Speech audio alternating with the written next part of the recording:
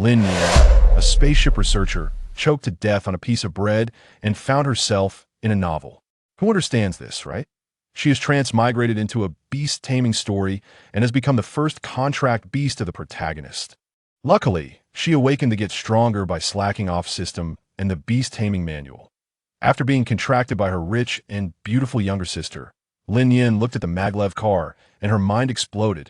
She started researching MECHs using beast forms. Ice Spirit, evolve into the Ice Snow Empress, then equip the Ice God Mech. The Beast Tamer is fragile. Customize a goddess mech for the sponsor. In the beast taming competition, she became famous with her mech in one battle. All interstellar beast tamers are offering a fortune for her mech. Her master, Luo Qingshan, looked at the adorable little cat Lin Yin beside her and smiled helplessly. Everyone thinks she is the weakest. Little do they know, this slacking cat has long become the pinnacle mech master of the beast taming world. Chapter 1. What to do after becoming a beast tamer. Who am I? Where did I come from? Where am I going?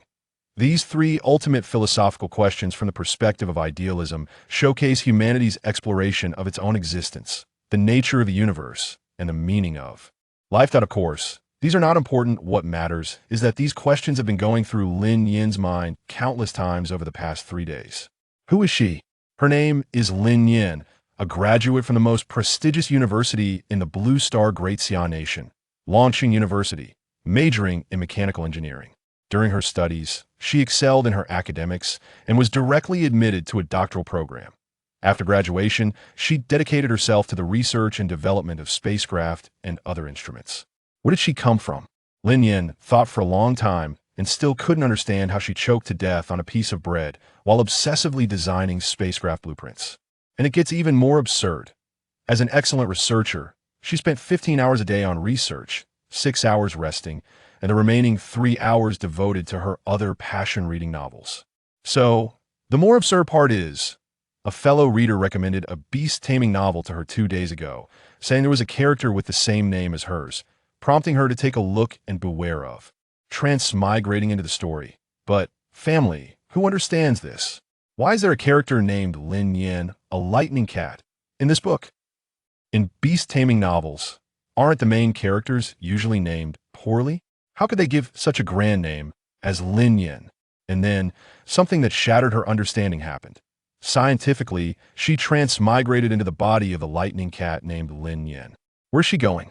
Although she had read this book, her busy work meant she only saw Lin Yin make her appearance before she transmigrated. What? You ask when Lin Yin appears? Alright, Lin Yin is the first contracted beast of the protagonist and debuts in Chapter 6. The reason the protagonist chose Lin Yin, this lightning cat, is also quite bizarre. In a clan of lightning cats that have been black-haired for hundreds of years, a pure white lightning cat like Lin Yin suddenly emerged. This lightning cat was born weak and was diagnosed as having a congenital deficiency, rated below the clan's usual B level, and given a C rating. However, the protagonist has a golden finger, so the subsequent plot will be understood by those who know. So, what should she do now? Obey the protagonist's contract and follow the plot, accompanying the protagonist to become a god? She admits that according to the usual style of beast taming novels, although the protagonist beasts are powerful and super cool after evolution, it is also very tiring. After all, strength comes from hard work. Even though Lin Yin could work tirelessly researching spacecraft, that does not mean she's keen on it. She doesn't enjoy beast training at all. After going through these 3 questions in her mind again, Lin Yin stretched her furry paws and, after stretching, wanted to find a hidden corner to take a nap. Unbeknownst to Lin Yin, a distinguished guest arrived at the beast taming cultivation base she was in. Miss Luo, this way, please. Let's see if there are any beasts you like in our base. The base director, Lu Changming, said respectfully to the visitor. The Miss Luo he referred to as Luo Qingshan, the young lady of the Luo family, the richest family on Jiangxing Star, which is the planet where this base is located. Luo Qingshan nodded at him. She had recently awakened her beast taming space, and since school was on break today, she came to see if there were any beasts she liked. If not, her father would specifically go to other planets to find one she liked. Lu Changming led Luo Qingshan straight to the base's few A-level group, the Flame Lions. While walking, Lu Changming introduced, "This flame lion is unique to Jiangcheng and its juvenile rating is usually 8. Luo Qingshan listened, but her eyes were constantly on the various beasts along the way. She actually didn't care how strong her first beast was. The most important thing was that it had to resonate with her. As they walked, Luo Qingshan's gaze suddenly fell on a figure digging in the corner of a nurturing room labeled Lightning Cat. Her eyes lit up instantly, a pure white kitten, digging with its front paws on the ground, its tail shaped like lightning, unique to lightning cats. It really struck her XP. She glanced at the distant clan of cats and felt a hint of melancholy and pity in her eyes. She called out to Lu Changming ahead and pointed at the white kitten, softly saying, "I want her." Lu Changming looked at Lin Nian, paused, and then hurriedly introduced to Luo Qingshan. "This lightning cat has a congenital deficiency," and the rating master gave it a C rating.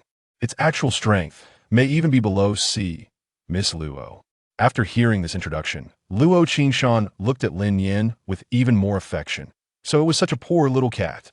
The Luo family is wealthy, and even if her first contracted beast has poor qualifications, her father, a doting father, wouldn't blame her. Moreover, her second beast is already prepared by her father and level Ice Spirit, which means she can afford to be casual with her first beast. She looked again at Lin Nian, who had dug out a more comfortable corner to sleep in and was now resting on the ground. "Ah, so cute." Luo Qingshan hesitated no longer. She took out a black gold card from her pocket and handed it to Lu Changming. "I want this lightning cat, and also prepare food and nutrient solution specifically for the lightning cat, as well as a suitable house and toys." Lu Changming sighed. He initially thought this young lady could take away a flame lion and earn more money, but she ended up wanting a congenital deficient lightning cat, which would earn significantly less. However, the customer is always right, so he carefully opened the nurturing room for the lightning cat and led Luo Qingshan inside. The lightning cats in the nurturing room were startled by the sudden intrusion, and the two largest lightning cats lowered their forelimbs, watching the two newcomers warily. However, upon seeing them walk straight towards Lin Nian, the two lightning cats exchanged glances and relaxed. Luo Qingshan observed this scene and secretly resolved that after contracting this lightning cat, she would give her all the love. Lu Changming signaled Luo Qingshan to approach Lin Nian and gain her approval before contracting the lightning cat. Luo Qingshan nodded and tiptoed toward Lin Nian, who was sleeping in the corner. Chapter 2. Contracted by the rich and beautiful younger sister. Although Lin Nian was asleep, she wasn't in deep sleep yet. Luo Qingshan, despite tiptoeing, immediately noticed someone approaching. As Lin Nian opened her eyes, the first thing she saw was a girl walking towards her bathed in sunlight. She tiptoed closer to her, then slowly squatted down. Feeling the kind gaze from this person in front of her, Lin Nian didn't shy away. She liked this person's aura.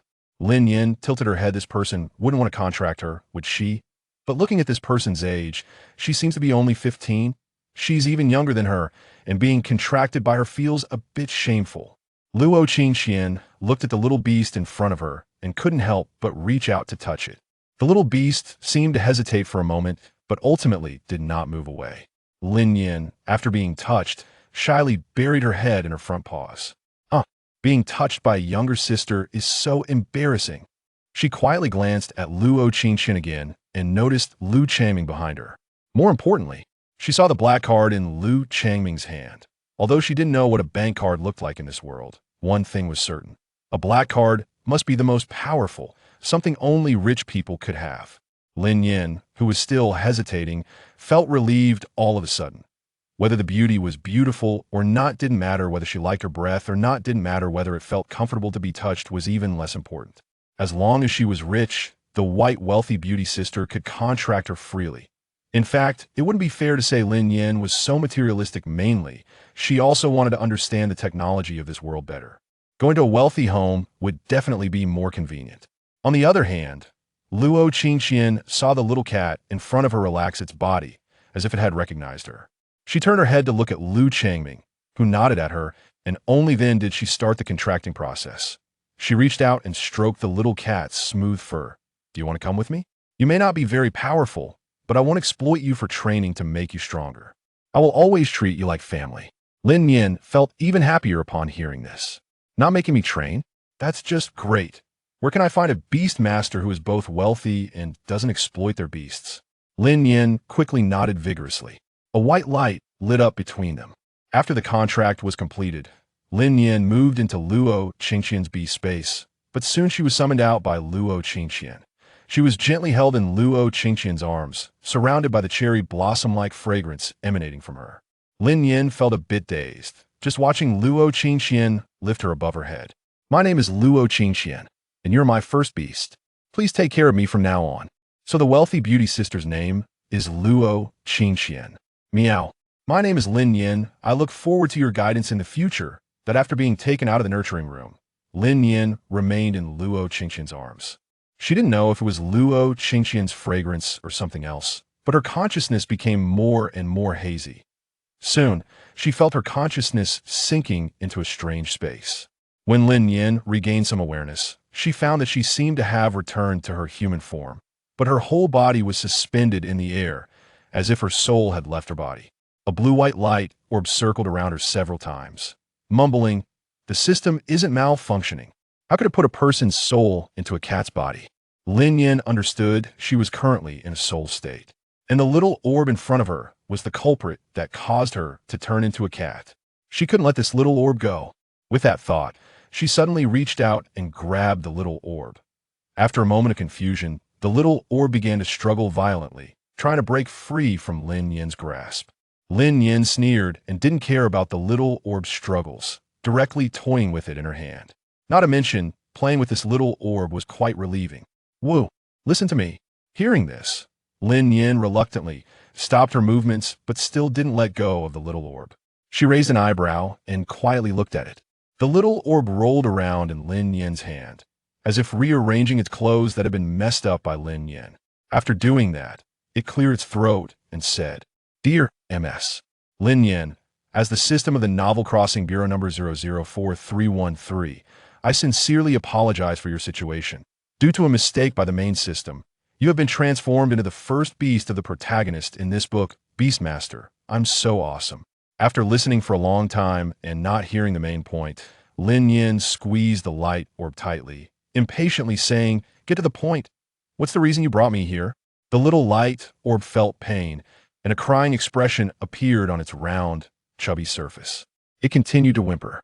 "Given that it was the Novel Crossing Bureau's mistake, we have decided to provide you with certain assistance. You will receive the Lays Around to Become Strong system. Moreover, how could Crossing Novels not come with a golden finger? The golden finger will come in due time. We have specially selected a beast manual for you that summarizes all the beast evolution routes in this world." After hearing what the little light orb said, Lin Nian was stunned. Lazing around to become strong? Doesn't that perfectly match her current mental state? She didn't want to train the beasts at all. If she could research machinery, take naps, and read novels, that would be the ideal life. Well, researching machinery should also count as lazing around, right? Before Lin Nian could finish her sentence, she saw the little orb taking advantage of her moment of distraction to escape from her palm, flying off into the distance. Only its voice continued to echo. All rules are marked on the Lays Around to Become Strong system panel. The authority to explain this golden finger lies with the main system of the Novel Crossing Bureau. I wish you a pleasant experience in the novel. After this crossing experience ends, I hope you give the Novel Crossing Bureau a 5-star review. Crossing experience ends? 5-star review? That's ridiculous. When Lin Nian woke up again, Luo Qingqian had already brought her home, and they were almost at the bedroom door. Lin Nian's eyes were filled with golden sparkles. The entire villa was huge, and the main color scheme was gold, almost dazzling her cat eyes. After being brought into Luo Qingqian's bedroom, the entire decor exuded a pink princess vibe. Lin Nian looked at Luo Qingqian strangely, not expecting the wealthy beauty sister to like this style. Feeling Lin Nian's gaze, Luo Qingqian seemed to understand her question and explained helplessly, "My dad thought I liked this princess style and decided to decorate it this way." Without consulting me, Lin Nian nodded and looked around the entire room out of boredom. Her gaze lit up when it landed on the fluffy big bed in the center of the room.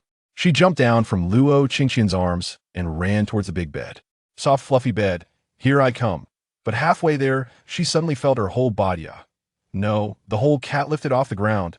Someone grabbed her by the scruff of her neck. Chapter 3. From now on, I'll call you Nian Nian. Lin Nian looked up and met Luo Qingqian's bright eyes. Luo Qingqian smiled and said to Lin Nian, "Little one, you need to take a bath before you can get on your sister's bed." Lin Yan's pupils shook. She didn't even refute Luo Qingqian calling herself sister, as her attention was completely on the words take a bath. Indeed, she hadn't taken a bath since arriving in this world for 3 days. There's no way Luo Qingqian would help her bathe, right? I'm really going to die. She won't want to touch every part of me, right? How embarrassing. Lin Nian growled in anger towards Luo Qingqian meow. But from Luo Qingqian's perspective, it just sounded like a cute little growl. She smiled and, as her contractor, could understand the meaning behind Lin Nian's words. Lin Nian was saying she didn't want Luo Qingqian to help her bathe. However, Luo Qingqian didn't take this to heart at all. She carried Lin Nian in the bathroom. Then she turned on the heater, adjusted the water temperature, and took out a basin to start filling it with water. Lin Yan's fluffy fur bristled, and she began to struggle violently in Luo Qingqian's arms, her 4 little short legs flailing in the air. Luo Qingqian gently patted Lin Yan, then said softly, "How can a little cat take a bath by itself? Besides, it's a lightning cat. What if it accidentally gets electrocuted while bathing?" At this point, Luo Qingqian seemed to remember something. She tilted her head, crouched down, and brought her gaze level with Lin Yan's. She looked into Lin Yan's eyes and said seriously, "How about I give you a name? Meow?" Lin Yan blinked her dark eyes. "What name do you want to give me?" Looking at Lin Yan's fluffy white fur, Luo Qingqian's mischievous side came out, and she smiled. "How about calling you Little White?" Meow. "No. Is this a common problem among people in beast taming stories? Are they all bad at naming? Then how about Big White?" Meow. Lin Yan shook her head vigorously. Meow. "No, I have a name. My name is Lin Yan." Luo Qingqian nodded as if she understood. She slowly rested her head against Lin Yan's head and said, "Then from now on, I'll call you Nian Yan." Meow. Meow? Okay. Why didn't you give me a heads up before putting me in the basin? After washing out a basin of dirty water, Lin Yan shook off the water on her body, stretched comfortably, and ran towards the big bed she had been thinking about. Just as she took a step, a large pink towel fell from the sky, wrapping around her to dry her off. "Lin Yan, I'm done." After drying off, Lin Yan was held in Luo Qingqian's arms. Seeing that Luo Qingqian was heading towards the bedroom, she comfortably stayed in her embrace. When they reached the bedroom, Luo Qingqian gently placed Lin Yan on the big bed and lay down beside her. Looking at the beautiful white sister lying next to her, Lin Yan suddenly felt an urge to use her fluffy paws to stomp around on Luo Qingqian. Lin Yan quickly slapped herself on the face. Lin Yan, what are you thinking? You're a human, not a cat. Why do you want to need?" She hurriedly forced herself to shift her gaze to the entire room. The room was large, and both nightstands had 2 hind-looking lamps on them. Directly opposite the big bed was a recessed bookshelf, next to which was a desk with a computer on it. Some might wonder why there was no TV, because above the bookshelf, there was a screen, and on the ceiling, there was a projector. Thinking about her previous life, where she lived in a less than 50 square meter small house with a 60-inch TV, and even the bookshelf was secondhand, Lin Yan felt. Jealousy makes one unrecognizable. Finally, Lin Yan's gaze fell on the bookshelf, which contained many books for the 3rd year of middle school, as indicated by titles like 5-year mock exams, 3-year simulation, comprehensive guide to middle school Chinese, and complete guide to beast taming knowledge. Well, quite familiar. Lin Yan rubbed her front paws and jumped off the bed, running towards the bookshelf, still curious about what middle school teaches in this world. Reaching the bottom of the bookshelf, Lin Yan leaped with all her might. Reaching the lowest shelf, she stretched out her front paws and grabbed a book titled Basic Knowledge of Beast Taming, pulling it out with difficulty. However, she overlooked the fact that there was a cliff behind her, and suddenly her back foot missed the ground, causing her entire body, along with the book, to fall to the ground. The feeling of falling made Lin Yan tightly close her eyes, but when the anticipated pain didn't come, she cautiously opened her left eye. She immediately saw Luo Qingqian looking at her with a smile. She was now in Luo Qingqian's hands, and the book had fallen smoothly to the ground. Meow? Lin Nian explained sheepishly. "Do you believe me if I say I just wanted to see this book?" Luo Qingqian chuckled, poking Lin Nian's head with her right index finger. Nian Nian is really eager to learn. "But can Nian Nian read?" Meow. "Who are you underestimating?" Luo Qingqian laughed again, placing Lin Nian on the desk, then bending down to pick up the book Basic Knowledge of Beast Taming and placing it on the table, even thoughtfully. Flipping open the heaviest front page for Lin Nian, Lin Nian tilted her head and thanked Luo Qingqian. Meow. Thank you, sister. Then Lin Nian eagerly started to cram the knowledge of beast taming in this world. It turned out that this world, just like her previous life, initially did not have the concept of beast taming. However, 1,000 years ago, for reasons unknown, humans encountered a group of frenzied star beasts while waging wars in space. These star beasts not only killed the human vanguard, but also invaded the human star system, following their traces.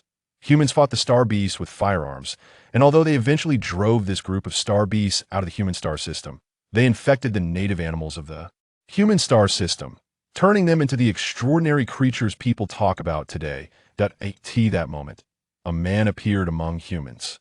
He discovered a strange space within himself and contracted his first beast. From then on, there were more and more beast tamers among humans.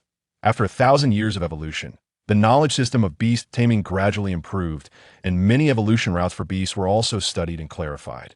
According to what this book says, the quality of beasts is divided from high to low into SS, S, a B, C, D, and the level of beasts is classified from low to high into low level. Mid-level, high level, king level, holy level, emperor level, and divine level. Each time a beast level increases, it can evolve once, with different props affecting the success rate and final form of the evolution. Finally, the point that interested Lin Nian the most was that beasts could transform after reaching king level.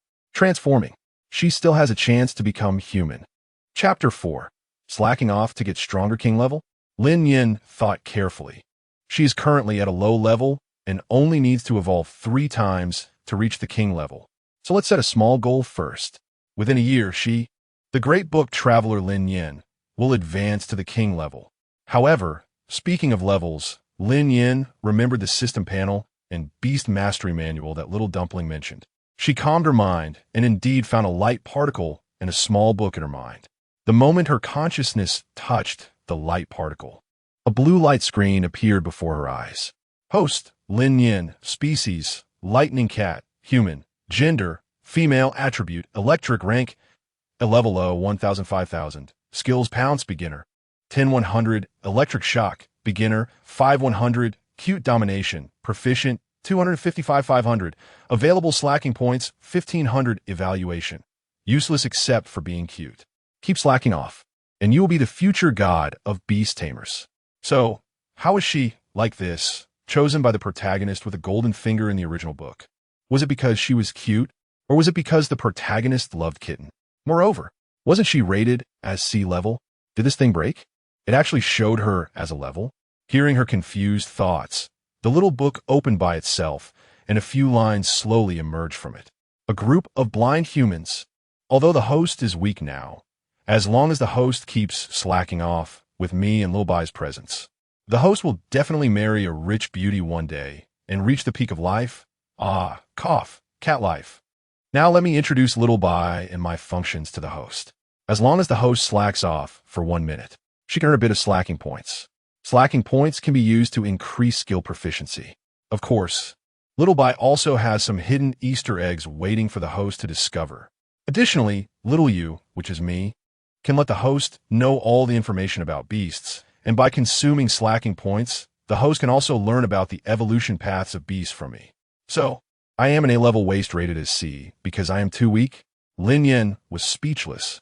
She looked at her pitiful skill panel again and couldn't help but put all 1000 slacking points into electric shock, which instantly upgraded to electric shock, proficient, for 052000. Although adding these 1000 slacking points to her level would allow her to take a small step toward her king level goal, she also wanted to be a capable salted fish. Moreover, she calculated carefully. There are 24 hours in a day and 60 minutes in each hour, which means she could earn a maximum of 1,440 slacking points in a day. That way, she would only need to slack off for 3 more days to evolve. After Lin Nian exited the consciousness space, it was already dark outside. She stretched and turned her head to see Luo Qingqian resting her chin on her hand. Sitting in a chair and looking at her, Lin Nian was stunned. Her brain began to race, trying to think of a reason to explain how she, as a cat, could read. After thinking for a moment, she decided to use a common literary technique, leaving it vague. Not explaining is the best explanation. With that thought, Lin Nian squinted her round cat eyes, jumped off the desk, and ran toward the bed. Luo Qingqian looked at Lin Nian's small back, thought for a moment, then tidied up the books on the desk and sent a message to someone called Butler on her terminal. Luo, Grandpa Butler. The small houses you brought back this afternoon don't need to be assembled. Nian Nian will live with me. On the other end, the butler looked at the cat house and cat climbing frame he had spent most of the day assembling, fell into silence. Then he began to take apart these things. After a while, he seemed to remember something, wiped the sweat from his face, and replied to his young lady. Worker, miss. The master already knows that you have contracted a lightning cat. The master said he would come back in a few days. Worker, by the way, the master also asked me to remind you that school starts in 5 days, and you need to prepare for the entrance exam. Seeing the butler's reply, Luo Qingqian frowned and then turned off the message notification before shutting off the terminal. She walked to the bedside, sat cross-legged on the bed. Beast tamers also need to practice. The awakening of the beast space relies on the mental strength of the beast tamer. Although it is now an era of universal beast taming, those with strong mental strength can awaken independently before the age of 16. Those with average mental strength need to use special techniques to awaken the beast space. Moreover, as mental strength increases, the size and number of beast spaces will also change, and the level of beasts that can be contracted will also rise. The ice spirit that her father prepared for her has a rank and level that exceed what the first beast space can contract. So she must quickly train her mental strength to develop a second beast space to contract this ice spirit. Of course, it is worth mentioning that each evolution of a beast can provide a feedback effect on the beast tamer's mental strength, promoting the increase of the beast tamer's mental strength. Therefore, before Luo Qingqian entered the consciousness space to train her mental strength, she looked at Lin Nian, who was sleeping beside her. She picked Lin Nian up and looked in her eyes. Nian Nian, we have to work hard, Luo Qingqian said seriously while looking at Lin Nian. Lin Nian symbolically opened one eye to look at Luo Qingqian and perfunctorily replied, Meow. I don't need to work hard. Luo Qingqian became anxious and shook Lin Nian vigorously. Although Nian Nian, you are different from other cats. You are a cultured cat. If you have no strength, you will still be bullied by others. Moreover, Nian Nian, you are inherently weak, so you must work twice as hard. You can't rely on being cute to defeat enemies in the future. Listening to Luo Qingqian's earnest teachings, Lin Nian thought carefully and remembered that she seemed to have a skill called cute domination. So she seemed to really be able to rely on cuteness to defeat enemies. Meow, I really don't need to work hard. I can get stronger by slacking off. Moreover, I can defeat enemies with cuteness. Luo Qingqian looked at Lin Nian suspiciously and placed the little cat beside her, only to see Lin Nian flip over and fall asleep as soon as she landed on the bed. Hey, Luo Qingqian sighed. Who knows if Lin Nian is lying to her? However, as her beast tamer, she must unconditionally trust her beast. If slacking off is what it is, then so be it. Even if she remains useless, she is willing to take care of Nian Nian. Luo Qingqian patted Lin Nian's smooth fur before entering her training. Meanwhile, Lin Nian rolled over and opened her eyes to look at Luo Qingqian. As Luo Qingqian's beast, she could actually sense a bit of Luo Qingqian's thoughts. This girl is quite nice. Chapter 5. The devouring system. Early the next morning, Lin Nian, who still had the biological clock of a former researcher, woke up after exactly 6 hours of sleep. After stretching, she saw Luo Qingqian still asleep, not knowing what time the girl had practiced until last night.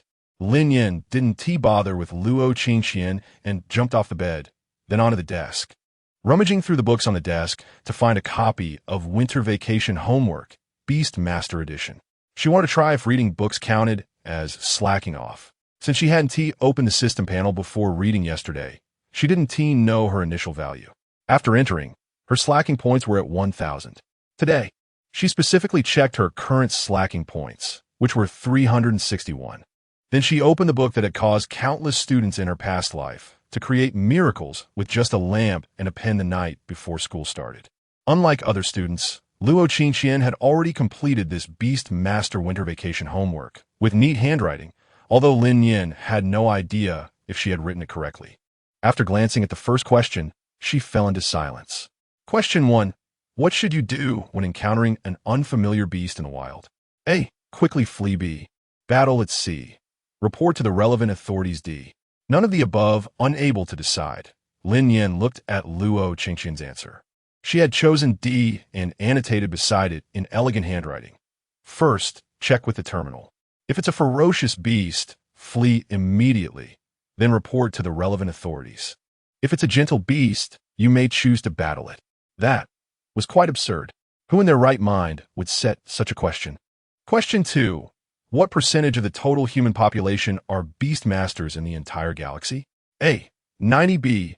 80. C. 70. D. None of the above. Lin Nian's eyes lit up. She could answer this. She had just read about it yesterday. Although it was said to be an era of universal beast masters, there were still many stubborn old-timers who believed human strength could surpass beasts and chose not to become beast masters. Of course, some couldn't afford beasts due to poverty and had poor mental strength, thus unable to receive school assistance and become beast masters. If she remembered correctly, the percentage of beast masters among the global human population should be 92. 3. Lin Nian confidently chose A. However, Luo Qingqian still chose D, annotating in red, common mistake. The correct percentage is 92. 3. Since the question does not specify, A is a misleading option. This logic was even more absurd than the first question. Lin Nian continued reading, encountering more questions like how many ranks there are for beasts, how many levels beasts have, and which beasts are suitable for novice beast masters to contract, among others. After finishing the entire winter vacation homework, she found that it was all multiple-choice questions. Moreover, all the absurd questions had D as the answer, which was none of the above. Lin Nian couldn't help but reminisce about her own winter vacation homework, which was quite painful to think about. Even the single page of handwriting practice she had back then had more words than this homework. If Lin Nian were still a middle school student, wouldn't this be her dream assignment? With a sigh, Lin Nian closed the last page of the homework and checked her current slacking points, which had increased by more than 100. This indicated that reading also counted as slacking off. Could it mean that as long as it was in Beast training, it counted as slacking off? Ding! The host is correct. By the way, doesn't the host want to check the hidden Easter egg in the slacking panel? The sudden voice startled Lin Nian, who was immersed in her thoughts. She shot a fierce glance at the book in her consciousness space, but found her hand involuntarily opening the system panel. The basic information on the system panel hadn't changed. Her slacking points had decreased from 1,000 to 472. Lin Nian swept her sharp gaze across the entire blue screen, finally finding a tiny button in a particularly hidden corner at the bottom right. It was carefully labeled Easter egg. Lin Nian was speechless. Was this really an Easter egg meant to be discovered? However, out of curiosity, she quickly clicked on the Easter egg. Ding! Congratulations! The host has activated the slacking to become strong system Easter egg, and the wish panel has been unlocked. The wish panel's card pool prizes are divided into 3 types: blue, purple, and gold, with gold being the highest and blue the lowest. 10 draws guarantee a purple. 90 draws guarantee a gold. The card pool prizes are completely random. The host can silently wish for the items they want while wishing, which can increase the chances of obtaining the desired items. Lin Nian rubbed her eyes and looked at this page. It displayed many good items, such as gold coins, and below those good items were 2 buttons. Single draw 160 slacking points. 10 consecutive draws 1,600 slacking points. A sudden sense of familiarity hit Lin Nian. She scoffed and wanted to leave the consciousness space. What kind of Easter egg was this? One day's slacking points couldn't even get her a 10 draw. What a money pit. Seeing that Lin Nian wasn't fooled, the small beast hurriedly tried to keep her. Newcomers have benefits. Accumulate for 30 free draws. Upon hearing this, Lin Nian stopped in her tracks, raised an eyebrow, and looked at the small beast, asking for details. The small beast cleared its throat. We will give you 10 free wishing tickets. And as long as you do a single draw every day for 7 days, we will also give you 10 wishing tickets. Finally, if you accumulate 60 draws, we will give you another 10 wishing tickets. All explanations of the wishes are the system's responsibility, so the host can rest assured that everything produced by the system is of high quality. Oh, Lin Nian stretched out her hand, looking intently at the small beast. A beam of light shot directly from the small beast's body into the system panel. Ding! Congratulations. The host has obtained 10 wishing tickets. Does the host want to use them? No. Seeing the benefits in hand, Lin Nian turned to leave. Behind her, the small beast made a gesture to retain her and heard Lin Nian say again, I don't know what I want, so I'll keep them for now. Small beast. Woman, you are aloof, playing with my feelings, and then leaving without a care. After leaving the consciousness space, Lin Nian found that Luo Qingqian was still not awake.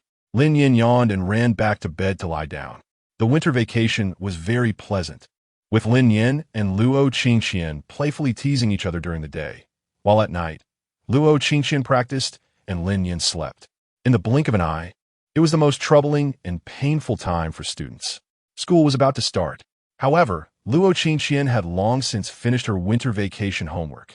Chapter 6 School Opening Huaxia Interstellar is divided into 7-star regions and 10 directly governed stars, and Jiangxing Star is one of the 10 directly governed stars. The directly governed stars are directly managed by Huaxia Interstellar, and the 10 directly governed stars, along with the capital star systems of the 7-star regions, are collectively referred to as the 17 stars of Huaxia. It can be said that Jiangxing Star's population and economy rank at least in the top 17 of Huaxia. As the most prestigious high school in Jiangxing Star, Jiangxing No. 1 Middle School is naturally one of the top high schools in all of Huaxia. Today, the entrance of Jiangxing No. 1 Middle School is bustling with people, and the gatekeeper, with his 2 beasts, is diligently registering the information of every parent entering the school. At this moment, Luo Qingqian has already taken Lin Nian to sit in the classroom of Class 17 for the 3rd year of junior high at Jiangxing No. 1 Middle School. There aren't too many people in the classroom, mostly unfamiliar faces to Luo Qingqian. A few boys are gathered together discussing the games they played during the holiday, while only a few girls occasionally glance at Lin Nian, who is sleeping with her head resting on the desk in front of Luo Qingqian. Lin Nian lazily lifts her head and opens her eyes to look at the girls who are sneaking glances. Unbeknownst to her, her round, big eyes have already melted the hearts of these girls. Girlie, did you see that? Did you see that? So cute. Girl Bia. Luo Qingqian is really amazing. She awakened her beast space so early. I want to contract a beast like this when I awaken too. Girl C, covering her face, do you have a sack? I want to steal this beast. Luo Qingqian. Is there a possibility that I can hear everything you're saying? After a while, a small whirlwind rushed in through the classroom door, heading straight for Luo Qingqian. It suddenly stopped in front of Luo Qingqian's desk, but the gust of wind it brought blew Lin Nian off the desk, luckily landing in Luo Qingqian's arms. Lin Nian, dissatisfied, let out a low growl, meow. The newcomer is a girl dressed in sportswear, looking spirited, with a rosy face. She happily greets Luo Qingqian. Qingqian, long time no see. After speaking, she finally notices Lin Nian in Luo Qingqian's arms, disregarding Lin Nian's fierce little growl. Wow, Qingqian, is this your beast? So cute. The girl's eyes sparkled. Can I touch it? Luo Qingqian nodded. Nian Nian is very well behaved. Upon receiving Luo Qingqian's approval, Lin Qing reached out her hand to touch the fluffy Lin Nian. Lin Nian's ears twitched, and she extended her paw to block Lin Qing's hand. Meow, no. Lin Qing froze in place, her outstretched hand awkwardly retracting. Luo Qingqian helplessly glanced at Lin Nian and then explained to Lin Qing. You blew Nian Nian off the desk when you came over. She's a bit angry now. Lin Qing exclaimed, then put her hands together and bowed to Lin Nian. I'm sorry, I didn't mean to. Luo Qingqian gently stroked Lin Nian's fur and added, Lin Qing is really nice. Don't mind her. Lin Nian, feeling comfortable from the petting, proudly said to Lin Qing, meow, since you apologized so sincerely, I can only generously forgive you. After Lin Qing apologized, she looked at Luo Qingqian with bright, hopeful eyes. After seeing Luo Qingqian nodding at her, she reached out to touch Lin Nian. Lin Qing is Luo Qingqian's deskmate, and after sitting down, she began to chat with Luo Qingqian again. Qingqian, what breed is Nian Nian? I want to contract one when I awaken my beast space. Nian Nian is a lightning cat. ISNT the Lightning Cat Black. Lin Nian is an exception. I really like her. The casual conversation came to an abrupt stop when the homeroom teacher, Mr. Zhua, walked in. The students in the classroom had mostly arrived by now. Mr. Zhua knocked sharply on the desk and cleared his throat. The third year is your most important period. What are you chatting about instead of studying? Don't wait until after the high school entrance exam to think about fixing things. It's that familiar accent again. We are an excellent group, and some outstanding students already have contracted beasts. We can't lag behind. After this statement, all the students' gazes fell in unison on Lin Nian in Luo Qingqian's arms. Mr. Zhou pushed up his glasses and followed their gaze, noticing the white fluff in Luo Qingqian's embrace. Everyone should learn from classmate Luo Qingqian, who awakened her beast space independently and now has a beast. Additionally, I have an important announcement. Next week, we will test everyone's mental power level. The school will use external forces to promote the awakening of the beast space for those who have not yet awakened at the 100-day Oath Conference a month later. Don't think that everyone will awaken anyway. I told you in the second year that the limits of awakening through external forces and independent awakening are different. So everyone work hard this month to strive for independent awakening of your beast space. After finishing this speech, Mr. Zhuo looked at Luo Qingqian, who felt cold sweat break out, a sense of foreboding creeping in her heart. Lastly, after the class learning committee collects the winter vacation homework, send it to each subject teacher's office. Luo Qingqian breathed a sigh of relief. Suddenly, Mr. Zhuo made a sharp turn. Luo Qingqian, bring your beast to my office for a meeting. Luo Qingqian wilted instantly, quickly arranging her winter vacation homework neatly on the desk, then encouraged herself. Luo Qingqian, it's either a blessing or a curse. You can't escape from a curse. Come on, no matter how Mr. Zhuo presses, there's only half a year left. Upon reaching the office, Mr. Zhuo was sitting by the door at his desk, sipping tea. When he saw Luo Qingqian enter, he pointed to the bench beside the table, indicating for her to sit down. He glanced at Lin Nian, took a sip of tea, and said, "Is this the lightning cat from the cultivation base that was born weak?" Luo Qingqian nodded, yes. Mr. Zhuo continued, with your family's economic strength, you shouldn't contract a beast rated C. What is your reason? Luo Qingqian looked at Lin Nian in her arms and said without hesitation, I like her. But liking can't be eaten. If one day it's because you have one less aggressive beast than others that you lose an important competition, or worse, that you get killed by someone else. Luo Qingqian fell silent. Mr. Zhuo took a sip of tea and continued to persuade her earnestly. You're the most talented student I have ever taught. I hope you reconsider. Ending the contract now is good for both you and her. Lin Nian, who had been listening silently, suddenly exploded. How could there be bad people trying to ruin her perfect, lazy life? She thought of the skills on her panel and directly activated the skill, Electric Shock, on the tea-drinking Mr. Zhuo. Chapter 7. Complete Theory of Interstellar Machinery. Old Zhuo was sipping tea when he was suddenly shocked by electricity, causing him to shudder. He looked at Lin Nian in shock, only to see her holding her head high, looking at him proudly like a victorious rooster.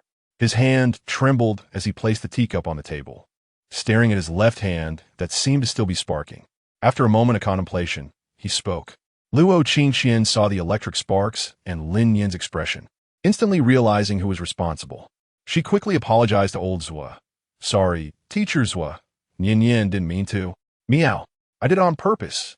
Old Zhuo waved his hand dismissively and looked at Luo Qingqian seriously. You must have just contracted this beast, right? I remember when I went to see this lightning cat. It was inherently weak, unable to pounce or even discharge electricity. Now it's clear that this electricity no longer belongs to the discharge skill. It should be the skill shock after mastering discharge. This indicates that this lightning cat may have other talents. Do you know that? Luo Qingqian recalled Lin Nian's actions over the past few days and said uncertainly, maybe she gets stronger the more she slacks off? Meow. Exactly. Old Zhuo was speechless. He sighed. Since that's the case, make good use of her talent. It seems I underestimated her.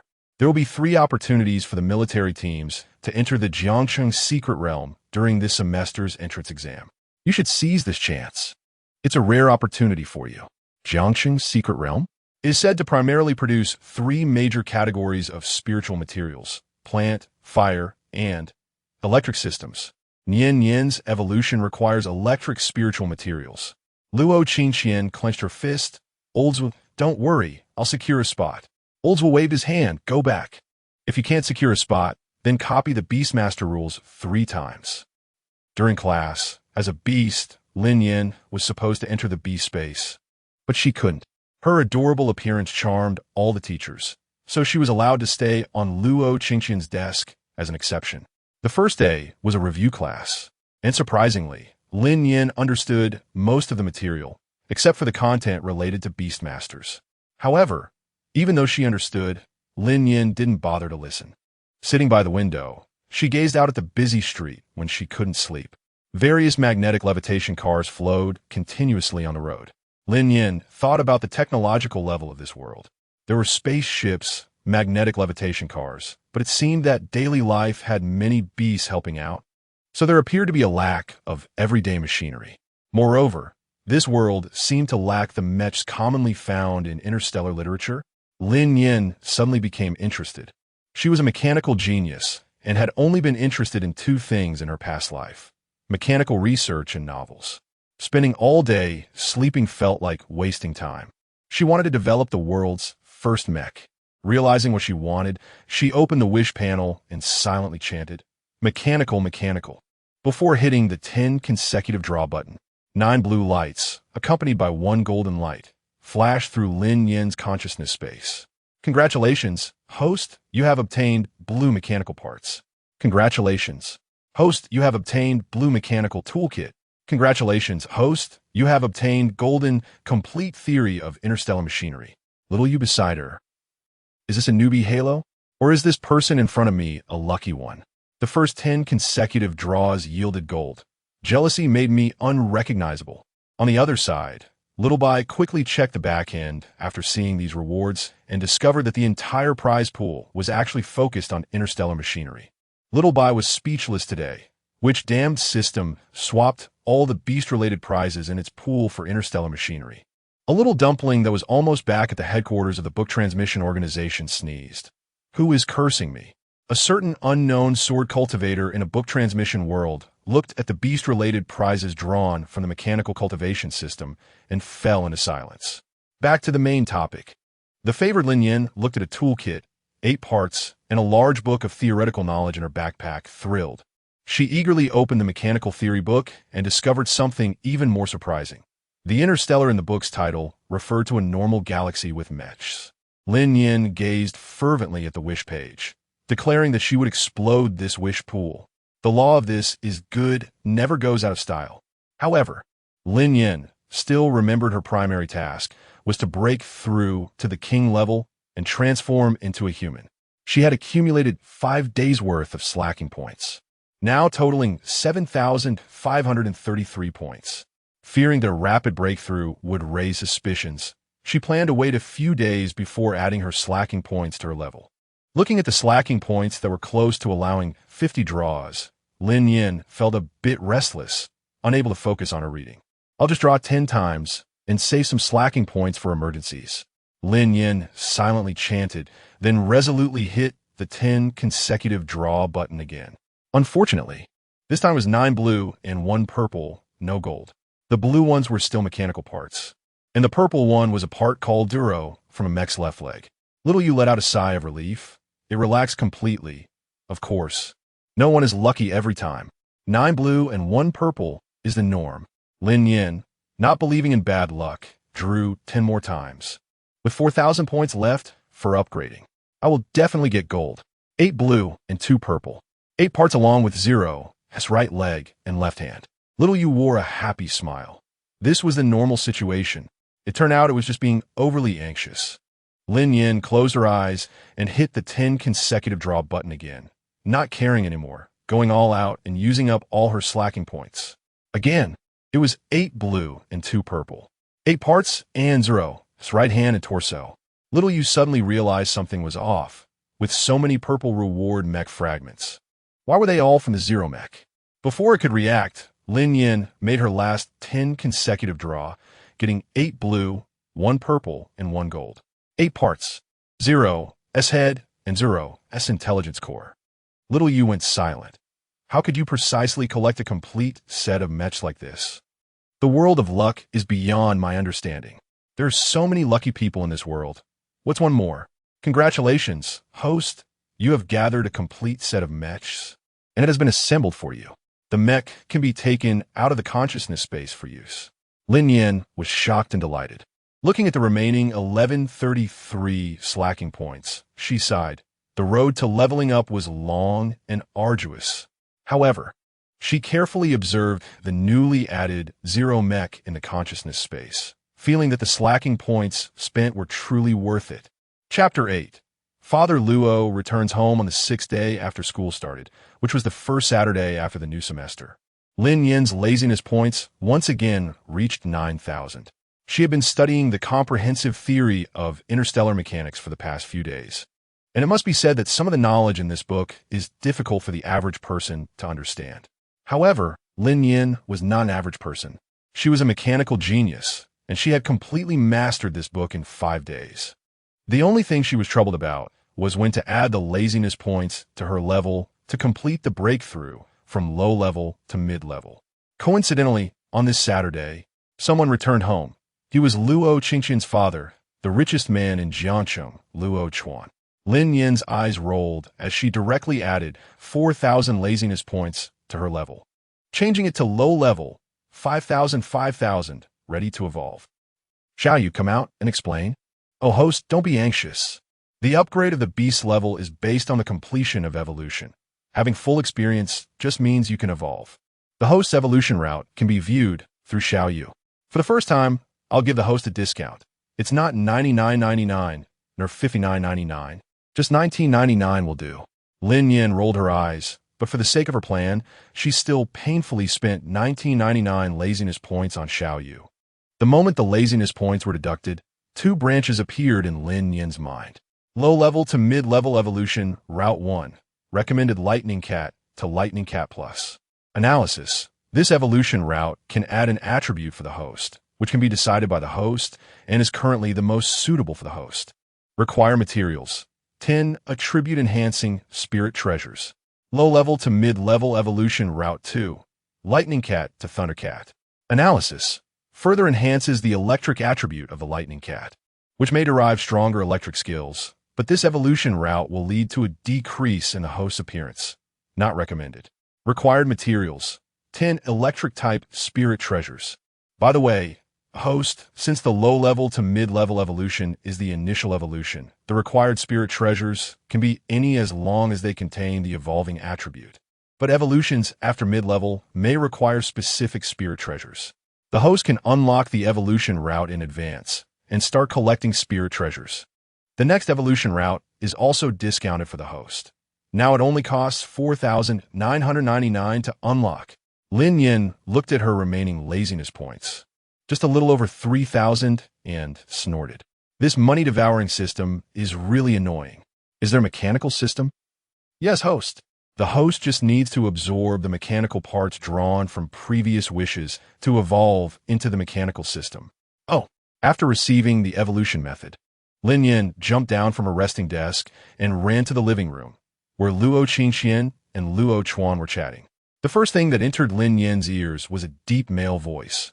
I heard you contracted a lightning cat, rated only C? Is the rating an issue? Meow. I'm not a C-level little waste. Before Luo Qingqian could respond, Lin Yan's voice was heard, and both she and Luo Chuan turned to the direction of the sound at the same time. It was at this moment that Lin Yan saw Luo Chuan's face. It must be said that there's a reason why Luo Qingqian is so beautiful. Luo Chuan is also a handsome man. Even though his daughter is this grown-up, Luo Chuan still looks very young, with clear facial lines, sword-like eyebrows, and starry eyes. He fits the domineering CEO trope perfectly in a romance novel. When Luo Chuan saw the fluffy little white cat running over, he was momentarily stunned, and his eyes lit up. Qingqian, can I play with this lightning cat for a few days? Luo Qingqian waved her hand helplessly, Dad. Nian Yan is my beast. Luo Chuan pouted, his eyes still fixed on Lin Yan. Who knew this lightning cat was so cute? If I had known, I would have contracted this lightning cat, when I awakened my beast space a few days ago." Luo Qingqian was speechless. What kind of good father tries to snatch his daughter's beast? "Dad!"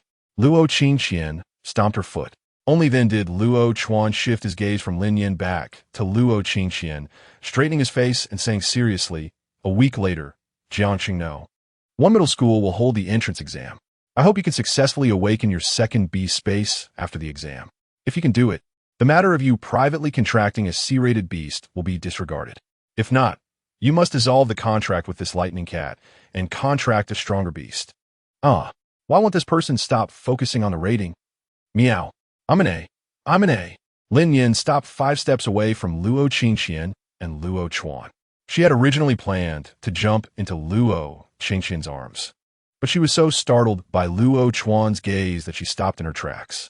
Hearing Lin Nian's fierce little voice, Luo Chuan felt his heart melting. He looked at Luo Qingqian and asked, "What is it saying?" Luo Qingqian shook her head and said helplessly, "Nian Nian says she's not a little waste." "She's very A?" Lin Nian was exasperated and didn't want to explain anymore. She decided to take action to prove herself. She immersed herself in her consciousness space, absorbing the mechanical attributes from the 10 mechanical parts. 10 gray-black electric lights emerged from the mechanical parts and entered Lin Nian's body. In the instant the 10 mechanical parts shattered, gray-black mixed with purple-black light points surrounded Lin Nian's fluffy body. Luo Chuan watched as Lin Nian transformed into a ball of light and reached out to touch his forehead. "This doesn't feel feverish? How'd I see something strange? A beast that has just been contracted for a dozen days evolved?" Upon hearing this, Luo Qingqian looked at Luo Chuan in surprise. "Dad, are you saying Nian Nian is about to evolve?" Luo Chuan came back to his senses, looking at his daughter with a complicated expression. He patted her back hard. "Quickly sit cross-legged and cultivate. Don't waste the nourishment brought by the beast's evolution." Only then did Luo Qingqian wake up from her daze and start to meditate to train her mental strength. At the moment Lin Nian completed her evolution, a large amount of mental strength surged into Luo Qingqian's beast space, impacting the still-forming second beast space. When Lin Nian woke up, the first thing she saw was an enlarged, handsome face, and she was so startled that her fur stood on end, retreating several steps. Luo Chuan didn't let Lin Nian go, reaching out to pinch the back of her neck and lifting her up to examine her closely. Then he puzzledly said, "ISNT, the mid-level evolution form of the lightning cat, the Thundercat?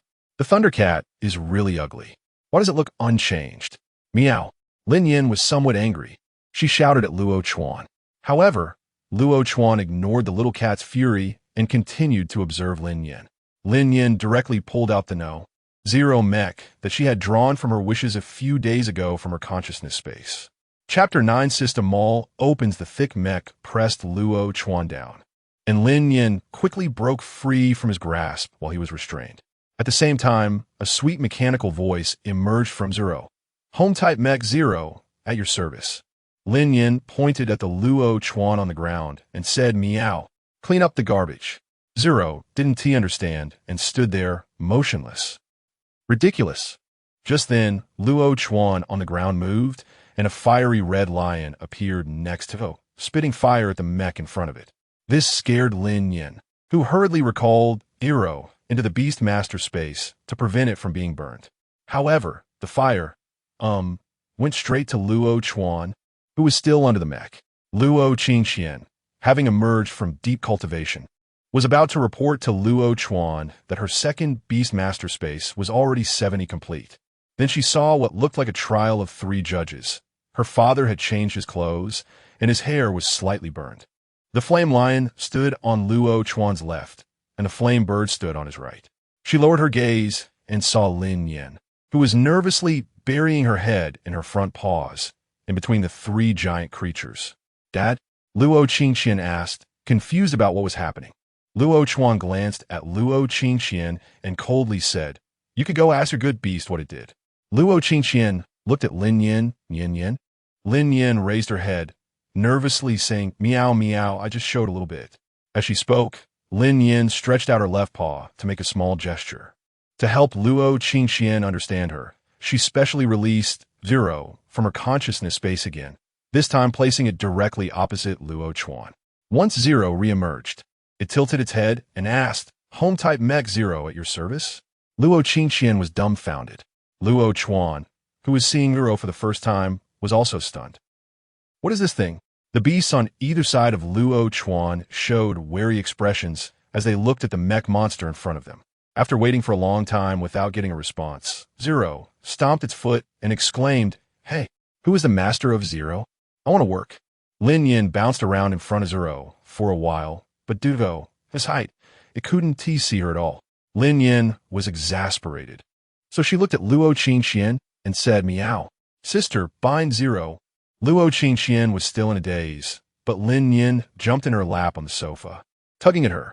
Only then did Luo Qingqian regain some clarity and groggily follow Lin Nian to Zero. Zero tilted its head. "Are you my master?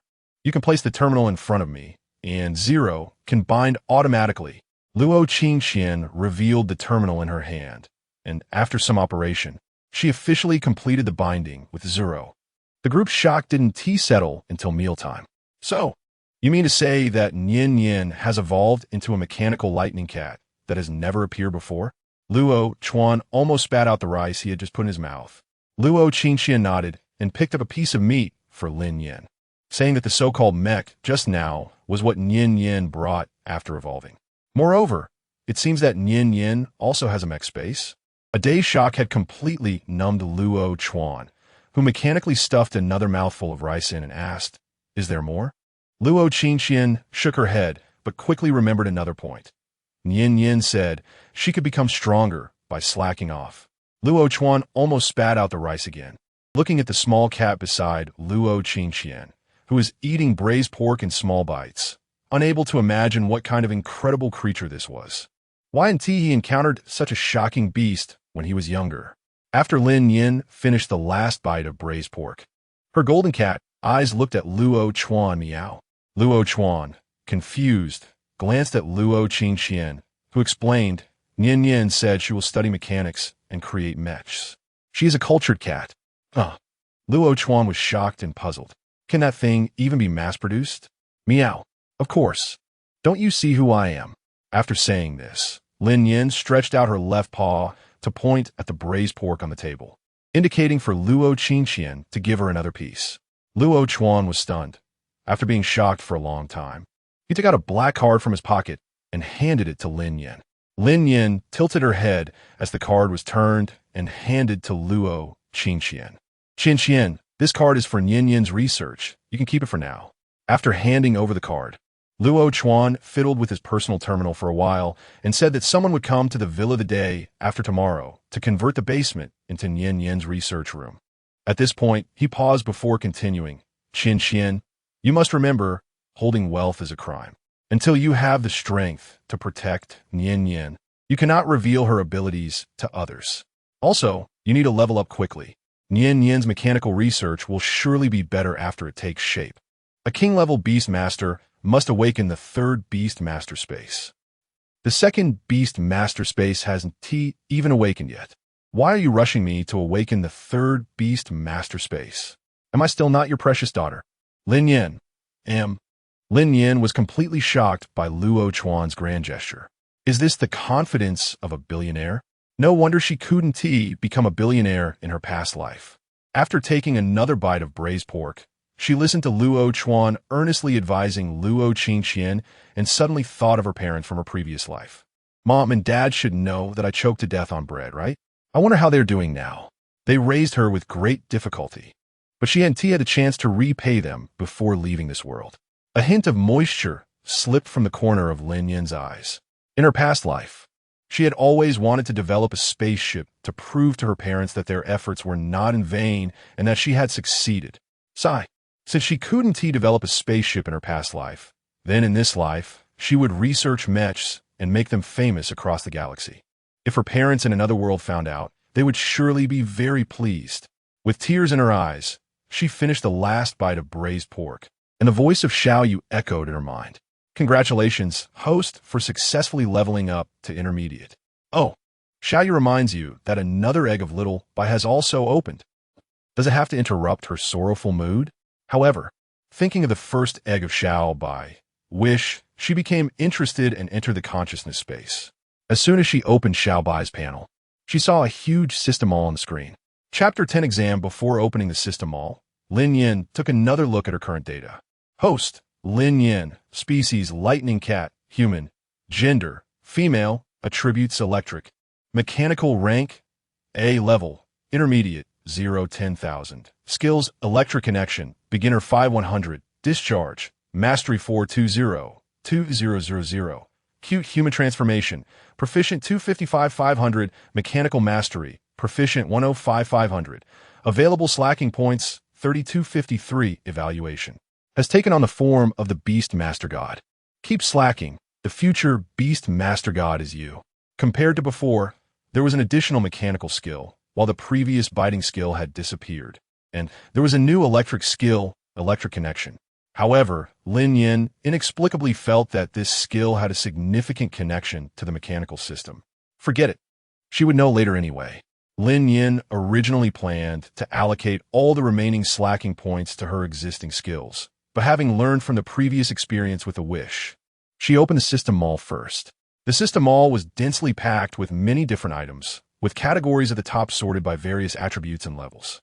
However, the highest current level was intermediate, and categories above intermediate were dark and unavailable for selection. It was likely that the mall would upgrade as Lin Yan's level increased, opening up higher-level items for purchase. Lin Yan tentatively selected the mechanical category, intermediate. The system mall changed instantly. Mechanical arm, intermediate description, can be used through mental power or as a prosthetic limb. The entire arm is made of composite metal, lightweight and durable. Price, 4,999 slacking points. Mechanical heart, intermediate description, a must-have for creating intelligent mechas. Possessing this item allows the creation of intermediate intelligent mechas. Price, 9,999 slacking points. There were only these two items in the intermediate mechanical category, both of which seemed quite important to Lin Nian. Now that she was in cat form, having a mechanical arm would facilitate her research. As for the mechanical heart, it should be similar to the intelligence core she extracted from Zero, but definitely not as advanced, since Zero already had its own consciousness. However, she couldn't afford either right now. After exiting the mall, Lin Nian carefully thought about her future efforts. First, she definitely needed to unlock her next evolution route and start preparing the spiritual treasures needed for the evolution. Next, she had to exchange for a mechanical arm. Having one would make it easier for her to develop mechanical items. Lastly, the mechanical heart and upgrades would require a large number of slacking points, which she could only address as time passed. Of course, there was also the most important point. The mechanical heart was essential for creating intelligent mechas, but wasn't necessary for making ordinary non-intelligent mechas. She could start her research with this type of mecha first.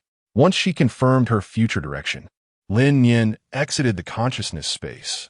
Luo Qingxian and Luo Chuan had already finished eating, and there was an additional piece of braised pork in her small bowl. Lin Nian began to eat the meat heartily. Cats are iron, rice is steel. Oh, this braised pork is really delicious. Luo Chuan returned specifically to see Luo Qingxian. He had been supervising a newly acquired mining star for the Luo group, but rushed back after hearing that Luo Qingxian had awakened the Beast Master Space and successfully transformed the three beasts he had into their forms. He stayed for 2 days before hurriedly leaving, and before he left, he supervised the construction team to finish the laboratory renovation. Lin Nian Henti even had time to immerse herself in the laboratory when unfortunate news arrived. On Monday, as Luo Qingxian just returned to school, she was pulled into the principal's office by Old Zhua. There were already several people in the principal's office, some of whom Luo Qingxian recognized as students from her class. Seeing Luo Qingxian, the principal cleared his throat and said, "From Tuesday to Thursday, the school will conduct a start-of-term exam. And the exam content involves surviving for 3 days in the M78 secret realm of Jiangcheng Star. The Jiangcheng Star has few secret realms. The largest, most famous, and dangerous is the Jiangcheng secret realm, while the M78 secret realm, despite its name, has few wild beasts and no higher than intermediate levels, and is often used as an exam secret realm. U25 are the most outstanding students of this year at our school. Those among you who achieve the top 3 in the exam can enter the Jiangcheng secret realm with the military. Everything obtained in the secret realm belongs to you, and you do not need to hand it over to the military. Belonging to oneself? Several students present had shining eyes. It should be known that the spiritual treasures required for beast evolution are quite expensive. Although the Jiangcheng secret realm is rich in plant, fire, and electric attributes, these items can be exchanged for money once brought out. The principal was a short, chubby man, and he saw that the students were stirred up with high spirits. He was immediately delighted. He smiled and continued, "Prepare well. This afternoon, you'll enter the secret realm. Isn't it from Tuesday to Thursday?" The principal seemed to notice everyone's confusion and explained, "It was originally scheduled for Monday to Thursday, but I forgot to inform you last week. The rental fee for one day is not cheap. We can't waste it." "All right," the principal said as he sat down on a bench and randomly pointed to a homeroom teacher. Oldswa, please explain the game, the exam rules." Oldswa had long been immune to his principal's nonsensical behavior. He looked sternly at the 25 naive middle school students, adjusted his glasses, and said, "This exam is a survival battle. 21 homeroom teachers and teachers from the 1st and 2nd grades will act as rescuers to protect you throughout the secret realm. Each of you will have an exit bracelet. As long as you press the bracelet, the nearest teacher will appear and take you out of the secret realm. Additionally, this exam will have personnel from the military and high school admissions department watching in real time. If you perform well, you may be directly recruited by the high school department or supported by the military. The exam results will be defined by both the survival time in the secret realm and your performance." At this point, he cleared his throat and asked, "Is there anyone who still has doubts? You can ask directly." Just as he finished speaking, a boy with red-dyed hair, standing by the door, raised his hand and asked, "May I not participate?" The principal smiled at him. "Class 10, Lawn Foam. Since your first beast is of the water attribute and your family is wealthy, you think you don't need a spot in the Jiangcheng secret realm." The boy supported himself with his hand, nodded, and said nonchalantly, "Yeah, I have enough time to train my water spirit to nearly evolve during the entrance exam." The principal nodded and said to Lan Feng's homeroom teacher, "Then remove him from the exam list." The homeroom teacher of Class 10 didn't expect Lan Feng to say such a thing. Now that the decision was made, he could only sigh. Upon hearing the response, Lan Feng walked towards the door, and this spot was given to the other students. Chapter 11 M78 Secret Realm. Watching Lan Feng's departing figure, the principal smiled and looked at the remaining students present. "Is there anyone who doesn't want to participate in the entrance exam? Speak up, and I will definitely accommodate you." After a while, no one responded. The principal then straightened his expression and made a sound towards the direction Lan Feng left. "Then let's do it this way. Everyone go to class, and be at the school gate on time for the bus at noon." After Luo Qingxian returned to the classroom, she was pulled by Lin Qing, who bombarded her with questions. There was no way around it. Luo Qingxian had to tell Lin Qing about the entrance exam. Lin Qing's family was connected to the military. Her grandfather had once served as the commander of Jiangcheng Star, but he had already retired. Her father was currently a captain in Jiangcheng Star. Upon hearing the name, M78 Secret Realm, Lin Qing frowned slightly. She leaned closer to Luo Qingxian's ear and whispered, "It seems my dad mentioned to home the day before yesterday that there's been some unusual activity in a secret realm in Jiangcheng. You need to be careful, Qingxian." Luo Qingxian chuckled softly and patted Lin Qing's back. "Don't worry. The school teachers will protect us. Besides, Jiangcheng has more than just the M78 secret realm." Lin Qing relaxed her brow, smiled, and hugged Luo Qingxian, jokingly saying, "Qingxian, you have to bring glory to our class 17. Otherwise, when I awaken, I will definitely defeat you." At noon, Luo Qingxian arrived at the school gate half an hour early. She had stored Lin Nian in her Beastmaster space, which had become quite large and comfortable after the last nurturing. Others gradually arrived at the school gate. Due to the limited capacity of the bus, they would be taking a separate vehicle from the teachers, and their bus only had 2 supervising teachers. Once everyone was gathered, the 2 supervising teachers led the 24 students onto the bus.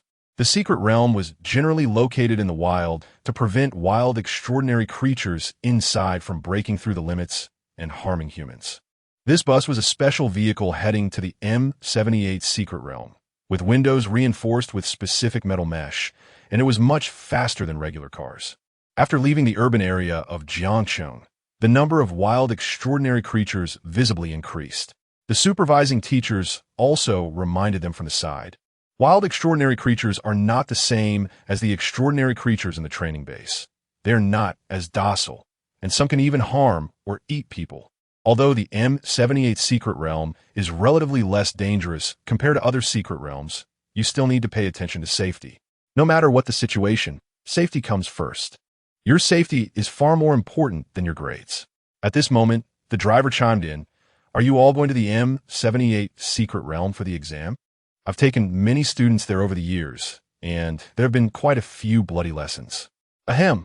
There was a student so young that when the teacher rescued him, he had lost his entire left leg. He was already more out of breath than in.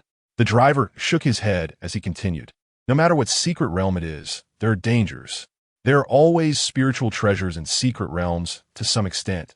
Your Beast Master's evolution requires spiritual treasures, and wild, extraordinary creatures need them to evolve too. Don't put your safety at risk just for a spiritual treasure. This is why the relationship between humans and wild, extraordinary creatures is so tense. The competition for resources has been a major cause of wars throughout every era. These resources are easily accessible to the strong, while the weak can only be oppressed. In this era, the strong are respected, the weak are preyed upon. It's the law of the jungle, survival of the fittest. Thankfully, due to new regulations established in recent years by the interstellar authorities, each secret realm has been equipped with such high-defense special vehicles. Otherwise, ordinary people like us might never get a chance to enter a secret realm in our lifetime. We also owe thanks to the soldiers stationed outside the secret realms. If it weren't for them, how could we enjoy such a peaceful life now? The driver sighed. So, there's no such thing as a peaceful life. It's just that there are people carrying the burden for you. After the driver finished speaking, he fell silent. The two supervising teachers also urged the students to take some time to rest, as whether they could rest properly inside the secret realm was another matter. As they approached the drop-off point for the M78 secret realm, the two supervising teachers woke the students one by one. The driver sighed, "Kids, remember, don't be greedy. Teachers are not omnipotent. If there's danger, run quickly and call for the teacher." He couldn't help but say these words. Normally, the students' teachers would emphasize this, but he had seen many rebellious children lose their lives due to greed. As he aged, he couldn't bear to see such young students, who hadn't even had the chance to truly see the world, encounter danger in the secret realm. The two supervising teachers exchanged knowing glances with the driver and also reminded them, although each of you will have at least one accompanying teacher, to avoid disrupting your normal exam. The accompanying teacher can only arrive as quickly as possible within 1 minute. With that said, everyone present understood. If they encountered a powerful enemy, their safety within that 1 minute was solely their responsibility. If they overestimated themselves and only called for help when they couldn't fight back, the teacher might not be able to arrive in time. After getting off the bus, other teachers were already waiting at the entrance of the secret realm, and the principal was chatting with a military officer stationed there. One reason M78 secret realm is relatively safe is that it is one of the few secret realms with complete monitoring. The military can provide timely rescue through surveillance. But accidents are still hard to avoid. Each secret realm has a certain casualty rate. The principal glanced at the students and stopped his conversation with the officer. He looked at the group of students and asked with a smile, "Is everyone ready?" "Ready." The officer cleared his throat and said loudly, "The supplies needed for the M78 secret realm have been prepared for you by the military. Later, each of you will take one portion before entering the secret realm." He reminded them once more, "Each of you is the future of Jiangcheng, the future of Huaxia. Once you enter the secret realm, prioritize yourselves. If you encounter danger inside, be careful. The military may charge you with the crime of endangering the future of Huaxia." After the officer sternly delivered this message, he suddenly softened and nodded at the soldiers guarding the entrance. The principal added, "During the exam period, no outsiders will enter the secret realm. You can rest assured." After saying these words, the homeroom teachers of each class also pulled their respective beast masters aside to give a few reminders. Oldswell pulled Luo Qingxian aside, saying nothing more than, "Be careful." After the principal blew a whistle, the 24 students lined up in an orderly fashion, took their supplies, and walked toward the entrance of the secret realm. Chapter 12 Exam 1. The process of entering the secret realm through the secret passage can honestly be summarized with a passage from Tao Hua Yuanji. At first, it is extremely narrow, just enough for one person to pass through. After walking for several dozen steps, it suddenly opens up. Upon entering the secret realm, the air in the entire area is much more humid than outside. The M78 secret realm is primarily water-based, but unfortunately, the level of water-type spiritual treasures is relatively low, mainly used for the entrance examination or by some adventurers for training. Luo Qingqian immediately released Lin Nian from the beast-raising space. As soon as Lin Nian came out, she wanted to stretch, but was met with a gust of cold wind that left her disheveled. Luo Qingqian chuckled softly, opened a supply pack provided by the military, and took a look. The pack contained 4 days' worth of dry rations and several bottles of water, along with thermal supplies and diving suits. It seemed that the students entering were randomly deployed. She was placed on a moderately sized island, and she was currently located near the coastline of the island. To be honest, this environment was quite disadvantageous for Luo Qingqian, as Lin Nian was an electric type, and using skills in the water would indiscriminately affect both enemies and allies. After being blown by the cold wind, Lin Nian quickly jumped into Luo Qingqian's arms and looked around. Deeper into the island appeared to be a jungle, with overlapping leaves of trees blocking Lin Nian's line of sight. Looking toward the sea, a layer of mist enveloped the water's surface, creating a like feeling. But anyone would know that the dangers in the sea are almost as great as on land. The military gave each student a choice: wear a diving suit to enter the sea, or put on thermal clothing to enter the forest. Lin Nian thought for a moment and tugged at Luo Qingqian, indicating that she wanted to head toward the jungle. After all, at this stage, she didn't want to expose Zero. Luo Chuan was right. Possessing a treasure could lead to trouble. With Zero unusable, her combat power was limited to her electric skills, which were still decent. If she wanted to protect herself and Luo Qingqian in this secret realm and achieve a good result, she would have to spend a significant amount of slacking points to enhance her strength. Host: Lin Nian. Type: Lightning Cat. Human. Gender: female. Attributes: electric. Mechanical. Rank: A level. Intermediate 0-10,000. Skills: electric connection. Beginner 5-100. Discharge. Mastery 420-2000. Enchanting. Proficient 255-500. Mechanical mastery. Proficient 105-500. Available slacking points 40-53. Evaluation. Already has the makings of a beast god. Keep slacking off, and the future beast god will be you. After carefully examining the panel, Lin Nian realized that mechanical skills were temporarily unusable. Her gaze fell on discharge and electric connection. 1,580 slacking points will upgrade discharge. Lin Nian paused, hesitating whether to upgrade the enchanting skill. After a moment's hesitation, she closed her eyes and gritted her teeth, saying, 245 slacking points for enchanting. The rest all for electric connection. With a chime from the slacking system, Lin Nian's previously ample slacking points were instantly drained. Discharge turned into 10,000 volts, Elite 0-10,000. Enchanting became Awakening All Things, Mastery 0-2,000. An electric connection transformed into Electric Chain, Mastery 1633-2000. Lin Nian's eyes lit up. The combination of Electric Chain and 10,000 volts should be enough to pass this exam. However, as her level increased, it seemed that the slacking points were becoming increasingly insufficient. Don't worry, host. There will be tasks in the future that can yield a large number of slacking points. Our goal is to help the host dominate the world. Lin Nian was startled and filled with resentment, said to the suddenly speaking Xiao Yu, "Could you please make a sound before you speak next time? It's quite scary to be caught off guard." Oh, Xiao Yu understands now. I will definitely do that next time. With skills at her disposal, Lin Nian felt relieved and settled comfortably in Luo Qingqian's arms. As a cat, her sensitivity to danger was much higher than that of a human.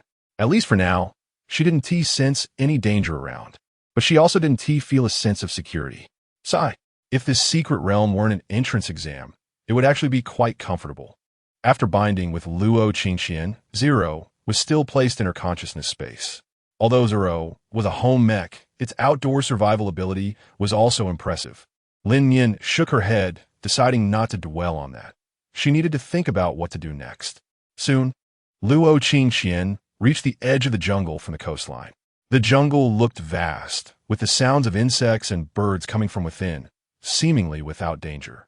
Lin Nian didn't sense any danger either, so she tugged at Luo Qingqian's sleeve, urging her to continue deeper into the jungle.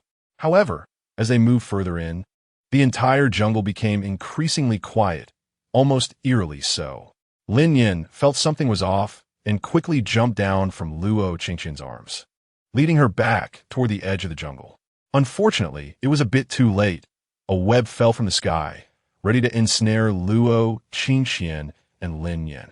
Is this spider silk? Lin Nian's eyes narrowed, realizing she didn't have time to run and had to use 10,000 volts to try and destroy the web. At that moment, Luo Qingqian also reacted, taking advantage of the instant the web was suspended in the air, covered in lightning, to leap out of its reach. Lin Nian followed suit and jumped out as well. Fortunately, although 10,000 volts couldn't destroy the web, it helped them temporarily escape the predicament. Seeing the web fall empty, a hissing sound emerged from a corner of the grass. Luo Qingqian and Lin Nian simultaneously looked in that direction. Thousand Silk Spider attributes: poison level, low currently status, on the verge of evolution weakness, abdomen and eyes evaluation, low intelligent species, afraid of resource theft affecting evolution, comparable to a single hair of the host. Full of slander. Lin Nian felt a surge of joy. It was just a low-level extraordinary creature, perfect for her to test her combination skills. She looked around and ultimately used electric chain to connect the Thousand Silk Spider to a nearby large tree. The Thousand Silk Spider, having low intelligence, only knew to eliminate the intruder in front of it and ignored the extra chain on its body, charging straight at the two. Lin Nian sneered and used 10,000 volts. The current quickly transmitted between the Thousand Silk Spider and the tree, forming an unending circuit. Unfortunately, there weren't any pawns or similar things around to conduct the electricity better. Otherwise, the damage would have been higher. In just a short while, the Thousand Silk Spider emitted a burnt smell, but it couldn't eat anything. Even if it could, probably no one would want to eat it. After being electrocuted for a while, the Thousand Silk Spider, in agony, thrashed around until it finally collapsed, its 8 legs giving way as it lost consciousness. Luo Qingqian thought the spider's poison sac would be a good item and wanted to take it, but Lin Nian stopped her. Meow. It's too dirty, disgusting. The Thousand Silk Spider, having been electrocuted to death, suddenly sat up in its dying moments. No way. Is she sick? Chapter 13 Exam 2.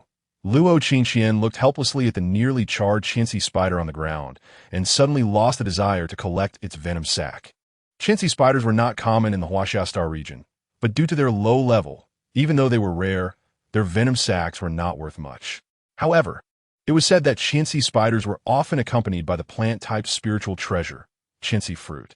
Since she no longer needed the venom sac, she thought she might as well get something else. Lin Nian tilted her head and recalled what Xiaoyu had just said about how chintzy spiders fought off invaders to prevent outsiders from taking their evolution resources. It seemed that the chintzy fruit was the opportunity for the chintzy spider to evolve. Moreover, since this chintzy spider was on the verge of evolving, its accompanying spiritual treasure was probably also close to maturity. Lin Nian wanted to jump into Luo Qingqian's arms to let her continue as her mode of transport. But after looking at her dirty paws from stepping on the ground, she gave up on that idea. Forget it, walking is healthier. Next, Luo Qingqian and Lin Nian continued to explore the jungle and successfully found the chintzy fruit, but the chintzy spider would probably take a few more hours to mature. To prevent other extraordinary creatures or students from stealing the fruit, they decided to guard the area around the chintzy fruit. Over the next few hours, without the pressure from the chintzy spider, many extraordinary creatures indeed came over, but were ultimately electrocuted by Lin Nian's 10,000 volts. As for the chintzy fruit, in terms of low-level beast tamers, only low-level poison-type extraordinary creatures would consider a treasure, while for those who had already advanced to mid-level extraordinary creatures, it was like a useless trinket. Lin Nian found herself in a temporary invincible state against low-level extraordinary creatures, so the hours passed peacefully. The moment the Qianxi fruit matured, Lin Nian sensed the change in energy nearby and hurriedly instructed Luo Qingqian to put the Qianxi fruit into her backpack. The two quickly left the scene. Although Lin Nian was not afraid at all, it was always better to avoid trouble, and who said mid-level extraordinary creatures wouldn't happen to appear nearby? After walking a few hundred meters deeper into the jungle, the sky gradually darkened and the temperature dropped sharply, probably to around -10 degrees. Luo Qingqian sneezed several times from the cold wind and shivered, immediately opening her backpack to put on the warm clothing provided by the military. Lin Nian was also feeling cold, and after Luo Qingqian got dressed, she burrowed into Luo Qingqian's clothes, revealing just a little cat head from her chest. Meow. Are we resting here for a while? Luo Qingqian nodded, rubbed her hands together, and exhaled some warm breath onto her hands. For now, this was the only option as the temperature difference between day and night was too extreme here. After receiving an affirmative response, Lin Nian buried her head into the warm clothing, and after just a few minutes, it was already quite warm inside. Luo Qingqian smiled at Lin Nian and reached out to pat her little head. Nian Nian, are you sleepy? Then go ahead and sleep. I'll keep watch. Keep watch. Lin Nian thought for a moment, then poked her head out of the clothing and used an electric chain to connect a few trees around their resting area, forming a barrier. Meow. I've set up a warning circle with the electric chain. If anything comes in, the chain will alert me. I'm impressive, right? Luo Qingqian was amused by Lin Nian's proud demeanor and suppressed her laughter, praising her. Nian Nian is the best. Nian Nian is the strongest in the world. Lin Nian's face turned red from the flurry of compliments, and she buried her head back into the warm clothing. Meow. Let us sleep quickly. We need to train tomorrow. Still feeling uneasy, Luo Qingqian practiced while keeping watch. Several times, she saw Lin Nian pop up from her chest due to creatures intruding, gradually becoming more at ease with the warning circle. Moonlight filtered through the sparse leaves, casting a gentle glow on the sleeping girl beside the tree. A faint white was visible on the girl's chest, a peaceful and harmonious picture of deep sleep. The next day, Lin Nian was startled awake by the violent trembling of the electric chain. She emerged from Luo Qingqian's chest and called out to wake her up, vigilantly looking in the direction of the warning electric chain. Based on the degree of trembling, Lin Nian could initially gauge the size of the creature entering. The current level of tremor definitely indicated a large creature. When Luo Qingqian was awakened, her hair was tousled, and she looked dazed. But she quickly regained the composure expected of a beast tamer. She sensed the danger signal coming from Lin Nian and looked around warily, one hand resting on the hand ring that could summon their teacher. After a rustling sound, a vague figure emerged from the woods. Lin Nian tensed up, ready to unleash 10,000 volts. As the sounds grew closer, Luo Qingqian could also see the figure clearly. It was a girl dressed in sportswear, exuding a refined demeanor, accompanied by a tall and mighty flame lion. Class 1 of Year 3 by Xin, Luo Qingqian exclaimed. Upon hearing this call, Lin Nian relaxed slightly, but still maintained her vigilance towards the newcomer. The girl, hearing the call, looked happily towards Luo Qingqian. After studying her face for a moment, she asked in confusion, "Are you Luo Qingqian from Class 17? Luo Qingqian nodded and saw by Xin running towards her, exclaiming, "Wow, you're Luo Qingqian. I've heard about you. They say you have a cute little cat. Can I see it? So you didn't even look at me?" Lin Nian rolled her eyes. After tagging this girl in front of her with the label of having a poor sense of observation and looking a bit silly, Lin Nian jumped into Luo Qingqian's arms before Bai Xin could. The moment Bai Xin saw Lin Nian, she looked as if she was surrounded by hearts, staring blankly at Lin Nian. "Wow, so cute," Bai Xin exclaimed, casting a disdainful glance at the flame lion beside her. "Flame lion, fine. I guess the little mouse is being disliked." After a round of Bai Xin's flattery towards Lin Nian allowed her to pet her once, but just once. Then Luo Qingqian and Bai Xin began discussing the exam. Bai Xin had been dropped into this jungle upon entering the secret realm and encountered many extraordinary creatures along the way, all of which were dealt with by her flame lion. The combat power of low-level flame lions was also among the best among low-level extraordinary creatures. As their rank was significant, an A-grade rating was not just a casual title. Bai Xin then continued walking towards the jungle's edge, but unfortunately, she was directionally challenged. And even her beast was directionally challenged too. As they walked, they ended up deep in the jungle, where they fortuitously ran into Luo, Qingxian, and Lin Nian. After learning about the specific situation of the small island from Luo Qingxian, Bai Xin, well aware of her own sense of direction issues, proposed, "Shall we team up?" The exam only mentions survival battles and doesn't prohibit us from forming a team. Chapter 14 Exam 3. Luo Qingxian was momentarily stunned, recalling the rules that old Zhua and the principal had mentioned before the exam. It seemed that there was indeed no prohibition against forming teams for survival. Therefore, teaming up was allowed, and in a situation where it was easier to survive as a team, it was definitely a better choice. Luo Qingxian nodded and gladly agreed to Bai Xin's request. After Luo Qingxian had Bai Xin as a companion, Lin Nian relaxed completely. She buried her entire body in Luo Qingxian's collar and began studying mechanics in her consciousness space. Ever since entering the secret realm, she had been on edge, not only lacking the time to conduct research, but even unable to slack off. How could she become stronger if she couldn't even get a bit of downtime? The M78 secret realm, as rumored, was mostly filled with low-level extraordinary creatures, with even intermediate ones being rare. One could only imagine what kind of situation the M78 secret realm would face if the military did not exert control over it, and a large number of beast tamers flooded in. As a pair, their primary strategy was for the flame lion to deal damage while Lin Nian relaxed in Luo Qingxian's arms, with Luo Qingxian guiding their direction. Since both the flame lion and Lin Nian were not good swimmers, they were only surviving in the jungle. Just as they comfortably got through the first day, Luo Qingxian suddenly remembered something crucial. This was an exam, and rankings would be determined. Under these circumstances, there should be at least a dozen beast tamers who could last until the very end. How would they determine the top 3? Luo Qingxian felt an ominous premonition in her heart. Sure enough, on the evening of the first day of the exam, a new message suddenly appeared on their wristbands. Attention all students, tonight is a dark and windy night, and werewolves will be on the move. Please be cautious and avoid elimination. Current remaining students, 17. What were the rules for the werewolf game? And 7 students had already been eliminated on the first day out of 24. Upon hearing the notification from the wristband, Lin Nian also exited her consciousness space, emerging from Luo Qingxian's embrace, and heard the discussion about the rules between Luo Qingxian and Bai Xin. It was like a werewolf game and a dark night escape combined. It was unclear whether these so-called werewolves would choose one person to kill at night or hunt everyone down. One could only say that the person who came up with this rule was a genius.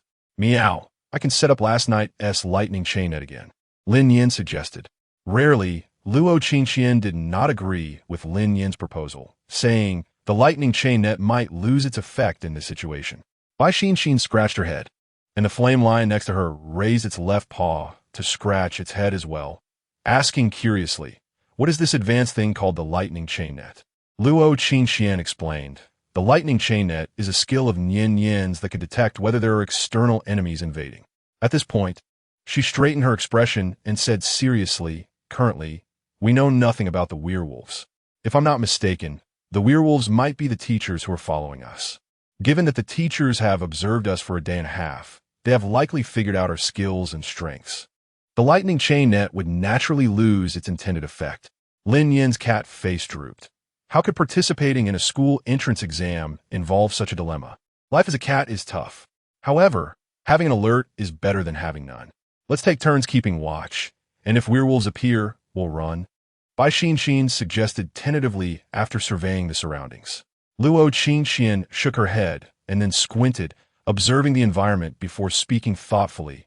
What if we burn this place down? Would that work for us? Bai Xin and Lin Nian widened their eyes in shock, staring at Luo Qingxian, who had made such a bold statement. After saying this, Luo Qingxian felt it was inappropriate and immediately dismissed her idea, her gaze shifting between Lin Nian and the flame lion. She reached out to stroke her chin and continued, When electricity and fire collide, a violent elemental reaction occurs, known as overload. Perhaps we could utilize that. Lin Nian lowered her head and carefully recalled what she knew about beast taming. There did seem to be such a thing, but, meow, I'm already intermediate, and they are low level. The book says it's best not to use elemental reactions in this situation. Luo Qingqian slapped her head hard, realizing she had forgotten this detail. Elemental reactions should maintain a balance between the two elements. Otherwise, an imbalance could harm the beast itself. Falling into silence as night fell. Luo Qingqian seemed to have not come up with a solution. Lin Nian followed her in thought, but unfortunately, she only had a certain understanding of her own skills and was not familiar with elemental reactions. Bai Xinxin had given up entirely. Her family was wealthy, and her participation in this entrance exam was purely due to family pressure. Whether she achieved a ranking or not was inconsequential. She noticed Luo Qingqian's worried expression and comforted her. It doesn't matter. If we can't pass, neither can anyone else. Moreover, even if the teachers become werewolves, there will surely be limitations. Limitations? An idea flashed in Luo Qingqian's mind. What if they imposed restrictions on the electricity? What happened then? Without hesitation, Luo Qingqian instructed Lin Nian to connect a circle of trees nearby with the electric chain. Xin, have a flame lion burn that section of the electric chain and see what happens. Luo Qingqian pointed to the furthest electric chain and said to Bai Xinxin. Bai Xinxin was puzzled, but still directed the flame lion to throw a fireball at it. The moment the fireball touched that segment of the electric chain, a loud bang erupted, followed by the electric chain crackling and exploding, gradually spreading throughout the entire circuit. The people and beasts present saw different colors burst forth. This combination technique should sustain them until tomorrow. After this experiment, night had completely fallen. Lin Nian set up the electric chain net again before curling up in Luo Qingqian's collar to sleep. The remaining Luo Qingqian and Bai Xinxin exchanged glances and decided to take turns keeping watch, Bai Xinxin for the first half of the night and Luo Qingqian for the latter half. Upon spotting an enemy, they would first exit the electric chain net's range and then use their combination technique to hold the enemy back. They also discussed an important matter. Jiangxi No. 1 Middle School included both junior and senior high school levels, meaning that the junior high teachers were also high school teachers. Therefore, overall, the teacher strengths were above 3 beast taming spaces. This implied that at least one high-level extraordinary beast was present. So, if the werewolves were indeed teachers, they would surely have certain limitations. Luo Qingqian and Bai Xinxin speculated that the restriction might be that only one beast could be used, and that beast should not exceed intermediate level. Chapter 15 Exam 4 Outside the M78 Secret Realm in the Barracks Monitoring Room. The monitoring room is filled with mirrors, displaying various situations within the secret realm. These mirrors are a high-tech product called peeping mirrors, consisting of 2 parts, one placed where observation is desired, and the other shows real-time monitoring. At this moment, several teachers from the school and military soldiers are standing in front of dozens of mirrors, observing in real time. The principal, with his hands clasped behind his back, stands alongside an officer. This exam rule is his brainchild. This rule allows the observation of students' preparedness and their ability to remain unafraid in the face of danger. A notification similar to a death countdown is issued to observe each student's reaction and see if they can respond to potential threats. Additionally, when the so-called werewolves played by the teachers appear, can they remain calm and follow the plan? Just like in an interview, where candidates prepare various scripts and simulate different scenarios. Yet when facing the interviewer, they stammer and fail to articulate their thoughts. This is the essence of what the rule assesses. The principal and the officer are also observing the performance of each student, their gazes shifting between the 17 mirrors. After watching several students' responses, the officer couldn't help but exclaim, "Truly, the new generation is pushing the old generation forward. This batch of self-awakened students is impressive." The principal patted the officer beside him, saying, "Don't praise them too much.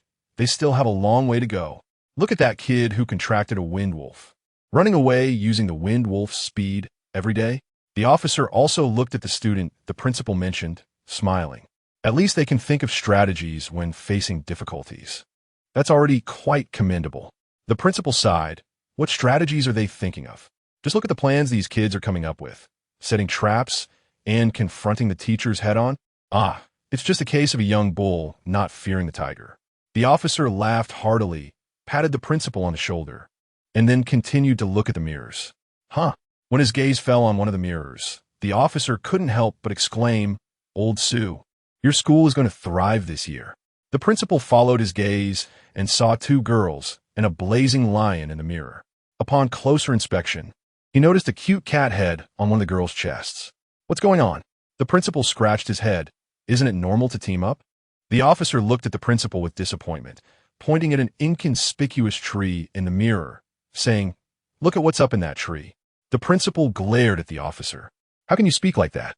Do you know the virtue of respecting the elderly and loving the young? He then looked towards a corner, where arcs of electricity were flickering. Even through the mirror, the principal seemed to feel the damage from the electric arcs. However, as the head of a school, his knowledge and experience are beyond ordinary people, and after a moment of thought, he realized this was a phenomenon caused by elemental reactions. He glanced at the circle of electric arcs, unable to suppress a moment of silence for the two teachers chasing after the girls. Meanwhile, the two teachers hiding near Luo Qingxian and Bai Xinxin had already met up. They had just been eagerly anticipating the night as chase. The teacher who had been following Luo Qingxian even informed the other teacher about Lin Nian's electric chain net, and the two had discussed how to pursue them later. But in the blink of an eye, they saw Luo Qingxian and Bai Xinxin using elemental reactions to give them a big surprise. "We thought you could manage, but we didn't expect you to pull off something so big." The electric arcs crackled, and they didn't know how painful it would be to get hit by them. Moreover, the life of a beast master is still a life. As the beast's level rises, their physical fitness remains poor. This electric arc could probably be fatal. The two teachers exchanged glances, and they could see the mutual hesitation and avoidance in each other's eyes. They communicated silently for a moment. "How about we don't chase anymore? With their current strength, we can't catch up even if we try." "Sounds good. I think they're probably two of the top 3 in this exam." "Hey, this secret realm has surveillance. What if that old principal sees us slacking off? What are we afraid of? If he asks, we'll just let him come." "Okay, let's agree on that." After reaching a preliminary consensus, the two teachers turned off their communication devices and took out some sunflower seeds to eat. They appeared completely indifferent to the situation. Back to Luo Qingxian and Bai Xinxin. Luo Qingxian was already asleep with Lin Nian in her arms, leaving Bai Xinxin on watch. Bai Xinxin yawned several times and was about to doze off when her wristband suddenly beeped, startling her awake. She rubbed her eyes and looked at the soundly sleeping Luo Qingxian, unable to resist falling asleep herself. Neither of them noticed the new message that appeared on the wristband. "Hunting time is here. Students, are you ready? We are coming." As the night deepened, Luo Qingxian was awoken by her alarm, and Lin Nian was the first to notice the message. She shouted to Luo Qingxian, "Meow. Look at the wristband." Luo Qingxian glanced and frowned. It was a message from several hours ago, but where were the werewolves? Lin Nian also ran to check near the electric chain, finding no traces even from low-level beasts. So did they guess wrong? Werewolves randomly selected a few of them to pursue. Unbeknownst to them, Luo Qingxian, who had been nodding off nearby while the two teachers had been snacking in the bushes all night, nodded in agreement with Lin Nian's idea. However, neither the girl nor the cat let their guard down. After waking up, Luo Qingxian couldn't fall back asleep, deciding to take the opportunity to train. Lin Nian reached out a paw and patted Luo Qingxian's right leg. "Meow. Don't worry, I'll keep watch. You focus on your training, and I'll alert you if anything happens." Luo Qingxian petted Lin Nian's head and then saw Lin Nian vigilantly looking left and right. She chuckled softly and immersed herself in her training, aiming to establish her second Beast Master space shortly after the school exam. Chapter 16 Exam 5. The practice of cultivation seemed to stretch endlessly, and before she knew it, dawn had arrived. Luo Qingxian let out a long breath and stopped her training for the time being. She stood up, brushed off the dust from her clothes, and noticed that Lin Nian, who had kept watch for her for quite some time, had fallen asleep out of boredom. With Luo Qingxian's movement, Lin Nian woke up, looked around at the electric chain net, and saw no signs of damage. Luo Qingqian seemed to ponder for a moment, then checked her wristband, and indeed, there was a new message. It's dawn. Many students lost their lives to the wolves last night. Remaining students, 7? 10 students eliminated overnight. The teachers are ruthless. After freshening up slightly and eating something, Luo Qingqian woke the sleeping Bai Xinxin, wanting to continue exploring the jungle with her. Just as Luo Qingqian gently nudged Bai Xinxin, the ground suddenly began to tremble, and the trees swayed violently, with some even breaking apart under the shaking. The two teachers hiding in the shadows saw this, and, disregarding the exam, rushed out to shield Luo Qingqian and Bai Xinxin for falling branches. As the tremors intensified, they struggled to keep their balance, and Luo Qingqian and Bai Xinxin fell to the ground. What? What is happening? Bai Xinxin felt a bit scared, hugging the flame line beside her and asking the two teachers. Luo Qingqian also pulled Lin Nian into her arms and looked up at the two teachers blocking their way. The teacher responsible for Luo Qingqian was a tall, thin man named Qin, and the homeroom teacher of Class 3 in the second year. He threw aside the branch in his hand and said sternly, "It seems there's a problem in the secret realm. You two stay safe. Old Lin and I will investigate the situation." Old Lin, the teacher responsible for Bai Xinxin, was named Lin Feng, the homeroom teacher of Class 4 in the second year. To avoid conflicts of interest, only second-year teachers were protecting them while the third-year teachers monitored from the control room. The two teachers released all their beast companions, as they each had 3 beast spaces. Qin An's 3 beasts were a high-level fire-type flame lion, a high-level electric-type lightning bird, and a mid-level water-type bubble fish. Lin Feng's 3 beasts were a high-level grass-type emperor chrysanthemum, a high-level earth-type rock lizard, and a mid-level water-type bubble fish. The two teachers had one of their high-level beasts guard the students while they activated their communication system and began clearing the jungle destroyed by the tremors. As soon as the communication system was turned on, they heard the principal's stern voice. "Attention all teachers, there's been unusual activity in Secret Realm M78. Suspected to be the emergence of a king-level extraordinary creature. Please ensure the safety of the students. Rescue teams will enter the secret realm in 15 minutes. You must protect the backbone of this country." Qin and Lin Feng exchanged glances and both forced a smile. Suddenly, a loud noise echoed through the heavens and the earth, shaking down more trees, and even Luo Qingqian could see the water surface now. The water was rippling, revealing a massive body kilometers away. Without needing the teachers to explain, Luo Qingqian and the others understood what was happening. It was a water-type extraordinary creature approximately 100 meters long, and Lin Nian, in Luo Qingqian's arms, also saw this extraordinary creature. Azure wave whale, level, king attribute, water living environment, ocean weakness, none at the moment evaluation. If it wants to eat you, just surrender. It can swallow thousands of you in one bite. What a monstrous, extraordinary creature. At this size, even a holy level beast would have to retreat, right? The two teachers also changed their expressions, quickly crouching down with the two students, praying that this wild, extraordinary creature would notice them. Lin Nian was frantically thinking of countermeasures. The level difference was too great, and her 10,000 volts would probably feel like a tickle to this Azure wave whale. If all else fails, she could only sacrifice 0 to see if they could escape. Unfortunately, it seemed that the heavens did not hear their prayers, as the whale seemed to sense them, turning its gaze toward their direction and swimming closer. Outside Secret Realm M78, despite the enormous mishap, the officer remained calm as he reported to the higher-ups and began directing soldiers to enter for rescue with firearms. He looked seriously at the principal and said in a deep voice, "This incident is our negligence. We will do our utmost to bring your students back." The principal waved his hand, his expression more serious than usual. He was the only beast master on site with a king-level beast. But in the face of wild, extraordinary creatures that were stronger than equally level beasts, especially one like this, his beast simply wasn't enough. He lowered his head in thought, then looked at the teachers who were anxiously guarding the viewing mirror, watching their students. He cleared his throat to attract the attention of all the teachers. "I will join the rescue team. Don't worry. As long as the teachers are here, the students will be safe. Principal, I want to go too. My student is still waiting for me to save him. Principal, I want to go." The principal raised his hands, his expression serious. I have a king-level beast. I can help the military. You all stay outside the secret realm. Rest assured, there will be good news. Just as the officer was about to intervene, the principal said, I will hold it off for you. You must bring all my students back safely. He paused for a moment, and by the time he reacted, the principal had already walked straight toward the secret realm, prompting him to quicken his pace and follow.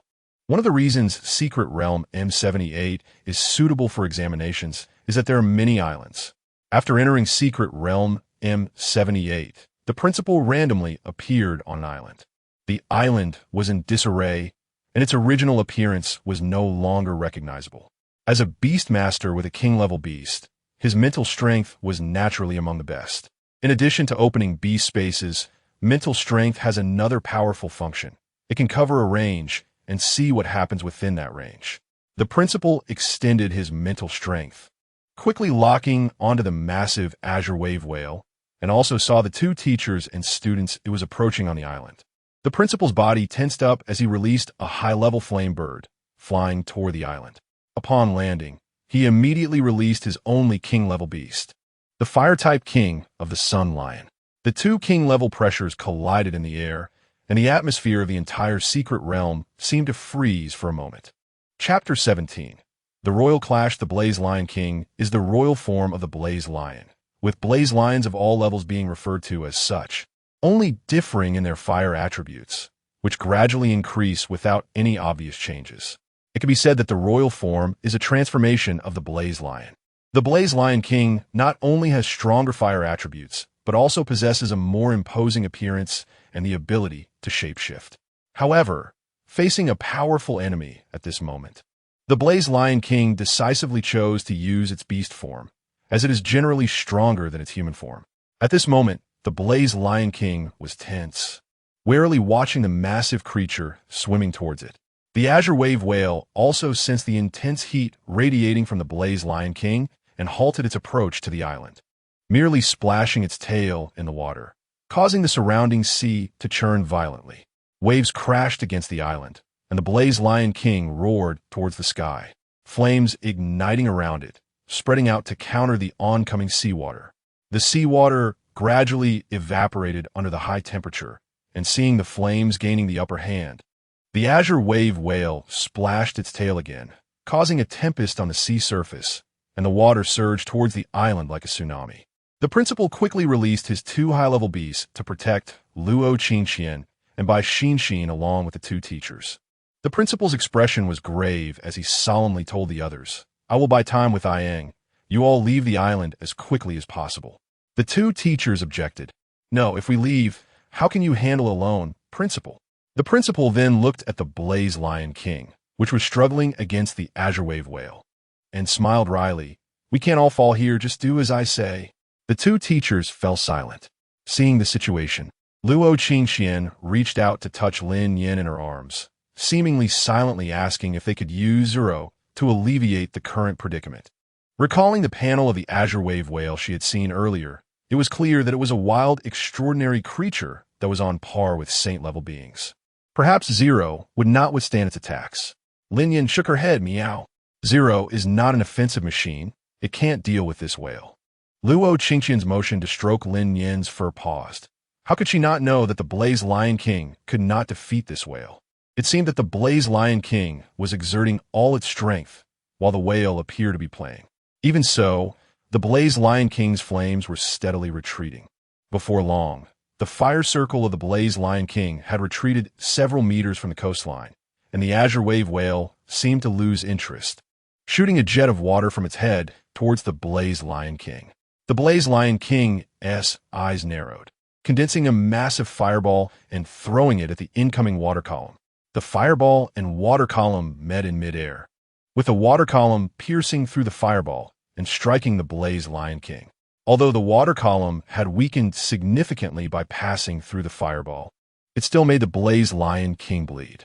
Seeing the grim situation, the principal hurriedly urged the two teachers to take the students and leave the island quickly. Knowing that the M78 secret realm was renowned for its water attributes, the teachers responsible for the students each had more than one water-type beast. The two teachers had their bubble fish release a bubble each, one taking a student into a bubble, and then they submerged into the sea, swimming towards the nearest island. Unexpectedly, as the Azure wave whale was releasing jets of water, it seemed to sense something and suddenly stopped its attack rhythm, swimming around the island. The principal silently cursed in his heart, directing the Blaze Lion King to continue provoking the Azure wave whale. Attacks rained down on the Azure wave whale, which seemed to be merely tickling it. The whale ignored them, focused solely on finding the people it had seen earlier. Then, around a corner, it spotted the two bubbles heading towards another island. The Azure wave whale let out a call and accelerated towards the two bubbles. Lin Nian was the most alert and was the first to notice the Azure wave whale changing its target, but there was nothing they could do. They couldn't go back, nor could they reach the new island, putting them in a dilemma. Did they really have to use Zero here? Zero could definitely buy them time to reach the island. But conversely, after this battle, Zero would be essentially useless, and both she and Luo Qingxian's methods would be exposed. Who knew if those monitoring outside had any malicious intentions? No one knew of Lin Nian's inner turmoil. Soon after she noticed, Luo Qingxian also saw the Azure wave whale behind them. But she and the teachers had no way out. The level difference was too great, and even the principal's royal beast could not hold it back. The Azure wave whale drew closer, 500 meters, 400 meters, 300 meters, 200 meters. At this critical moment, after much contemplation, Lin Nian decided to release Zero, letting Zero help withstand a wave of attacks. Just as Lin Nian was about to bring out Zero, an unexpected event occurred. Two attacks struck the Azure wave whale simultaneously, causing it to halt its pursuit in pain. Lin Nian and Luo Qingxian were taken aback, seeing that it was personnel from the military using laser weapons, with hundreds of lasers focusing on the same spot on the whale's back, while the Blaze Lion King's attack also struck it. However, despite such intense attacks, the Azure wave whale did not even bleed. It merely turned and shot jet after jet of water at the soldiers on the nearby island. Seizing the opportunity, Luo Qingxian quickly urged the teachers to swim with them towards the nearby island. The soldiers didn't even have the chance to summon their beasts before being knocked down by the water jets, left with no power to fight back. Nevertheless, several high-level beasts from the military, along with the beasts summoned by the teachers who had gathered along the way, launched several attacks at the Azure wave whale. The whale, irritated by these ineffectual attacks, opened its massive mouth, sucking in a large wave of seawater, then spat it out towards the island where the soldiers were standing. Luo Qingxian and the others were nearly thrown off balance by the sudden surge, almost vomiting, but their efforts were rewarded as this wave of water helped them get closer to the island. After this maneuver, the Azure wave whale turned back to look at Luo Qingxian and the others, swimming after them as if it were specifically targeting them this time.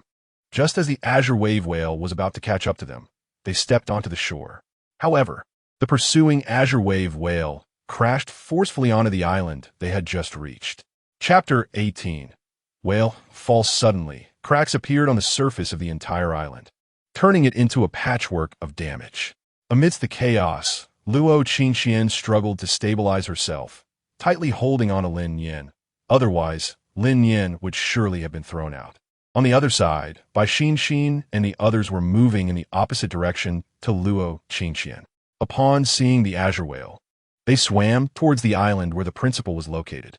Thus, only Luo Qingxian and that teacher suffered in the end. Everyone stopped their actions, fearing that any further attacks would anger the Azure whale, causing it to strike the island and endanger the teachers and students on it. However, what no one expected was that the Azure whale suddenly ceased all movement and moved a few steps away from the island.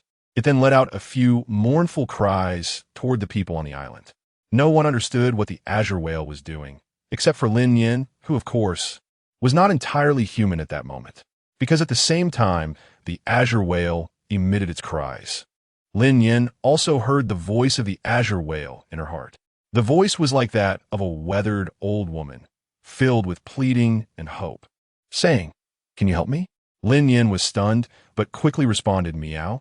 What do you want me to help you with?" After the Azure whale slapped its tail in the water, it spoke again, "I am dying. I want to find someone to help me protect this place. Protect everything here. So what use is a little cat? Meow. But I can't help you at all." The Azure whale was not disappointed. It called out, "I know, but you can tell the others here. I believe those so-called soldiers of yours can protect this place. That's ridiculous. Do you even know what you're saying? To outsiders, it appeared as though the Azure whale had suddenly stopped all movement, seemingly calming down in an instant. However, only the parties involved knew what was entangled. Lin Nian was conversing with the Azure whale, and although Luo Qingqian didn't know what the whale had said, she could understand what Lin Nian was saying. So she could roughly guess the content of the dialogue. Lin Nian gradually understood the Azure whale's meaning. It was afraid that after its death, the secret realm would be destroyed by external extraordinary beings or humans, so it wanted to find a reliable person to take care of it. Simply put, it was granting that person temporary ownership of the secret realm. Lin Yin sighed and asked the final question. Meow? Why'd you set your sights on me? The Azure whale's voice was full of certainty. In my perception, you are the cutest, the smartest, and can communicate seamlessly with both humans and extraordinary beings. Cool's what I look for. Meow. But the Sun Lion can do that too, and it's even more convenient. It's too ugly and has a bad temper. It attacks me as soon as it sees me. How can it compare to the soft and cute little cat? Lin Yin was speechless. So you were chasing after them for this reason. It felt like you wanted to eat them. Scary. Lin Yin quickly conveyed the Azure whale's words to Luo Qingqian, who then promptly informed the teachers of the whale's original words through her terminal. After the principal and the military learned of this news, they hurriedly held a meeting to discuss the topic. Under the decision made by the military senior experts present at the scene, the military agreed to the Azure whale's request. First, the M78 secret realm would not be open to the outside world for the next 100 years. Secondly, no resources would be extracted from the M78 secret realm for the next 10 years. Finally, the military would appropriately assist the creatures within the secret realm to grow. After Lin Yin conveyed the military's agreement to the Azure whale point by point, the Azure whale slapped its tail on the sea surface. The already fragile island suffered even more damage. The Azure whale agreed, and at the moment it accepted the agreement, a light spot emerged from it and entered the island where the military was stationed. It then split into several parts, entering the bodies of several leading members of the military, with one even traversing mountains and seas to enter the principal's body. These individuals suddenly felt a certain level of control over the entire secret realm. They could see what was happening in certain places and could even, when together, move mountains and fill seas. This was the blessing of the secret realm, but at the same time, it was also a limitation. For within that beam of light was the Azure whale's curse. If they violated the agreement, they would face backlash. The Azure whale specifically conveyed this point to Lin Yin, who obediently had Luo Qingqian relay it to the military personnel. After everything was settled, the Azure whale bid farewell to Lin Yin and swam away into the distance.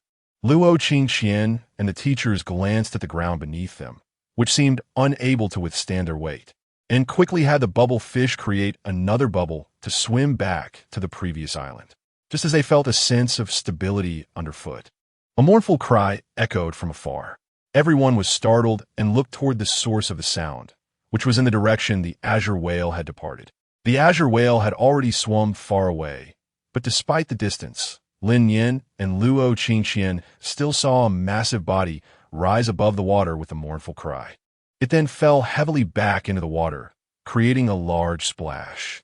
Soon, a light drizzle began to fall in the secret realm, as if the realm was shedding tears for the departure of this royal extraordinary being.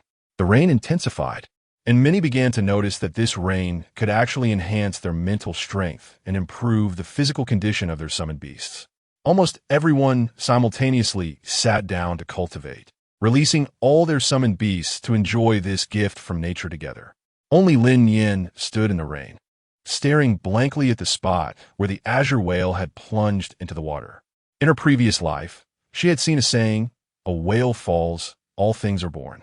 It was said that whales, when nearing death, leap out of the sea, emitting their final sounds of life, and their deceased bodies nourish countless creatures as they sink to the ocean floor. She thought the Azure whale was the same. Energy conservation means that the fall of a royal extraordinary being's summoned beast injects new life into this lower-level secret realm. Perhaps the energy that once forged such a royal Even near-saint level extraordinary being would mean that the M78 secret realm would continue to improve in the future. Born of the sea, returning to the sea. Raised by the sea, hidden in the sea. A whale falls, all things are born. May the lonely whale, isolated and alone, exert its last strength to drop its tail fin, wanting to give the sea one last embrace, rotting in a mud, yet still achieving a surprise, with its bones supporting a castle. A whale fall is their final tenderness to the sea. Chapter 19, issuing a challenge after everything settled down. The military personnel led Luo Qingxian and the others out of the M78 secret realm. The exam ended a day earlier than scheduled. The final scores were unclear. But after comprehensive testing, both Luo Qingxian and Bai Xinxin made it into the top 3. To express their apologies, the military even granted the school 2 additional slots. Luo Qingxian actually benefited greatly. Under the final spiritual reign, the development of her second Beastmaster space advanced significantly. After the exam, the military personnel kept the principal behind. But this had nothing to do with Luo Qingxian and the others, as they had already been taken back to school by their teachers. During their time at the exam, a significant event also occurred at school. All the students in the 3rd year of junior high underwent a mental strength test. As soon as Luo Qingxian sat back down, Lin Qing leaned over and quietly informed her about this. Lin Nian lazily rested on Luo Qingxian's desk. So tired. I want to accompany this girl to the exam next time. She recalled the Azure wave whale in the secret realm and couldn't help but feel envious. Why did she have to turn into a cat? Wouldn't it be better to transform into such a large whale? After venting her complaints, she glanced at the 2 girls in front of her who were whispering during class, chuckled softly, and then sank into her consciousness space to start studying mechas.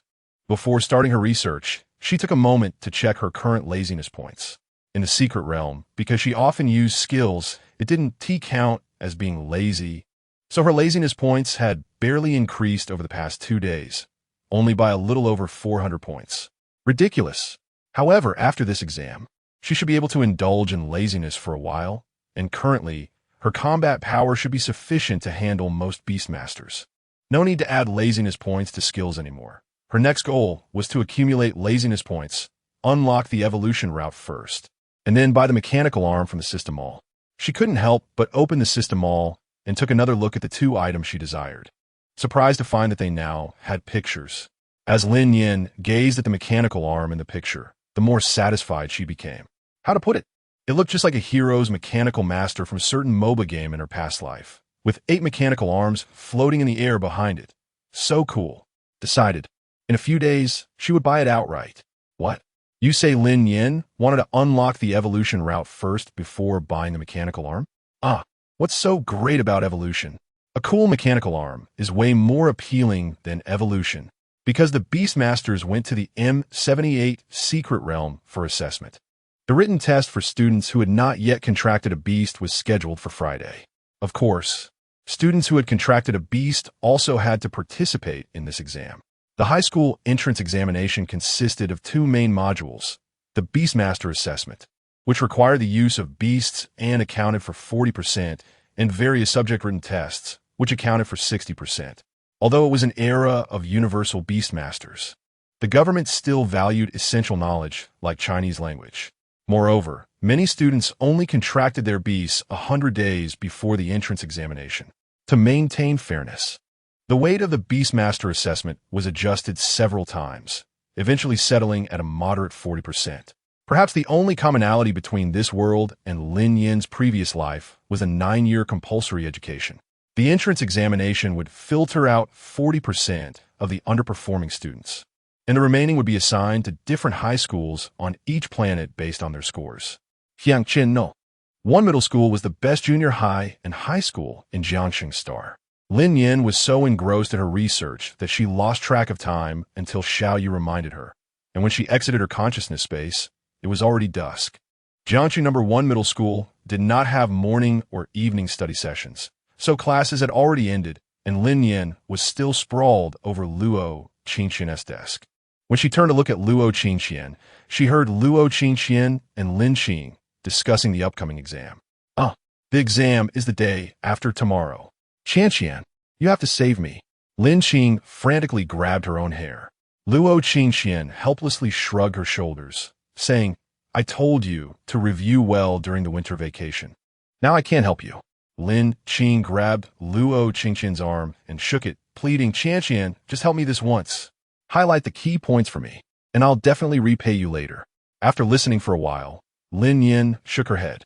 Is this what students are like? Begging for grades, so superficial. Meow, Qian. When are we going back? As soon as Lin Nian spoke, the attention of the other two shifted entirely to her.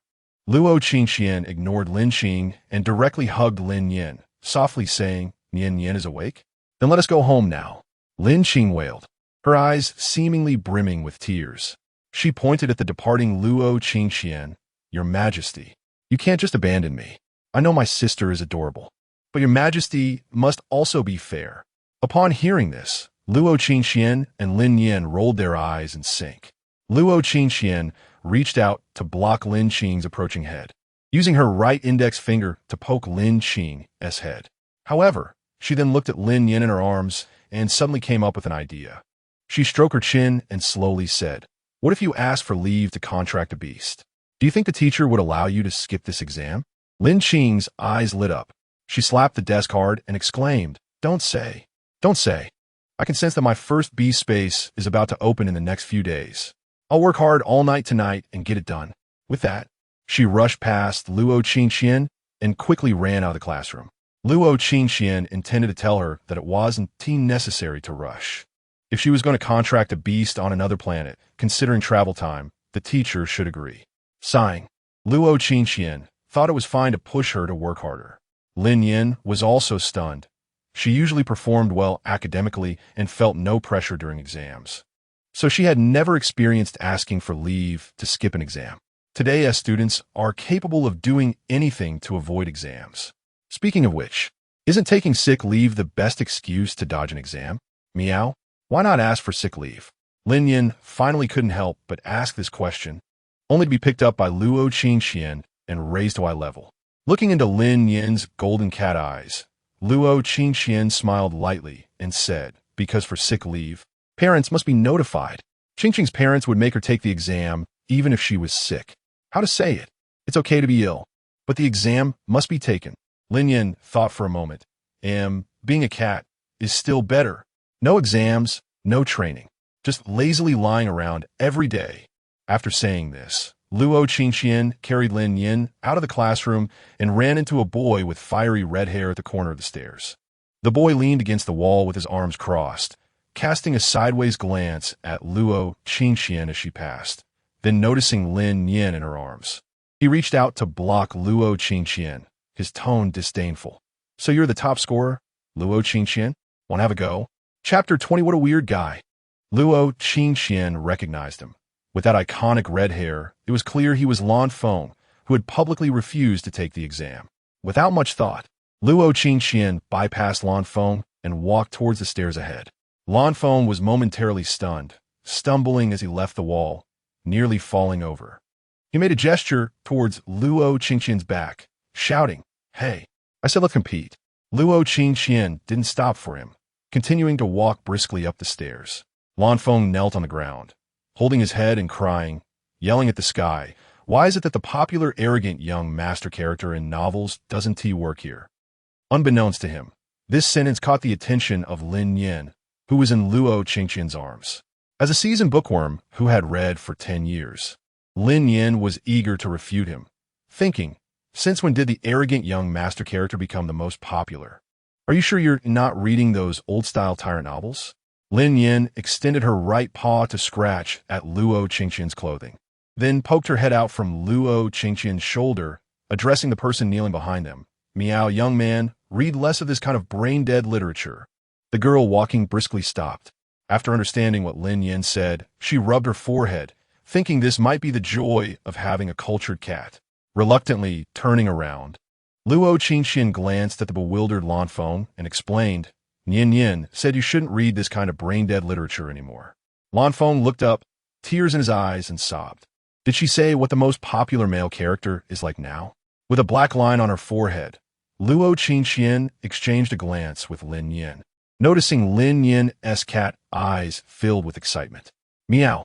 Of course, it's that kind of gentle, possessive yet slightly scheming, strong, and tragic male character. However, Lin Nian, lying in Luo Qingqian's arms and looking down at Lan Feng, added meow. But you should just give up. The crying baby character can't be transformed into a strong and tragic male lead. After saying this, Lin Nian turned to Luo Qingqian, raising her head, wanting her to translate for Lan Feng. The kneeling Lan Feng could only hear Lin Nian's meows, but couldn't understand her meaning. He also looked up at Luo Qingqian, hoping she would translate. Feeling the two different gazes on her, Luo Qingqian was utterly speechless. She tried her best to avoid Lan Feng's eager eyes, but she couldn't resist Lin Nian's soft cuteness.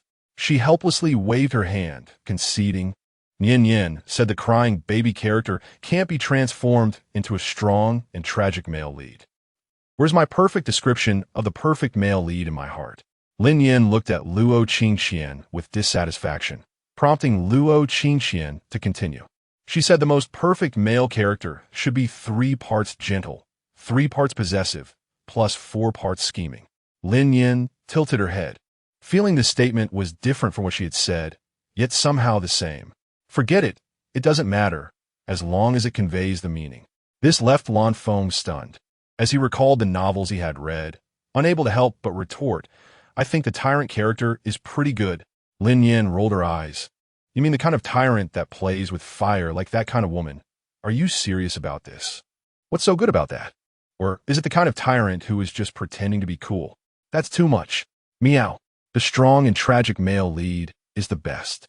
I really love the damaged male lead. Luo Qingqian was also taken aback, giving Lin Nian a strange look, as if asking when she had read so many novels. Lin Nian, feeling guilty, buried her head in Luo Qingqian's arm, thinking, it's just the novels I read in my past life, plus a few I secretly read on Luo Qingqian's tablet after coming here. Without thinking too much, Luo Qingqian repeated Lin Nian's original words verbatim to Lan Feng. Lan Feng completely lost it, frantically tugging at his fiery red hair. Ah, what's so good about that kind of male lead? Always looking sickly. Meow. You don't understand. We just like this kind of character. I don't believe it. What does a cat know? You're not a girl. As soon as these words were spoken, both Lin Nian and Lan Feng fell silent. Lin Nian thought for a moment. She indeed was no longer a girl. She looked at Luo Qingqian. Meow. Let Qianqian judge. For the first time, Lan Feng, who understood Lin Nian's meaning, also looked at Luo Qingqian. The longtime translator, Luo Qingqian, thought, why have I suddenly become the center of the storm? She cleared her throat and seriously said to Lan Feng, how about we compete instead? Hearing this, Lin Nian slapped Luo Qingqian hard with her paw. Meow. Don't change the subject. Lan Feng also shouted at Luo Qingqian, competing is fine, but first tell me what kind of character you girls prefer. Is the world upside down? The one being begged to compete has turned into the one begging others to compete? What the heck? Luo Qingqian was in a dilemma, so she started to blurt out random things. I think I like the sickly male lead character. Both Lan Feng and Lin Nian looked at Luo Qingqian with incredulous eyes, each in disbelief. Luo Qingqian took a deep breath, thinking, destroy me. I am tired. Why am I even discussing this topic with them? Luo Qingqian was also losing it. She shot a cold glance at Lan Feng. What? Do you like being on the ground? Kneeling there, people would think I'm bullying you. Then she turned to Lin Nian. When we get home, I'll confiscate all your electronic devices. Finally, she tossed one last bomb at Lan Feng. Lan Feng, let us go to the competition arena. You're going to compete today, whether you like it or not. Watching Luo Qingqian like this, Lin Nian internally squealed like a groundhog. Ah, I love such a fierce sister. Isn't this better than the strong and tragic male lead? Sometimes climbing over walls can be that quick. Lan Feng, frightened, dare not move, dazedly following Luo Qingqian to the competition arena on campus. Because the high school department had evening self-study, the competition arena was currently supervised by someone. An old man sat in a rocking chair, holding a fan, rocking it slowly. Winter? A fan? Lin Nian couldn't understand how these two things coexisted. If I can't understand it, then I won't think about it.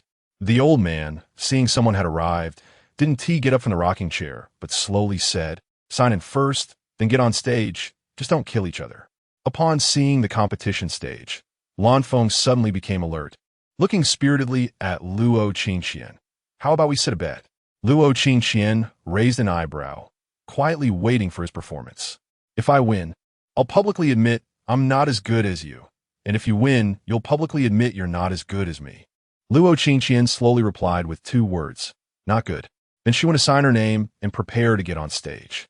This meant she didn't want to bet and just wanted to compete. Now Lan Feng got anxious, shouting at Luo Qingqian, if you win, I'll give you the VIP ticket for the Mech championship that I won. Hearing the words Mech, Luo Qingqian paused in her signing, glancing at Lin Nian before replying deal. Lan Feng happily skipped to sign his name. Watching Lan Feng like this, Luo Qingqian's filter for him shattered completely. First impression, a spoiled rich kid. Second impression, a crying bookworm. Third impression, a total fool. What a weird guy. Chapter 21. Mecha dominance after signing their names. Luo Qingqian and Lan Feng stood on the competition stage, each on one side, waiting for the old man to announce the start of the match. They waited for a long time, but the old man remained with his eyes closed, rocking in his chair and fanning himself with a palm fan, showing no intention of starting. Lan Feng couldn't help but shout to the old man, "Sir, can we start now?" The old man opened his left eye to glance at them, still rocking in his chair and fanning himself, casually saying, "If you want to fight, just fight. Why bother with me? What? You can't fight without me." After a moment of silence, Lan Feng released his beast, a low-level A-grade water spirit, which was currently a popular choice among water attribute beasts. The water spirit looked like jelly, bouncy and tender. When it first appeared, it spun around in the air several times before regaining its composure. Seeing the beast released on the opposite side, Lin Nian also jumped down from Luo Qingqian's arms, not wanting to accidentally harm the gold sponsor sister. One was a cat, and the other was a water spirit, one on the ground and the other floating in the air. A great battle seemed imminent, in the spirit of chivalry. Lan Feng extended his hand to Luo Qingqian, indicating for her to make the first move. Luo Qingqian glanced at Lin Nian and said, "Nian Nian, you go ahead. Hit it as hard as you can." Lin Nian complied, looked at the water spirit in the air, thought for a moment about her strategy, and ultimately decided to be straightforward and released a bolt of 10,000 volts at the water spirit.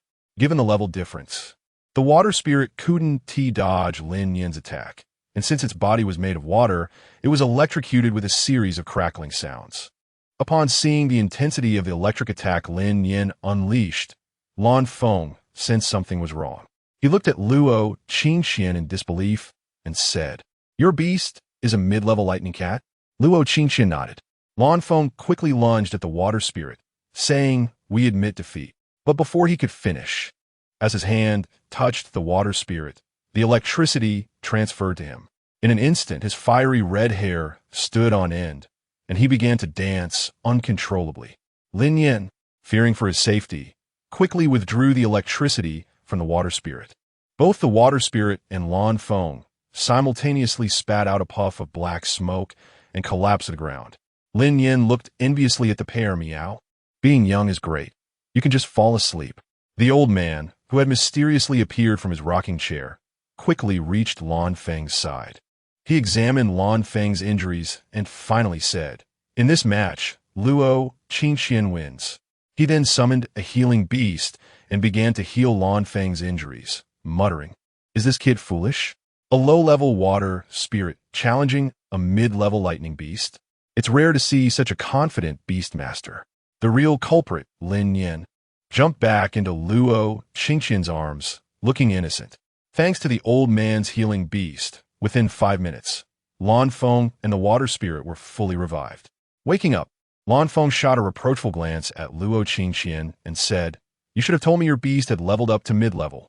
Who would still want to compete with you for first place?" Luo Qingqian helplessly replied, "You didn't ask." Silence enveloped Lan Feng. He awkwardly laughed, then pulled out his terminal, fiddling with a page before showing it to Luo Qingqian and the others. It was an online ticket verification for the finals of Mecha Dominance. "You lost the bet, so I'm transferring the ticket to you now." Saying this, Lan Feng went backstage to modify the ticket's real name information. After Luo Qingqian assisted Lan Feng in completing the ticket transfer, she casually asked, "What is mecha dominance?" Lan Feng looked at Luo Qingqian in shock. "What? You don't know what mecha dominance is? Then why do you want my ticket?" Lin Nian, peeking out from Luo Qingqian's arms, chimed in, "Meow, because I'm interested, hee hee." Seeing Lin Nian's gloating expression, Lan Feng understood everything without Luo Qingqian needing to explain. The more he thought about it, the more distressed he became. I should have gone to take the exam back then. If I had gotten first place, none of this would have happened. Luo Qingqian petted Lin Nian, looking at Lan Feng's distraught expression, and couldn't help but add a jab. "Did you know about the anomalies in the M78 secret realm? We all received blessings from the secret realm." Lan Feng, already suffering, was hit hard by this information. He clutched his heart in pain and waved his hand at Luo Qingqian. "Sister, from now on, you are my sister. Please spare me." In the end, due to Lan Feng's overwhelming pain, he didn't explain what mecha dominance was. Seeing that he couldn't speak, Luo Qingqian took Lin Nian home.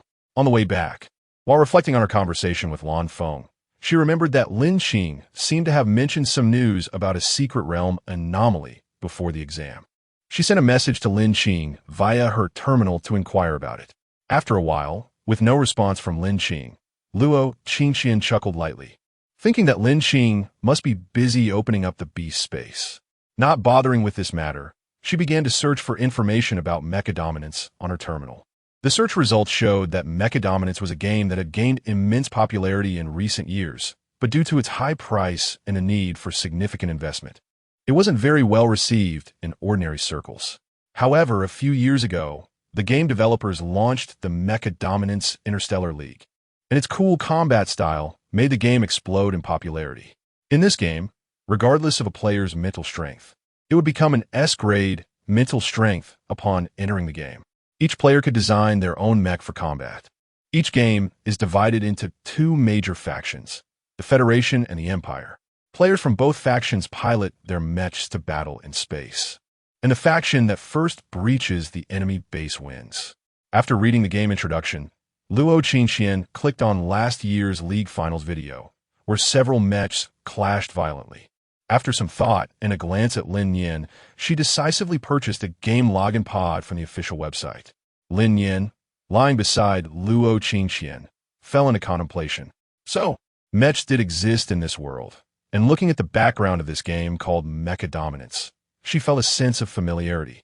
Well, since MECHs already existed, it would be only natural for her to research and develop one in the future.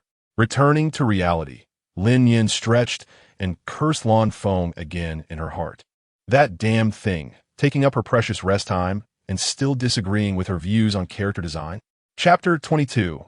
Heading to North City Star after such a commotion.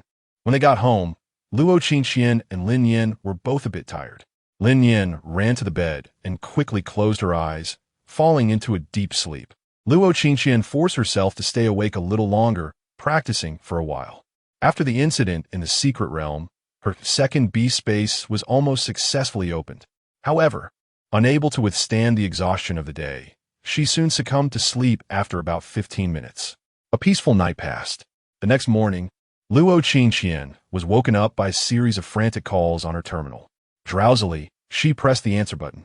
A lively girl appeared before her. This was Lin Qing. Struggling to open her eyes, Luo Qingqian glanced at her, and Lin Qing's face was filled with joy and excitement. Luo Qingqian quickly became alert as she heard Lin Qing happily exclaim, "Qingqian, I've awakened my beast space." "That's wonderful," Luo Qingqian replied perfunctorily, then started putting on her clothes. Lin Nian, who was also woken up, grumbled at Lin Qing. "Meow." Lin Qing realized her mistake and quickly checked the time. It was just past 5 o'clock. "Oh no, sorry. Did I wake you up?" After waving her hand dismissively, she added, "It's fine, you should be awake anyway. Are you going to ask Oldswell for leave today?" Upon hearing this, Lin Qing's face fell. "Ugh. I have a feeling Oldswell won't approve my leave. Don't worry, my second beast space is about to awaken too. When the time comes, we can ask for leave together, and Oldswell will agree," Luo Qingqian reassured her. "What? Your second beast space is about to awaken? Luo Qingqian, are you even human?" In response, Luo Qingqian nodded. "Yes, I'm not human. I'm a fairy. As she spoke, she picked up Lin Nian, who was still grumpy, and gently patted her messy fur to soothe her. What? You're going to North City Star to contract your second beast. Old Zwa, sitting at his desk, spat out the tea he hadn't swallowed, yet upon hearing Luo Qingqian's words. Both Luo Qingqian and Lin Qing quickly shifted to the side to avoid the unexpected shower. Old Zwa rubbed the teacup on the table, deep in thought for a moment. Well, considering what happened in the secret realm, it's only right that you're about to awaken. After saying that, he turned to Lin Qing, crossed his legs, and asked, what about you? What are you going to do? Lin Qing timidly replied, I'm going with Qingqian to North City Star. Old Zwa sneered. ISNT it to avoid tomorrow's exam? Of course not. How could I be that kind of person? After giving Lin Qing a steady look, Old Zwa sighed and said softly, You've awakened your beast space, right? Your father told me about it yesterday. Go ahead and choose a suitable beast. After finishing, he waved his hand to the two of them. Get out. Just seeing you two makes me angry. Also, Luo Qingqian, remember 1 month from now, the Jiang City Secret Realm, don't forget. And Lin Qing, bring your textbooks to North City Star. Review on the way. North City Star is a mining star located far to the north, but it was just right for Luo Chuan, who spent a lot of money to acquire the mining rights. After Luo Chuan bought the rights during the mining process, they happened to encounter the local extraordinary beings chasing the researchers from the North City Star's Extraordinary Biological Research Institute. After saving the researchers, they learned that Luo Chuan had a daughter who was just at the age to awaken her beast space, so the institute specially raised an ice spirit for her. However, the most unfortunate part was that Luo Chuan found out about this in advance and invested a lot of resources, resulting in the ice spirit being overqualified.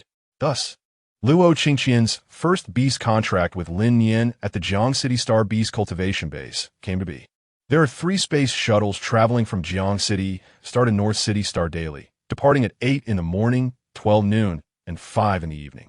After asking for leave, the two of them missed the 8 o'clock shuttle and had to buy tickets for the noon shuttle, then left school to pack their things.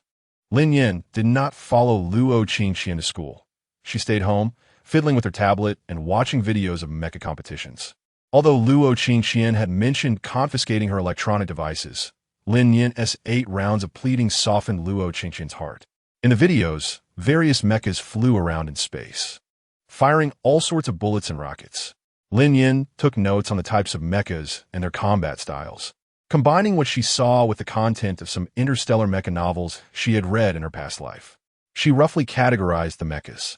Generally, mechas are divided into melee, ranged, and logistics types. Melee mechas are mainly filled with defense and attack, making them both tough and damaging. Ranged mechas focus on maximizing bullet and rocket damage, which makes them much weaker in defense.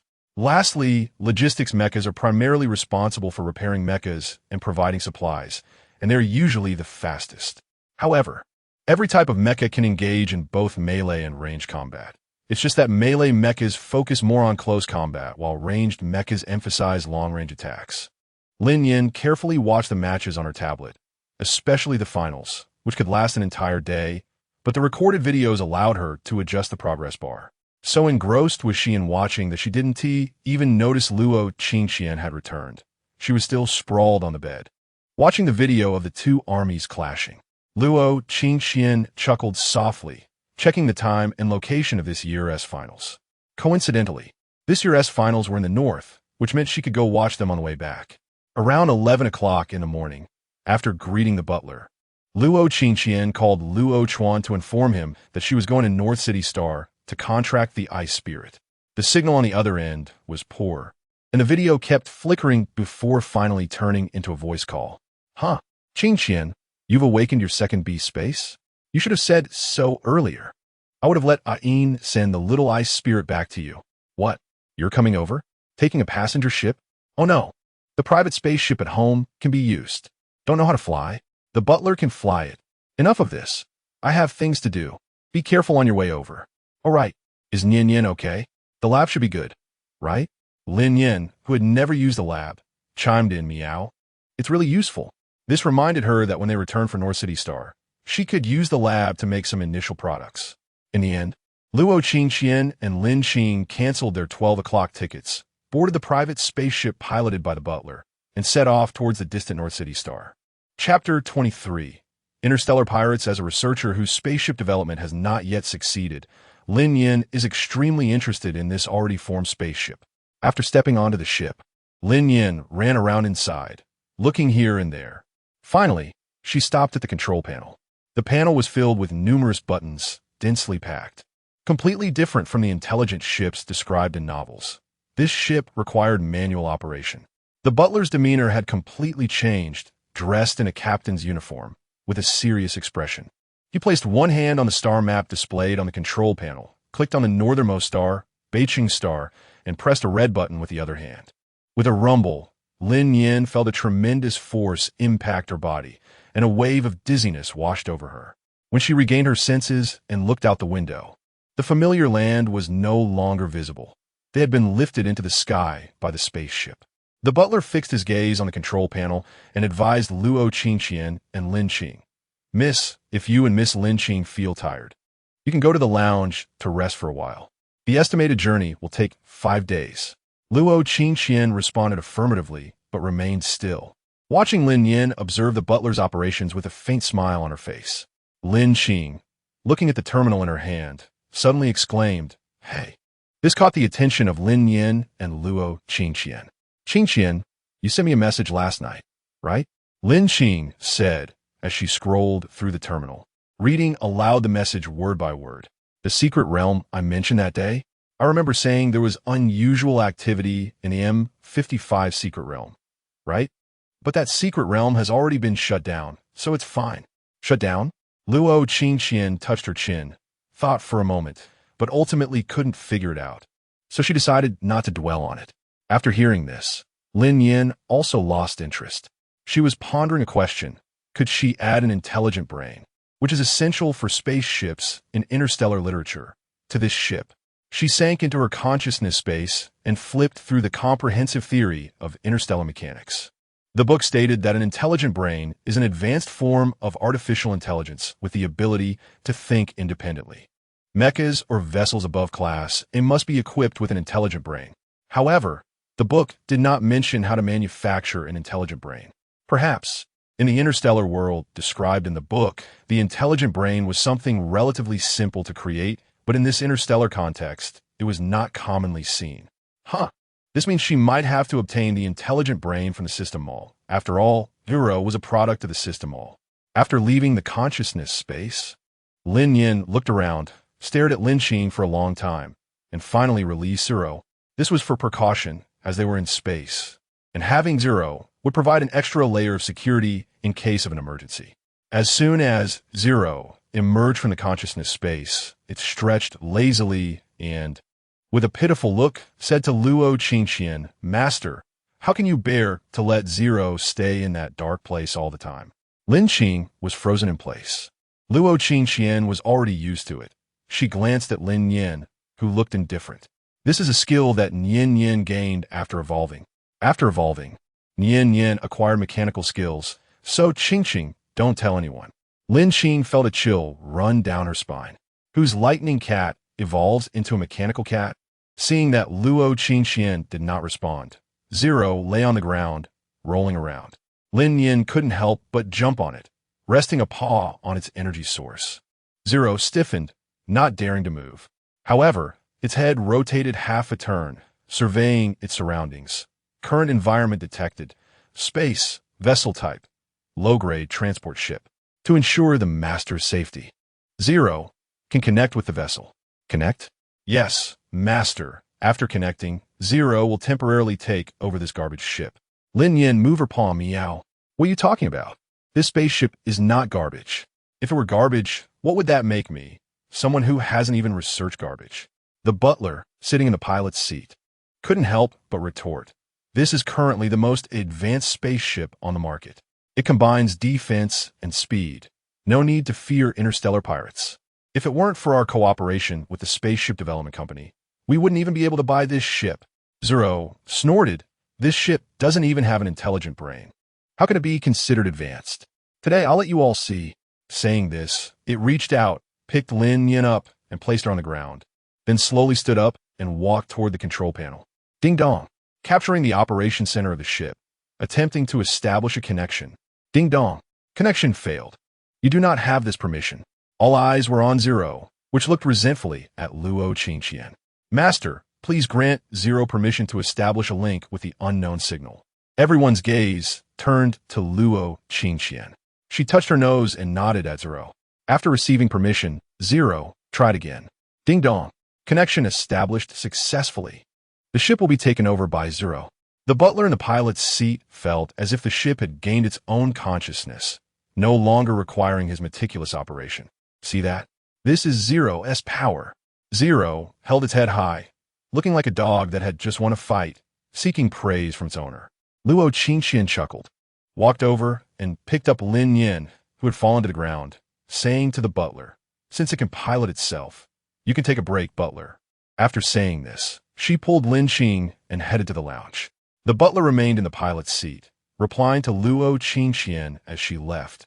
"Miss, I'll stay here to observe, in case of any emergencies." Zero scoffed, "Huh? With me, Zero. Here, what accidents could happen? Unless the strongest interstellar pirates come. Otherwise, nothing will happen." The first half of the journey went very smoothly. During this time, Luo Qingqian even completely awakened her second beast space. Lin Nian also pondered the lounge's structure for several days, while Lin Qing, not idle, actually picked up a few books to review, just as Oldswa had said. Even the butler, after witnessing the level of autopilot, came to the lounge to rest. However, amidst this smooth journey, a loud bang shattered the tranquility. Lin Nian jumped up in shock, her fur standing on end, recalling what Zero had said. Could it really be that coincidental? Chapter 24. Testing hands. A few people hurried out of the lounge and into the control room, where they saw Zero operating the spaceship manually with a serious expression. Who knows how one can look serious from a mech? "Zero, what happened?" Luo Qingqian asked, frowning. Zero was busy operating and only took a moment to reply. "The worst thing has happened. Interstellar pirates have arrived.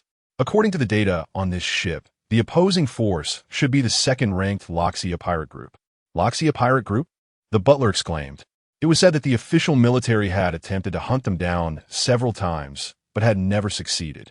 He leaned over the star map on the control panel and took a careful look. The nearest large star, Chajo star, would still take half a day to reach. Zero nodded, stating that, according to system calculations, the chance of successfully escaping was only 6%. Moreover, the spaceship had been hit once, greatly reducing its speed. Lin Nian jumped to the window and looked outside, seeing numerous fiery red dots flying towards them. Meow. There are many ships on the opposite side. The chances of surviving a firefight are extremely low. Zero turned to look at the others in the room. The safest method currently identified by the system was to abandon this spaceship and have Zero take them to Chajo Star. At that moment, Lin Qing interjected. "Has the distress signal been sent out? I remember there should be patrol ships in space." The butler checked the information on the panel and confirmed that the distress signal had been sent out just as the pirates attacked. But there had been no response so far. Lin Qing fell into silence. Lin Nian jumped onto the control panel, checked which part of the ship was damaged, and quickly discovered that it was one of the engines. She shook her head and glanced at the panel, displaying the approaching dots of light, indicating that enemy ships were getting closer. Lin Nian's mind raced as she thought about possible ways to break the deadlock. After a long time, she realized that the only option might be what Zero suggested. "Meow. We just need to ride Zero to the nearest planet. They wouldn't dare fire on a planet. Once we reach land, we will be in control." Luo Qingqian nodded and finally looked at the butler and Zero, making a decision. "Abandon the spaceship. We will seek survival by discarding the tail." "Zero, you should be able to carry 3 people, right?" Zero nodded. This was indeed because Zero was a home-type mech. If it were another type of mech, carrying 2 people would be the limit. After hearing Luo Qingqian's decision, Zero quickly opened its cockpit, allowing Luo Qingqian and the others to enter. The cockpit of Zero resembled a van's seating arrangement with a driver's seat, a passenger seat, and 3 seats in the back. The butler took the driver's seat, while Lin Qing and Luo Qingqian sat in the back, and Lin Nian jumped into Luo Qingqian's arms. After preparing, Zero opened the spaceship's emergency escape hatch and disconnected from the ship, leaping out through the hatch. Due to the size difference, Zero was like a drop in the ocean compared to the spaceship, and since the pirate group had never encountered a mech before, Zero successfully flew several hundred meters away. However, the experienced Loxia pirate group realized that the spaceship had not moved for a long time and deduced that the people on board might have escaped. They began searching the area. Although Zero could shield their signal search, the spaceship was still faster and larger than the mech. Luo Qingxian and the others were soon discovered by the pirate group. Several dark cannon barrels were aimed at the swiftly moving Zero. Lin Nian's heart raced as the cannons fired simultaneously at Zero. At that moment, the butler stepped up. As an excellent spaceship pilot, he quickly understood how to operate the mech. He began coordinating with Zero. Under the rain of bullets, the two worked in perfect harmony, dodging countless bombs that exploded nearby. Lin Nian quickly focused her mind and checked her current points. Her points had reached around 4,000, still 1,000 short of the mechanical arm. She then looked at her wishes. Xiao Yu's voice chimed in at the right moment. Host, you haven't finished claiming the 30 draws you were given. Draw 10 more to unlock an additional 10 free draws. Taking a deep breath to calm herself, Lin Nian pressed the first 10 draw button. This might be the only solution for now. 9 blues and 1 purple. The 9 blues were still parts, and the purple was a shield that could withstand 10 attacks. Congratulations, host. You have completed 60 draws. Now you receive an additional 10 draws. Lin Nian looked at what she had drawn and quickly equipped the shield to Zero, who was racing towards the nearest barren star. She noticed that Zero had already sustained several hits, and the stability of the entire mech had decreased significantly. Returning to the wish page, Lin Nian closed her eyes and pressed the 10 draw button again. If she could escape this time, she would offer 3 incense sticks to the great mechanical god. Waiting for the wish to conclude, Lin Nian slowly opened her eyes and exhaled deeply upon seeing the result. 9 blues and 1 gold. The 9 blues were still parts, but that 1 gold was crucial. It was a complete mechanical arm. Exactly the same as the one in the system shop. Not a loss at all. Lin Nian glanced at her panel. Host, Lin Nian type, lightning cat, human, gender, female, attributes electricity. Mechanics, rank, A level, intermediate, 0-10,000. Skills, 10,000 volts, elite 0-10,000. Awakening all things, proficient 0-2,000. Electric chain, proficient 1633-2000. Mechanical mastery, skilled 105-500. Available points, 2453. Evaluation, has the early form of the Beast Master God. Continue to improve, and the future Beast Master God will be you. Her gaze fixed on the only skill that had not been upgraded, mechanical mastery. Regardless of the consequences, if she added the mechanical arm to mechanical mastery, it should solve the current predicament, right? With that thought, she resolutely allocated all her remaining points to mechanical mastery. Mechanical mastery instantly upgraded to elite 58-10,000. With the skill upgrade, Lin Nian's understanding of mechanical manufacturing suddenly increased significantly. She felt she could now create a complete mech. Exiting the consciousness space, Lin Nian assessed their current situation. The shield was broken, Zero was wobbling, but they were close to entering the atmosphere of the barren star. Lin Nian deployed the mechanical arm, took out mechanical parts, and recalled how to create bombs as described in the military volume of the Interstellar Mechanical Theory Encyclopedia. She operated the mechanical arm, using the parts she had drawn, and began attempting to create the suggested bomb. Considering the lack of explosives, mechanical mastery activated, and Lin Nian's mind quickly grasped the process of condensing 10,000 volts into an electric ball to pack into the bomb casing. Soon, a small lightning bomb was completed. Lin Nian shouted Zero, and Zero flung the lightning bomb out. Chapter 25. Narrow escape with a loud bang accompanied by a flash of light. Zero took advantage of the pirate's blinded state and accelerated towards the desolate star at maximum speed. Warning! Warning! Severe damage to the fuselage. Please reduce speed. Please reduce speed. This was the pre-warning system built into the machine, which could switch to manual operation in case the smart brain went out of control. Both the butler and Zero ignored the warning and continued to push forward at full power. Warning! Warning! Zero. Speed increased, flames nearly bursting from its body, while the pirates despite being momentarily stunned by the flash, continued to be bombarded by incoming cannonballs. Lin Nian glanced at her backpack. The mechanical parts inside were only enough to create 2 more lightning bombs. She had no idea how effective these bombs would be, but at least they had managed to distance themselves from the pirate group. After successfully entering the atmosphere of the Desolate Star, everyone let out a sigh of relief. Luo Qingqian texted Luo Chuan, asking him to send someone to pick them up. Zero's speed gradually decreased after entering the atmosphere. Warning! Warning! Damage to the fuselage exceeds 60%. The mech will automatically land. Please prepare for landing and fasten your seatbelt.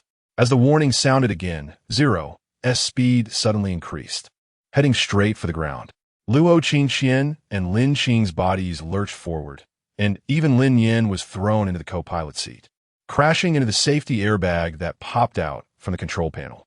Only the butler, who had instinctively buckled his seatbelt, managed to avoid serious harm, though the seatbelt had left him feeling a bit uncomfortable.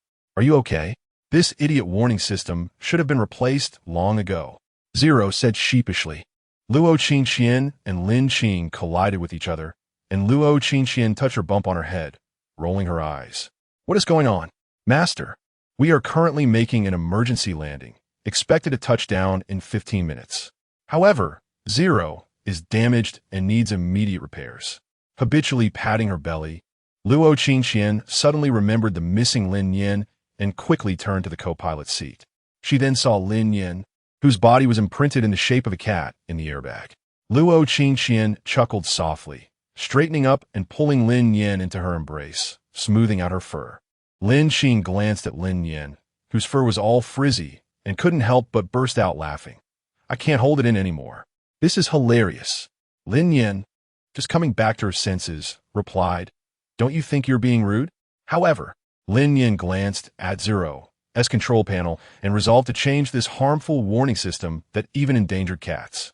Who designed this? How can you buckle a seatbelt in such a short time? And cats can't buckle seatbelts. A quarter of an hour later, Zero landed safely on a gentle slope with the help of a parachute that deployed from behind. The group hurriedly crawled out of Zero. The butler remained silent, showing no signs of abnormality, but his slightly moving Adam's apple seemed to expose something. As soon as Luo Qingqian stepped off the mech, she looked around. Many planets in the Huaxia star system, unfit for habitation and lacking resources, were abandoned by the government and were referred to as desolate stars. After surveying the surroundings, Luo Qingqian couldn't help but exclaim, No wonder it's called a desolate star. It's barren, not even a single plant in sight. Lin Nian also peeked out, taking in the indescribable desolation of the star. No wonder it's called a desolate star. There are truly no plants or animals. It's just air and nothing else. Wait, air? Isn't having air suitable for human habitation? In this era of population explosion, why would the government choose to abandon such a habitable planet? Lin Nian turned back to glance at the half-damaged Zero, speechless. Zero had completely entered sleep mode, so they just brought it over and didn't take responsibility. With a sigh, Lin Nian had no choice but to share her doubts with Luo Qingqian. Luo Qingqian pondered for a moment, but couldn't recall any relevant knowledge from her textbooks. She then looked at Lin Qing and sighed. Forget it. If she didn't know, could she expect this slacker Lin Qing to know? Thus, their last hope rested on the knowledgeable butler. Luo Qingqian fixed her gaze on the butler and solemnly asked the question. The butler thought for a moment and replied naturally. According to government regulations, desolate stars are planets that have no resources and are unfit for human habitation. If any one of these conditions is not met, it is not classified as a desolate star. Planets with resources but unsuitable for human habitation are called resource stars, used solely for government resource extraction. The northern city star we are heading to is a resource star. Planets that have no resources but can be inhabited by humans are referred to as secondary stars, meaning they are secondary population gathering stars that require external resource imports to sustain habitation. As for planets with resources, if they're not being exploited, it is generally too costly and not worth it. In contrast, if a planet has no resources but can be inhabited by humans and is still called a desolate star, one reason could be that the population in that star system is too low to warrant use. Another reason could be that there exists a powerful, extraordinary creature on that planet, making it not worth the trouble to clear it. As soon as he finished speaking, the group heard a resounding roar echoing from a nearby valley. Powerful? Extraordinary creature? Lin Qing swallowed hard. Even the military couldn't deal with it? How strong could it be? Luo Qingqian was taken aback and replied, according to military law, extraordinary creatures above the king level are classified as powerful. Lin Nian felt speechless. Just a few days ago, they encountered a king-level extraordinary creature during an exam, and now, on what should have been a normal trip to Northern City Star, they were ambushed by pirates and now faced with a high-level extraordinary creature. Was the universe playing a joke on them? With that roar, the ground began to shake, as if the wild extraordinary creature was moving toward them. The group's expressions turned serious, but upon glancing at the immobile foe, despair settled in. Based on the frequency of the tremors, the extraordinary creature was moving far faster than they could run. The butler, with a serious expression, pulled Luo Qingqian and Lin Qing behind him. He had no beast to command, just an ordinary person. His beast had perished in an attack while protecting him, and he never wanted to contract a new one afterward. Miss, I'll buy time. You two do your best to hold on until the Master's rescue team arrives. Luo Qingqian felt reluctant, but was still pushed away by the butler. Lin Nian glanced at the information displayed by the small beast. Earth Rock Lizard King, level, King attribute, Earth living environment, underground or dark places. Weakness, abdomen. After reading the information, Lin Nian looked speechlessly at the butler and Luo Qingqian, who were still trying to hold on. She wanted to say, in the face of such a creature, the butler probably wouldn't last a single move. Before long, Luo Qingqian also realized this, grabbing the butler's arm and firmly refusing to let go. The tremors grew increasingly intense, and the group nervously retreated to zero. Finally, a triangular little head emerged from the ground, with several fine stripes on it. It stuck out its tongue, tilted its head, and looked at Luo Qingqian and Lin Qing. Then it spotted Lin Nian, who was in Luo Qingqian's arms. Chapter 26. The Socially Anxious Ice Sprite Hiss. You're so cute. Lin Nian, the only one present who could understand the words of extraordinary beings, was taken aback. She glanced at the lizard that poked its head out and politely replied, meow. You're also very cute. So, it turns out that lizards also like adorable things? And is that really a lizard? Are you sure it's not a gecko? Chirp, what the heck is that noise? Lin Nian was startled. Xiao Yu said pitifully, didn't the host say to chirp before speaking next time? I just wanted to tell the host that this is your skill, awakening all things, automatically triggered. So, host, please don't think this skill is useless. It can save your life at critical moments. Lin Nian rolled her eyes. Who told you to chirp? Speaking of awakening all things, Luo Qingqian asked again, how long can the skill last? If the willpower is weak, it can last indefinitely. Just like this little lizard in front of you, according to the system's detection. Awakening all things can last at least a month, and it also works on beast masters. When Lin Nian came back to her senses, she saw Luo Qingqian looking at her, and the lizard with a strange expression. She had to explain to Luo Qingqian, meow, it's one of my skills. Luo Qingqian breathed a sigh of relief, and then sat down on the ground with the other two. This lizard means no harm. It came to see Yin Yin. Little friend, do you have any questions? Lin Qing and the butler were both in self-doubt. A wild lizard came to see a cat? How absurd. After losing the threat from the wild star, this lizard king even helped them fend off several waves of aggressive pirate groups. Finally, they waited safely for the rescue team sent by Luo Chuan, which was a patrol team from Chazhou Star. As soon as the patrol team landed, they saw 3 people and a notoriously fierce, king-level wild, extraordinary creature coexisting peacefully. As soon as Lin Nian learned that there weren't enough parts to repair Zero for the time being, she recalled Zero. The moment the soldiers saw the Lizard King, they all raised their guns in defense. Luo Qingqian helplessly explained to the leading officer. Upon hearing Luo Qingqian's words, the soldiers lowered their guns in disbelief and welcomed them onto the warship.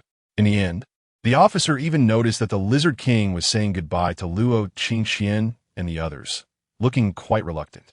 Just absurd. Ridiculously absurd. After boarding the warship, the officer apologized to Luo Qingqian and the others, indicating that their negligence had led to the group being targeted by the pirate band without timely rescue efforts.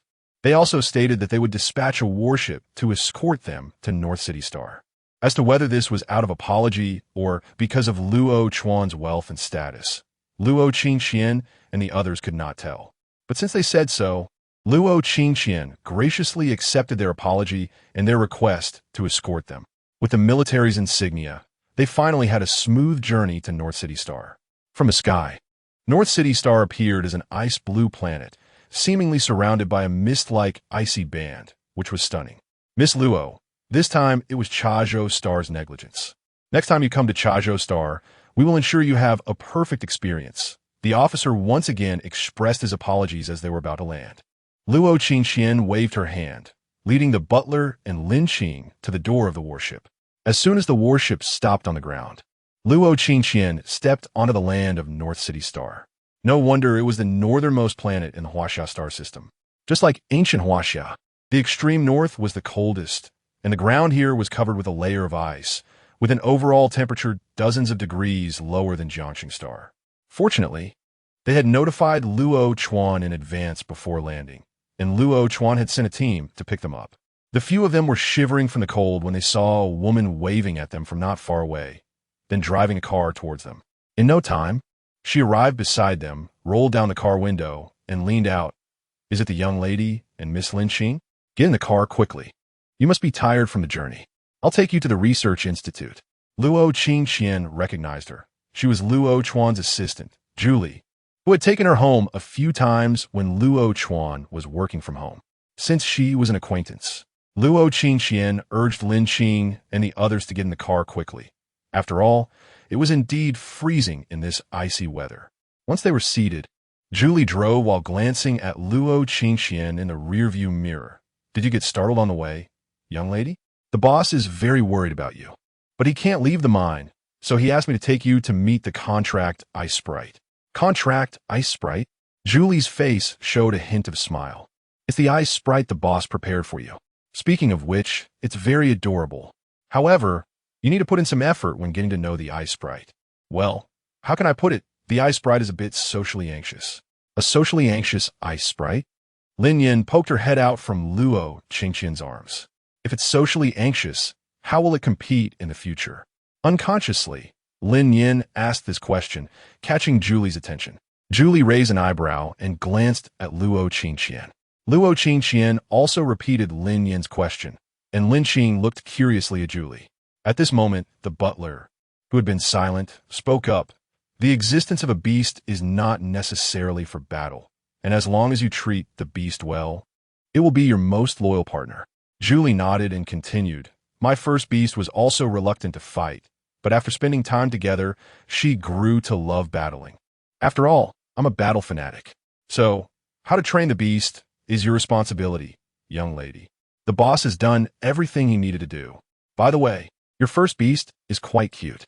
Luo Qingqian and Lin Qing both seemed to ponder, lowering their heads in thought, while Lin Nian held her head high, admiring Julie with a glance. Good taste. Lin Nian then narcissistically glanced at herself, boasting in her heart about her current cuteness. After all, what is the saying? In the face of cuteness, sexiness is nothing. Then, Lin Nian buried her head back into Luo Qingqian's arms and closed her eyes to sleep. Chapter 27, First Mission. Due to the slippery road, the car did not go fast and steadily arrived at the destination. The first Research Institute of Extraordinary Beasts in North City. The Research Institute was built quite simply and did not seem large, but there were still many people coming in and out. At least when Luo Qingqian and the others were approaching the institute, they saw several batches of vehicles entering and exiting. After parking the car, Julie led Luo Qingqian and Lin Qing into the institute. As for the butler, Luo Qingqian initially planned to take him inside, but he refused and stayed in the car alone. Upon entering the institute, Luo Qingqian noticed that it was completely different from the beast cultivation base in Jiangxing Star, which mainly focused on cultivating extraordinary beasts, consisting mostly of numerous beast cultivation rooms. However, this research institute had one research room after another, and it was impossible to see the specific situation inside from the outside. The staff at the institute quickly noticed Julie and her group as they walked in. and soon a team of people came to greet them. Julie recognized them and pointed to the person at the front, introducing him to Luo Qingqian. This is the director of the institute, Director Zhou Ximing. Hello, Director Zhou. Luo Qingqian and Lin Qing greeted. Zhou Ximing glanced at the youthful and beautiful Luo Qingqian and Lin Qing, squeezing out a smile on his face. He said with a smile, "Hello, niece. I've been talking about you for a long time. If it weren't for your father back then, I might have lost my life to that Arctic giant bear." After speaking, he glanced reproachfully at Julie beside him. You didn't tell me that your niece brought a friend over. Even Luo Chuan didn't inform me." After a pause, he instructed the staff nearby. "Later, you guys take this young lady to our cultivation room to have a look. If you find anything you like, just take it with you." Hearing this, Lin Qing was eager to decline, but Zhou Ximing's words blocked what she wanted to say. "When you come here, it's like coming home. There's no need to be too restrained. Eat and drink as you wish, and just say what you want. If it weren't for Luo Chuan, our research institute would have been gone long ago." Julie also looked helplessly at old Zhou and said to Lin Qing, "What old Zhou said is right. Miss Lin doesn't need to be restrained. And besides, didn't Miss Lin just awaken her bee space? The extraordinary beasts of North City Star are quite good too." Lin Qing looked at Luo Qingqian for help, and Luo Qingqian tapped her head. "Did you forget how you asked for leave? If you come out and don't contract an extraordinary beast to take back, be careful that Olds will punishes you." However, Zhou Ximing sighed and mentioned several drawbacks of contracting extraordinary beasts from North City Star, saying that you can contract them, but you must think carefully. "We are still researching the evolution routes of extraordinary beasts in North City Star. However, niece Qianqian, don't worry. We do have some clues about the evolution route of the Ice Spirit. Miss Lin doesn't necessarily have to contract it. If you find one you like, you can take it as a pet." Lin Qing responded with a good. Hearing the words evolution route, Lin Nian in Luo Qingqian's arms perked up. She was familiar with this, as the all-purpose evolution route recorder, little U, was still in her consciousness space. Next, it was Zhou Ximing leading Luo Qingqian to see the Ice Spirit. He originally wanted Lin Qing to see if she liked anything, but Lin Qing insisted on following to see what the Ice Spirit looked like. The cultivation room for the Ice Spirit was located deeper in the Research Institute, and it took several minutes to walk there. Before entering, Zhou Ximing gave each of them a temperature-regulating bracelet. Luo Qingqian also asked for one for Lin Nian and hung it around her neck. Pushing open the door and walking in, it was a scene of ice and snow. After looking around, the few of them did not see the Ice Spirit. Luo Qingqian and Lin Qing looked at Zhou Ximing in confusion, and Zhou Ximing smiled and explained, "This is one of the Ice Spirit's skills.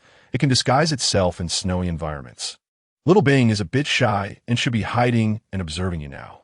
Just as he finished speaking, Zhou Ximing's eyes widened as he saw a translucent little girl emerge from the snow and pounce towards Luo Qingqian. This, wasn't she supposed to be shy? Luo Qingqian, who was suddenly hugged, was a bit dazed, and then she heard the little girl's soft voice. Eeing, sister, I really like the little cat in your arms.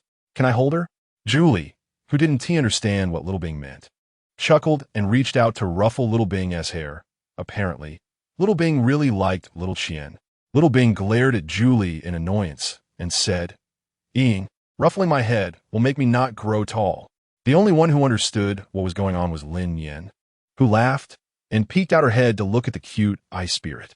One had to say that this Ice Spirit was crystal clear, completely transparent, but did not look strange. How to describe it? It was like a little person carved out of ice, with clear features and seemingly wearing a little dress.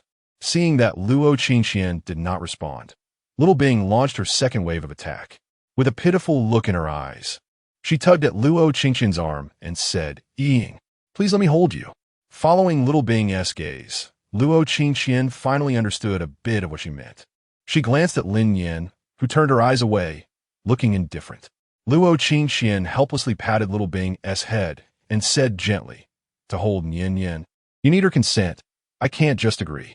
Little Bing stopped her actions, tilted her head, and pondered the meaning of Luo Qingqian's words, unknowingly making everyone present melt at her cuteness. After a while, Little Bing figured out. She stood on her tiptoes, looked at Lin Nian seriously and asked, "Ying, can I hold you?" Lin Nian turned her head away and did not answer. It was already embarrassing enough to be hugged by a girl younger than herself. And now another one? Did she still want her dignity? After receiving Lin Nian's refusal, little Bing looked even more aggrieved, and tears made of ice were about to fall to the ground. She wiped her tears, squatted down, and began to cry softly. "Ying." The little cat 1T let Ice Bing hold her. Ice Bing is so sad. Woo woo woo. Hearing little Bing's cries, Lin Nian suddenly felt a bit of pity. She turned to look at the small figure, feeling a bit uneasy. Just as Lin Nian was hesitating, little Yu's voice urged her to make a decision. Ding dong. Little Yu is here to give the host a big first mission. La la la. Host, are you touched? This task is one I requested from Little Bai for a long time. Ding dong. The first mission is released. Please help your Beast Master contract the Ice Spirit in front of you and unlock her primary to intermediate evolution route on the day of the contract. Task completion reward. Automatically unlock the host's intermediate to advanced evolution route and earn 10,000 points for slacking off. Chapter 28. The evolution path of the Ice Spirit. Lin Nian took a deep breath, then proudly raised her head and said to the silently crying little Ice, "Meow. You can hug me, but you have to agree to one condition." Upon hearing this, little Ice suddenly looked up, her eyes sparkling with excitement. She dashed in front of Luo Qingxian, looking up at Lin Nian in her arms, and asked what condition. "I'll agree to anything." Lin Nian cleared her throat and said, "Meow. First, you have to form a contract with Qingxian, and then you have to listen to me." Little Ice bit her nails, thought for a moment, and then nodded vigorously. She then crystallized a gem from her body and placed it in Luo Qingxian's hand. Before the others could react, a bright light appeared between Luo Qingxian and Little Ice. The contract was formed. Little Ice officially became Luo Qingxian's second spirit beast. After the contract ceremony, Little Ice continued to look at Lin Nian and said, "Meow. I will listen to you." Lin Nian nodded, quite satisfied with Little Ice's willingness. She reminded her, "But you must hold me properly. If you drop me, don't even think about holding me again. Also, you can only hold me for a maximum of 15 minutes. After saying that, she jumped from Luo Qingxian's arms into Little Ice's embrace, happily petting her beloved little cat. Little Ice, not caring about Lin Nian's numerous instructions, ran towards her little nest with her. Not only Luo Qingxian, who passively completed the contract, but even the well-informed Zhou Shiming fell into contemplation. So, the usually socially anxious Ice Spirit has such a different side? To form a contract for a cat, she could take the initiative? No. He needed to quickly write this down in his research notes. It might be the key to his studies in the future. Thinking of this, Zhou Shiming apologized to Luo Qingxian and the others, made a phone call to his assistant, and hurriedly left. Everyone, enjoy your time at the Research Institute. Qianqian's niece. Little Ice, you formed a contract, so I'll take my leave. Lin niece, just let my assistant know if you see anything you like. Watching Zhou Shiming's departing figure, Luo Qingxian sighed. What to do with such an outstanding spirit beast? It can study mechas, defeat enemies with electricity, act cute to confuse foes, and even help her contract new spirit beasts. With such an excellent spirit beast, she felt a bit inferior. Coming back to her senses, she was met with the strange gazes of Lin Qing and Julie. Luo Qingxian helplessly shrugged and said, "Do you believe I didn't expect Nian Nian to attract Little Ice and form a contract?" Having witnessed Lin Nian's miraculous performances multiple times, Lin Qing exclaimed, "I'm stunned. Can I also have such an extraordinary spirit beast? I'm willing to trade 10 years of my single life for one like that." Seeing Lin Nian's magical abilities for the first time, Julie remarked, "No wonder she is a young lady. Even a seemingly weak little cat for a contract is so remarkable." Luo Qingxian glanced at Lin Nian and Little Ice, who were harmoniously coexisting in the distance, and called Lin Qing and Julie to check out the unique, extraordinary creatures of Beijing Star. Upon exiting Little Ice's breeding room, Zhou Shiming's assistant was already waiting at the door. "Old Zhou asked me to take you to see the breeding room. Follow me." The assistant gestured in a direction and led Luo Qingxian and the others toward the breeding room. On the way, Luo Qingxian couldn't help but ask, "Are ice spirits common on Beijing Star?" Hearing this, The assistant smiled lightly. Ice spirits are quite rare on Beijing Star. At least, currently. The only ice spirit we have bred in our research institute is Little Ice. If it weren't for Boss Luo helping us out greatly, Old Joe wouldn't have given away this little treasure. Lin Qing, who was listening intently, felt disappointed. She also liked ice spirits. They were so cute. However, Miss Luo doesn't need to worry about Little Ice's evolution path. Our research institute already has a lead, and we will send the research results to Boss Luo later. By this time, they had arrived at the door of the breeding room. The assistant stopped speaking, opened the door, and led Luo Qingxian and the others inside. Upon opening the door, the scene in this breeding room was completely different from Little Ice's. This breeding room was large and divided into many small sections. The assistant pointed out the different breeding rooms and introduced them. This is the breeding room for snow leopards. They live in groups on a snowy mountain on Beijing Star, have strong attack power, and are very fast. The only drawback is that their evolution path is currently unclear. Lin Qing looked over at the breeding room the assistant was pointing to and saw a lazy, pure, white leopard lying on the ground, looking quite beautiful.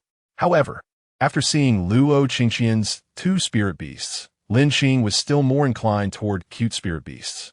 Seeing their lack of reaction, the assistant continued, "This is the snow fox. It loves snowy areas, has high intelligence, and we have already discovered one of its evolution paths, which can ultimately reach the king level." Lin Qing glanced over and saw a snow-white fox in the breeding room, its fur smooth and icy cute. She was about to say she wanted this one when the snow fox smiled and said, "Meow, meow, meow." Lin Qing shivered. This laugh was completely different from Little Ice's. Little Ice's was cute, but this one was lewd, purely lewd. Hearing that sound, Lin Qing decisively gave up on the snow fox. On the other side, Lin Nian could naturally feel Luo Qingxian leaving.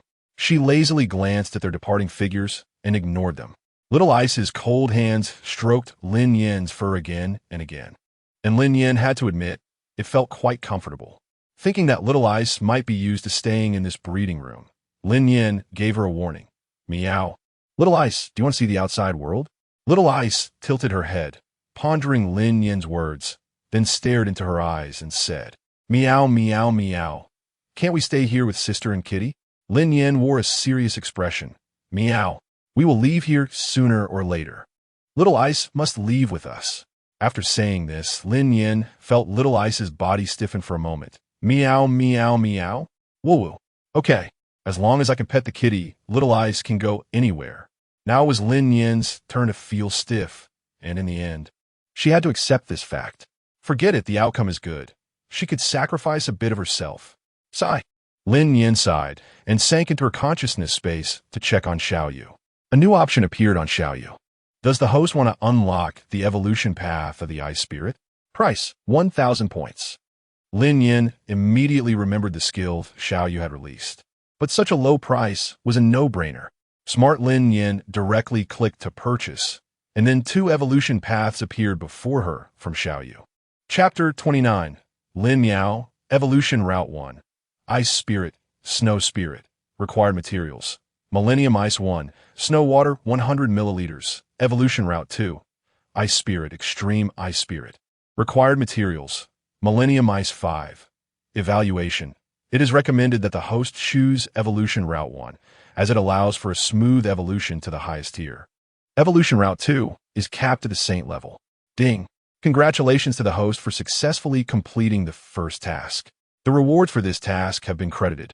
Current slacking points, 12420. The host has unlocked the intermediate to advanced evolution routes. Evolution Route 1, Listening Cat plus Ultimate Listening Cat. Analysis. This evolution route will enhance the host's electric skills, making the use of electric abilities more effective during mechanical research. Required materials. Shockwood 1, Electric Stone 5. Lightning Bird Feathers 10. Evolution Route 2. Lightning Cat Plus, Mechanical Cat. Analysis. This evolution route focuses on enhancing the host's mechanical attributes, boosting the inspiration for mechanical creation, and granting the host mechanical affinity. Required materials. Mechanical Arm 8, Mechanical Core 1. Primary Intelligent Mecha 1. Evolution Route 3. Lightning Cat Plus. Lightning Mechanical Cat. Analysis. This evolution route will enhance both the host's mechanical and electric attributes, combining the advantages of the previous two routes, but with greater difficulty. Required materials. Electric Stone 6, Mechanical Arm 8, Primary Intelligent Mecha 2. Lightning Essence Stone 1. Summary. Evolution Route 1 focuses on the host's individual strength, significantly increasing power after evolution. Evolution Route 2 emphasizes mechanical development strength, providing little help to individual power post-evolution.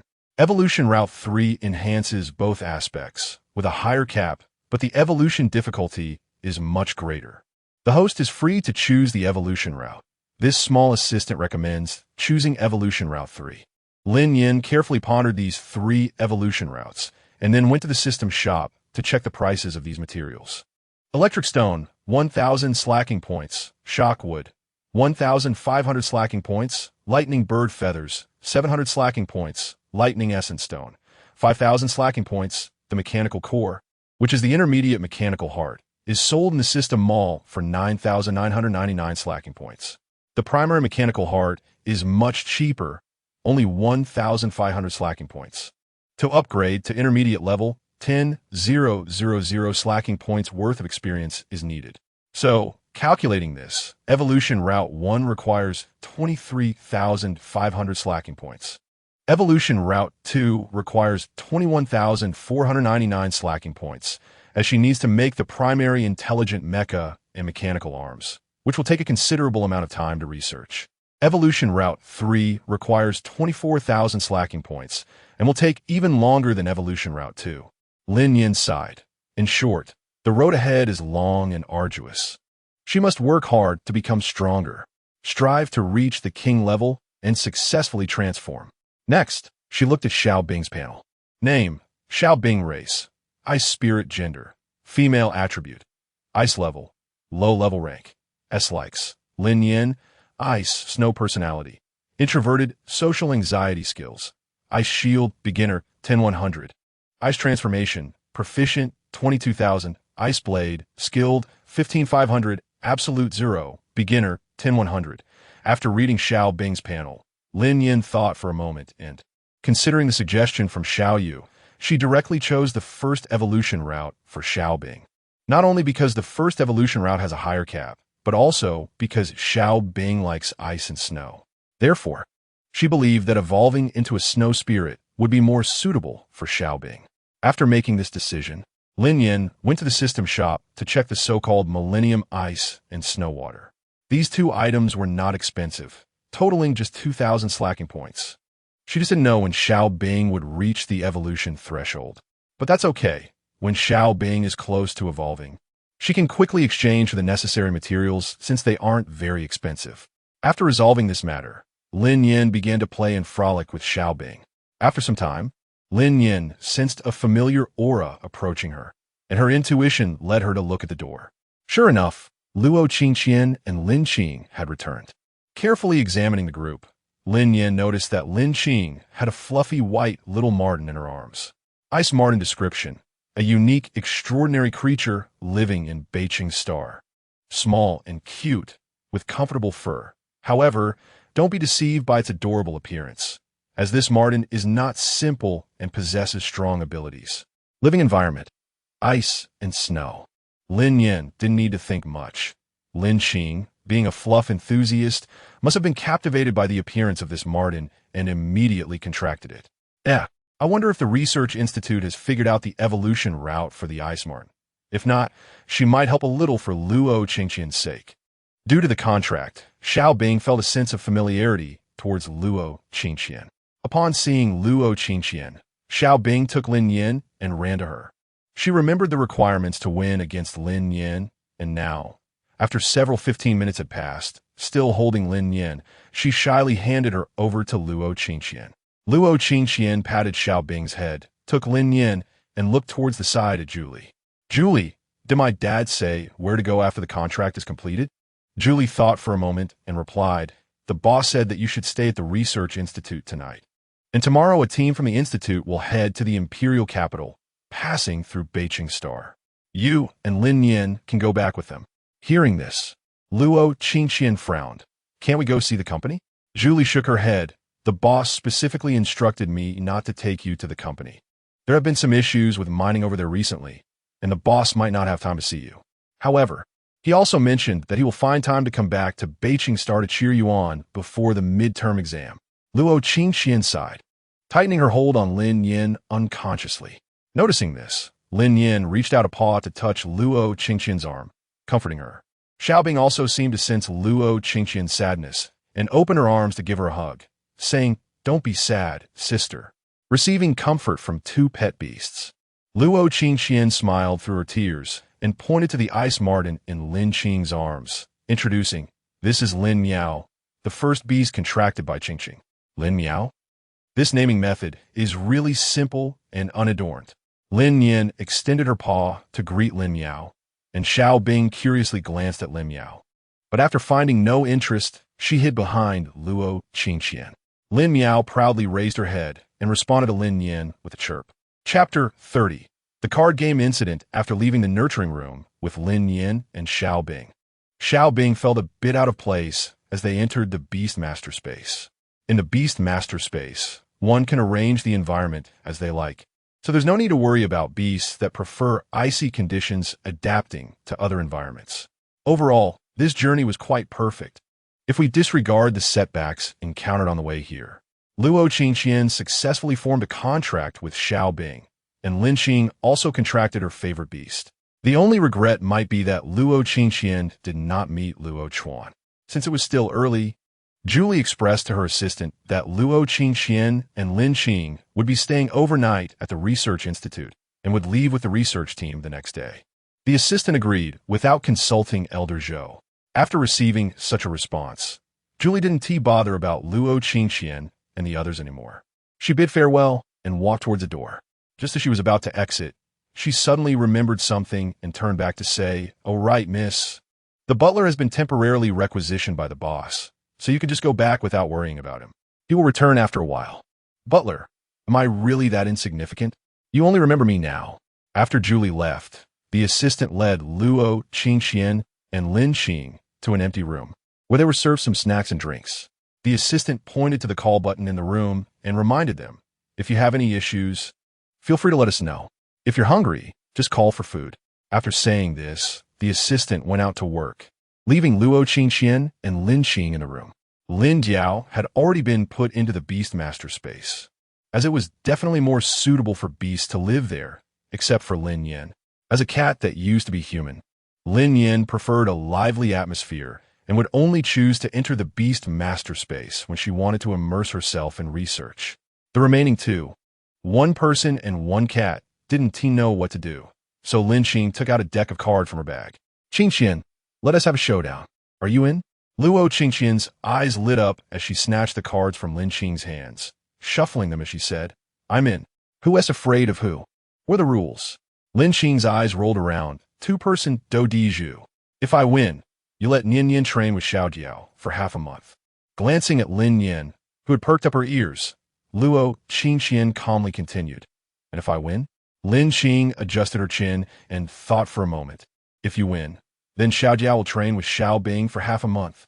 Upon hearing this, Luo Qingxian couldn't help but roll her eyes. "That is too unfair. If I win, you'll bring me breakfast for half a month when we go back. If you don't agree, I want to play." Lin Qing slapped the table. "Okay, I'm in. It's just half a month of breakfast, right? I don't believe I'll lose to you today. Let's set the rules. Best of 3. It seemed that Luo Qingxian had a pretty high win rate when playing do di zhu with Lin Qing. She should have to worry about her laid-back life being disrupted. With this thought, Lin Yan relaxed, but just to be safe, she lay down beside them to watch the match. After glancing at the cards in Luo Qingxian's hand, which included a king bomb and a straight, she then looked at Lin Qing's cards and fell into silence. There was no doubt that Luo Qingxian won the first round easily. For the second round, Lin Yan continued to observe, this time looking at Lin Qing's cards first, which were quite good, with a straight and a 4 of a kind. After looking, she checked Luo Qingxian's cards, and, she had 2 bombs and a straight. How to say it? Lin Yan finally understood why Luo Qingxian always won when playing card with Lin Qing. It was just that Lin Qing's luck was terrible. Even if it was a bit better, Luo Qingqian's hand was still better than hers. How could she win? It was impossible to win at all.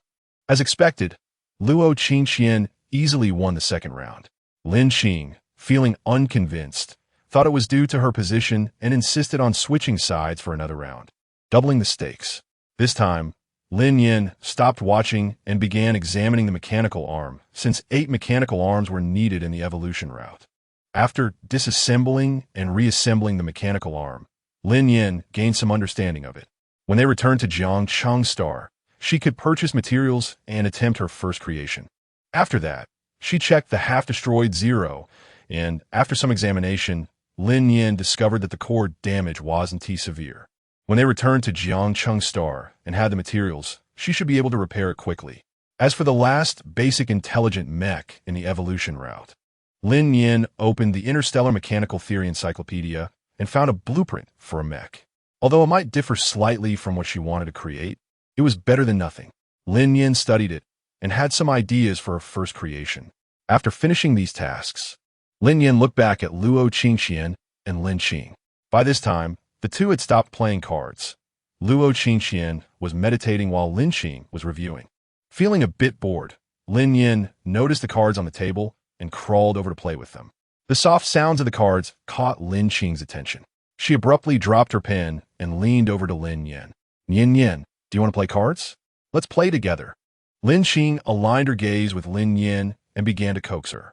Lin Nian tilted her head and proposed, how about 3 rounds, best of 3? If I win, you have to bring me breakfast. Lin Qing didn't understand what Lin Nian was saying, so she went over and mercilessly woke up the meditating Luo Qingqian. Luo Qingqian, you really are a good friend for Huaxia. Lin Nian had no choice but to repeat what she just said.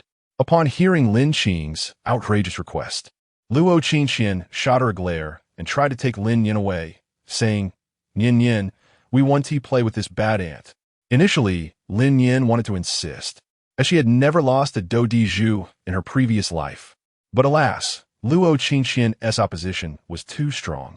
So Lin Nian could only shrug her shoulders at Lin Qing. Just so you know, it's not that I don't want to play with you. Lin Qing sulked, tiptoeing in a corner, muttering, if I can't beat you, fine, but can I not beat a cat? Why can't I regain some confidence? Damn Qingqian, calling me a bad ant. If you don't come comfort me soon, just wait for our friendship to end. Chapter 31.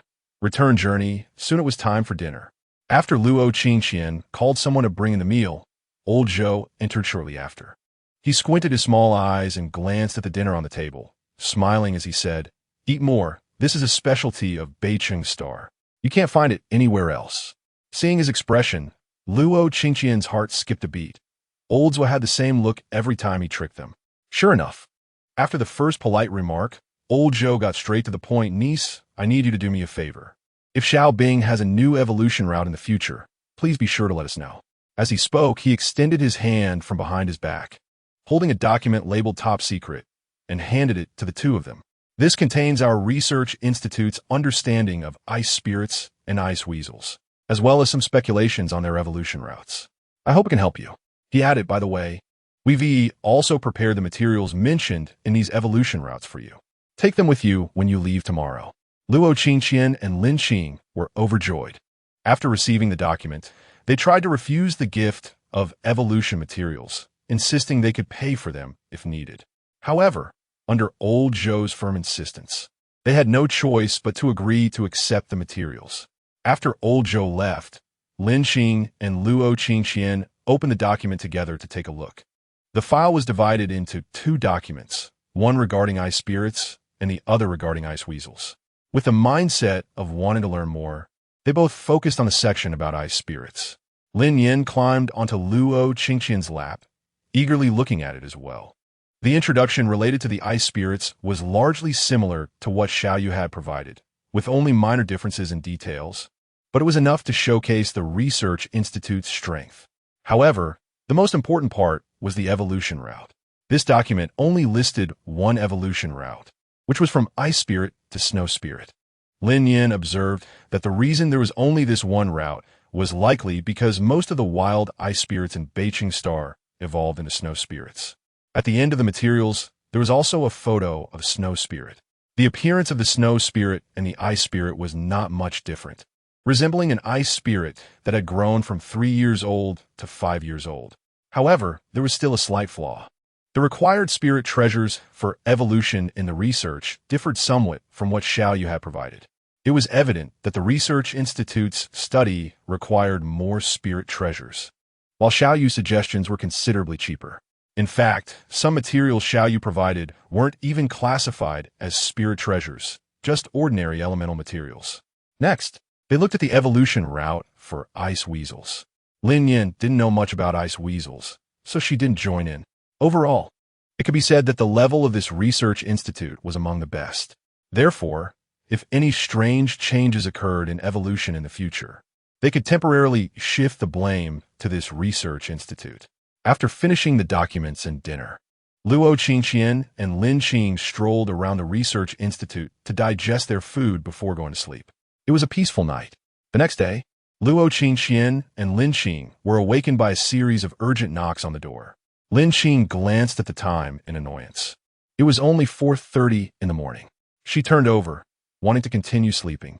Luo Qingqian, still groggy, stood up, tidied her slightly messy clothes, and walked to the door to open it. Standing at the door was a tall woman in military uniform with a gun at her waist. She glanced at Luo Qingqian's messy hair and reached out to help tidy it. Lin Nian, lying on the bed, looked over and, seeing that the woman had no ill intent, ignored her. The sudden touch startled Luo Qingqian awake, and she took a big step back, watching the newcomer warily. "May I ask what you need?" Ailey chuckled lightly, checked a message on her terminal, and said, "Ms. Luo Qingqian, Ms. Lin Qing, our fleet departs at 5:30. I'm here to wake you up." As she spoke, she showed Luo Qingqian the time on her terminal. Luo Qingqian awkwardly touched her nose, standing there embarrassed and unsure of what to say. Ailey smiled again and waved her hand. "I'll go ahead. You two hurry up and wash up, have breakfast, and the fleet will depart on time." With that, she pointed at her terminal again. After Ailey turned and left, Luo Qingqian quickly closed the door, leaning against it and taking a deep breath. So embarrassing. So socially dead. "Hey, lazy Lin Qing. We're leaving. It's all Lin Qing's fault. If she hadn't slept in, this wouldn't have happened." Woo-woo. In the end, the two managed to board the ship by 5:26. Ailey was waiting at the entrance of the spacecraft. When she saw them coming, she greeted them happily and then directed someone to close the spacecraft's door. The spacecraft soon started and quickly flew away from the surface of Beijing Star, watching the ice-blue planet gradually recede. Their journey in Beijing Star ended after less than a day. Once the spacecraft entered space, it entered a stable cruising phase. Ailey, the vice captain of the spacecraft, after confirming everything was normal, led Luo Qingqian and Lin Qing to their prepared room. "Oh, isn't this the big VIP that made us wait an extra half hour?" A sharp, piercing voice came from a half-open door as they walked halfway. Luo Qingqian and Lin Qing turned to look in that direction and saw a girl lounging with her legs crossed inside the room.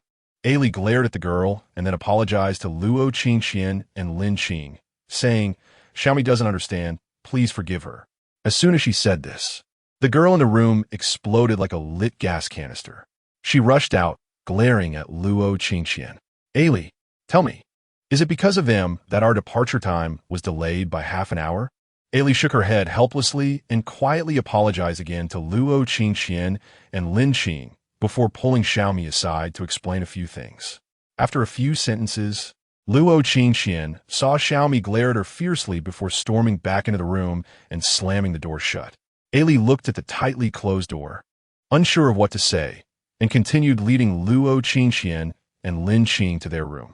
"Ailey, did you just say that our fleet's departure was delayed by half an hour because of us?" Chapter 32. Where am I inferior to this cat? Upon hearing Luo Qingqian's question, Ailey also smiled bitterly and shook her head, explaining, "Xiaomi misunderstood. The fleet had some things that weren't ready, which delayed our departure by half an hour. Just at that moment, you said you wanted to borrow our ship to go back. Xiaomi thought it was your reason that caused the delay." Lin Qing was speechless and couldn't help but complain. A half-hour delay shouldn't delay anything significant, right? Ailey shook her head. "You don't know. Xiaomi is a die-hard fan of the Mecha Championship. The finals are about to start, and she bought a ticket to watch. She's just worried that the delay means she will miss the opening ceremony. Moreover, when Xiao Bing was being raised, it was Xiaomi who took care of her. Now that Miss Luo has contracted Xiao Bing, she hasn't seen her at all, and this is making Miss Luo feel upset. Mecha Championship? This reminded Luo Qingxian. The journey had been so turbulent that she forgot about the plan to accompany Lin Nian to watch the Mecha Championship finals.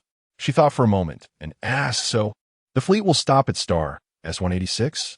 Star S-186 is where the Mecha Championship finals will be held. AI looked at Luo Qingxian in surprise. Yes.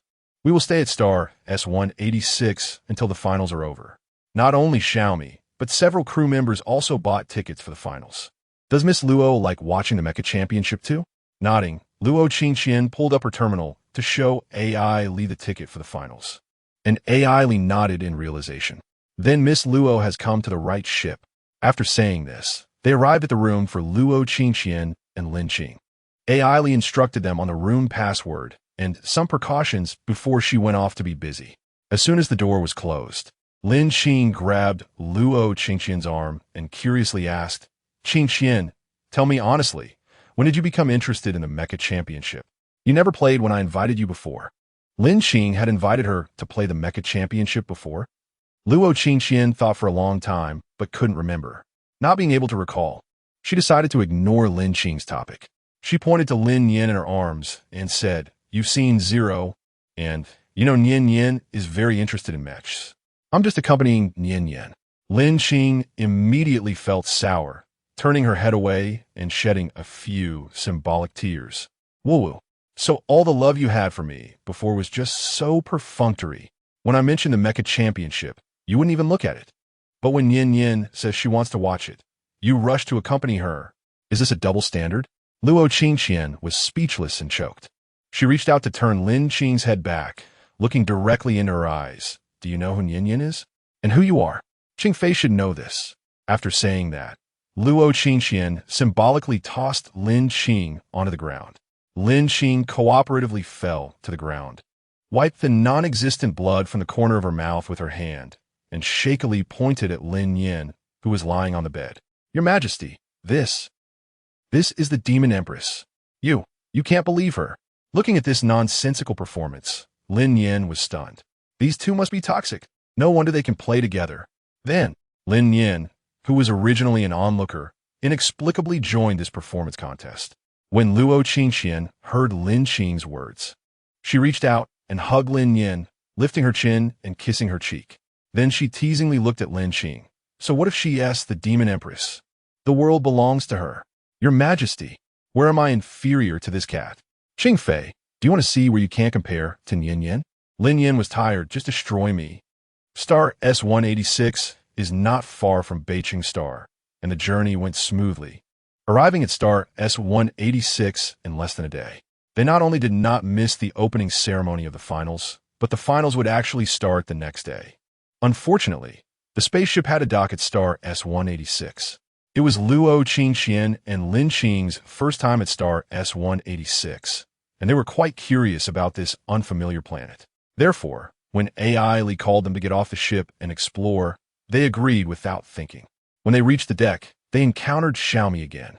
Xiaomi huffed coldly at them and turned her head away, no longer looking at them.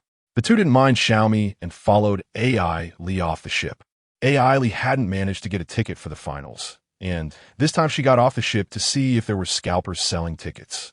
As she was also a Mech fan, hearing AI's enthusiasm for MECHS, Luo Qingxian's heart skipped a beat, and she asked, What do you think would happen if MECHS from games existed in reality? After pondering for a moment, AI excitedly replied, If there were, I would go bankrupt just to buy one. With such a response, Luo Qingxian glanced at Lin Nian and chose not to continue the conversation. The three of them found a tavern to sit down, and AI began inquiring about the finals tickets. There were actually quite a few people selling tickets for the finals. However, AI didn't want to be taken advantage of, and spending a large sum of money to watch a match clearly wasn't worth it. Therefore, after asking several scalpers, she still hadn't bought a ticket. Seeing AI asking around, Luo Qingxian tilted her head and asked Lin Qing, Do you want to watch the Mecha Championship finals? Lin Qing thought about zero she had seen before, nodded, then shook her head. I think I'll pass. Luo Qingxian flicked Lin Qing's forehead. What's wrong? Is the ticket too expensive? Lin Nian also reached out and flicked Lin Qing's forehead. Meow, wait until I succeed, and I'll also help Qingfei. Without caring much, Luo Qingxian stood up and walked towards a seemingly honest-looking scalper. She knocked on the table in front of the scalper and asked, Do you have 2 tickets?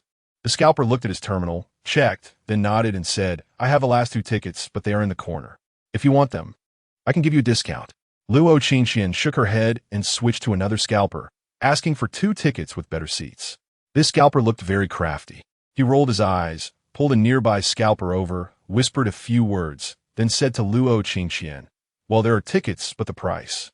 At this moment, the previous honest scalper came over and tugged at Luo Qingxian. Little girl, this Wang Ergu likes to hike prices. Luo Qingxian frowned, thanked him, and continued addressing Wang Ergu. You can name your price. Wang Ergu smiled so broadly that his wrinkles showed. He glared at the person who had just spoken and said, Not expensive, not expensive. 20,000 Huaxia coins for 1 ticket. I'll give you a discount for 2 tickets, 38,000. Chapter 33. Red Dust. In Luo Qingxian leaned over to take a look at the ticket in Wang Ergu's terminal, and the seat was relatively close to the front, which was considered a pretty good ticket. She nodded and transferred the money to Wang Ergu.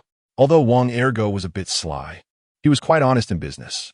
When he saw the money arrive, he quickly modified the ticket information and sent it to Luo Qingxian's terminal. After buying the ticket, Luo Qingxian sat back down, transferred one of the tickets to Lin Qing, and called AI Li back to give her the other ticket. AI Li was momentarily taken aback and hurriedly declined to accept it until Luo Qingxian and Lin Qing showed her their tickets, at which point AI Li hesitantly accepted the ticket. However, she didn't take it for free at her strong insistence. Luo Qingxian symbolically accepted double the market price from her. After the ticket issue was resolved, AI Li took Luo Qingxian and Lin Qing to wander around the planet. It wasn't AI Li's first time here, so she had some knowledge about it. Planet S-186 wasn't large, but its scenery was among the best in the entire Huaxiao interstellar system, and one of the mecha-dominating teams had their home base here. Therefore, this planet was basically one of the 3 main venues for mecha-dominating competitions. It could be said that the tourism industry on planet S-186 was the most developed, but due to the tight schedule this time, Luo Qingxian and Lin Qing didn't have time to visit any attractions. Eventually, AI Li took them to a well-known local shop called Red Dust Inn. Lin Qing remarked, The name of this shop sounds quite poetic. Luo Qingxian thought for a moment and nodded in agreement with Lin Qing's statement. AI Li chuckled lightly and explained, When I first came here, I also thought the name was quite poetic. However, this is not an ordinary shop. You'll know how different it is once you go inside. When she mentioned that, Luo Qingxian and Lin Qing became even more curious. Not only them, but even Lin Nian was now very interested in this shop. They pushed open the big door and walked inside. At first glance, Luo Qingxian was stunned, Lin Qing was stunned, and Lin Nian was also stunned. The interior did not resemble a normal shop at all. Wooden tables and chairs were neatly arranged, and there seemed to be chopsticks on the tables, while barrels of wine were placed in the corners. In Lin Yan's perception, it looked exactly like an inn from an ancient costume drama. How is it? Surprised, right? This place is said to be decorated based on something called in from ancient Huaxia. After a while, Lin Qing regained her composure. She walked over and touched the wooden table, and the texture felt excellent. So, why is this place called shop? Luo Qingxian also touched it and couldn't help but ask AI Li. Lin Qing and Lin Yan's gazes also turned to AI Li. AI Li waved her hand and led them further inside. When they reached a screen, they heard a voice coming from behind it. Red Dust Inn, honored guests have arrived. Is it for goods or for matters? Accompanying the voice was the sound of a melodious guqin. Lin Yan recognized it. It was a guqin. It must be said that the environment here was indeed quite retro. Even in her past life, a place like this would probably be very popular. Luo Qingxian and Lin Qing didn't react immediately, so AI Li had to demonstrate first. She bowed to the screen and then slowly spoke. I've come for a matter. I would like to know which side will win in tomorrow's mecha-dominating finals. As soon as she said this, The person behind the screen seemed to chuckle lightly and then replied, "Since you already have tickets for tomorrow, why must you ask this question? Moreover, tomorrow's matters will be known tomorrow." Mysterious and cryptic, she could say that too. With that thought, Lin Qing also asked, "Then let me ask you, when will I become wealthy?" The person behind the screen paused for a moment before answering, "Mrs. Joking." Before Lin Qing could react, Lin Nian and Luo Qingxian burst out laughing, finding it hilarious. Does this mean she won't become wealthy? Anger began to ignite within her. But before it could fully ignite, the person behind the screen continued, "The Lin family of Jiangsheng is already wealthy. Why would Miss speak of becoming wealthy?" The flame was completely extinguished, and Luo Qingxian, Lin Qing, and Lin Nian looked curiously at the screen. Seeing that they wanted to continue asking, the person behind the screen helplessly said, "Dear guests, the rule of Red Dust Inn is to trade goods for goods, matters for matters. The earlier freebie is considered a welcome gift from me to you." The few of them suddenly understood, so this shop operated like that. After thinking for a while, Luo Qingxian tentatively asked a question, "May I ask if you know the evolution route of ice spirits?" The person behind the screen did not answer directly but said, "You need not ask about this. It will naturally be resolved when the time comes." Luo Qingxian nodded. "Then what do you want to know about me?" Since the young lady has not received an answer, this transaction is naturally not established. However, I don't want to know one thing. Please ask. I want to know how you escaped the pirate group's search. This question was directed at Luo Qingxian, but Lin Nian felt a scorching gaze fall upon her. She silently buried her head into Luo Qingxian's embrace. Luo Qingxian hesitated, unsure whether to tell this mysterious stranger about the matter. Seemingly sensing her hesitation, the person behind the screen spoke again, "Do not worry. Red Dust Inn will protect the privacy of its clients. What is said today, if you do not wish it, Red Dust Inn will never tell others." Receiving this assurance, and with AI Li nodding beside her, Luo Qingxian half-truthfully recounted the events that happened during their journey. They heard a faint laughter, and a gentle breeze came. When Luo Qingxian and the others regained their senses, they found themselves standing at the entrance of Red Dust Inn. Only Luo Qingxian still heard the words left by that person. "There will always be a way when the car reaches the mountain. The boat will naturally go straight when it reaches the bridge." This phrase can be considered my compensation for enlightening you, Mississippi. The doors of Red Dust Inn were tightly closed. Lin Qing stepped forward to try to open the door again, but AI Li stopped her. She turned to look at AI Li, only to see AI Li shaking her head, indicating that Red Dust Inn would no longer be serving guests today. In the end, there was no time to visit other places, and after seeing such a magical place, everything else seemed bland. Seeing that it was getting late, the few of them returned to the spaceship to prepare for a good rest. Chapter 34. Watching the game the next day. The spaceship was bustling early in the morning. Luo Qingxian and Lin Qing woke up early as well. As they stepped out of their room, they saw a crowd of people gathered in the hall, watching something. "Come over and take a look," Ellie called to them as she waved them over. When they arrived, Luo Qingxian realized that they were watching the pre-match documentary of the two competing teams, which had just been released that morning. Do you even understand what you're watching? Do you know who's who?" The initially cheerful Xiaomi's expression changed the moment she saw Luo Qingxian. She scoffed coldly and mocked her. Being honest, Luo Qingxian shook her head. This was indeed the first time she was paying attention to this competition. "So sharing this with you is like playing the lute to a cow." Since it was too crowded on the bed last night, Lin Nian had fallen asleep on the table and was feeling a bit irritable when she heard Xiaomi's taunts. Unable to hold back, Lin Nian sent a chain of electricity toward Xiaomi, causing the current to sizzle as it hit her. The moment the chain made contact, Xiaomi's whole body stiffened. She felt too scared to move at all. Ellie saw all of Lin Nian's actions, but did not stop her, mainly because Xiaomi had been too unruly for too long and needed some lessons. After Lin Nian took action, Xiaomi stopped talking, and the group was able to watch the entire documentary smoothly. It must be said that the pre-match documentary was indeed effective. At least Lin Nian had recognized the players for both sides. After watching the documentary, the group went to the cafeteria for breakfast, then headed to the sports center in the planetary hub, where the finals would be held. Before getting off the spaceship, Luo Qingxian squeezed Lin Nian's hand, and Lin Nian glanced at Xiaomi before retracting the electric chain from her body.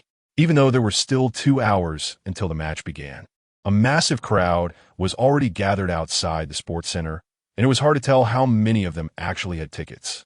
Luo Qingxian flipped through her terminal to check the ticket details and discovered that VIP tickets had individual private boxes floating in midair and allowed entry 2 hours in advance. Then, awkwardly, she found out that a VIP ticket could admit 2 additional people. So, was the 38,000 spent last night wasted? How embarrassing. After thinking it over, Luo Qingxian decided to pretend she hadn't seen that information. Ignorance is bliss. After checking the VIP ticket, she leaned over to take a look at the details for Lin Qing's regular ticket, which only allowed entry 1.5 hours in advance, and only permitted the holder to enter alone. She patted Lin Qing on the shoulder, giving her a meaningful look, and took Lin Nian with her towards the ticket inspection area. Hey, it's not time for ticket inspection yet. Without the electric chain's restraint, Xiaomi began her sarcastic remarks again. Luo Qingxian waved her hand dismissively, giving her a breezy back view. You wouldn't understand the joys of VIP. The VIP and regular ticket inspection areas were separate, with staff specifically assigned to manage the crowd to prevent interference with the VIP ticketing process. Therefore, Luo Qingxian quickly passed through the inspection and was led by the staff into her private box. The box was not large and could indeed only accommodate 3 people at most. Luo Qingxian scanned the area and noticed that there were no fewer than 1,000 such boxes in the air. However, this kind of box did provide a clearer view of the contestants' movements and the live broadcast of the match in the center. For Lin Nian, this was also more suitable for her observations of the MECHS. Next, Luo Qingxian released Xiaobing to enhance her experience. As soon as Xiaobing came out, she reached out to Lin Nian for a hug. Lin Nian, unable to resist the sight of the cute child looking aggrieved, jumped into Xiaobing's arms and started playing with her. Luo Qingxian sat by, propping her head up, watching the two play. Time passed quickly, and after the regular ticket inspection was almost complete, the opening ceremony of the match began. Lin Nian was not particularly interested in the ceremony, but Xiaobing and Luo Qingxian seemed quite engaged, leaning over the edge of the bed, watching intently. Shaking her head, Lin Nian thought she needed to hurry and figure out the MECHS. Otherwise, every time she saw a mech, she felt like she was seeing something novel. The venue for the opening ceremony was indeed well thought out and impressive, but the key focus still had to be the subsequent match. After the host introduced the 2 teams and both teams entered the holographic login pods, the finals finally commenced. After the match started, the viewing method was quite novel. In their box, there was a VR headset that allowed them to experience the match as if they were there. However, most people would likely only be able to watch on the big screen. To maximize the effect of the match, Luo Qingxian placed the only VR headset on Lin Nian's head. Lin Nian felt her consciousness drift, and she found herself in a vast starry sky. It felt just like when she first gained her golden finger. Now her body was floating weightlessly in the air. She carefully observed her surroundings and soon spotted a sea blue mech behind some ruins. The documentary was not wasted. Lin Nian immediately recognized this as the forward of Team XY. The 2 competing teams were the Federal Team XY and the Imperial Team ZY, each consisting of 1 forward, 1 midfielder, 2 wing players, and 1 logistics member. Although only 10 people participated in the match, the Federal and Imperial forces had their own military strength in this competition. This meant both sides could deploy troops to defeat their opponents. However, the environments and planets of the Empire and the Federation were different, and each player's mech had to be assembled by themselves before the match, leading to a freedom in mech dominance during the competition. The Sea Blue mech was one of the 2 officially classified as S-rank melee mech from Team XY, named Poseidon. Lin Nian was very curious about this mech. It looked quite impressive, and in the documentary, it had achieved remarkable feats, helping Team XY secure victory time and again. Being in a consciousness form, Lin Nian flew directly to the side of the mech, touched it, and then floated into the cockpit to observe. However, upon closer inspection, Lin Nian frowned. This mech had too many flaws in her eyes. If she had built such a mech, it probably wouldn't even function and would have been scrapped immediately. Sighing, Lin Nian had to admit that this mech might only be suitable for this game. With a sigh, she circled Poseidon and then went off to find her next target. Chapter 35. The wind stops, the heart is unsettled perhaps, because the entire game map is set so large. Lin Nian searched for a long time, but could not find the second mech. Helpless, she had to turn back to look for Poseidon. After all, with two teams competing, there would eventually be a collision, so she could just wait to observe when the two teams clashed. Based on Lin Nian's understanding before the match about the dominance of MECHS in this game, each player can choose their birthplace, and forwards usually choose to spawn on border planets. Therefore, the place she was currently in was most likely the federal border. Both sides seemed to be quite conservative. Poseidon had been stationary for a long time, but the driver's mouth was moving, as if discussing with teammates how to act. Lin Nian yawned out of boredom, but Poseidon did not disappoint her. After a long 15 minutes of preparation, Poseidon began attempting to invade the Imperial border. This game has an interesting setting. The Empire and the Federation are evenly matched, but in each match, both sides' task is to annex the opponent. This means that one side must take the initiative to attack first, which is a difficult decision for both sides. Therefore, how to attack and how to defend needs to be determined through communication. Lin Nian closely followed Poseidon and watched as it stealthily infiltrated the Imperial border, flying straight towards the heart of the Empire. As an outsider, Lin Nian thought to herself, is this guy looking for death? Going into the Imperial heart alone, without any backup, if discovered, there would be no chance to escape.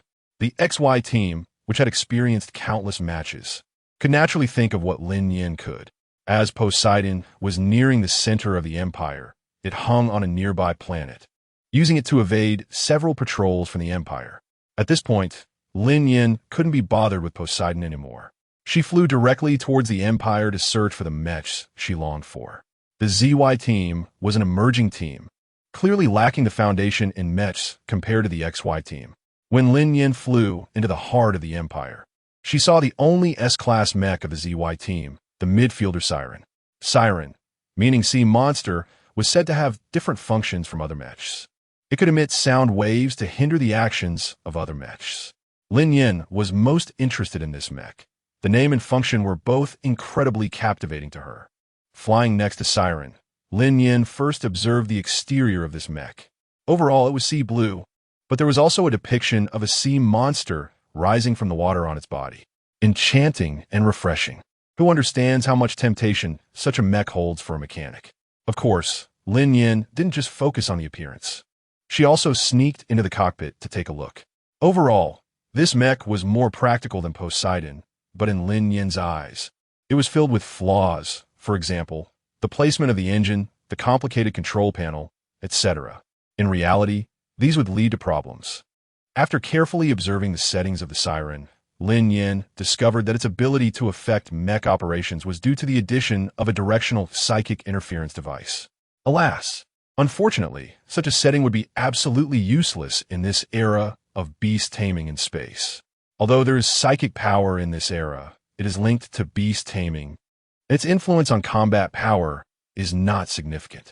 Moreover, such an interference device could only temporarily affect psychic power. Next, Lin Nian found several MECHs within the Empire, but unfortunately, none could help much. It could only be said that either the game designers lacked understanding of MECHs, or these teams lacked awareness of MECHs.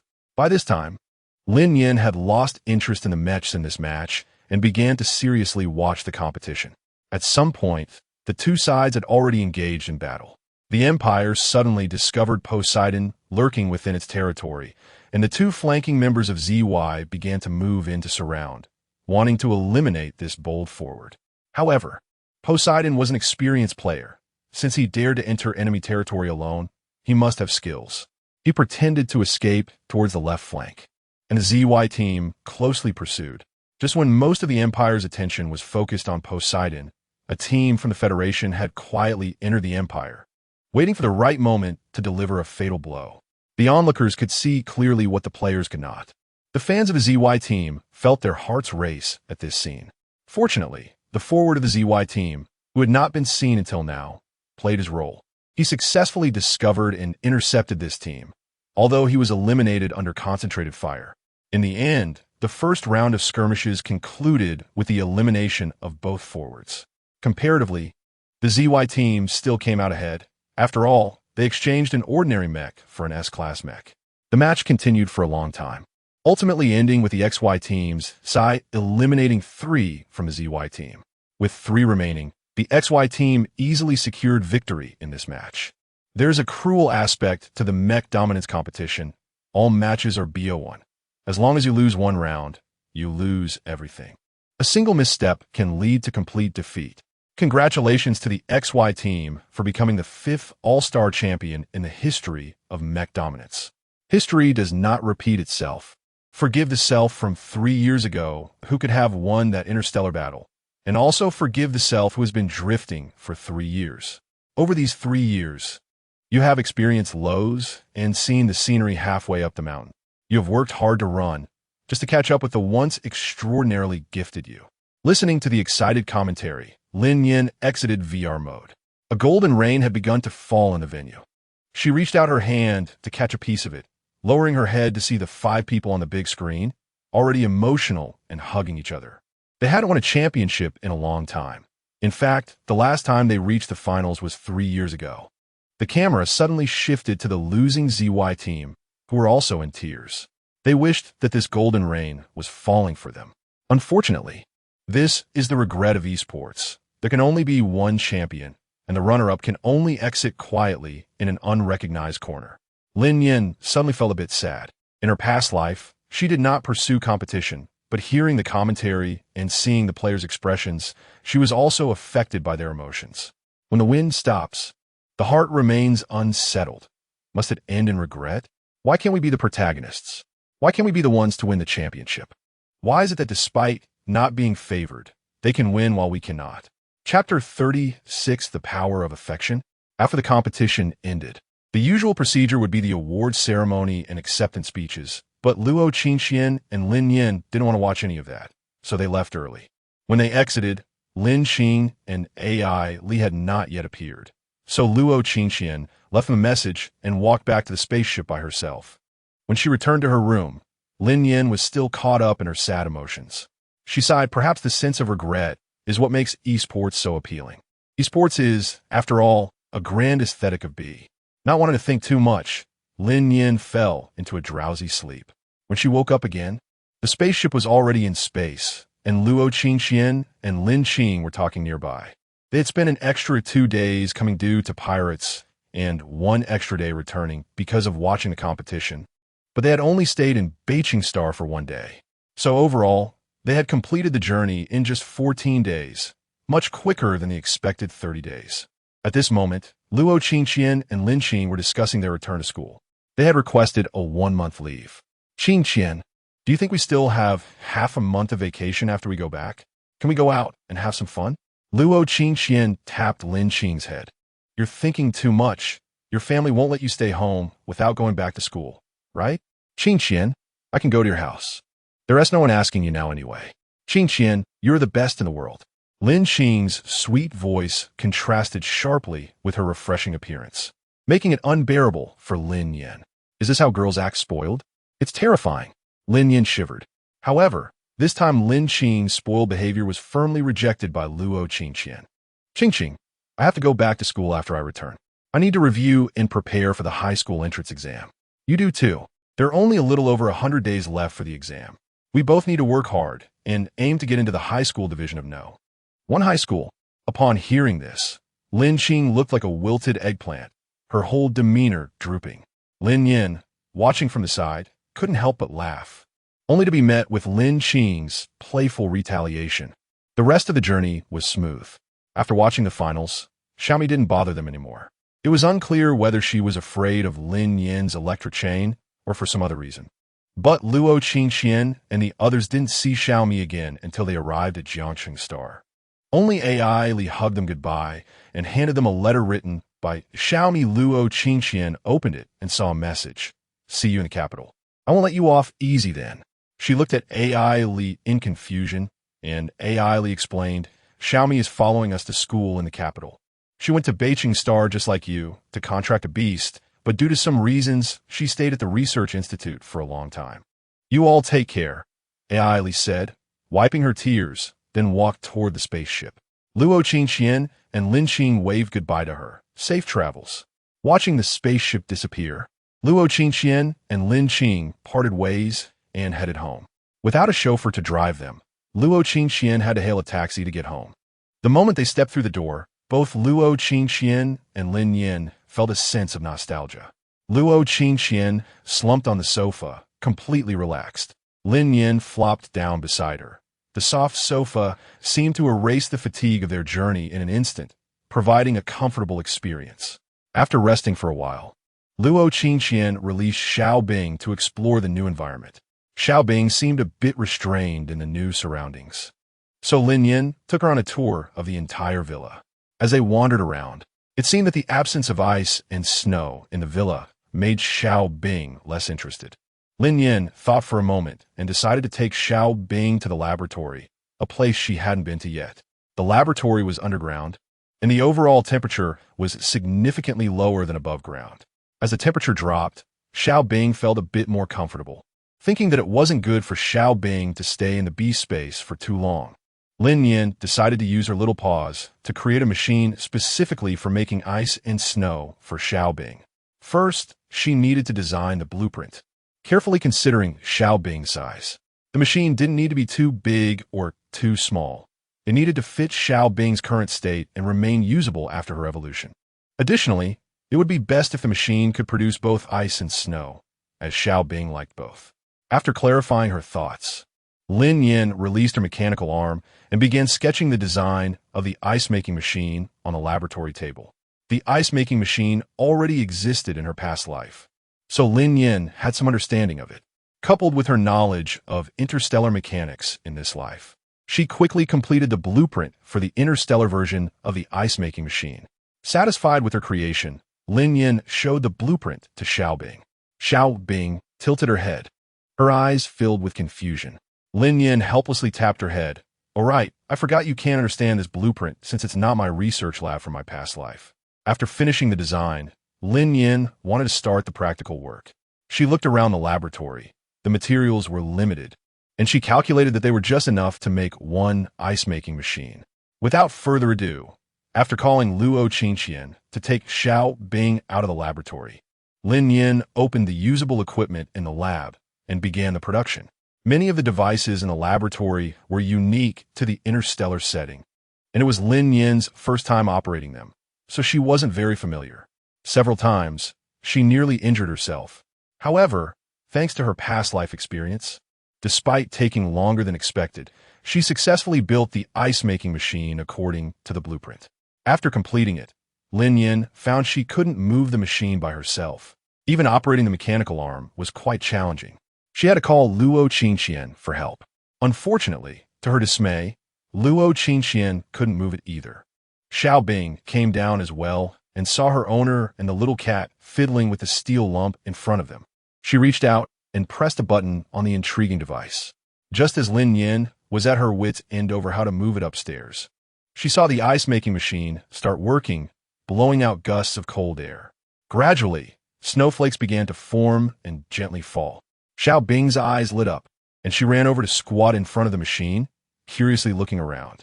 Then she hugged the machine and turned to Luo Qingqian and Lin Nian. "Meow. I love it. It's mine." Luo Qingqian and Lin Nian couldn't help but chuckle. "Meow. This was made just for you." Hearing this, Xiao Bing's eyes sparkled with excitement. With the gaze of one person and one cat upon her, she effortlessly lifted the machine from the ground and headed upstairs. Xiao Bing is surprisingly strong? Or is this the power of affection? Chapter 37. The secret realm of North City. After creating the ice machine, Xiao Bing chose a room for it to operate in, creating an environment similar to a research institute's cultivation chamber. Thus, Xiao Bing settled down in the villa. In the following 10 days, Xiao Bing spent her days in the beast space, accompanying Luo Qingqian and Lin Nian to school. Lin Nian was too lazy to listen to the teacher during the day and followed Xiao Bing into the beast space. During these days, to prepare for entering the Jang City secret realm, Lin Nian carefully studied the structure of Zero and called Luo Qingqian to buy a lot of mechanical materials. Finally, the day before entering the Jang City secret realm, Lin Nian successfully repaired Zero, and her lazy points had also increased significantly. Host: Lin Nian. Species: Lightning Cat. Human: Gender, female. Attributes, electric. Mechanical, rank, A level, intermediate, 0-10,000. Skills, 10,000 volts, elite, 0-10,000. Awakening all things, mastery, 0-2,000. Electric chain, mastery, 1633-2,000. Mechanical mastery, elite, 58-10,000. Available lazy points, 32580. Evaluation has taken on the form of the Beast Master. Continue to be lazy, and the future Beast Master will be you. Due to the lessons learned from previous experiences, Lin Nian deliberately saved her recent lazy points for entering the Jang City secret realm, so that she could respond easily in case of any unexpected situations. She currently had a variety of means at her disposal, such as drawing cards, improving skill proficiency, and the extraordinary biological profiles provided by Xiaoyu. Meanwhile, Xiao Bing had also been busy in the beast space, practicing Ice Blade during the day and practicing Ice Transformation and Absolute Zero in her room at night. However, she had one shortcoming. She lacked enough practical combat experience, mainly because she was too socially anxious, wanted to hide behind Luo Qingxian or retreat into the beast space whenever she saw people. However, time waits for no one, and the day to enter the Jiang City secret realm had arrived. This time, not just Jiang City No. 1 Middle School was entering the secret realm, but also Jiang City No. 3 Middle School and Jiang City Middle School.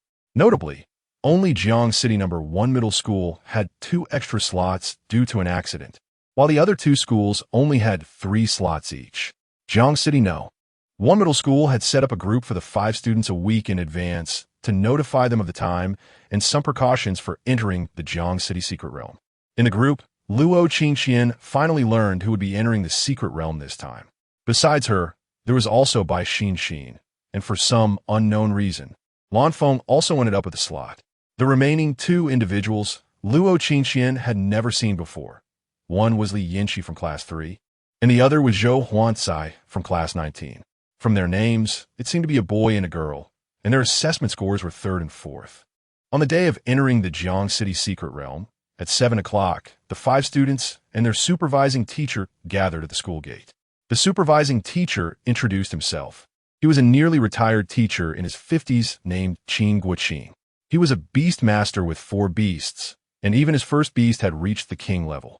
It was likely that the principal had made a significant effort to invite such an old expert to ensure their safety.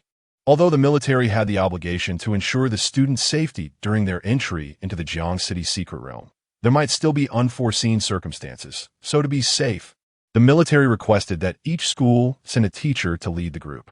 At the gathering point, Luo Qingxian also saw Bai Xin and Lan Feng, whom she hadn't seen in a long time, as well as a girl wearing glasses who appeared quiet and a strong-looking boy. The girl was likely Li Yinqi, and the boy was probably Zhou Huancai. After greeting each other, they all boarded the military vehicle sent to take them to the North City secret realm. Once on the bus, Bai Xin rushed to sit next to Luo Qingxian, while Lan Feng took the seat behind her. Li Yinqi and Zhou Huancai exchanged glances with them before finding their own seats. Teacher Qin sat in the passenger seat. As the vehicle started moving, Lan Feng couldn't help but poke Luo Qingxian, leaning over her seat and whispering in her ear, "Quick, quick! ISN my VIP ticket super sweet." "Not bad," Luo Qingxian replied succinctly before asking, "But didn't you not participate in the exam? Where did you get the slot?" After she asked, Bai Xin also looked at Lan Feng with curiosity. Lan Feng awkwardly cleared his throat, his fingers fidgeting on Luo Qingxian's seat as he stammered, "Well, it's because you beat me that day." Was this related to that? Did that match awaken this oddball? Somehow, that match reached my dad's ears, and just happened to have a 5th-place student whose family ran into trouble and needed money.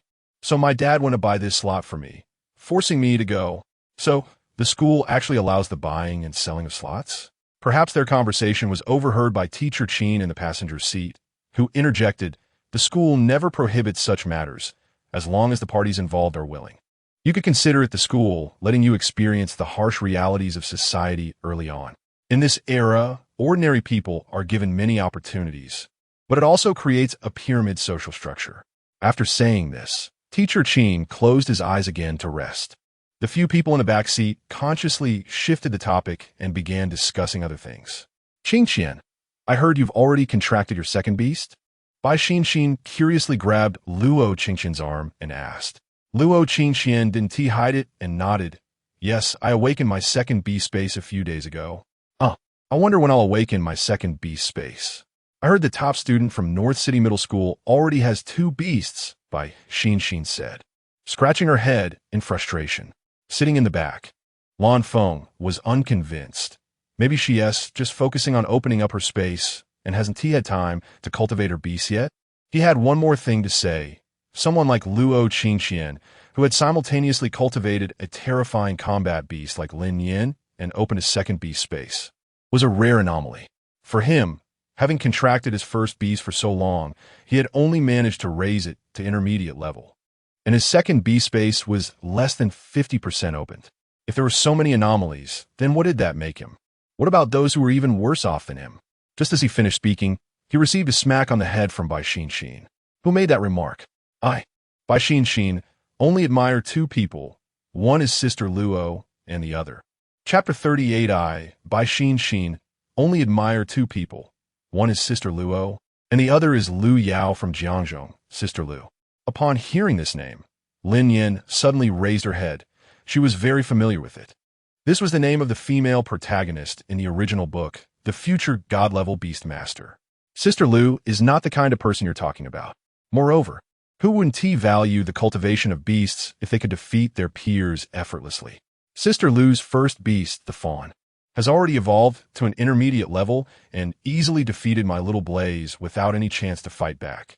It is said that half a month ago, she contracted an S-level intermediate wild extraordinary creature. Wild extraordinary creature? Upon hearing this term, several people in the car, including Teacher Qin, showed a hint of surprise. Although there have been quite a few people in history who contracted wild extraordinary creatures, the difficulty of contracting a wild extraordinary creature is several times greater than that of contracting a well-cultivated beast. Not to mention an S-level intermediate wild extraordinary creature. Only Lin Nian didn't find it strange at all. After all, she is the female protagonist, the child of fortune in this world. Even if she were to contract a god-level beast now, Lin Nian wouldn't be surprised. However, a fawn? Lin Nian recalled carefully. It seemed that there indeed was such a beast, a plant-type beast that was skilled at fighting in forest environments. Additionally, this beast has another characteristic. With it, you will never get lost in the forest. Moreover, as it continues to evolve, the area in which you get lost keeps expanding. To put it simply, it could be summed up as, take the fawn and you get lost. It can be said to be a blessing for those who are directionally challenged. After the shock, the remaining journey became much quieter. Bai Xinxian chatted with Luo Qingxian for a long time, but didn't continue talking. The entire car cabin became very quiet, with Luo Qingxian and Teacher Qin resting their eyes, while the other 4 were silently cultivating. The Jiangcheng secret realm and the urban area of Jiangcheng can almost be said to be the 2 extremes of Jiangcheng star, equivalent to one in the North Pole and the other in the South Pole. The special vehicle traveled for over half a day and finally arrived at the entrance of the Jiangcheng secret realm in the evening. The entrance was filled with military tents, and 2 tents were labeled Jiangcheng High School and Jiangcheng No. 3 Middle School. Clearly, the people from these 2 high schools had already arrived and were temporarily resting here. Teacher Qin directed them to get off the vehicle and took them to meet the highest-ranking military officer stationed in the North City secret realm. After revealing their identities to the military, they were given 2 tents, which they needed to set up themselves. Why 2? Because there were many of them. The military was also very humane. None of Luo Qingxian and the others knew how to set up tents, so Teacher Qin had to demonstrate once, leaving the other 1 for them to set up themselves. Once the tents were set up, the 6 of them were divided into 2 groups based on gender. 3 girls in one tent, and the other 3 girls in another tent. Why do they need tents? Because the military planned to explore the Jiangcheng secret realm tomorrow, so Luo Qingxian and the others needed to stay here overnight. This time, the military had planned the exploration of the Jiangcheng secret realm for a long time. The Jiangcheng secret realm is the largest secret realm in Jiangcheng, and the strongest wild extraordinary creature discovered so far has reached the half-step saint level and has already successfully transformed. The main purpose of this exploration is to deepen the understanding of the Jiangchang secret realm and to mine some necessary resources within it. Unlike the M78 secret realm, the station troops in the Jiangchang secret realm are many, and their overall strength is significantly higher. The highest commander here is said to already be a Saint-level Beastmaster. This exploration is also led by another Saint-level Beastmaster. After staying in the tent for a while, it was time for dinner. They had eaten bread for lunch in the car, and now they were starving. The military's dinner was very abundant. Perhaps because they were going to enter the Jiangchang secret realm tomorrow, each person received a large bowl of rice along with a lot of meat dishes. Lin Nian was also fed quite a bit. She had eaten a lot of interstellar meat by now, yet she still couldn't tell whether this meat was from mooing cows or oinking pigs or perhaps from other creatures. However, as long as it was delicious, that was all that mattered. After dinner, Bai Xinxin pulled Luo Qingxian to stroll around the campsite. Lin Nian, reluctantly staying in Luo Qingxian's embrace, also followed to explore this large campsite. Although the interstellar era boasts gender equality, with both men and women in the military camp, for a secret realm as dangerous as the Jiangchang secret realm, there are still more males than females in the camp. At least after walking around for half a day, Luo Qingxian and Bai Xinxin had not seen many women in military uniforms. They only spotted a few from the other two schools. Just as Luo Qingxian was tirelessly listening to Bai Xinxin exclaiming how handsome a guy with abs was, and then another guy looked so fresh and appealing to her taste. When they reached a certain spot, suddenly there was no sound around them. Soon, Bai Xinxin let out a sharp scream. Qingxian looked quickly. That's Sister Lu. Following Bai Xinxin's gaze, Luo Qingxian saw a girl in the military camp's open area, soloing with a male officer. Lin Nian also looked over. The girl was wearing a sports top and jeans, methodically commanding the fawn to launch one attack after another. The officer opposite had already released two beasts. Lin Nian could tell through her small beast that both had reached the intermediate level, yet Lu Yao was handling it effortlessly with just one beast. In fact, the officer seemed to be at a disadvantage. Moreover, the environment here was not in the forest, where the fawn excelled, and the female protagonist had another unknown beast. After pondering whether she could do the same, Lin Nian shook her head. Her skills might be able to take down those two beasts instantly, but if she failed once, she would lose her combat ability thereafter unless she revealed her mechanical attributes. The female protagonist, Lu Yao, truly was terrifying. Putting that thought aside, Lin Nian observed the female protagonist again, listening to the discussions of the soldiers around them. It seemed the officer still had a high-level beast that he hadn't released yet, but the agreement between them was that the officer wouldn't use high-level beasts in the battle. In the absence of his trump card, the officer was defeated under the fawn's ultimate move. He helplessly smiled at Lu Yao before walking away. Lu Yao directly recalled the fawn and was about to leave the crowd. Whether she saw Luo Qingxian and the others or heard by Xinxin's call, she suddenly turned back to glance at Luo Qingxian, then changed direction and walked towards them. Hello, I am Lu Yao. Stopping in front of the two, Lu Yao's gaze swept over Lin Nian and Luo Qingxian's arms, and then she extended her left hand toward Luo Qingxian. Chapter 39, Schadenfreude, after a moment of surprise. Luo Qingxian reached out and shook hands with Lu Yao. Hello, Luo Qingxian. I know, you're the top student of Jiangcheng No. 1 High School. Lu Yao replied with a light smile, before adding, I'm looking forward to competing with you. After saying that, she didn't wait for Luo Qingxian's response. Glanced at Lin Nian and said with a smile, your beast is very cute. Luo Qingxian nodded, I think so too. In my eyes, Nian Nian is the cutest beast in the world. After this small talk, the two ran out of topics and fell into an awkward silence. Fortunately, there was a little fan of Lu Yao nearby. Seeing her two idols at the same time, Bai Xinxin felt like her heart was bursting with joy and moved closer to Lu Yao. Sister Lu, do you remember me? She asked timidly, standing beside Lu Yao with her head held high. After hearing this, Lu Yao carefully examined Bai Xinxin's features but couldn't recognize her. Who are you? Bai Xinxin lowered her head in disappointment, then released her flame lion. The flame lion lazily lay on the ground, triggering Lu Yao's memories. Oh, you are the girl from the training hall that day. Yes, that's me. Sister Lu, do you remember? You shocked everyone by defeating over 20 people in the arena that day. Training hall? Arena? Over 20 people? Lin Nian shook her head, feeling grateful again for her contract with Luo Qingqian. If she had followed the female lead, she would have been exhausted. Moreover, she recalled that the female lead was supposed to have a golden finger that allowed her to increase her beast level through competitions and unlock evolution routes through competition. Simply put, the more competitive Lu Yao was, the stronger she became, while Lin Yin was the complete opposite. The more she slacked off, the stronger she became. Hey, actually, looking at it this way, Lin Yin could easily accept the fact that she probably wouldn't be able to defeat Lu Yao. After all, how could the strength gained from slacking off compare to that gained from competitions? After thinking it over, Lin Yin realized another fact. Apart from her, Luo Qingqian's other beasts must also grow through continuous real combat like Lu Yao's. So, while Xiao Bing was unaware, her future training plan had already taken shape in Lin Yin's mind. After Bai Xin expressed her admiration for Lu Yao, the two of them had a long discussion. The three of them then walked together around the campsite until they reached the area designated for middle school students in the military camp, where they finally said their goodbyes. Luo Qingqian and Bai Xin shared a tent, along with Li Yinxi, a girl who looked shy and timid. When they returned to the tent, Li Yinxi was already reading a textbook in her sleeping bag. The three of them arrived without backpacks and didn't know where her books came from.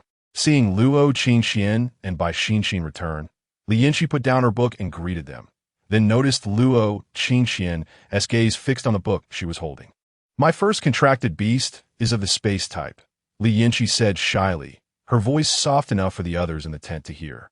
I was lucky during the exam. I had a lot of things with me and didn't encounter any powerful, wild, extraordinary creatures, which is how I got this spot. Space type? Luo Qingqian thought for a moment. This attribute was not common in the Huaxia Star realm, as the combat power of such beasts was generally low and they were likely only used as utility beasts. Then your combat power shouldn't be high, right? Don't worry.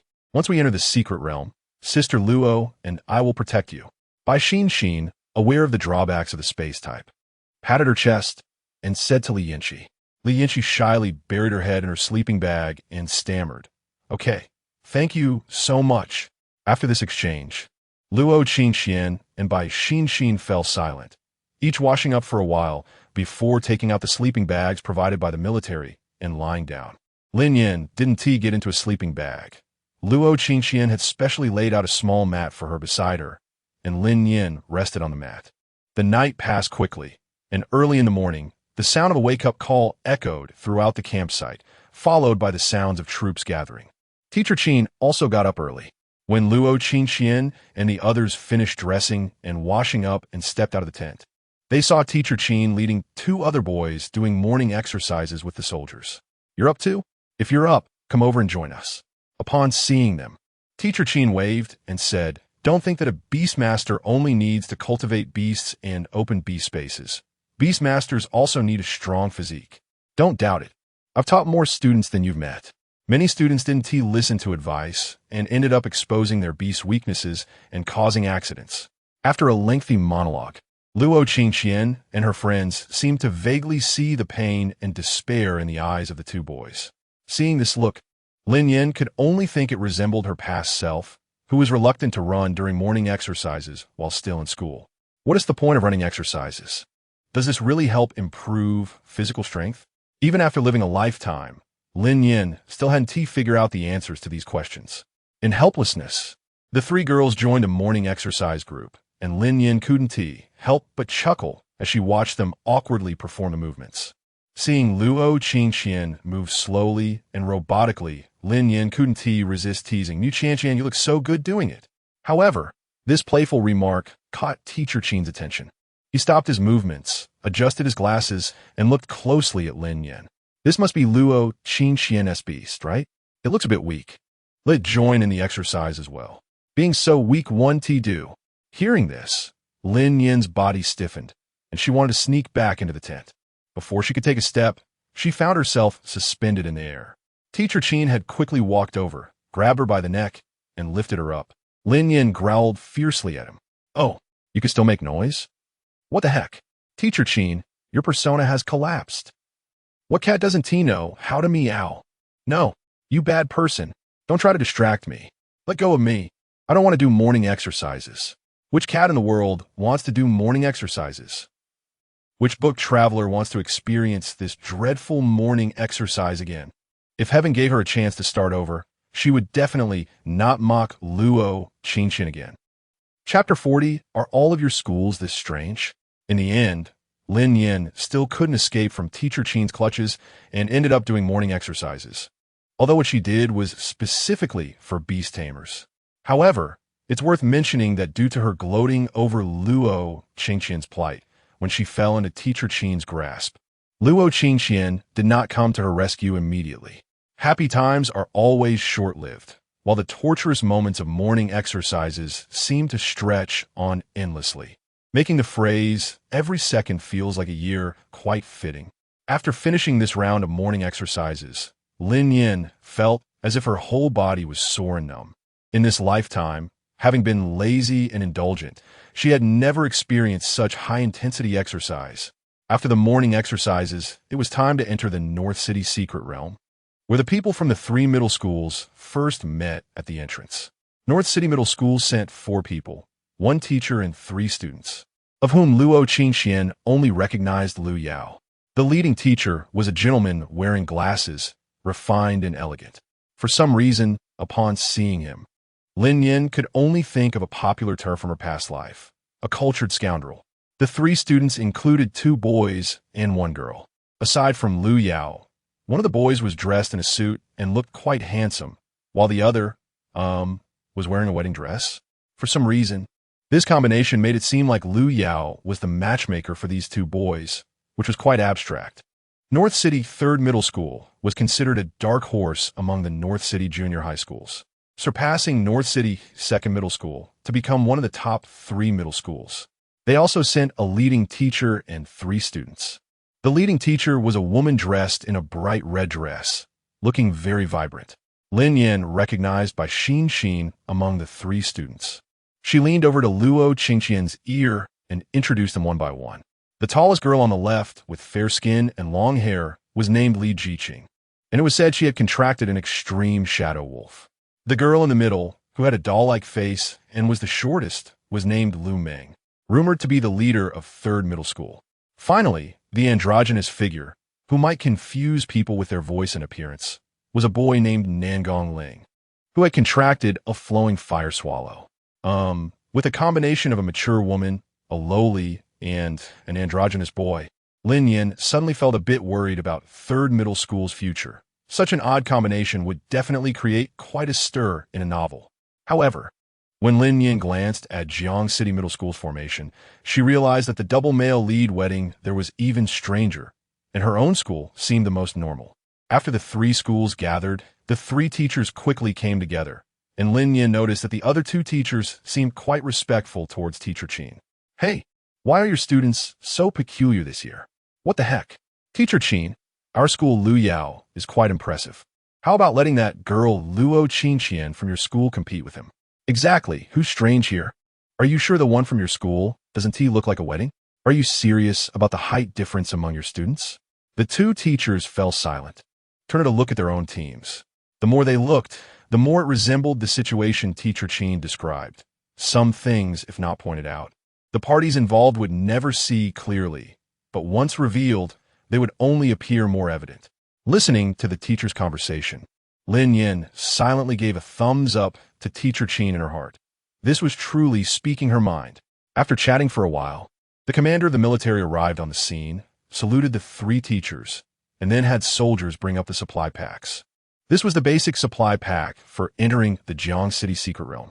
Once inside, you should try to stay with the main group and not fall behind. If you happen to fall behind due to an accident, there are signal flares in the supply pack. Just fire a signal flare, and we will come to rescue you. After saying this, he hurriedly left like a gust of wind, unseen and untouchable, yet undeniably present.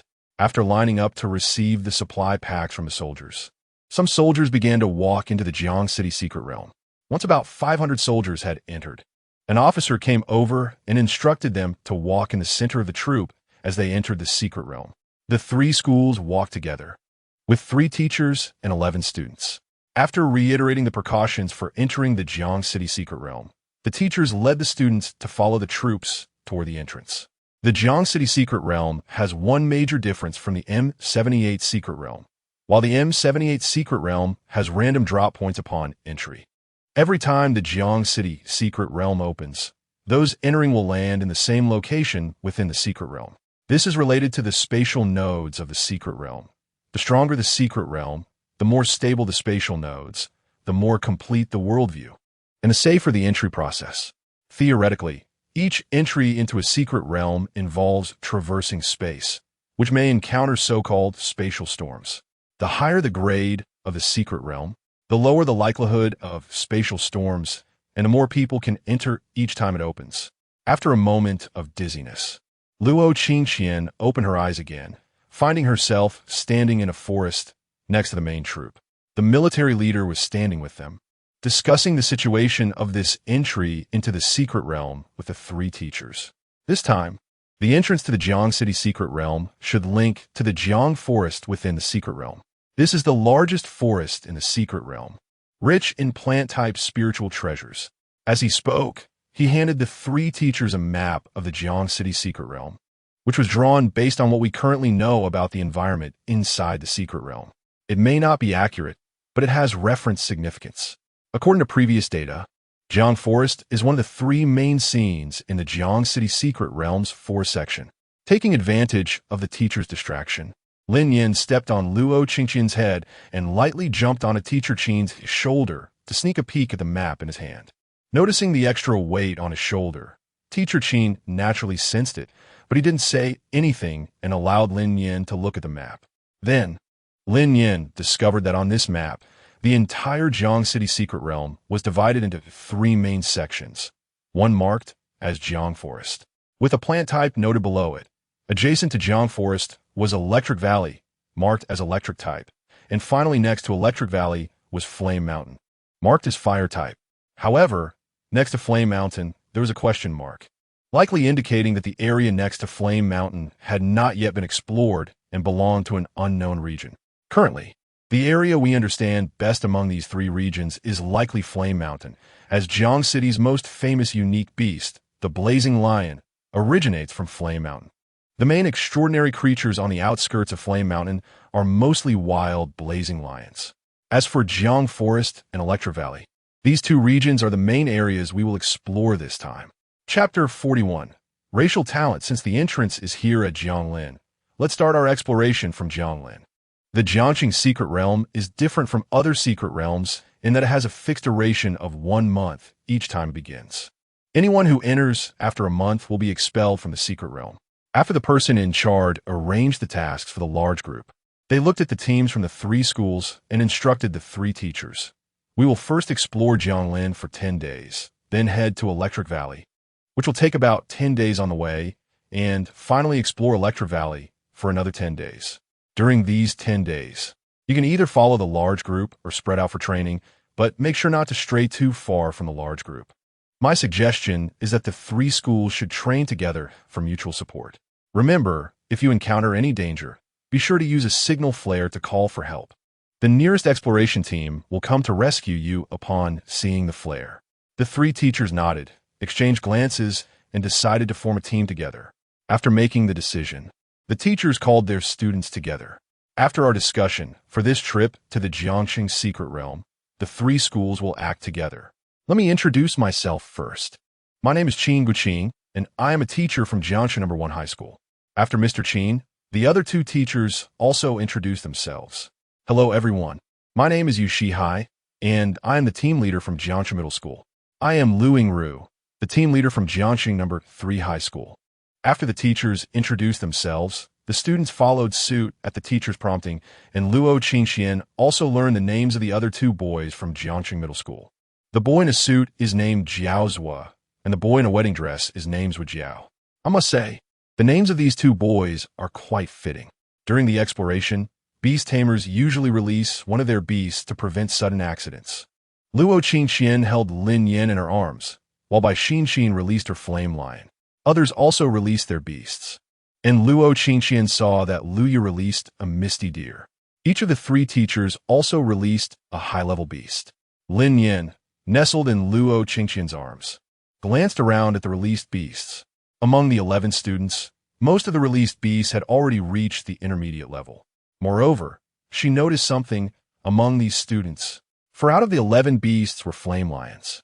The price of a flame lion is generally unaffordable for an average family. So those who can rank among the top students in school must have some financial backing. One can only say that in this era, the class divide is evident, and ordinary people must put in more effort to catch up with those in higher classes. This is a harsh reality of this era. In fact, if it weren't for the fact that the environment of this secret realm was not very suitable for Xiao Bing to exert her abilities, Lin Nian would have wanted to bury herself in the consciousness space to focus on researching mechas. She still hasn't prepared the materials needed for her evolution. Shaking her head, Lin Nian threw out the distracting thoughts from her mind and focused on the upcoming journey in the secret realm. After carefully examining the map, the three teachers finally decided to head west, as the west leads deeper into the forest, overlapping with the direction of the large group's movement. After deciding on the action steps, the group discussed the formation for marching. The 4 flame lions were arranged on the periphery of the team, while the Beast Tamer's beasts were hidden in the middle of the group, not to be deployed easily. Beasts like Lin Yan's and Lan Feng's water sprite were arranged next to the Beast Tamers for close protection. With this arrangement, Lin Yan was able to see the types of beasts everyone had. Li Yinchi had a space attribute cicada, and Zhou Huancai had a flame lion. Luya's first beast was a misty deer, while Jiaozhua and Zhuo Jiao both had flame lions. Lu Meng had contracted a mighty ape.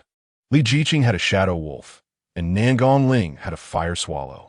Now, the fire swallow was hovering in the sky, while the shadow wolf and flame lions guarded the perimeter. Once the fire swallow sounded the alarm, the group would enter a state of alert. The group gradually moved deeper into the forest. Jianglin is a vast forest, and it is said that intermediate wild extraordinary creatures can already be found on the outskirts. Sure enough, they had not walked long before Luo Qingqian and the others encountered several intermediate extraordinary creatures. But all became a meal for this team, with an average strength significantly above intermediate. The journey went smoothly until they reached the boundary line between the outer and inner areas on the map. The map indicated that crossing this boundary line would result in intermediate wild extraordinary creatures being everywhere, with the occasional appearance of high-level wild extraordinary creatures. Upon seeing this note, the teachers immediately decided to conduct their training in the inner area for the next few days. When encountering intermediate wild extraordinary creatures, individual students would engage in combat, while high-level extraordinary creatures would require the team to cooperate for encirclement. Just as they entered the inner area of Jianglin, the fire swallow in the sky let out a rapid cry towards Nangong Ling. Nangong Ling's expression changed.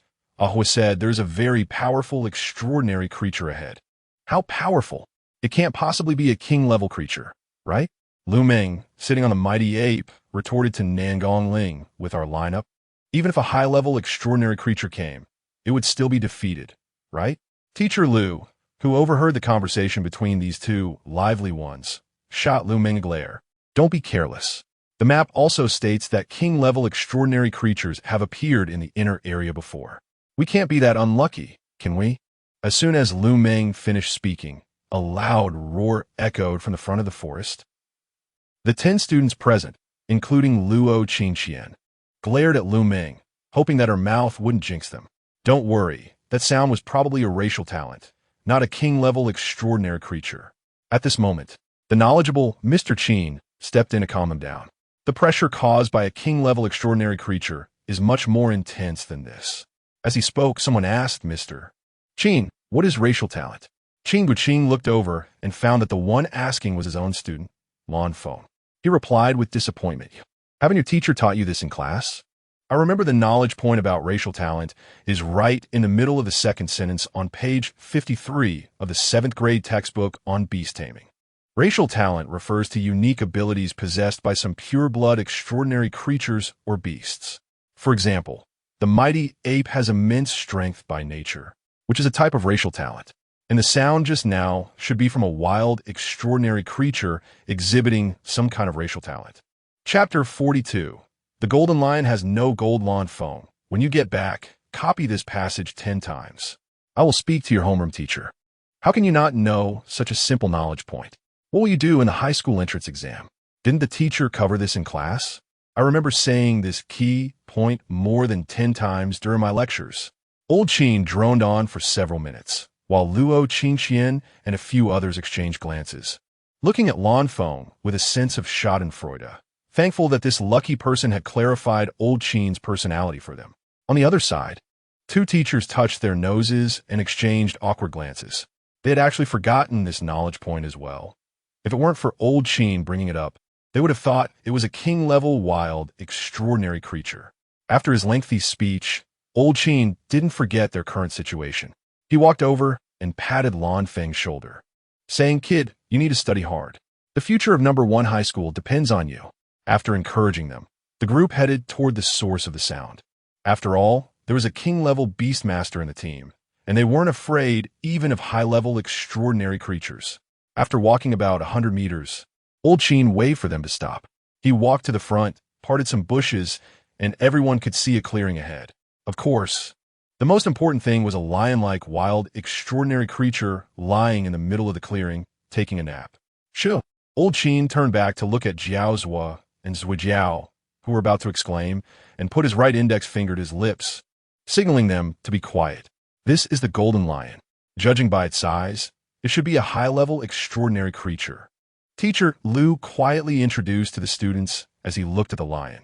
Lin Nian also saw information about this beast in her mind. Golden Lion level, high intermediate attribute, earth gender, male habitat, forest prefers sunny, dry places. Likes gold, dislikes diamond tigers. Weaknesses, abdomen and head. Golden Lion? Diamond tiger? Ridiculous types of beasts. Does the Golden Lion like gold? Does the diamond tiger like diamonds? Does that mean following the Golden Lion can lead to gold, and following the diamond tiger can lead to diamonds? After thinking for a moment, Lin Nian looked around the Golden Lion, searching for the so-called gold. But after a long search, she found nothing and sighed in disappointment.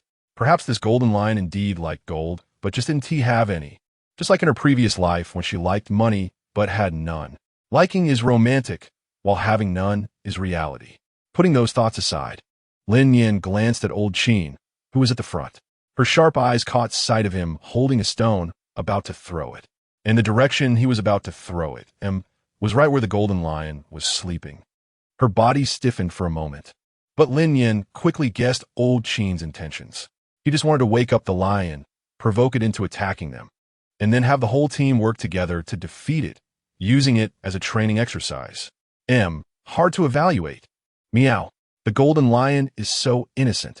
Before she could voice her objections, Lin Nian watched helplessly as the stone followed a perfect parabolic trajectory and then smashed down hard on the Golden Lion's head. No way. This could have been used for basketball in her previous life, right? Such a precise shot. Is he trying to get himself killed? At that moment, Lin Nian could only describe her feelings as hopeless. After struggling to get through, now facing this high-level Golden Lion, she probably had to take action. Moreover here, Lin Nian had to stand up for the Golden Lion. It had just been peacefully sleeping, only to be rudely awakened by a group of uninvited guests. And now they want to take it down. The Golden Lion probably just wanted to say, "Family, who understands? I was just taking a nap and now disaster has struck. I might not make it back today." All right, back to the point. After the stone accurately hit the Golden Lioness head, it woke up, stood up, and let out a massive roar toward the sky.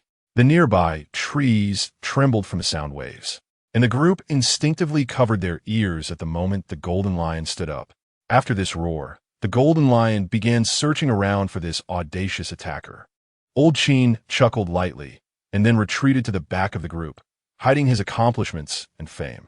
As he passed by his students, he encouraged them, saying, "Come on, kids, the battlefield is yours." When he reached the back, Old Qin pulled the two teachers behind him and rallied all the students again. Before they could react, the Golden Lion had already found them because of Old Qin's voice. Luo Qingxian glanced back at Old Qin and saw him dragging the two teachers up a tree to watch them. Feeling Luo Qingxian's gaze, Old Qin didn't forget to encourage her again. Luo Qingxian turned back giving a wry smile and exchanging glances with her struggling teammates, wondering, is this what teachers are like? Joy. When the golden lion saw the group of people, it took a few steps back and lowly growled warnings at them. Then it looked around at the other extraordinary creatures, seemingly assessing the strength of this group. Once it realized it was the strongest here, the golden lion seemed to relax. The 11 students watched the golden lion's movements warily, while several extraordinary creatures in the periphery crouched, ready to attack at any moment. The golden lion remained still for a long time, facing off against the school team. However, after waiting for a while, it couldn't help but initiate the first wave of offense. It first raised 3 earth walls in various directions to prevent the students from escaping, followed by a furious roar directed at them. Lin Nian was stunned by the sound, her vision darkening momentarily. After a moment, she finally understood just how powerful the so-called lion's roar was in her previous life. With this strength, it could easily stun her for a minute. After that roar, the golden lion lunged at the group. The frontline flame lion, perhaps due to also being a lion, was not too affected and quickly reacted, throwing several fireballs at the golden lion and dodging to the sides. The golden lion was too large. Even the beast masters would suffer serious injuries if it landed on them. It could be said that the golden lion's pounce essentially shattered the original formation of the small team, and with the earth walls surrounding them, there was no escape. At this moment, the 3 teachers in the tree were still enjoying the spectacle. Students, this is training your fundamentals. If your foundation is weak, the future will be shaky. A skyscraper rises from the ground. Brilliance can only be achieved by yourself. Come on, students. Chapter 43, Confronting the Golden Lion. The students froze at the familiar words, nearly falling into the lion's mouth. Family members, how are the 3 teachers who are enjoying the spectacle going to handle this? Humph. Lin Nian snorted coldly and symbolically threw an electric chain at the 3 teachers in the tree. After throwing the electric chain, Lin Nian focused all her attention on the golden lion, where several flame lions and shadow wolves had already launched their attacks under the command of their beast masters. Unfortunately, the level difference was evident. Although these attacks did cause some harm to the golden lion, it was insignificant. The golden lion continued to dart around the crowd, and just as the team was about to completely collapse, one person stepped forward. Liu Yin checked to see if there were any other extraordinary creatures nearby, while the 4 flame lions drew the golden lion's firepower. The shadow wolves and mighty apes seized the opportunity to ambush the golden lion. This moment flowed through the panicked students like a gentle stream, and they settled down as if they had found their backbone, following the instructions of that voice. Lin Nian looked towards the source of the voice, and sure enough, it was the original female lead. It is well known that the protagonists in novels always possess a kind of persuasive magic. At this moment, the female lead arrangements happened to involve Luo Qingxian and Lan Feng. She tilted her head and said, Luo Qingxian, I don't know much about your lightning cat skills and combat level, but since you're the top student, feel free to unleash your potential. Lan Feng, I remember your beast is a water sprite. You should work well with Luo Qingxian. The elemental reaction between water and electricity can yield extraordinary effects. Lianwei, your beast lacks offensive capabilities, so just protect yourself. After methodically giving her orders, Liu Yao no longer focused on Luo Qingxian and the others, but instead concentrated on the battlefield, while the fawn beside her was eager to try. She stroked the fawn's antlers, gently soothing it. As for me, the fawn could deliver a fatal blow to the enemy. Is this the command ability of the female lead? Lin Nian sighed. Someone who is the center of attention wherever they go should indeed be the female lead. However, hearing the female lead mention elemental reactions reminded Lin Nian of the combination technique with Bai Xinxin's flame lion in the M78 secret realm. Now, with Bai Xinxin's lion attracting attention at the front line, she could only execute this operation with Lan Feng. Glancing at Lan Feng's water sprite, what to do? It always feels like her 10,000 volts might fry this water sprite. Forget it. She is just a cat. It's better to follow Luo Qingxian's arrangements. Luo Qingxian knows more than she does and can definitely handle this elemental reaction better. Later, have your water sprite soak the golden lion completely. Luo Qingxian said to Lan Feng after observing the golden lion entangled with the beasts ahead. No, the golden lion is too big. My water sprite doesn't have enough water. Water sprite? Not enough water? Are you a clown sent by the monkey? Meow. Its weaknesses are on its face and abdomen. Without caring how Lin Nian knew this, Luo Qingqian instinctively trusted her and decisively said, then make sure to completely wet the golden lion's head. And if you have the chance, pour some water on its abdomen too. Okay. After saying that, Lan Feng commanded her beast to fly into the air, looking for an opportunity to accomplish this great task. The dozen or so beast masters dispersed to prevent the golden lion from seizing the opportunity to directly attack the weak beast masters by crossing over the beasts in front. However, the now evolved high-level wild extraordinary creatures had relatively high intelligence. It knew that among this group of people and beasts, the weak point was the frail humans. Thus, while entangled with the flame lions, it also seized the opportunity to cast several earth-type spells toward the beast masters. At this time, the importance of physical education in the high school entrance exam became evident. Among the more than 10 students present, it was highly likely that they all scored full marks in physical education. One by one, they nimbly dodged the earth balls thrown by the golden lion. However, dodging like this was not a solution. Luo Qingqian thought for a moment and released Xiaobing. Although Xiaobing was still low level, she could easily protect them in the situation. Whoa, sister, I was sleeping so soundly. Why'd you call me out? As she said this, Xiaobing let out a big yawn, and Lin Nian couldn't hold back any longer. This little girl, how could she be so unaware of the situation? She gathered a small bolt of lightning in her hand and gently zapped Xiaobing, waking her up with a start. Xiaobing shot an unhappy glare at Luo Qingqian and whimpered, "Whoa, bad sister. Nian Nian is good." A black line crossed Luo Qingqian's face. Look at this girl. What is she even saying? Fortunately, now Xiaobing also saw the massive golden lion, and she was so frightened that she took several steps back, shrinking behind Luo Qingqian. Whoa, this beast is so ugly. Next, she saw the curious gazes of her classmates nearby, and she trembled in fear. Whoa, zero, so many people around. Bing Bing is scared. Sigh.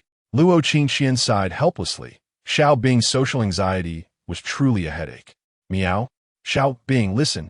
This beast wants to eat me and Qingqian. We need to take it down. Can you protect these weak, defenseless classmates? Whoa, Demei. Meow.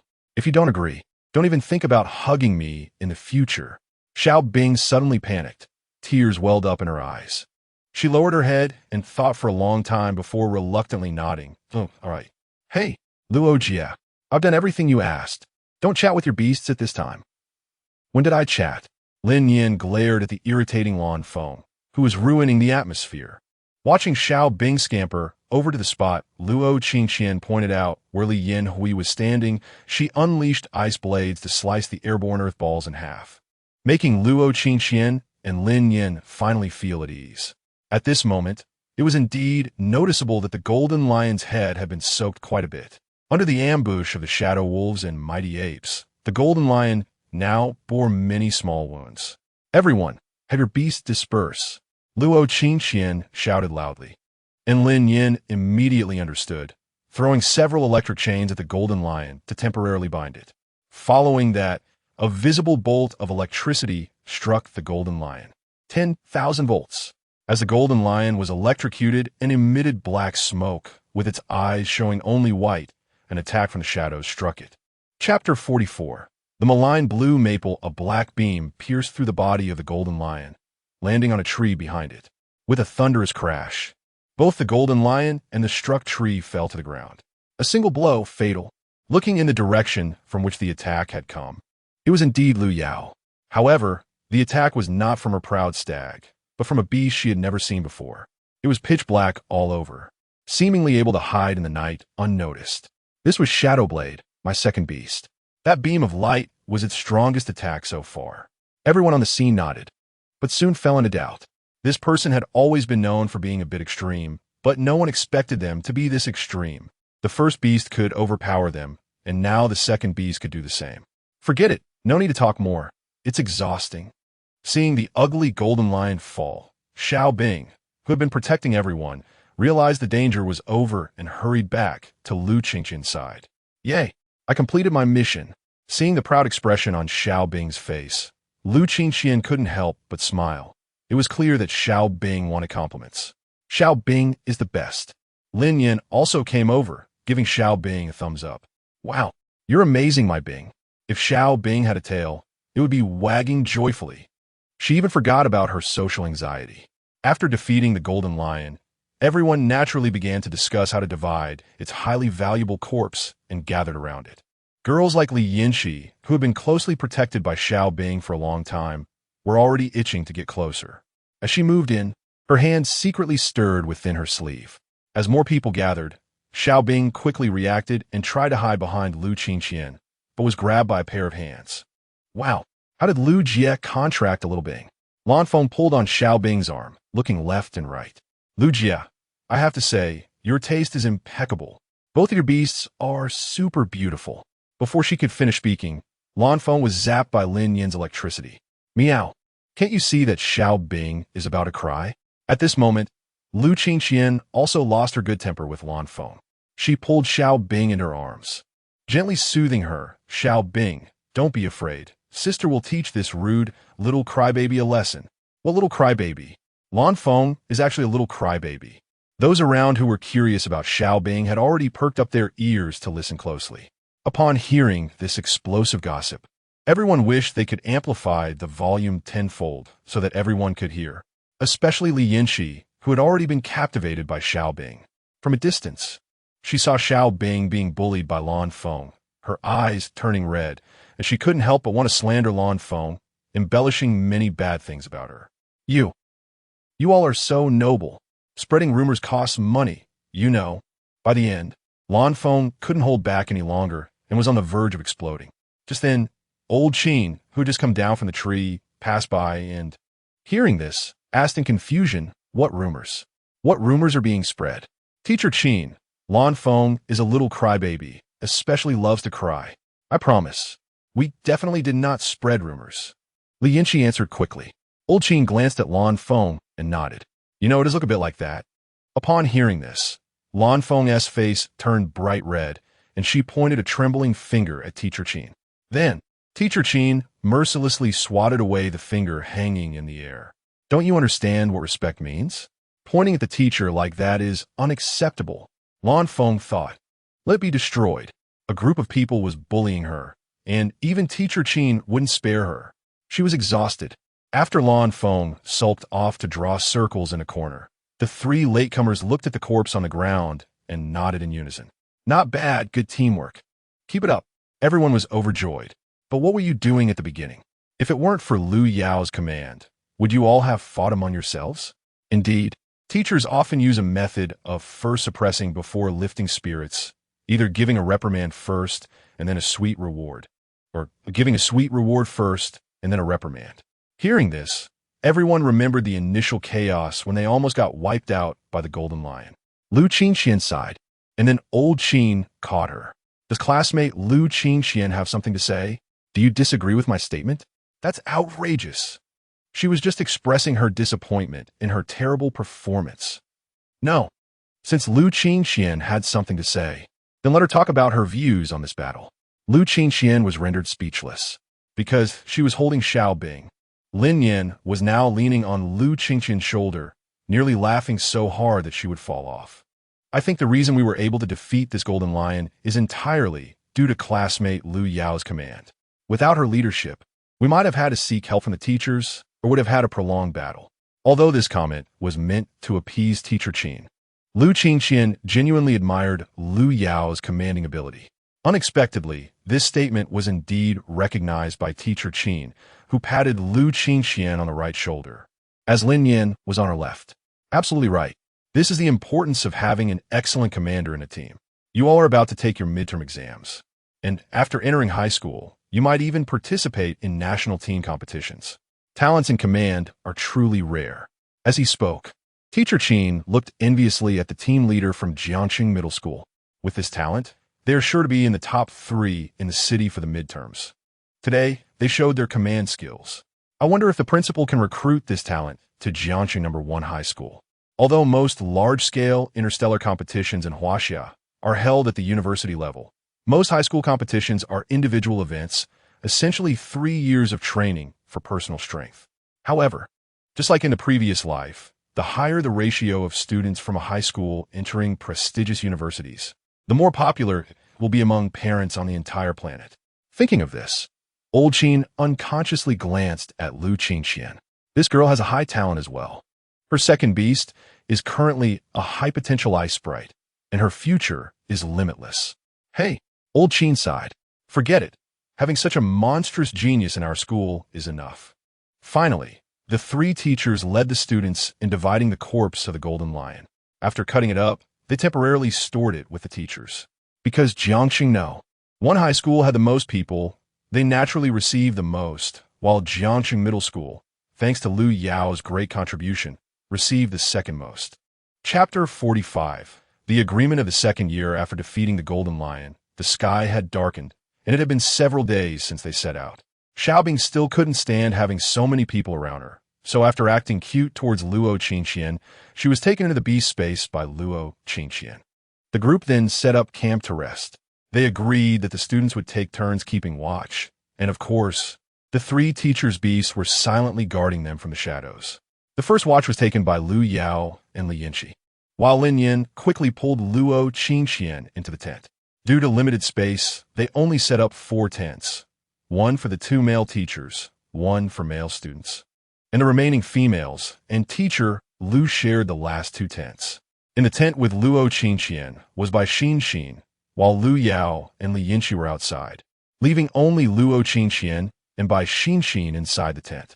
Qingxian, have you found any spiritual treasures? Seeing Luo Qingxian, by Xin's eyes brightened, and she grabbed her arm and asked.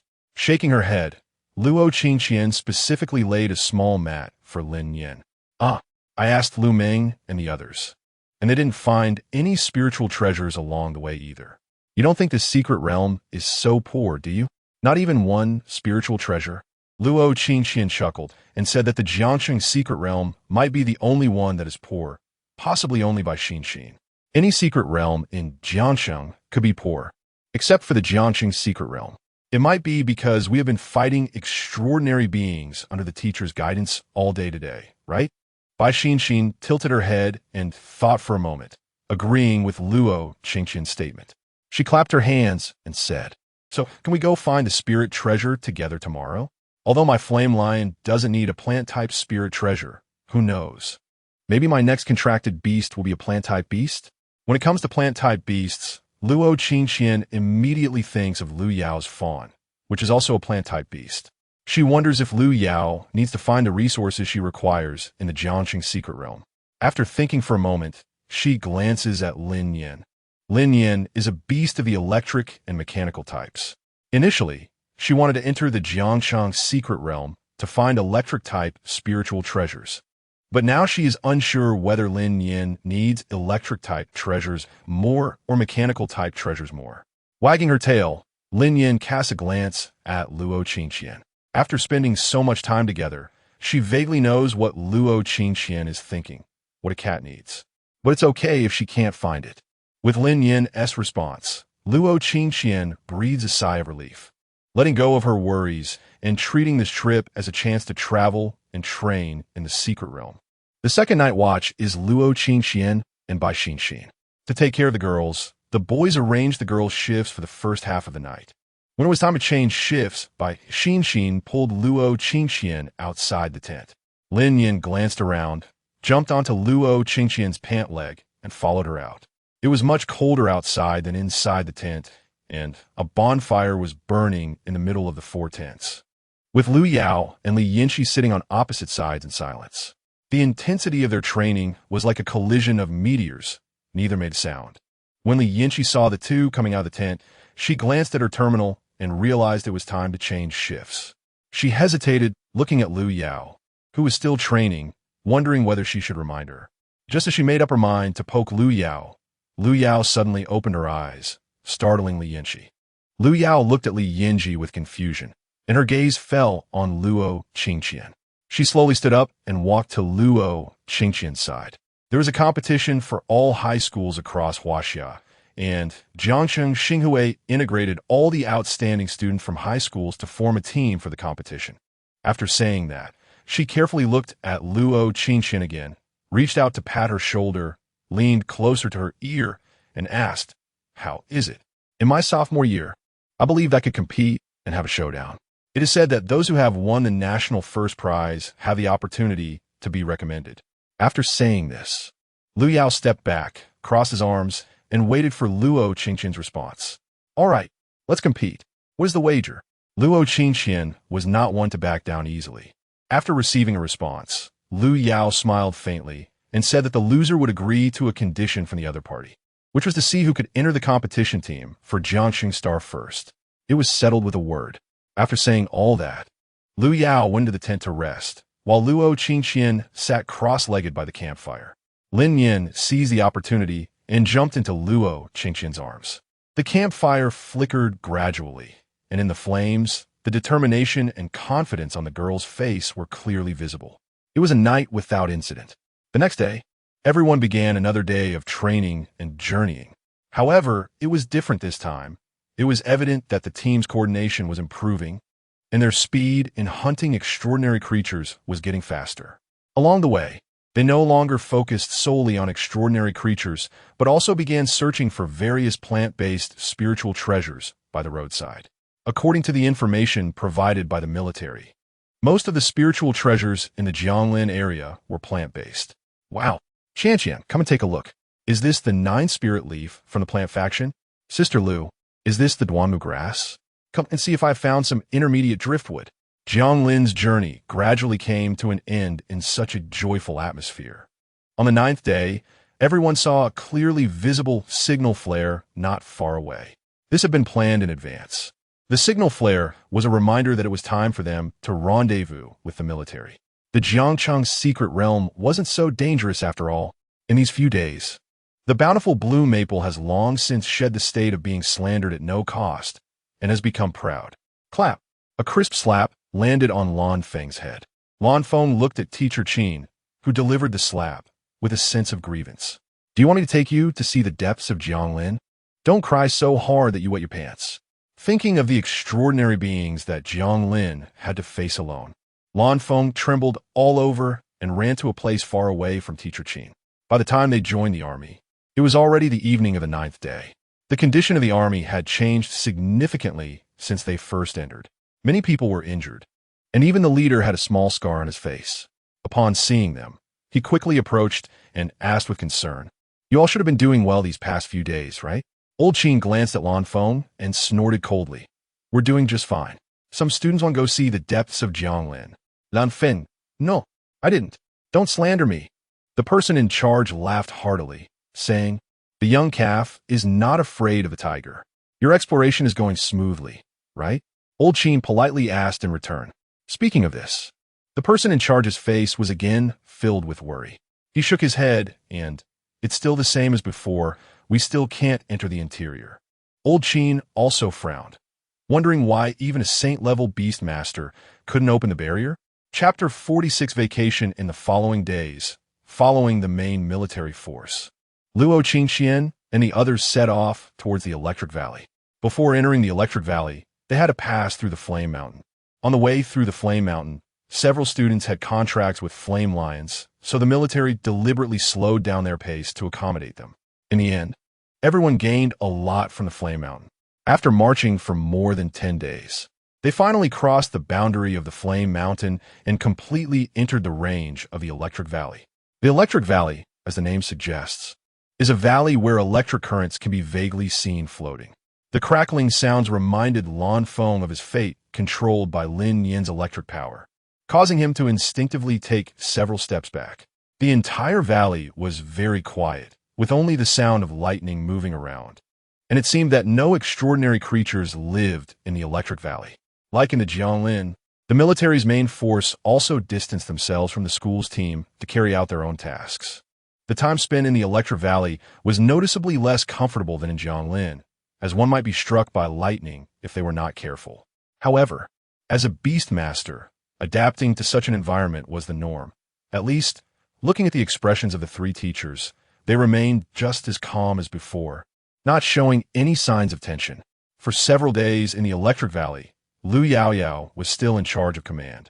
But they had not encountered any extraordinary creatures for several days, while Ling Bao collected quite a few resources. Time passed quickly, and before they knew it, it was the last day of the month. In this month, they had gained a lot. Since they could automatically teleport out of the secret realm, they no longer needed to reunite with the military personnel. On the last day, various schools discussed the division of resources. Lan Feng said, "How about we give 10% of the resources to Teacher Qin, and the rest is evenly divided among the 5 of us?" As soon as he said this, he received an appreciative glance from Teacher Qin. Li Yinchi exclaimed, "How can that be? I'm just a burden. You still have to protect me during battles. I can forego the resources." This statement immediately attracted the attention of everyone from Class 1. They looked over and found Li Yinchi had lowered her head in some self-doubt. Sighing, Luo Qingqian walked over, patted Li Yinchi's head, and comforted her. "Haven't you done a lot for us? There are many resources that we wouldn't have been able to take without your golden cicada." Bai Xinxin chimed in, "Exactly. How could we do without you? Let's go with Lan Feng's plan. It's settled." Zhou Huancai quickly raised his hand to express his support. "I agree. You see, everyone supports you. We are a team, and we've all contributed to the harvest."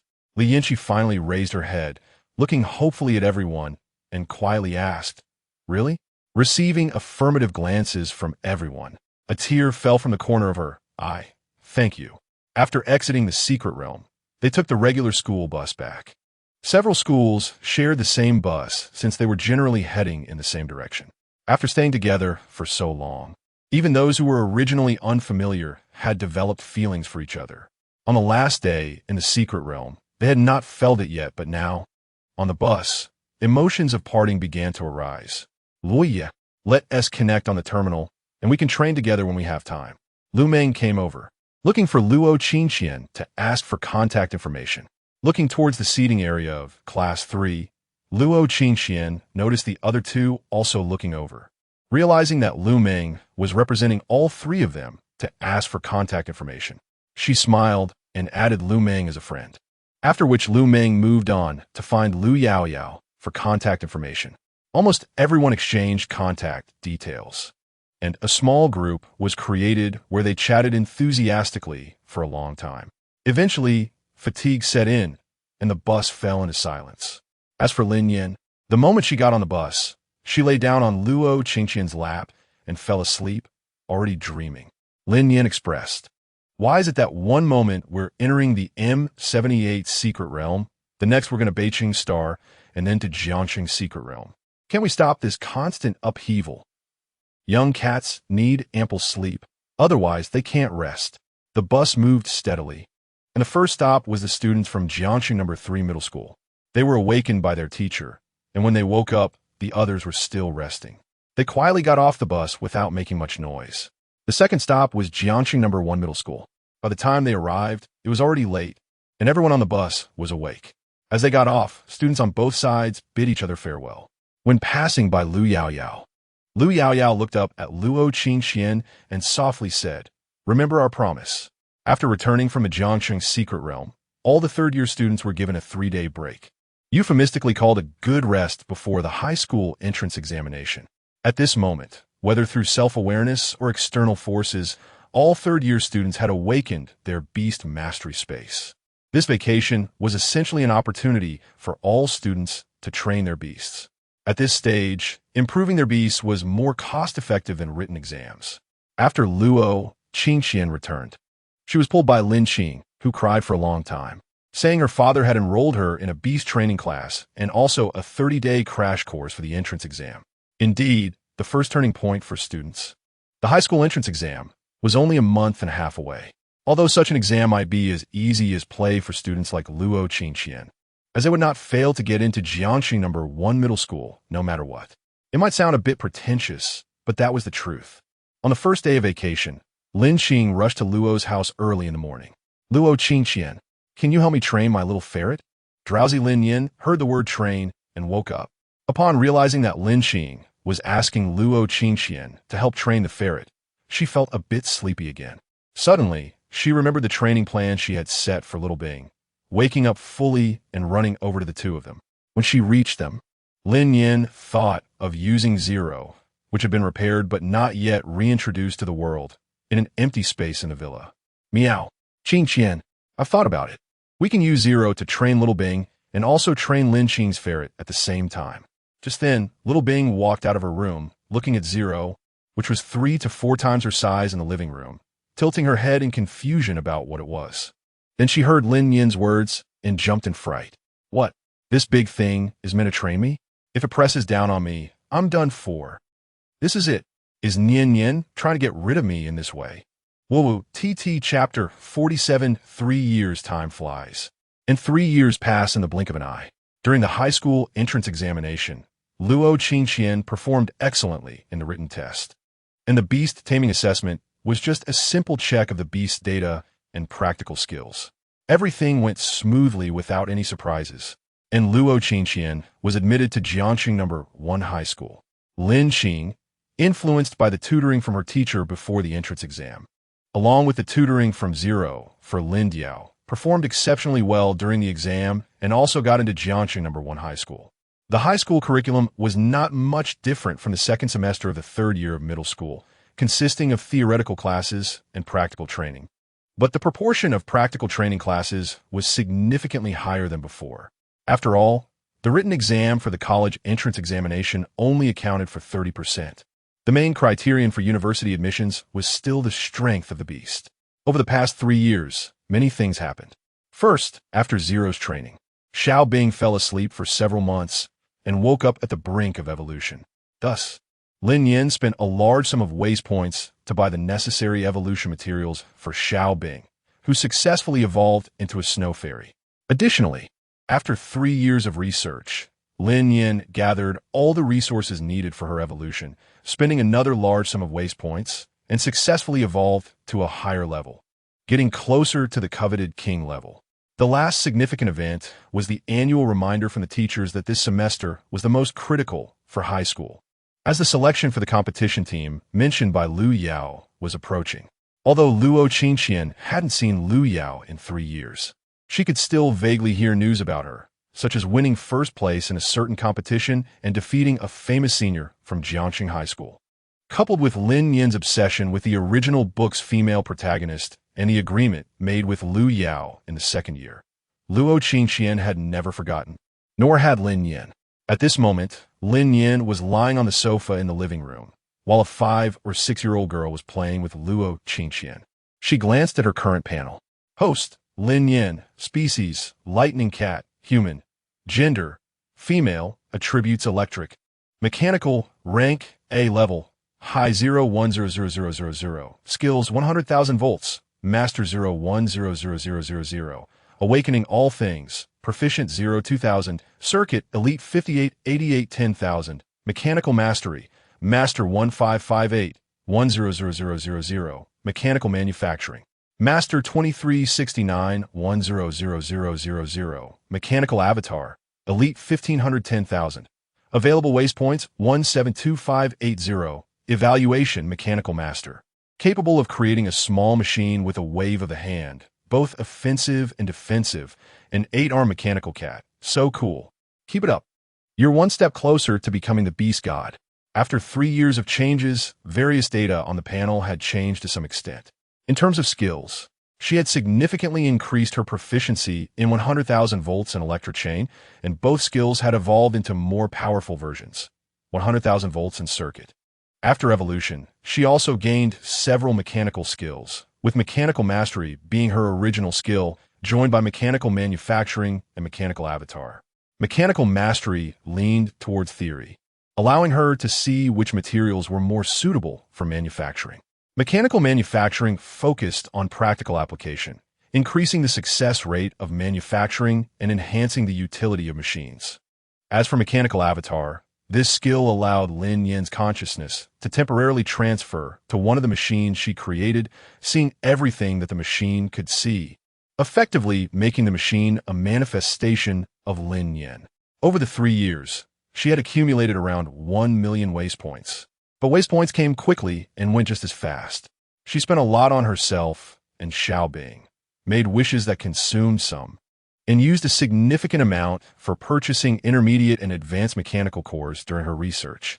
In summary, she had also obtained a considerable number of mecha fragments, and she had already created an intermediate intelligent mecha.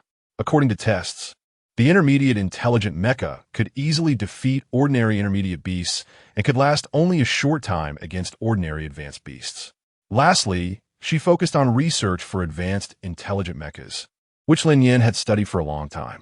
There was already a prototype of an advanced intelligent mecha in the laboratory, and it was expected to be successful in a few days. Next came Lin Nian's evolution route, which she unlocked with a large sum of waste points. Evolution route. Lightning Mechanical Cat King required treasures. Millennium Thunderstrike Wood 1. Advanced Intelligent Mecha 2.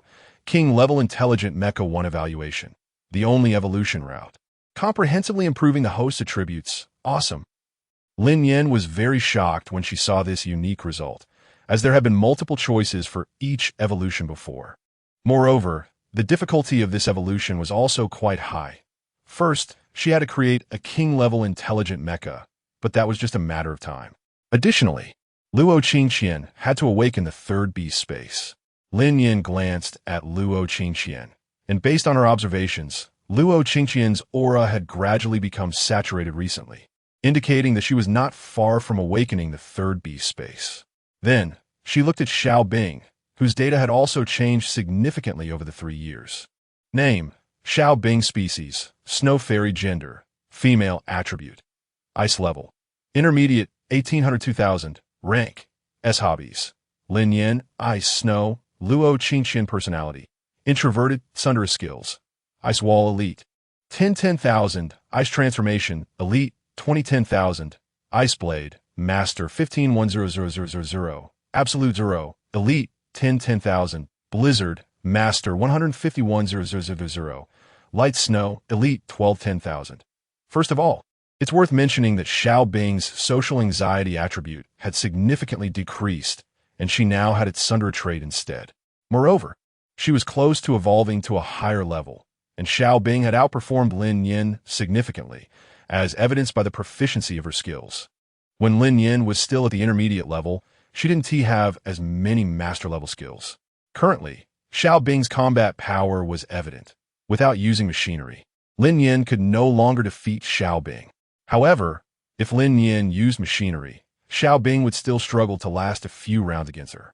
Lastly, regarding Xiao Bing's evolution routes, Lin Nian had already unlocked them with waste points when she saw Xiao Bing was just 500 points away from evolving. Evolution Route 1. Snow Fairy Snow Princess Introduction. This evolution route further explores the ice and snow attributes of the Snow Fairy, laying the groundwork for king-level evolution. Required treasures: Ice Snowstone 20, Millennium Ice Crystal 1, Ice Dragon Soul 1. Evolution Route 2. Snow Fairy Time Ice Fairy Introduction. By amplifying with Time Crystal, the Snow Fairy masters the power of time, which is one of the 3 rare attributes. Required treasures: Time Crystal 1, Universal Ice Crystal 1, Snow Herb 1. After inquiring about Xiao Bing's opinion on these 2 evolution routes and considering her own view, Lin Nian chose the first route for Xiao Bing. It wasn't that she couldn't afford the second route, but the first one was more cost-effective. It's important to note that time crystals are rare, even in the system shop. They require 1 million waste points to exchange for. Chapter 48. Training. Although Lin Nian clearly understands how powerful a beast with time attributes will become in the future, just the evolution from intermediate to advanced requires so much effort. Not to mention the evolution from advanced to king level, or even beyond king level. Moreover, the evolution path is quite practical. It can only be said that it's best to choose what suits one's self at each moment. Being too greedy may backfire. However, when it comes to the Ice Snow Princess, Lin Nian couldn't help but think of a famous animated character from her past life, the Ice Queen. According to the naming logic of the system, it's possible that the king-level form of Little Bing will be called the Ice Queen. Little beast, little slacker.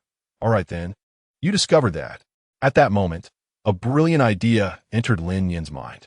Since the king-level form could transform into a human, and a human could easily operate a mech, she thought for a moment and decided to customize a mech specifically for Xiao Bing. Since Xiao Bing already has it, Lin Nian glanced at Luo Qingqian and thought, Why not enhance it for everyone? Then let's customize a special mecha for Luo Qingqian. How can our Beast Master not have any means of self-defense? However, these are all just future aspirations. Customizing a mecha first requires design, then purchasing materials, followed by manufacturing the mecha and testing it. The road ahead is long and arduous. For now, their task is still a registration form lying on the desk. Registration form for the 11th National High School Beastmaster Team Competition, Jiangchang Division, Jiangxi No. 1 High School District. After entering high school, Lin Nian, along with Luo Qingqian, came to understand the significance of this competition. The National High School Beastmaster Team Competition is a preparatory event organized by the country for the upcoming Intergalactic Championship. Across the universe, there are many different star systems inhabited by humans, and to allocate resources among them, such a competition was established. The competition is divided into individual and team events. The star system with the highest combined scores from both events gains access to more cosmic resources. For the individual event, the Chinese star system naturally has no concerns. Talented individuals emerge in abundance. However, the team event has been a headache for Chinese officials. In previous intergalactic championships, the Chinese star system stumbled precisely in the team event. To address this from the grassroots level, the government introduced this competition, mandating that every province and directly administered star in the entire star system must field a team of high school students to participate. Since it is a nationally organized competition with a countrywide scope, high schools across the nation closely monitor this event every year. If a student performs exceptionally well and catches the eye of a university mentor, they can skip the college entrance exam altogether and enroll directly in September of that year. In other words, if a sophomore is selected, they won't even need to complete their senior year. They can head straight to university. So, each high school selects team members from the second and third year students. After each high school provides their own list, those on the list will uniformly enter the training camp, which is organized by the Jiangxi government, and ultimately a team of 7 will be selected to participate in the competition. After a fierce battle in the first semester of the second year, Luo Qingqian successfully passed the school selection and became a member of the training camp. Moreover, they will set off for the training camp tomorrow to participate in this year's training. The next morning, it was still dawn when a series of urgent alarm sounds rang out. A fluffy cat paw reached out from under the blanket and pressed down on the alarm clock, silencing the annoying sound. Luo Qingqian was already awake. She stretched lazily and glanced at her terminal. There were several unread messages on the terminal. Xin Xin Xiangrong, Luo Jia. I heard that Lu Jia is also going to the training camp. I wish you all a successful training and bring glory to Jiangcheng. I believe that with your strong collaboration, you will definitely win the championship. Qingqing, Qianqian, if you become rich and powerful, don't forget me. You must help me. This little waste, in the future. Old Zwa. If you listen to the instructor in the training camp, it doesn't matter if you don't get selected. There will be another chance next year. You're already great. Ah, right. There's a very unfortunate thing. Because Jiangxi No. 1 Middle School integrates junior and senior high schools. Lao Zwa just happened to move up to the high school department and coincidentally became the homeroom teacher of her new class. It seems that after 6 years, she still can't escape Lao Zwa's clutches. Under these 3 messages, there are also messages sent by friends who previously went to the Jiangxi secret realm. By the way, it's worth mentioning that Li Yinxi also entered this training camp, being one of the only 2 second-year students from Jiangxi No. 1 High School to join the camp. Seeing these encouraging messages, a warm current flowed through Luo Qingqian's heart. Before long, she was beaming as she got dressed and tidied herself up, waking up Lin Nian and Xiao Bing, who were still in bed. Lin Nian and Xiao Bing stared at Luo Qingqian with the same round eyes, and Luo Qingqian smiled lightly, urging them to hurry and freshen up because it was time to set off. The school had already informed them of the training camp's address, and this time the students had to cover their own expenses to reach the camp. Jiangxi Star is mainly divided into 3 areas: the urban area, the suburban area, and the danger zone. The urban area is the most prosperous region, where the city government, various schools, major shopping malls, and residential complexes are all located. The danger zone is filled with various secret realms of Jiangxi Star, where extraordinary creatures might breach the entrance and come to the surface, posing a threat to humans. So it is very dangerous and requires military presence. The suburban area, which is where the training camp is located every year, has a certain population living there, as well as corresponding jungles and some wild extraordinary creatures, serving as a buffer zone between the urban area and the danger zone. After arriving by car at the entrance of a large villa in the suburbs, Luo Qingqian coincidentally ran into Lu Yao, who was also reporting here. One hand holding Lin Nian, she waved her other hand towards Lu Yao, who was standing at the door. Lu Yao, long time no see. The other party nodded. Long time no see, Luo Qingqian. Luo Qingqian pushed her suitcase forward and said, "What a coincidence to run into you here." Lu Yao replied, "Not a coincidence. I was just waiting for you here." Luo Qingqian was taken aback for a moment, and then she heard Lu Yao's next invitation. "How about sharing a dorm with me?" Not hearing Luo Qingqian's response, Lu Yao patiently explained again. "Each dormitory can accommodate 4 people, and I invited Lu Meng and Li Yanqi." Luo Qingqian suddenly realized that she didn't expect Lu Meng to be part of this training session as well. As if afraid that Luo Qingqian would disagree, Lu Yao quickly added, "Do you remember the bet we made before? I arrived earlier than you. Shouldn't that count as me winning? Then I request to be in the same dormitory as you. What do you say?" "Huh?" Luo Qingqian, who was already prepared to agree to this request, saw the benefits presented and thought, anyone who disagrees must have their head stuck in the door. Chapter 49. How can you be so weak and dare to hit on girls? The dormitory at the training camp is separated by gender. The entire villa has 3 floors. The first floor is the hall. The second floor is the boys' dormitory, and the third floor is the girls' dormitory. After Luo Qingqian entered the hall with Lu Yao, carrying a large bag and a small bag, all the boys gathered in the hall turned to look at her in unison. Luo Qingqian, a sophomore, had already shed the childishness of middle school. She was tall, with fair skin and long flowing hair, and her legs, wrapped in school uniform pants, were slender and long. Lu Yao had also changed a lot over the past 3 years. Her phoenix eyes glanced at the boys in the hall who suddenly brightened up, and her cold demeanor made many who wanted to approach hesitate. However, a few fearless ones still walked towards Luo Qingqian and Lu Yao. "Hey, beautiful. Which school are you from? Let me help you carry your things upstairs." After glancing at him, Luo Qingqian remained silent, simply placing her suitcase on the ground, crossing her arms and quietly watching the boy. The boy was delighted and, regardless of Luo Qingqian's silence, stepped forward to try to help carry her luggage. He tried to lift it, but it didn't budge. The boy, undeterred, used both hands, his veins bulging, exerting all his strength. But the suitcase remained firmly on the ground, showing no signs of movement. "TSK, how can you have the nerve to hit on girls when you're this weak?" Luo Qingqian mocked him and effortlessly lifted the suitcase. The boy began to question his life choices. What kind of girls are these? Needing help to open a bottle cap, yet able to lift such a heavy suitcase so easily.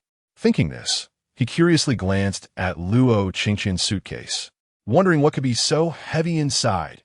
Seeing the boys still blocking their way, Lu Yao snorted coldly, pulled Luo Qingqian, and pushed past him towards the stairs.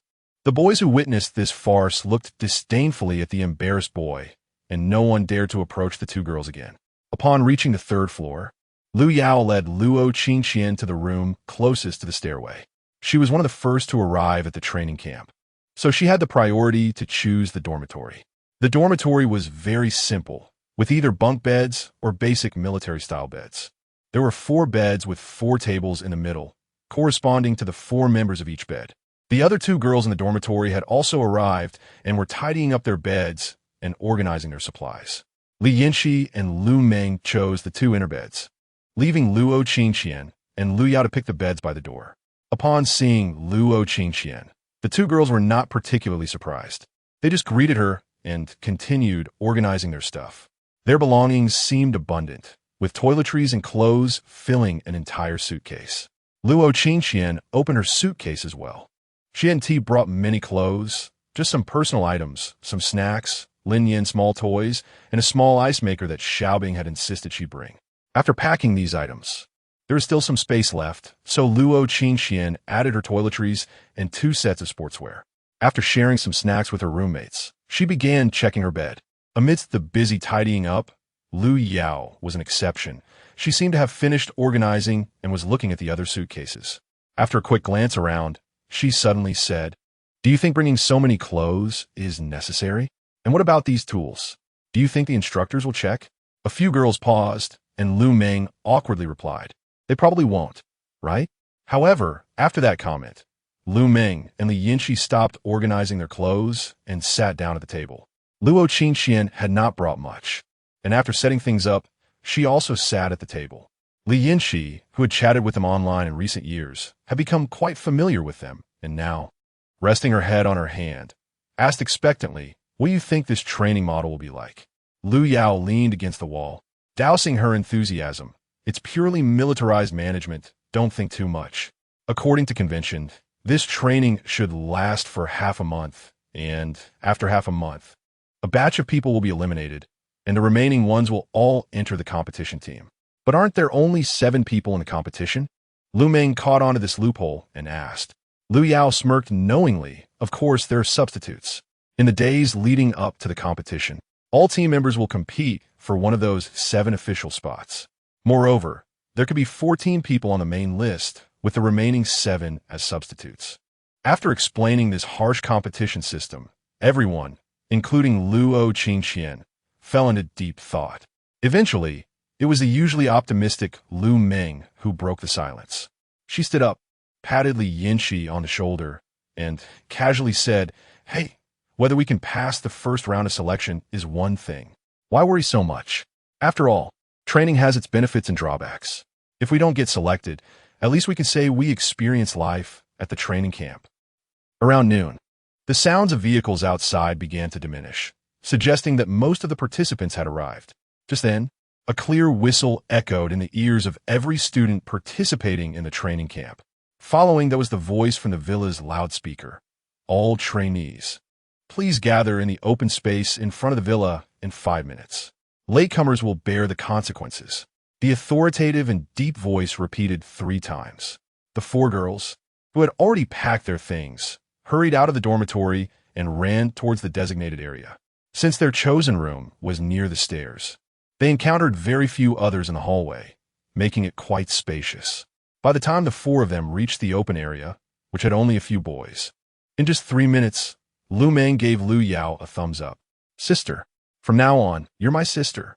You tell me to go east, I'll definitely go east. You tell me to go west, I'll definitely go west."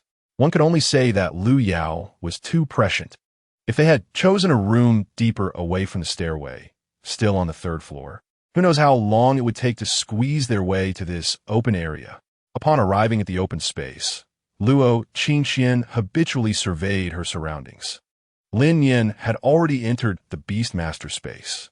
There hadn't been much change since she arrived, except for 3 off-road vehicles parked nearby, which seemed to be filled with many cardboard boxes, though she couldn't tell what they contained. Standing beside the off-road vehicles were 6 officers dressed in camouflage uniforms, looking spirited and energetic. Chapter 50. Guess what?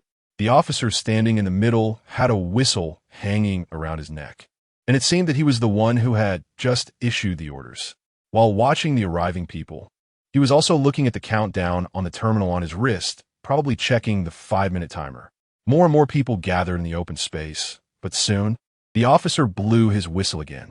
The officer next to him heard the whistle and ran to the entrance of the villa, blocking the incoming students. After doing this, he finally turned his gaze to the students in the open area, cleared his throat, and slowly spoke. "Hello, everyone. I am a chief instructor for your upcoming 2-week training. Werewolf."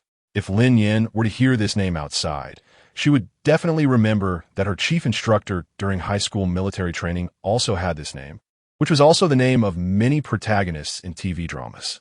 However, the students on the scene had no interest in thinking about this. Let me first explain your training schedule for the next 2 weeks. You will gather every morning at 5 o'clock sharp and run 5 kilometers around the perimeter of the villa. The last 3 students to complete the 5 kilometers will lose their right to have breakfast. The first 5 days will be focused on physical training, with physical fitness scores accounting for 30% of the assessment. The next 5 days will involve beast taming training, with battle scores also accounting for 30% of the assessment. as for the last 5 days. At this point, he paused, a mysterious smile curling at the corners of his mouth. You guess. These 3 words directly disconnected the image of the instructor from the person in front of them. What kind of instructor would ask you to guess the training project? After a brief introduction, Werewolf's gaze shifted to the group of people blocked inside the villa. Those who arrived late would have to run 3 kilometers around the villa before gathering here. Those who could not finish would be allowed to leave today. As soon as he finished speaking, someone inside the villa protested. I refuse. It was clearly the people in front of the stairs who blocked my way down. This is unfair. Yeah, this is unfair. Being closer to the stairs should make it faster to go down. Exactly. We girls are still on the 3rd floor, and when we got to the 2nd floor, the stairs were blocked by the boys. The murmurs continued until a boy who spoke up was knocked to the ground by the officer in front of him. This sudden situation made everyone in the villa shut their mouths, but they still stared discontentedly at the officers blocking them. So, why didn't you rush to grab a room close to the stairs? Is it because you arrived late and the rooms they're already taken? So, why could so many people arrive on time while you couldn't? However, the fact that the girls were on a higher floor was still worth considering. Starting tomorrow, the girls would have a 5-minute delay in going down compared to the boys. This series of questions left the people inside the villa momentarily speechless, until the officers let the girls inside the villa join the crowd. While the boys were sent to run 3 kilometers, the boys completely exploded. Why do they get to skip running? Is this feminism? What happened to gender equality? This just makes it worse for the girls. Exactly, we demand gender equality.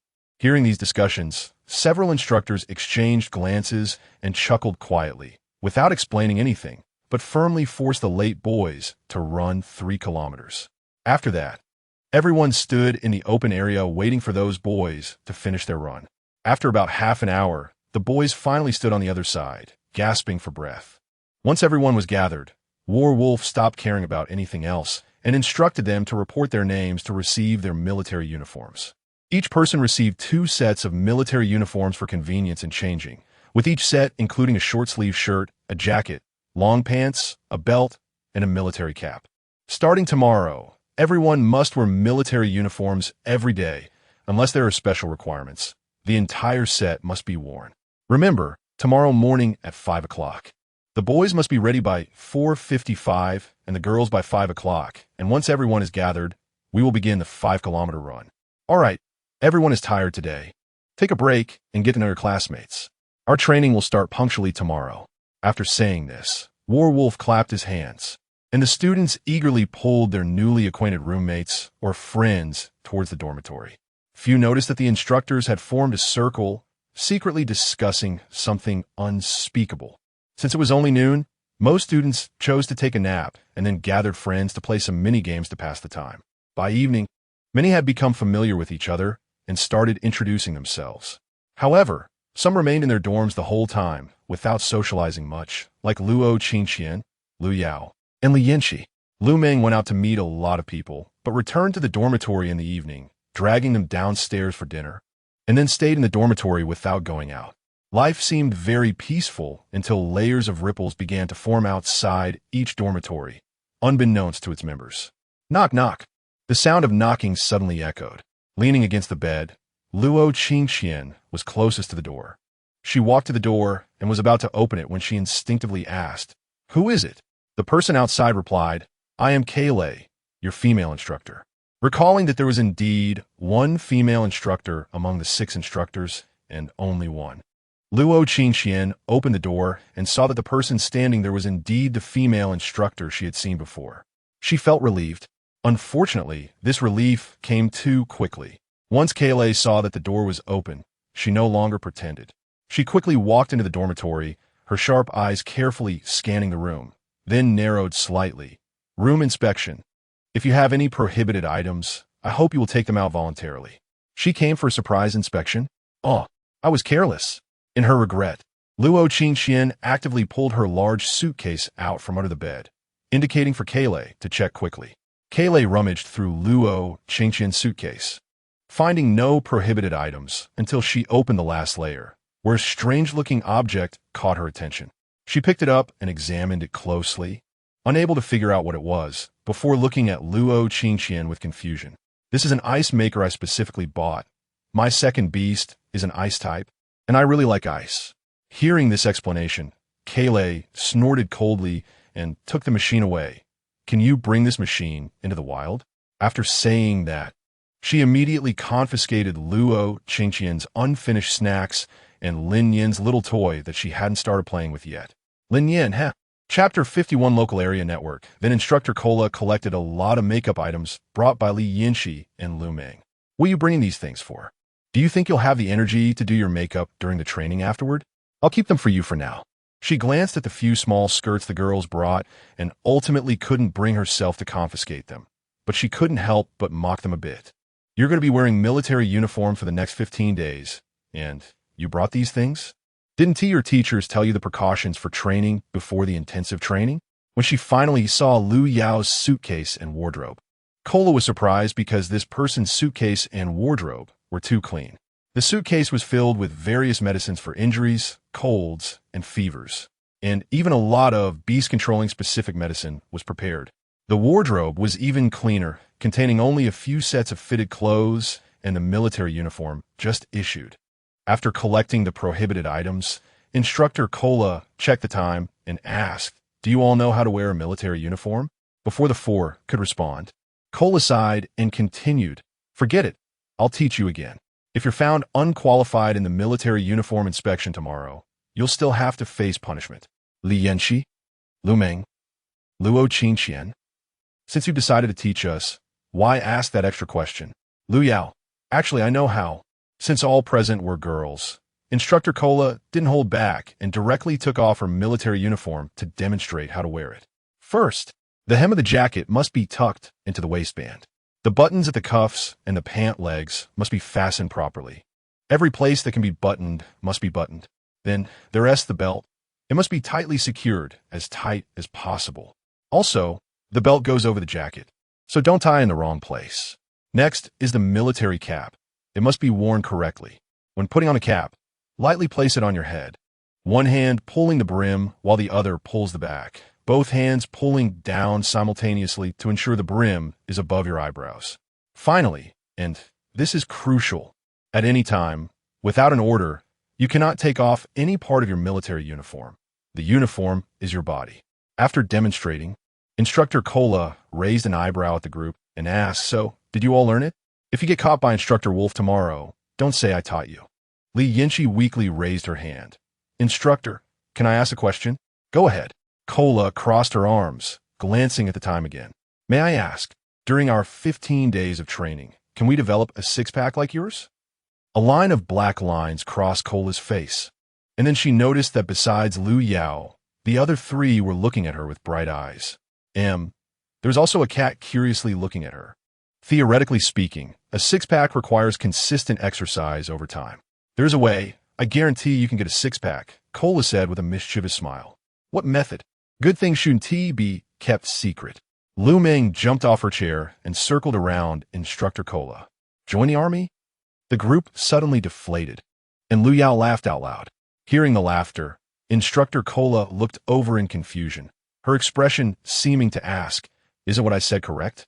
Lu Yao laughed even harder, trying to suppress her laughter, waved her hand, and said, "It's nothing, just thought of something really funny and couldn't hold it back."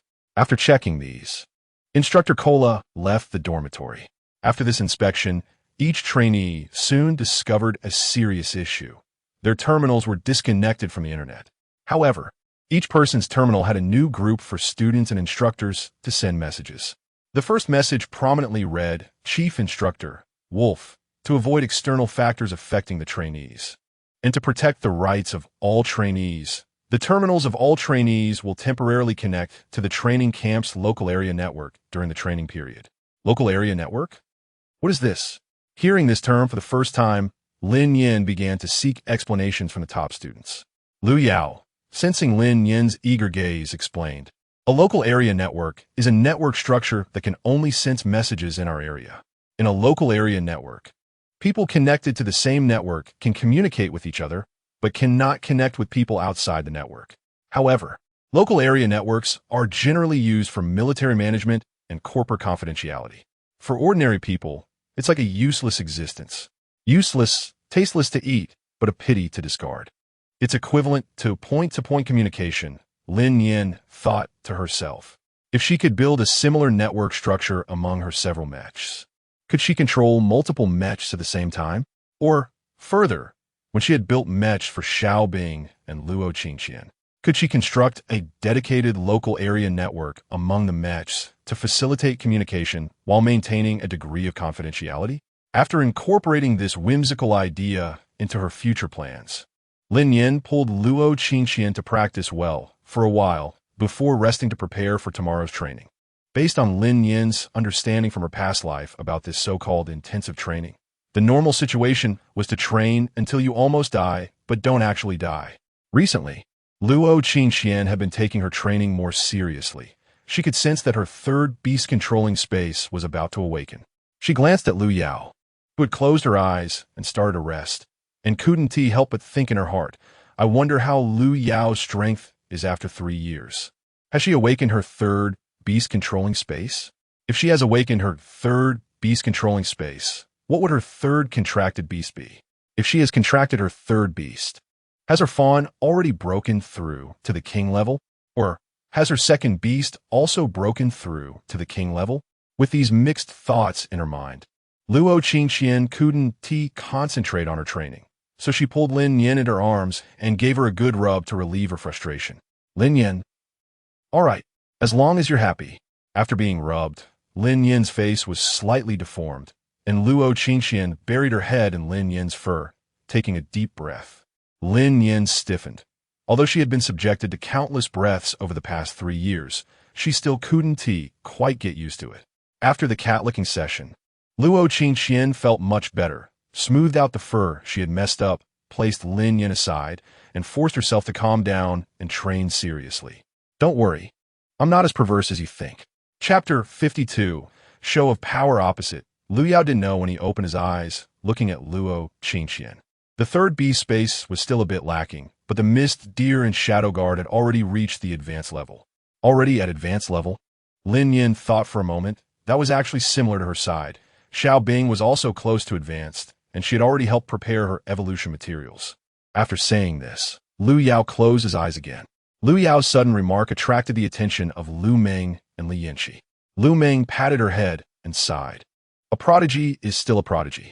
My 2 beasts are still just intermediate, and I haven't even unlocked the third beast space yet. If it weren't for my second beast being a bit special, I probably wouldn't even be able to enter the training camp. Hey, who says otherwise? I'm about the same as you. I don't know if I can awaken the third beast space by the time I graduate high school. My golden cicada awakened a space-type attack skill, which is why I was selected. Space-type attack skill? Is it similar to a space blade, appearing suddenly at any point in space to attack the enemy? Suddenly curious, Li Yanqi asked, by the way, what is your second beast? Hearing Lu Meng's words, Li Yanqi became curious. In the dormitory, since they were all familiar with each other, Lu Meng didn't keep a secret. It's an S-class wild white tiger. It's said that I'm the only one discovered so far, and some say it's an ancient divine beast mentioned in ancient texts. Very powerful. White tiger, the guardian god of soldiers? Ridiculous. Lin Nian glanced at her own claws and realized that none of the people in this dormitory were ordinary. She was someone who had crossed into a book and possessed a mechanical system, while Lu Yao was the original female protagonist, the child of destiny in this world. And there were 2 others. One was a beast with a space-type attack skill that hadn't appeared for 1,000 years. And the other was a cute girl who had contracted the guardian god of soldiers, specializing in killing. How should she put it? This dormitory felt like the so-called protagonist team in a novel. Each person had extraordinary luck. Thinking of this, Lin Nian suddenly felt that this absurd thought seemed to have a bit of truth to it. So, after she crossed into the book, she wouldn't turn to the female protagonist beast, but rather become a companion beast of the female protagonist? Or could it be that her crossing encouraged Luo Qingqian, who was originally unrelated to the plot, to be forced to become one of the female protagonists as companions? Early the next morning, the dormitory was filled with the sound of alarm clocks ringing in succession. Impatiently turning off the alarm, Luo Qingqian sat up with her eyes closed. You ask me what a warrior's life is, I give you a small bullet shell.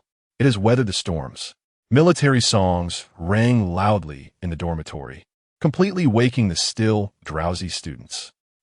Luo Qingxian irritably ran her fingers through her hair, resignedly getting up to wash and change into her military uniform.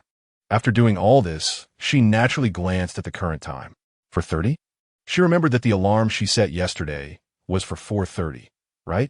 Looking again at her alarm page, she found that a new alarm had appeared at some point, set for 4 o'clock.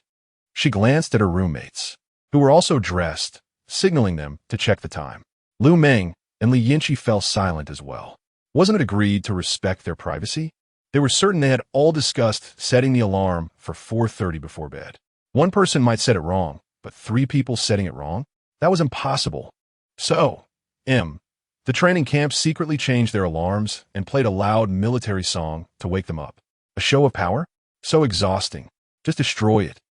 Before the assembly signal blew, Luo Qingxian and the others had already arrived at the assembly area, waiting for the time. Before it was time to assemble, many people had already been standing in the open space, yawning continuously. Hey, last night, there was a surprise inspection for prohibited items. Where did you all get taken? Damn, you don't know how sneaky these instructors are.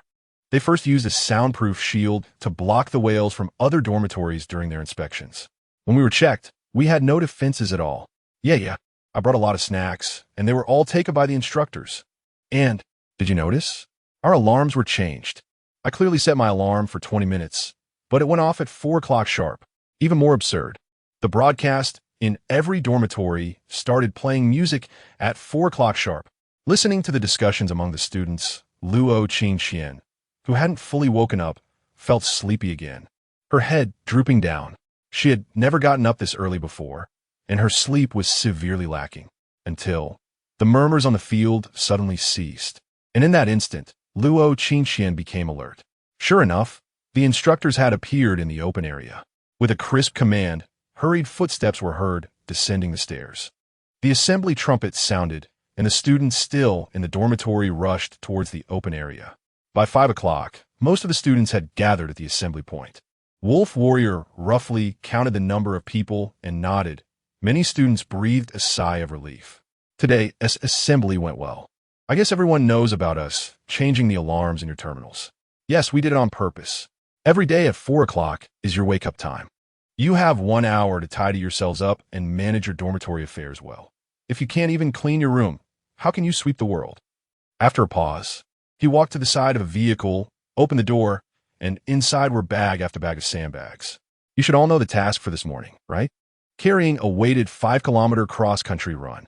The last 3 to finish won't have breakfast. Gourmet. Before he could finish, a girl protested.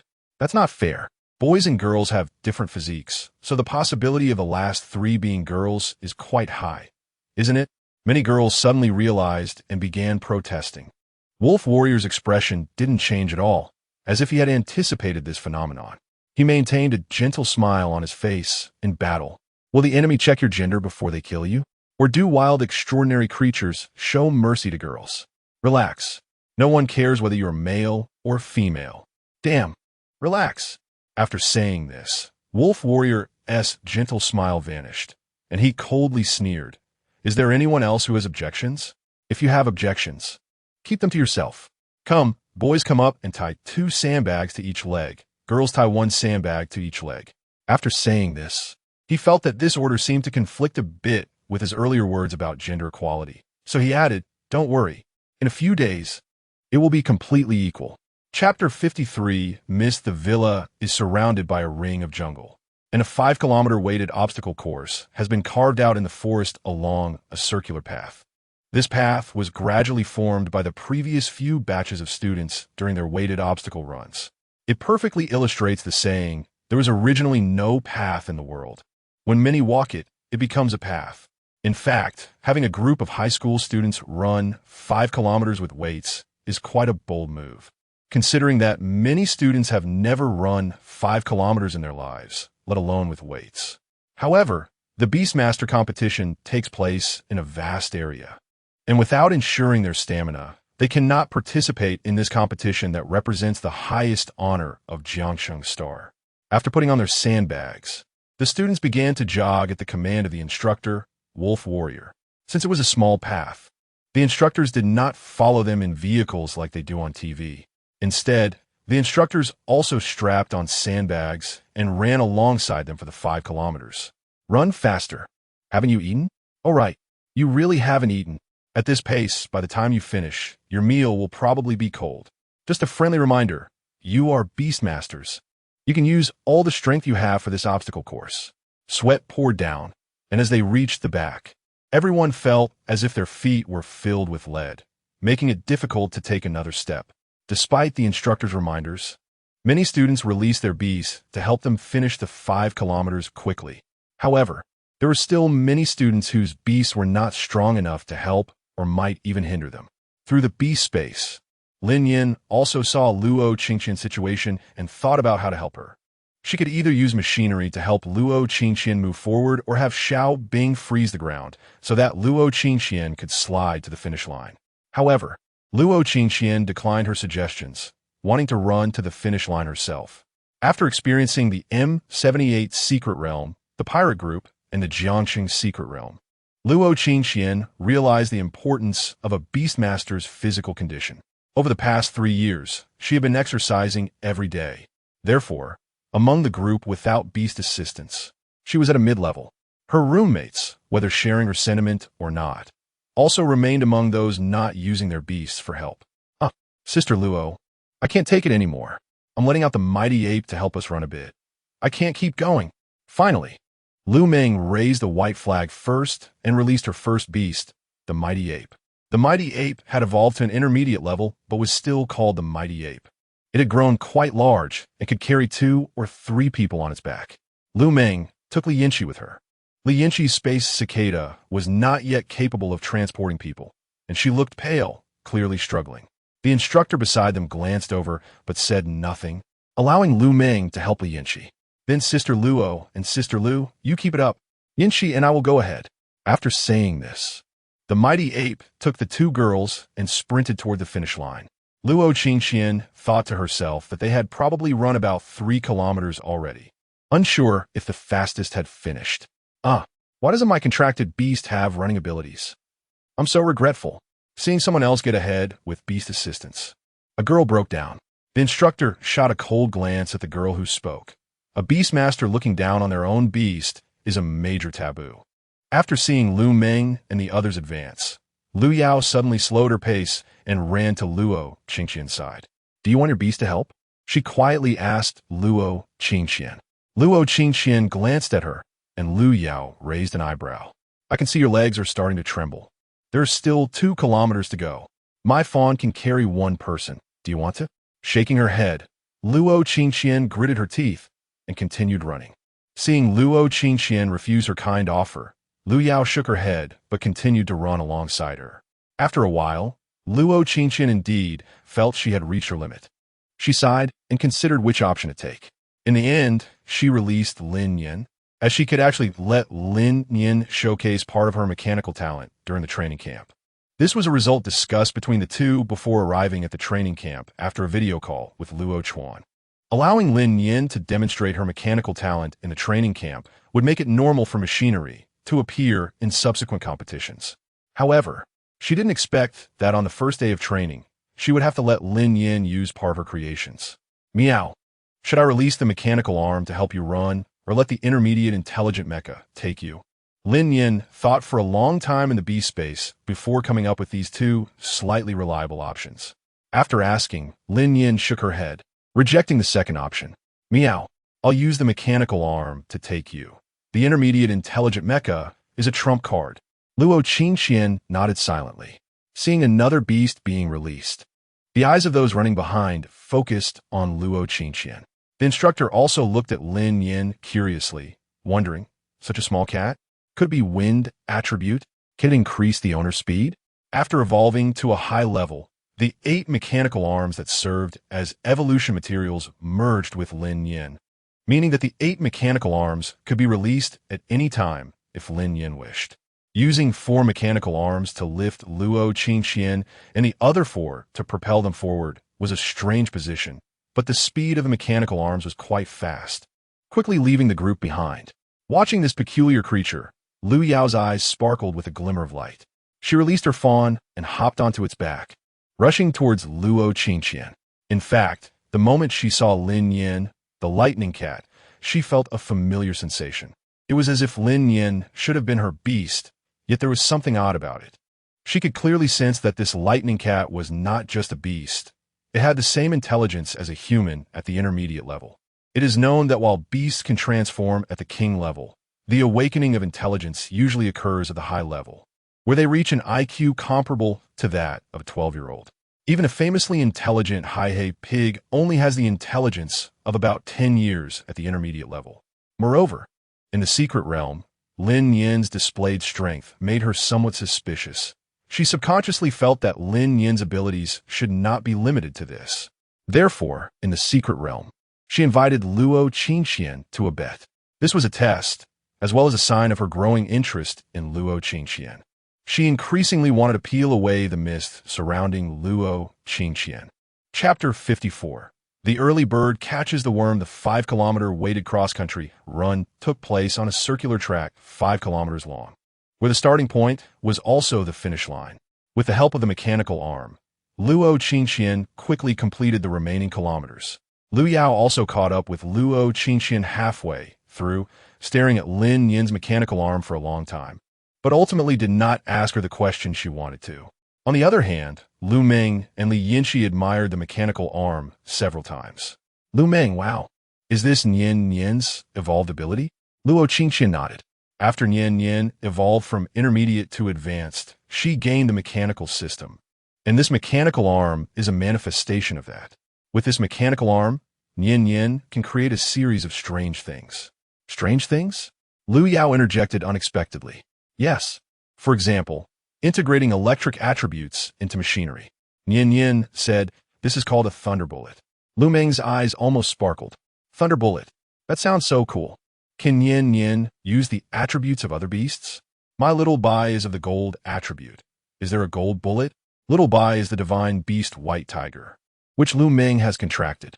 In mythology, the white tiger is the western deity, ruling the west, and has the gold attribute. But a gold bullet? A gold egg? Hard to evaluate. Feeling the emotions transmitted from Lin Nian, Luo Qingqian chuckled lightly. Nian can indeed use others' attributes to create machinery, but the gold attribute might be challenging. After all, machinery is primarily made of metal, and in a sense, machinery can be considered a branch of the gold attribute. Lu Meng lowered her head in disappointment. Her powerful ape is known for its strength, equivalent to a beast mainly focused on physical attacks. However, the gold attribute could enhance the mechanical shell of elemental bullets. Beside them, Lu Yao tilted her head to look at Lin Nian, pondering for a long time. So, this is Lin Nian's hidden power? Feeling that gaze, Lin Nian looked up to see Lu Yao's exploratory expression, startling the little cat, who then retracted the mechanical arm and let Luo Qingqian hold her in her arms. Over the past 3 years, Luo Qingqian had slimmed down and grown taller, while Lin Nian still resembled a small kitten, making it difficult for her to jump into Luo Qingqian's arms as easily as before. Once everyone had arrived, the instructors gathered together, discussing something, saying a series of names. Luo Qingqian did not hear her name or that of her 3 roommates. She tilted her head to glance at the reactions of others and found that most students wore expressions of confusion. Some even had clear looks of ignorance, as if they were unaware of what was happening. However, she noticed that those who were called by name were all nervously clasping their left hands with their right, biting their lower lips, looking extremely tense. Among these students, she also saw many who had fallen behind because they were unable to summon their beasts for help at the time. Those whose names were called had to stay behind, while the others could go eat breakfast, gathering here at 7 o'clock sharp. After breakfast, they would check their attire, and no one should be late. Hearing this, the faces of the students who were called turned pale in an instant, and they probably knew the reason. Only a few students expressed dissatisfaction with this outcome, saying that only the last 3 should miss breakfast, right? Yeah, I'm not one of the last 3. Why can't I have breakfast? Battle Wolf smiled as he watched these students protest. Seeing that smile, Luo Qingqian shivered. The last time she saw that smile, She remembered it was during the last incident. In any case, seeing that smile probably meant Wolf was going to deal with them. All right, those whose names are not called should hurry and leave. Do you not want breakfast? Soon, even those students who wanted to stay and watch the show were driven to the cafeteria by the instructors. So they did not know what Wolf said afterward. Are you dissatisfied that others can use their beasts for help while yours do not have that ability? Feeling unfair about the rules? Or do you think that the training camp rules must be fair, questioning why there is such an unfair decision against you? At this point, he snorted coldly. But this world is inherently unfair. You must learn to adapt to this unfair world. If you cannot adapt, then please leave now. This training camp is a selection process. The weak will be eliminated and the strong will advance. It assesses your overall strength. I want to say, since you have fallen behind, then work twice as hard to catch up with those so-called geniuses. Starting tomorrow, I will give you a privilege. You can start your 5-kilometer cross-country run 10 minutes early. The early bird catches the worm. The first day's training was physical training, and the beasts also had to participate. The beast masters were supervised by the instructors, while the beasts were trained by the instructors' beasts. Most of the students who came to participate in the training camp were the elites of Jiangsheng Star High School, most of whom had already contracted 2 beasts, with some even having 3. There were 100 students in the entire training camp, over 200 beasts, and in the end, only 30 would remain. This was Lin Nian's first time seeing a transformed beast. All 6 instructors had a transformed beast, which was responsible for training the beasts. Lin Nian was very resistant to the idea of participating in training. What does training mean? It means fatigue. It means her slacking off would be over. This is a thankless task. The 6 beasts responsible for training were 4 males and 2 females. She thought for a moment and decided to leverage her natural advantage to charm all beings. The skill charming all beings is a semi-active, semi-passive skill that can be activated by her or triggered passively. After the last practical test, even king-level wild extraordinary creatures could not withstand her skill and were hard controlled by her. This time was no exception. It should be the beast of Instructor Cola. After Lin Nian activated her skill, the beast looked at her with brightened eyes. She walked up to Lin Nian, crouched down in front of her, and couldn't help but pet Lin Nian's little head. Lin Nian looked at her with a pitiful expression. "Miss Meow, can I skip training?" Hearing that adorable voice, her heart almost melted. She directly hugged Lin Nian into her arms, exempting her from training for the day. Sitting beside Lin Nian, Xiao Bing glanced over, rolled her eyes, and ran up to hug the other female instructor's leg, her big watery eyes looking pitifully at the instructor. "Wow, beautiful miss. Can I skip training?" The instructor glanced at her and coldly replied, "So weak. What reason do you have to not train?" Xiao Bing. Wah wah. Chapter 55. Devil training. Xiao Bing felt wronged, but she didn't say anything. Woo-woo. Why is it that when she acts cute, Sister Nian Nian succeeds, but she fails? She is not convinced. Not convinced? The stern-faced instructor glanced at her puffed-up expression and thought, "Keep your discontent to yourself. I can't stand you types who cry all day and have little strength as beast tamers." Xiao Bing Woo-woo. You are so fierce. Woo-woo crying. JPG, turning around. She saw Lin Nian comfortably lying in the instructor's arms, making Xiao Bing feel even more isolated. What was even more infuriating was that she could see a hint of glee and mockery on Lin Nian's face. Oh, she couldn't take it anymore. She declared that from now on, in her heart, Sister Nian Nian would no longer be ranked first. She would put Sister Nian Nian in second place. Oof. She loved Sister Nian Nian so much, yet Sister Nian Nian actually laughed at her. How infuriating.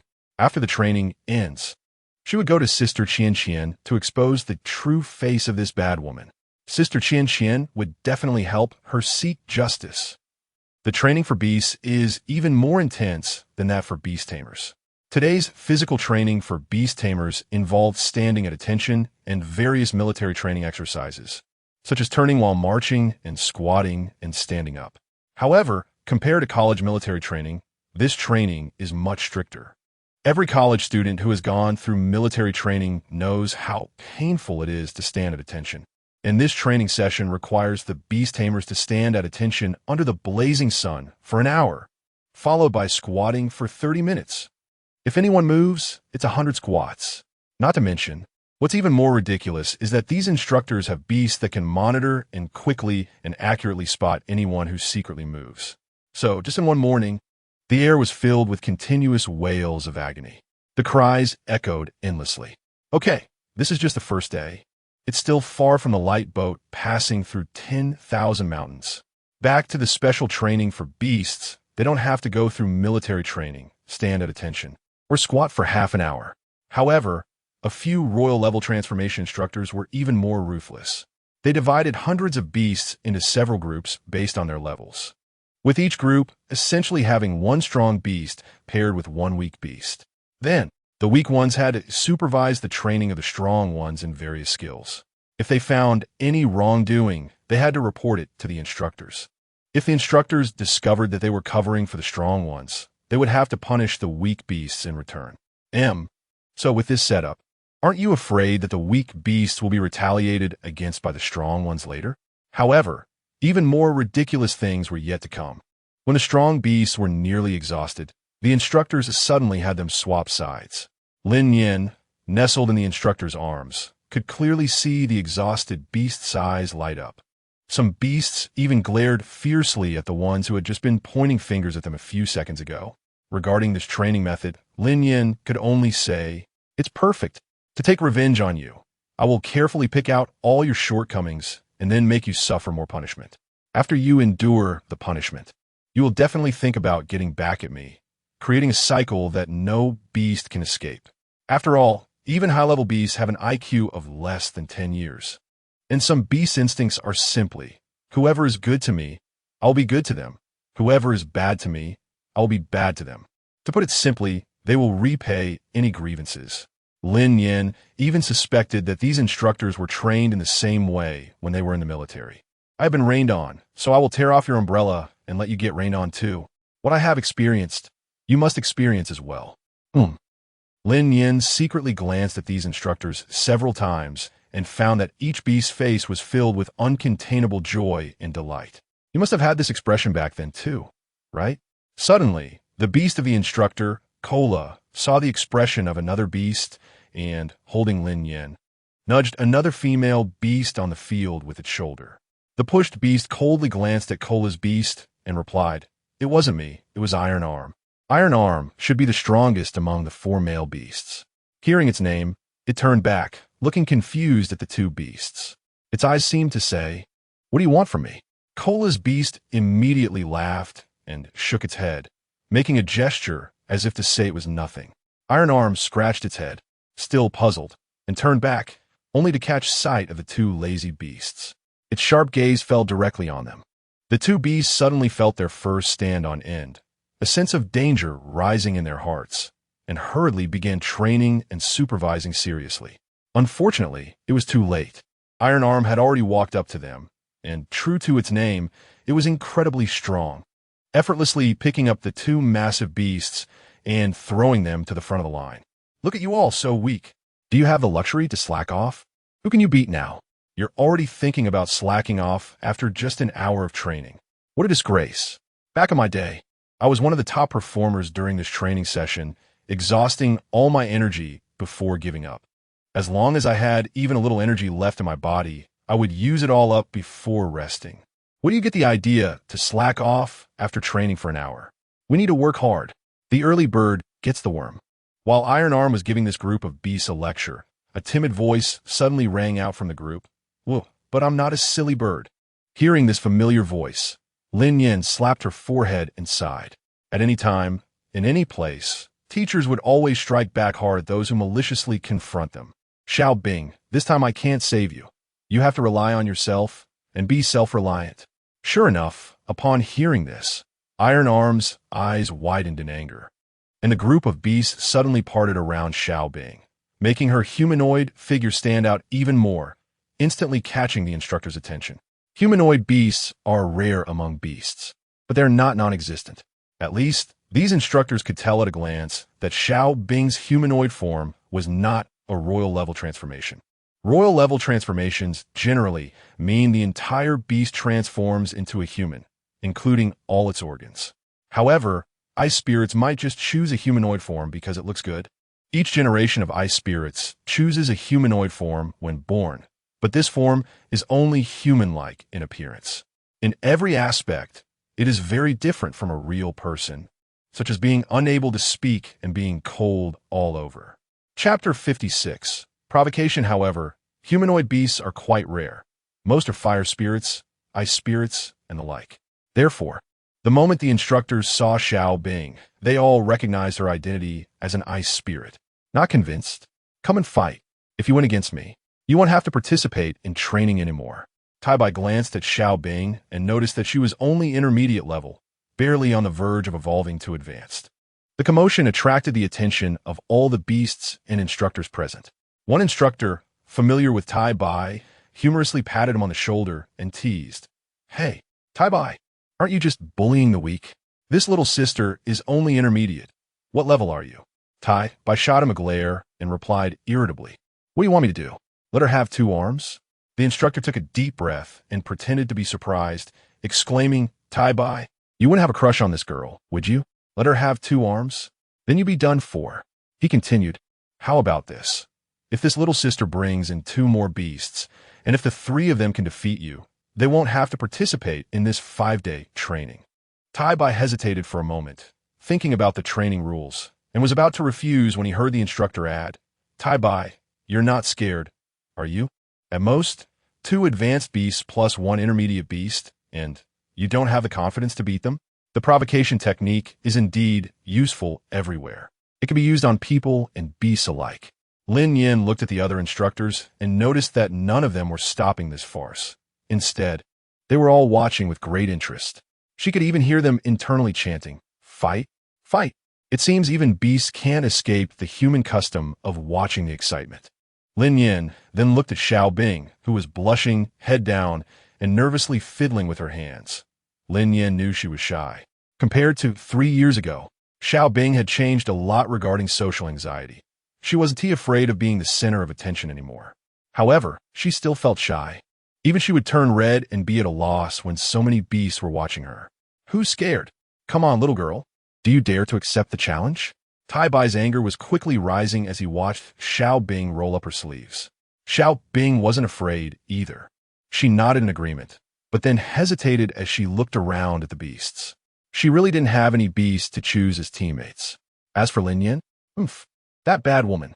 Even if she lost, she wouldn't choose that bad woman.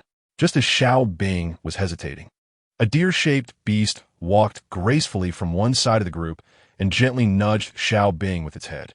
You, I remember you." This was Lu Yao's fawn, which Xiao Bing recognized. They had encountered each other in the Jiangxing secret realm. Then Xiao Bing heard the fawn's request to join the team. Since she was worried about lacking beasts, Xiao Bing immediately agreed without hesitation. She knew how powerful the fawn was, even stronger than Lin Nian. Thinking of Lin Nian, Xiao Bing glanced at her lazily lying in the instructor's arms, raised her head arrogantly, and snorted. Lin Nian, who was waiting for Xiao Bing to invite her, thought, "Oh no, is this child hopeless? Should I ask Luo Qingqian to quickly level up her alternate account?" After a few more minutes, Xiao Bing still hadn't decided which beast to invite. Tai Bai impatiently urged, "Have you chosen your teammates? I don't have time to waste with you here. If you can't choose in 2 minutes, then forget it." Saying this, he glanced at the fawn and coldly snorted, "By the way, why do you want to team up with this ice spirit to fight me?" The fawn, with a personality just like Lu Yao, replied succinctly, You don't want to train, want to fight. Huh, no self-awareness. And do you really think you can beat me?" Tai Bai cracked his knuckles, making a creaking sound. You. Yes." Tai Bai had never been looked down upon like this, and his fighting spirit surged. He was eager to teach these 2 naive little beasts a lesson. In the end, it was Lin Nian who took the initiative to run over to Xiao Bing's side. Xiao Bing turned her head away, refusing to look at Lin Nian. Lin Nian, growing impatient, said, "Meow. Do you still want to fight? If not, just leave." Only then did Xiao Bing reluctantly agree to let Lin Nian join the team. At this point, the beast of instructor Kalu also became interested. She looked at Lin Nian, curious about the strength of this beast that was evading training. "Lin Nian, thank you. If my strength isn't enough, I can just lie in your arms to avoid training." Seeing that Xiao Bing's team was complete, Tai Bai wasted no time. After creating a barrier, he charged towards the three beasts. This unprincipled attack caught Lin Nian's attention first. She released her 8 mechanical arms, pushing the fawn aside with one arm and using another to propel Xiao Bing in a different direction.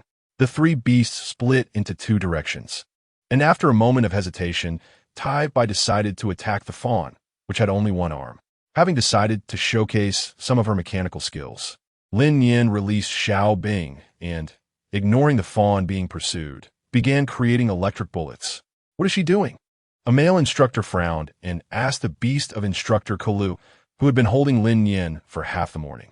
The beast shook its head, watching Lin Nian closely as she compressed the electric element into bullets, also compressing Xiao Bing's ice element into bullets. Thunder bullets, extreme ice bullets. Lin Nian had never attempted to create bullets with 2 elements together, and this time she didn't plan to try. After all, the opponent was considered one of her own, and the innocent instructor didn't need to suffer this pain. After providing enough ice elements, Xiao Bing also left Lin Nian's side to help the fawn. The fawn's strength had already exceeded the intermediate level when it was at the intermediate stage, and now that it was advanced, it was much more agile compared to Tai Bai. Taking advantage of this, it moved around Tai Bai like walking a dog. At first, Tai Bai didn't want to use too much strength against these trainees to avoid hurting them. However, as he continued to deal no damage, he began to grow frustrated, hitting harder with each punch, until finally he unleashed a punch that created a gust of wind aimed straight at the fawn. The fawn had nowhere to dodge, and seeing that it was about to be hit, it knew that if that punch landed, it would basically lose its fighting ability. Absolute Zero. Chapter 57. Earth Affinity. The frigid ice element emanated from Little Ice, coalescing on the fist of the iron arm, causing the temperature around to plummet. For a moment, Iron Arm's movement stiffened, and seizing this opportunity, the fawn swiftly escaped the attack range of Iron Arm. The level difference between the two was too great. Iron Arm quickly broke through the absolute zero limit with his strength and slammed his fist into the ground. The floor instantly collapsed, raising a thick cloud of dust, with shattered floor pieces flying everywhere. Fortunately, due to the presence of a barrier, the nearby beasts were spared from being accidentally harmed. After this failed attack, Iron Arm squinted at the 2 grouped beasts, snorted coldly. You still have some strength, but this is where it ends for you. With that, layers of earth armor began to form on his arm. Meow. Be careful, this is an earth-type skill, Earth Affinity. This layer of earth isolates temperature and has extremely high strength and hardness. After completing several thunder bullets and extreme ice bullets, Lin Nian finally remembered to check Iron Arm's attributes, mainly because Iron Arm looked just like a human, and she didn't realize at first that he was a beast. Name: Iron Arm Race. Earth Armored Lizard Attribute. Earth, Strength Level. King Level Description. An exceptional race among Earth-type beasts. The Earth Armored Lizard possesses the unique ability of Earth Affinity, allowing it to cover its body with earth elements to form a protective layer. Likes: naturally combative, reckless, enjoys desert areas, especially loves sunbathing. Weakness: in beast form, the abdomen lacks earth element attachment, making it vulnerable to fatal damage. In human form, the heart and throat are its critical weak points. A single strike can be lethal. You really didn't have to state the weaknesses of the human form. It seems everyone's weaknesses are similar. Not the same. Some beast forms have different weaknesses than their human forms. It just so happens that this earth-armored lizard's weaknesses are the same as humans. Please don't generalize, host. Alright, Lin Nian raised an eyebrow, thinking about the relationships of the 5 elements. Wood generates fire. Wood is warm, and fire lies within, burning and emerging. Hence wood generates fire. Fire generates earth. Fire is hot and can burn wood, which turns to ash, and ash is earth. Hence fire generates earth. Earth generates metal. Metal resides in stone on mountains, nourished and born, gathering earth into mountains, and mountains must grow stone. Hence earth generates metal. Metal generates water. The subtle energy moistens dryness, flowing evenly, and melted metal becomes water. Thus mountains and stones are nourished. Hence metal generates water. Water generates wood. Water nourishes and allows growth. Hence water generates wood. The nature of heaven and earth is that the many overcome the few. Hence water overcomes fire. The refined triumphs over the solid. hence fire overcomes metal. The strong overcomes the weak, hence metal overcomes wood. The concentrated overcomes the dispersed, hence wood overcomes earth. The solid overcomes the void, hence earth overcomes water. In other words, fire generates earth generates metal, while wood conquers earth, and earth conquers water. The ice attribute is akin to a variant of the water attribute. It is indeed fierce against Iron Arm's physical body, but against the earth-clad arms, the damage it can inflict would be less than ideal. Moreover, the wood attribute counters the earth attribute. With this in mind, Lin Nian looked at the only wood attribute presence on the field, the fawn. She wanted the fawn to lend her some elemental power to create wood attribute bullets. But the situation on the field clearly did not allow for such actions. Iron Arm had already swung his arm, as thick as an elephant's leg, towards the fawn and Little Ice. Little Ice calmly raised an ice wall in front of the two beasts, hoping to block Iron Arm's offensive trend. Wah! Ah! Sister Nian, is your hidden weapon ready? We're going to die. Lin Nian rolled her eyes at the 8 bullets in her hand, disregarding any attribute counters, and directly threw a thunder bullet at Iron Arm. The thunder bullet contained her 100,000 volts, and upon compression, the explosive power should be between high level and king level. As soon as it was thrown, Lin Nian felt uneasy. The attack range of this bullet, seemed likely to accidentally harm allies. Oh, I choose death. Meow, meow, meow. Little Ice. Fawn, get away quickly.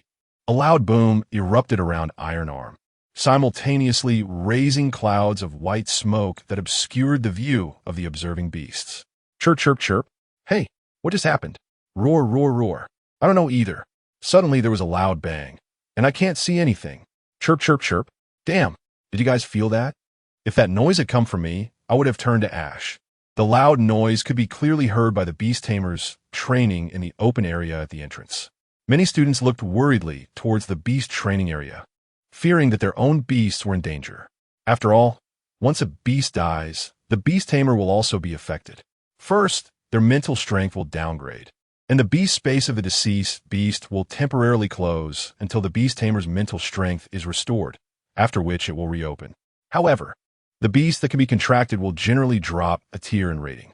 It can also be said that this is a constraint imposed by the beasts, preventing beast tamers from recklessly slaughtering their own beasts to contract stronger ones. However, such cases do exist. Some research enthusiasts, in order to understand the evolutionary paths of various beasts, do not hesitate to harm their own bodies, torturing their beasts before contracting new ones for research. At this moment, many students moved. The battle wolf cleared his throat. What are you looking at? What's so interesting? I saw a lot of students move just now. Be self-aware and step forward to accept punishment. If I catch you, you'll be in big trouble. After this statement, some students lowered their heads and walked out of the line, but most of those who had just moved still held onto a glimmer of hope, thinking that the instructor had been distracted by the noise, and even the monitoring beast had been drawn in. They were sure no one noticed their movements. In fact, I know there are still some of you who haven't stepped forward. I'll count to 3, and if you still don't come out, I'm going to get angry. 3. After saying this, the battle wolf turned to communicate with the monitoring beast beside him, not forgetting to add, "Oh, I forgot to tell you, little monitor can also see your movements and will replay the footage for me." The students instantly felt hopeless. Why didn't you say this function earlier? And what else with the 3 seconds? Is that how you count? Only Lin Nian was not curious at all, having heard the deafening noise of the thunder bullets countless times. She was only slightly worried if she had clashed with the instructor again. Chapter 58, Victory. Lin Nian. What are you talking about? Am I the kind of person who would conflict with the instructor? Am I a cat? And what do you mean by that? I've never done this before. Xiao Bing, great. On the Beastmaster side, after the battle wolf dealt with a few disobedient students, it was still a bit worried about the loud noise just now, so it called over the attentive instructor Kayla to come in and take a look. Back on the Beastmaster side, the dust caused by the lightning bomb gradually settled, and the scene that was previously obscured became clearer. Xiao Bing didn't need Lin Nian to remind her. After witnessing Lin Nian's destructive power during live ammunition operations several times, the moment she saw the lightning bomb fly out of Lin Nian's hand, she quickly grabbed the fawn and ran away like the wind. It was precisely because they ran fast that the lightning bomb didn't affect them. The three beasts nervously watched the explosion center, and as the figure there became clearer, Lin Nian's heart sank for a moment. It seemed that Iron Arm had not suffered any damage at all. Even the dirt on his arm had not been broken. Is this the gap between a king level and a senior? Is the chasm between senior and king level really that hard to cross? Just as Lin Nian began to overthink, a faint crack sound suddenly entered her ears, followed by a series of crackling sounds. Looking for the source of the sound, she saw that the layer of dirt armor on Iron Arm's hand was gradually shattering into pieces, falling to the ground bit by bit. Lin Nian let out a sigh of relief. It seemed that even a king level wasn't unbeatable. In an instant, her fighting spirit surged. The Beastmasters and instructors, who clearly saw the destructive power of the lightning bomb, fell silent for a moment. The fawn also tilted its head, its pair of wet deer eyes looking back at Lin Nian, who had 8 mechanical arms, with a questioning expression. After watching for a while, unsure if it understood Lin Nian's strength or couldn't see through her, the fawn withdrew its exploratory gaze. Iron Arm was indeed caught off guard by this unexpected strength that shouldn't belong to a senior level. Even the dirt armor that had taken a long time to attach to his arms was broken. It was at this moment that he began to take this match seriously. He admitted that he had underestimated his opponent. Just now, he could have used the dirt armor on his hand to deflect that lightning bomb. However, overly confident, he thought that the lightning bomb wouldn't cause him any damage, so he directly took all the damage with his body. He spat out a mouthful of blood mixed with shattered teeth onto the ground, his gaze sharp as he looked at the 3 Beastmasters in front of him. Come on, let me feel your true strength. If you have the ability, keep using that level of attack to trample me. Iron Arm also knew that Lin Nian had been making bullets for a long time, but he was sure that in such a short time, Lin Nian couldn't have made many of these things. Upon hearing this, Lin Nian, Xiao Bing, and the fawn fell silent, unsure of what to say. Lin Nian thought for a moment.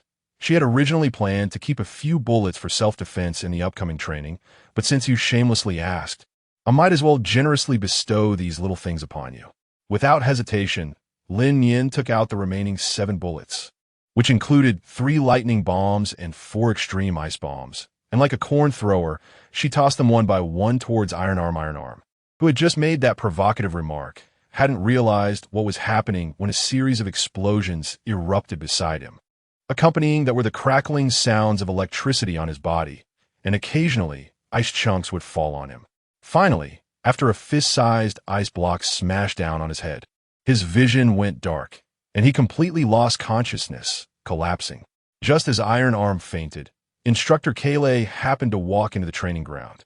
She immediately saw the area surrounded by the barrier and looked at her own Beastmaster with a puzzled expression.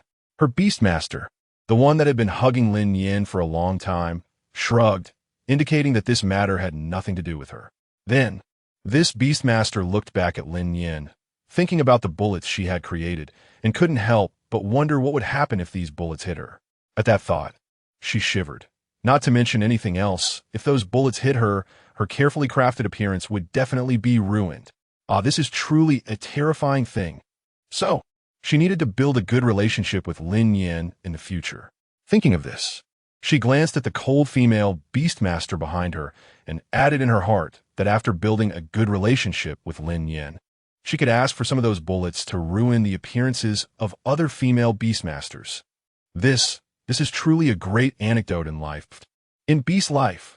Soon, Instructor Kayleigh also coerced the Beastmaster that had instigated Iron Arm into the duel with Xiao Bing and obtained the information she wanted to know. As soon as she heard the beginning, she knew that Iron Arm couldn't withstand the provocation and had to duel with these Beastmasters, still a 1 against many, using strength to bully the weak, and as a result, he actually lost. Instructor Kayleigh rolled her eyes, walked over to pat her own Beastmaster's head, and thought how adorable her own Beastmaster was. She then disdainfully looked at the charred Iron Arm lying on the ground and sighed. So foolish. So tragic. Since it was agreed earlier that if they won against Iron Arm, they naturally wouldn't have to participate in training anymore. After thinking for a moment, Instructor Kayleigh decided to play the peacemaker.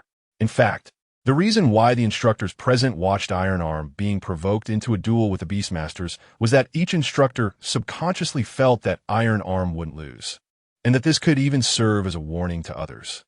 Who would have thought that there was a genius among them, Lin Nian, who could use mechanical power to create bullets and unleash powers above the senior level? Not to mention the Fawn with strength above senior, and Xiao Bing, whose strength was very close to senior. After acting as the peacemaker, Instructor Kayleigh also punished the Beastmaster that had instigated Iron Arm to send him to an open area to find a healing Beastmaster contracted with the Battle Wolf to restore his state.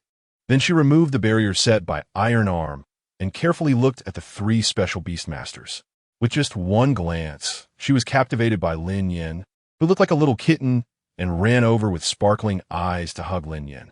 Kayleigh's speed was too fast. Lin Nian hadn't reacted yet when she found herself spinning and ended up in Kayleigh's embrace. She looked at Xiao Bing for help. Xiao Bing turned her head away and snorted coldly. Chapter 59, Healing Jellyfish? So this little girl still holds a grudge. She helped her defeat the Iron Arm instructor and win the qualification to skip training. Alas, ultimately, it's a case of unrequited feelings and trusting to the wrong person. After the Cola instructor held Lin Nian in his arms, he kept petting her. After tormenting her for a while, he remembered to report the situation to Werewolf. Devil Instructor Chat Group, Cola, I found out that Iron Arm guy dug his own grave, challenging 3 trained beasts with just one. Ironhead. Iron Arm lost? Ironhead is Iron Arm's master, and seeing this message, he instantly felt overwhelmed. Having spent so much time with Iron Arm, he naturally understood his character. Ironhead, Cola Iron Arm shouldn't he have provoked trouble on his own? It must be another beast stirring things up, right? Also, is Iron Arm injured? Cola, you're right, but let me finish. Cola, Iron Arm was provoked by Qing Shan and, in a moment of anger, dueled 3 weak and pitiful beasts. Cola, also, Iron Arm was knocked out and has been sent to you by Qing Shan. Hasn't he arrived yet? Just as the message was sent, Qing Shan dragged Iron Arm out of the villa. Upon seeing Werewolf and his master, his eyes lit up, and he directly threw Iron Arm on the ground, running toward his master like a dog that saw its owner wagging his tail. Iron Arm, having been dragged and then further harmed, muttered, You are so noble. Remember to sleep with your eyes open tonight. Qing Shan's master, Qing Lian, at this moment couldn't bother to welcome Qing Shan because Ironhead had already begun to denounce him repeatedly in the group. If there weren't students around, Ironhead might have rushed over to challenge him to a solo match. Alas, who told his beast to cause this disaster for Iron Arm? There's no way around it. Whoever is reasonable is the boss. Werewolf, not one to be coy, directly released the healing beast he had just contracted. Healing beasts are classified differently from elemental attributes. Healing is a general term, encompassing all beasts whose primary skills are healing. Healing beasts can have various attributes, and almost any elemental beast can become a healing beast. Among them, the most common healing beasts are those of the wood attribute, known for their gentleness, followed by water attribute beasts, which nourish all things. Werewolf's healing beast is a water-type jellyfish, a special existence. Jellyfish are generally known for their poisonous properties, but the healing jellyfish carries no toxic elements and can heal all things at higher levels. Naturally, the price of a healing jellyfish is also high, ranking among the top in the Beast Base's sales list. He had contracted this healing jellyfish for only half a year, but it was already at the intermediate level when contracted, and after nurturing it for so many days, it was close to breaking through to the advanced level. Now, healing Iron Arm, since Iron Arm had not sustained any fatal injuries, only being stunned by electricity and ice, it was mostly external wounds. The healing jellyfish circled around him and then released several bubbles from its mouth, which shimmered with a green glow, gently landing on Iron Arm under the jellyfish's guidance. Once the bubbles landed on Iron Arm, they did not burst but gradually increased in size, eventually merging into one, enveloping Iron Arm. The bubbles slowly released a bright green liquid, which surrounded Iron Arm's body, submerging him up to his head. After a while, Iron Arm's char body, struck by lightning, gradually returned to its original color, and the bleeding wounds began to heal until it was completely unnoticeable that he had been injured. However, Iron Arm still did not wake up. The green liquid continued to nourish his body until the green color completely faded and the bubbles burst. Only then did it indicate that the healing process was complete. The beast tamers present curiously watched this miraculous process. Although the instructors saw it, they did not stop them. Luo Qingxian was one of the most attentive observers. She had just recognized the sound of her own thunderbolt and through Iron Arm's wounds. She could clearly see that they were caused by her thunderbolt. She felt both worried and curious, wondering if Lin Nian and Xiao Bing had gotten into trouble and how they had clashed with the instructors. She was concerned about whether Lin Nian and Xiao Bing had faced any punishment or injuries during the match. Soon, someone answered her confusion. Iron Arm woke up a few minutes after the treatment ended, and the moment he awakened, his memory was still stuck on being drenched by Lin Nian's thunderbolt and extreme ice bomb. As soon as he woke up, he roared at the sky. "Aw, I will never forgive these little things." After the roar, he turned around and saw his beloved beast tamer standing around him, looking at him as if he were a fool. What happened? Ironhead, seeing his dazed expression and not understanding the situation, couldn't help but rub his forehead, unsure how to express his current frustration. At this moment, Werewolf also patted his brother's shoulder with pity, calming him down before pointing to the Iron Arm on the ground and introducing him to the Beast Tamer students. This is Iron Arm, the first beast of Instructor Ironhead, a king-level Earth Arm lizard. Just now, some of you united your beasts to defeat this instructor and gained the right to skip training. At this point, he paused and couldn't help but glance at Iron Arm with disdain. It had been many years since an instructor had been defeated by students. Even in novels, it would be an explosive event. We treat everyone equally. If his gaze swept over the students, if anyone among you also challenges and defeats an instructor, you can also skip training. However, if you fail the challenge, then you must train hard. As he said this, a student raised their hand and asked, "Instructor, you said that some students' beasts teamed up to defeat their instructor. Can we team up too?" Werewolf turned his head, exchanged glances with several other instructors, then turned back to look at the frail students, chuckling lightly. "Your beast defeated him 3-1. You three can challenge one instructor." Another student raised their hand and asked, "But what if the physical abilities of boys and girls are different? Isn't their female instructor? Girls can challenge Instructor Cola." Chapter 60. Elimination. After introducing the rules of the challenge, several reckless students formed teams and desperately challenged the instructor, since Instructor Cola was still with the Beastmasters. Although some girls were tempted, no one stepped forward to challenge. However, the outcome of the challenge was predictable. Within just 2 rounds, all challengers were defeated. This might be a case of overestimating themselves. Lin Nian knew very well why the Beastmasters could win. Without her, it would have been difficult for them to succeed. Moreover, the victory this time might also be due to the fact that the instructor was unaware of Lin Nian's abilities, which allowed them to narrowly defeat Instructor Iron Arm. Of course, she was also clear about her own strengths and weaknesses. After this farce, training resumed its normal course without any unexpected incidents. In the morning, they practiced standing at attention, squatting, and turning. In the afternoon, they trained in horse stance, plank, and crunches. There was no training in the evening, only free time. However, after a day of high-intensity training, no one had the energy to play. After returning to the dormitory, everyone was drenched in sweat. The 4 people in the dorm took turns showering, chatted for a while, and then fell asleep in a daze. Early the next morning, the familiar alarm clock and military song rang out at the same time. Unlike the first day, some students started their 5-kilometer cross-country run early. However, this was of little consequence to Luo Qingxian. She still chose to run with a heavy load by herself and only called Lin Nian to carry her when she could no longer continue, ensuring that she wouldn't fall behind and become one of the last 3. That day, the time taken for the group to complete the 5 kilometers was shortened, and the werewolves didn't leave behind more people. After breakfast, the assembly horn sounded once again. A few students were scattered across the open area. The werewolf glanced at the time impatiently, and when the time came, he gathered the team. He looked at the noticeably smaller group with some anger and ordered, "Count off from the first person in line.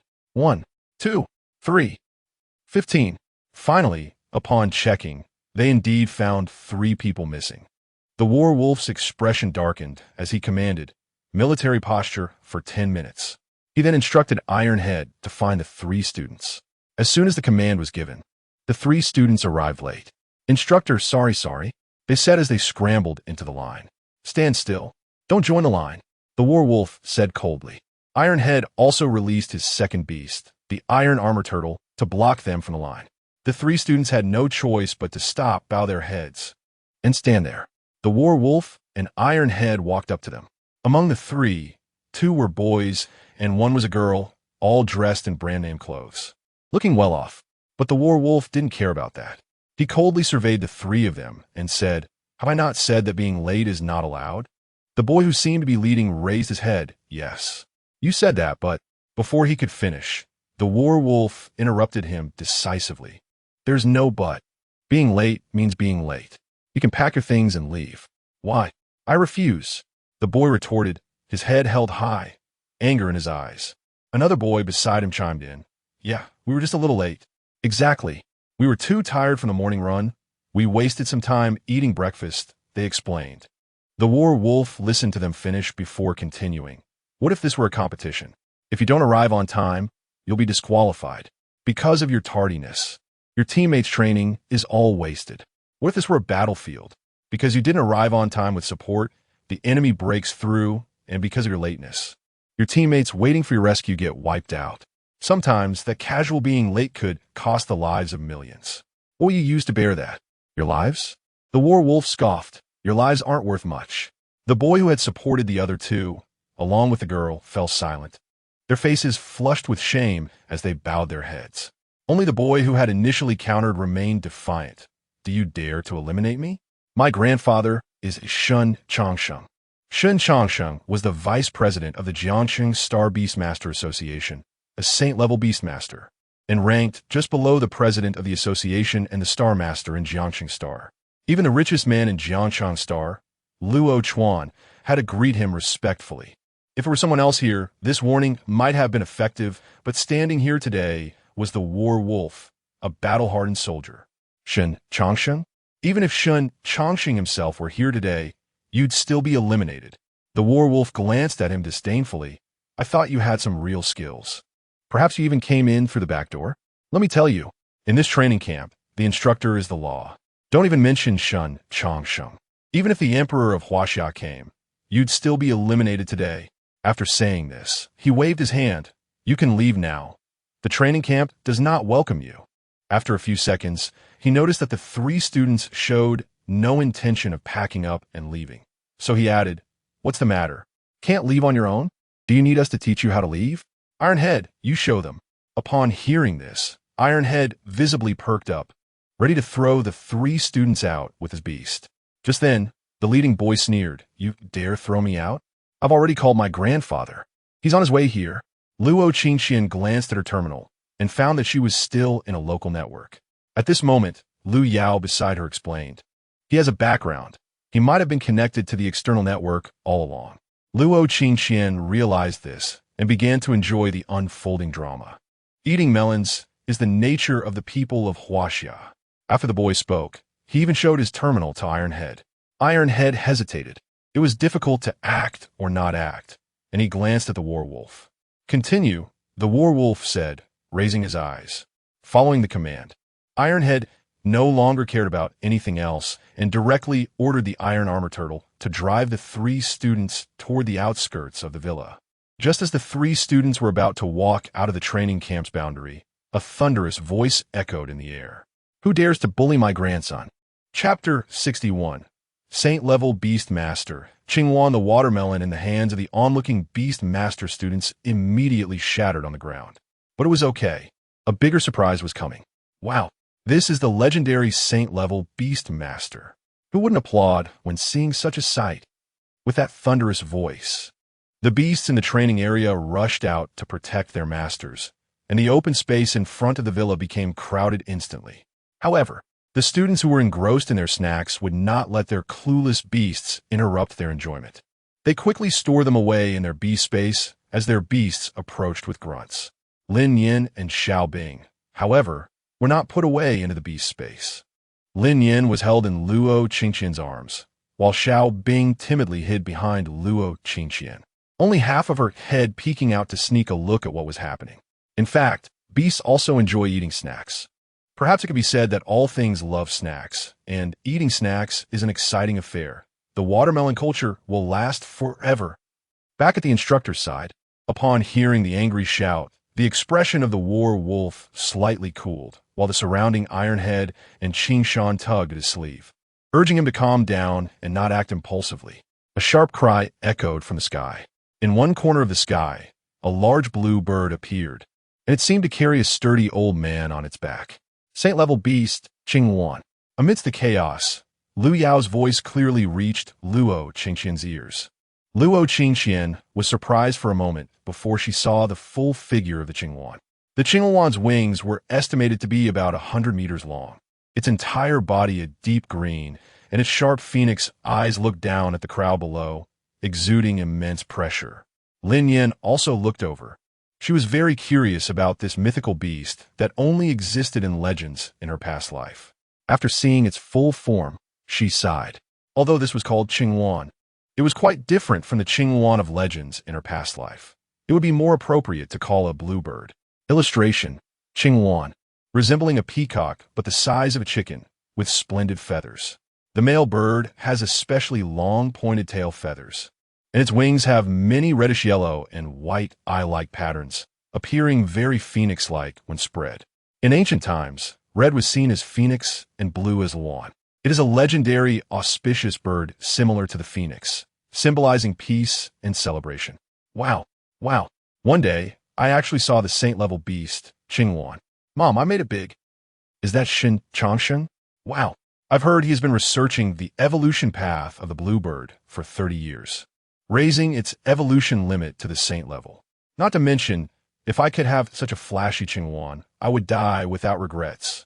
It is well known that the bluebird is generally rated as a sea-level beast, with a theoretical evolution limit of king level.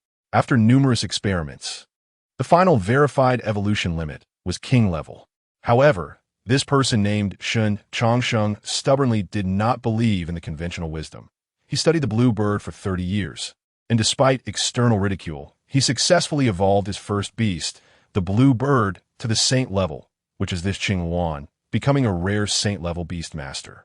Although there are higher levels above saint level, such as emperor level and god level, a god-level beast has not appeared for 1,000 years. And emperor-level beast masters are few and far between in all of Huaxia, with only a couple of hundred royal-level beast masters. In the path of beast master advancement, the transition from low to high ranks is the first stage. Basically, anyone with a bit of talent can pass through. The transition from high to king level is the first major hurdle, blocking about 50% of people. The transition from king level to saint level is another hurdle, blocking 80% of the remaining 50%. And the transition from saint level to emperor level blocks 90% of the remaining individuals. Not to mention the transition from emperor level to god level, where those who succeed are now all famous figures. At this moment, a group of beast masters without even a single king-level beast saw that someone had already become a saint-level beast master, which naturally made their eyes light up. After reaching its destination, the Qingwan glided and hovered above the villa, casting a shadow that darkened the entire villa significantly. However, perhaps due to its large size, it blocked Shun Changxing's view of the instructors, and the Qingwan flew several dozen meters toward the forest. At this point, the instructors could finally be seen. Shun Changsheng cleared his throat a few times in the air, scanned the instructors, and finally fixed his gaze on the werewolf. So is you who bullied my grandson?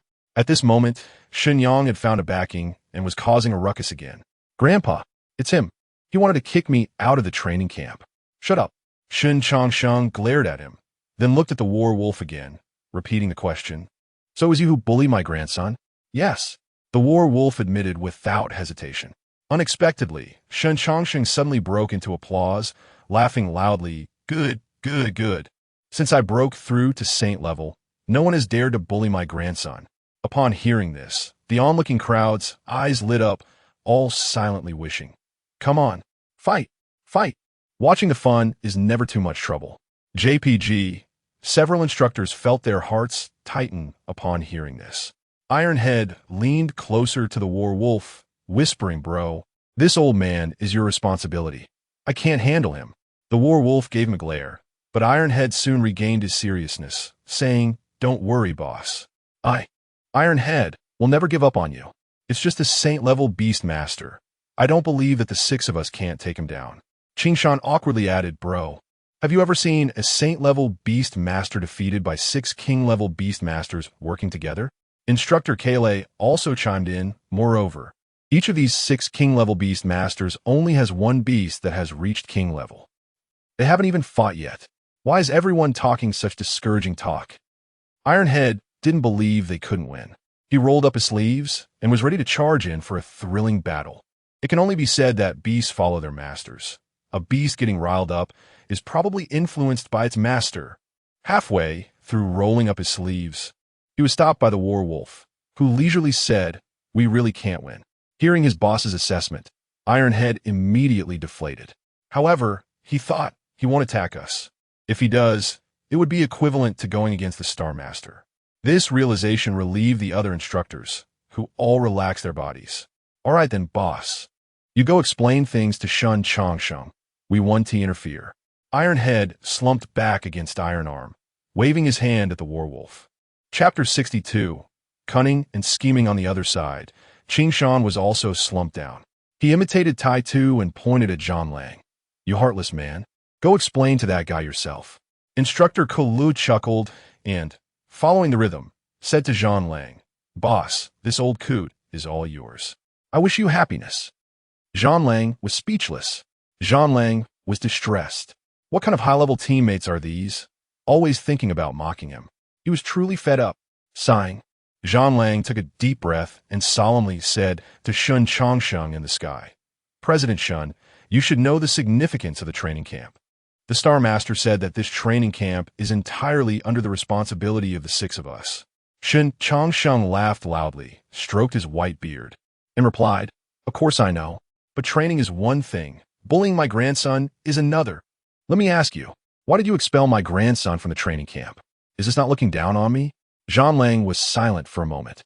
Xinyang was expelled for violating the tardiness rule. Our instructor team has the right to expel him from the training camp.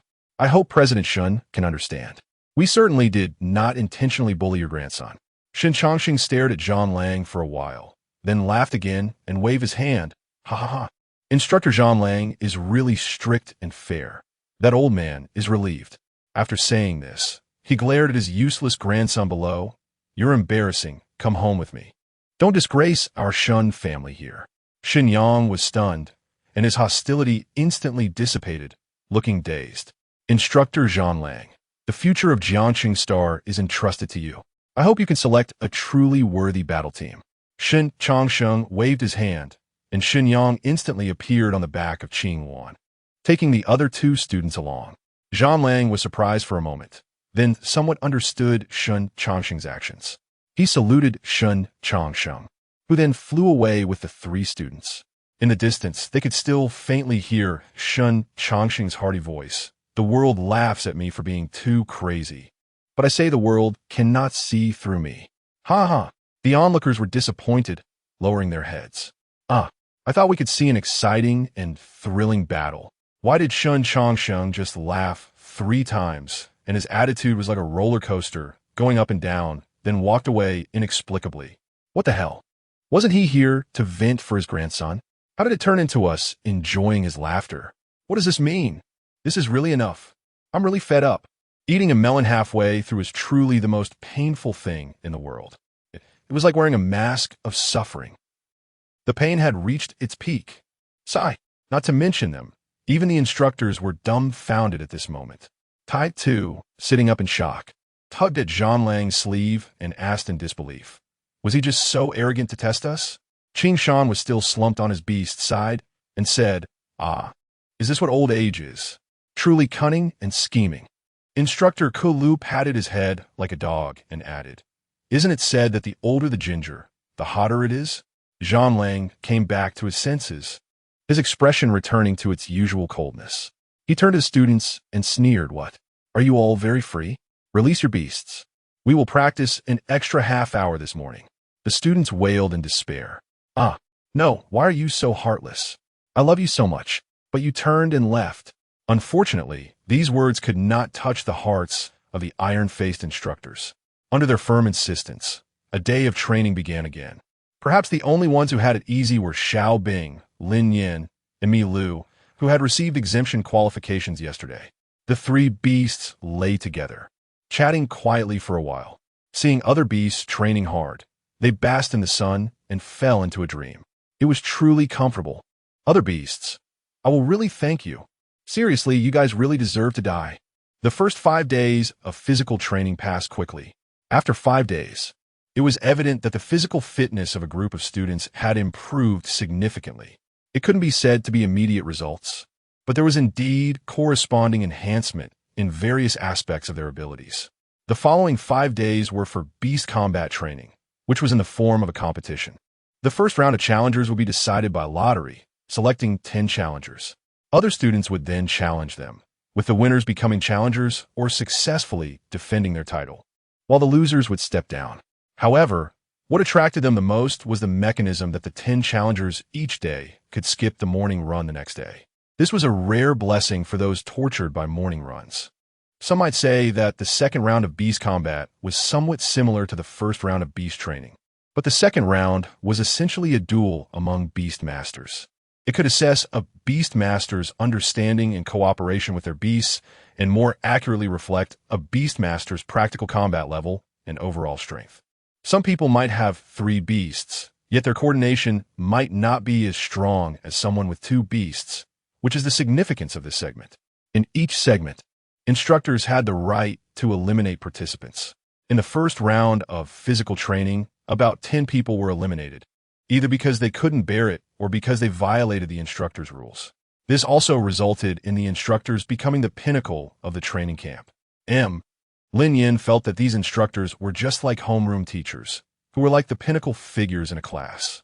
The duration of the second round of beast duels was 5 days. Although it was said to be a full day of training, spending an entire day on beast duels was somewhat a waste of time. Therefore, physical training was conducted simultaneously, but it changed from a full day to half a day. Thus, the beast duels entered their final phase. The first round of challengers drawn were 10 unfamiliar students, and in the end, they were picked up by Luo Qingqian's dormitory, all successfully becoming challengers. In the following days, only Lu Yao remained as the challenger. Luo Qingqian didn't want to be the challenger because she wanted to improve her physical fitness through cross-country. So she always intentionally lost at the last moment to smoothly step down. The other two, however, were purely a matter of strength and could only occasionally ascend to the position of challenger. Chapter 63. Difficult to evaluate after the second round. More than a dozen trainees who had never been champions were eliminated. However, not all trainees who had never been champions were eliminated. Some had reported to the training camp as support roles, and their beast companions mainly focused on enhancing abilities. On the other hand, beast masters who primarily had attack-oriented beasts and had never been champions demonstrated their lack of strength from a certain perspective. The second round ended on the morning of the 10th day, and the Wolf Commander specifically gave them a day off, canceling the afternoon's physical training. Recently, the trainees felt less tired than before, as their physical fitness had improved to some extent after a period of training. So, during this brief holiday, some classmates who had become familiar with each other called for a team-building activity on the first floor of the villa. High Mountain is not a mountain, hee. Wolf Brother has finally given us such a long break. How can we let this wonderful time go to waste? Flowing water is not water, exactly. How about we have a team-building activity on the first floor of the villa? Blue sky is not the sky. I support Brother Mountain and Brother Water's proposal. Let's play some board games, chat a bit, and have a good time. White cloud is not a cloud. You guys are truly geniuses. I fully support your proposal. Training all day is so boring. My brain is almost gone. The terminal beeped several times, and Luo Qingqian glanced at the messages, immediately noticing these 4 similar usernames clamoring in the group. She couldn't be bothered to engage with such people, and moreover, with only 5 days left in the training camp, she didn't even know what the training projects would be. It would be better to focus on her own cultivation and enhance her strength. However, if it weren't for the terminal being bound to personal information, allowing only one account per person, She might have thought these 4 accounts were the same person jumping around. It seemed likely that 4 clowns had collided and ended up in the same dormitory. Difficult to evaluate. Luo Qingqian did not attend the afternoon team-building activity, nor did Lu Yao. However, Lu Ming and Li Yanhui seemed quite interested. After finishing lunch, they went downstairs, likely to join the team-building event. "Aren't you going down to play?" Luo Qingqian looked at the empty bed beside her, while Lin Nian also followed Li Yanhui downstairs to join the fun. At that moment, she felt a bit empty inside, unsure of what to do. Hearing her question, Lu Yao glanced at her and replied succinctly, "Bored, not playing, no interest." Caught off guard by this brief response, Luo Qingqian didn't know what else to say, so she chose to browse the terminal. During the holiday, the Wolf Commander also lifted the internet restrictions, allowing them to check the outside world at any time. They could also use the terminal to pass the time. Luo Qingqian searched for videos of past National High School Beastmaster Championships. Last year's National High School Beastmaster competition saw Jiangqing Xing reach the top 8, with the finals featuring the defending champions from the Capital City team and a team from Deep Thought Star, which is also a directly governed star. Luo Qingqian carefully reviewed the competition process, noting that there were no individual matches, only team matches. Each match was divided into 2 parts. One was a 5 versus 5 arena battle, and the other was a random map 7 versus 7. The arena matches were played in a best-of-3 format, with 1 point awarded for each game won. The random map matches were also played in a best-of-3 format, with 2 points awarded for each game won. After a total of 6 matches, the scores of both sides would be compared to determine the winner. If they ended up tied, a 1-on-1 arena match would take place, where 7 members could participate, and whichever side successfully defended would win. The rules for the arena matches were quite standard. Win and stay on the platform, lose and switch out. This part primarily considered individual strength. Luo Qingqian nodded, realizing why those with weak individual abilities were sent back by the instructors. Unlike others, who viewed those eliminated as having performed poorly, she preferred to think of them as being sent back, as most trainees here were seniors preparing for college entrance exams. For many, the college entrance exam was the only way to change their lives. Despite being in the era of Beastmasters, the hierarchy still existed. Getting into a prestigious school through the entrance exam would help students choose suitable beast companions, and some schools even had their own beast breeding bases, allowing students to select from beasts that could be unattainable for outsiders after a lifetime of effort. Furthermore, if a student performed well, the school would offer scholarships, with better schools providing more substantial scholarships. With scholarships, students could purchase more beast training materials, which meant their beasts would become stronger. As for the training camp, it wasn't the most suitable for them, who, despite standing out, were among the weakest in the face of the planet's geniuses. The college entrance exam was. One could say that these seniors had lost the youthful recklessness of the younger students like Luo Qingqian and had come to terms with reality. Throughout that afternoon and into the evening holiday, Luo Qingqian immersed herself in videos of previous competitions while Lu Yao remained still on her bed, cultivating. In fact, Luo Qingqian also wanted to cultivate. She could sense that her 3rd beast space was close to awakening. However, with the upcoming 3rd round of training on her mind, she felt a bit uneasy, sensing that the instructors might spring a surprise on them. In this emotional state, she found it impossible to focus on her cultivation. She had asked Lu Yao if she knew what the 3rd round of training would entail. Given that Lu Yao seemed to have an extraordinary understanding of the training camp since day 1. However, Lu Yao said she didn't know either, as the training at the camp changes every year. This year, it was practical combat, while next year might involve exploring secret realms. In any case, Luo Qingqian was certain that this phase would likely assess their teamwork abilities. An individual who is strong but cannot work well with a team would struggle to achieve good results in such team competitions. Of course, if that person was strong enough to single-handedly defeat all opponents, that would be another story. As she had guessed, the next day after gathering, the Wolf Commander had them draw lots to form teams for practical training. This practical training was divided into 2 phases, 2 days for internal team coordination, followed by 3 days for actual combat assessments in a combat space. The instructors would closely monitor their actions and score them accordingly. After this assessment, Only 30 individuals would remain. Chapter 64 Control System. The remaining 30 individuals will undergo a second selection, from which 14 will be chosen to represent Jiangcheng Star in this year's competition. This means that even if they pass the training camp, it does not guarantee participation in the competition.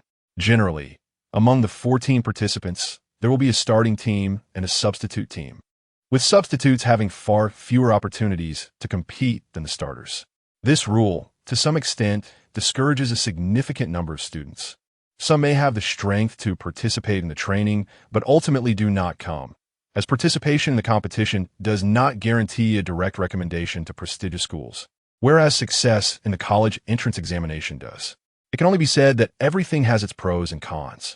The grouping this time is completely random, conducted by a small program within the terminal that draws lots. However, after the grouping was completed, several instructors discussed the groupings for a while, making slight adjustments based on the training scores from the previous 10 days. After all, if strong individuals were grouped together, it would lessen the challenge for other teams, essentially creating a one-sided match. Fortunately, Luo Qingqian's performance in the first 2 rounds of training was not overly strong, at most. Lin Nian's display of explosive skills might give others some concern.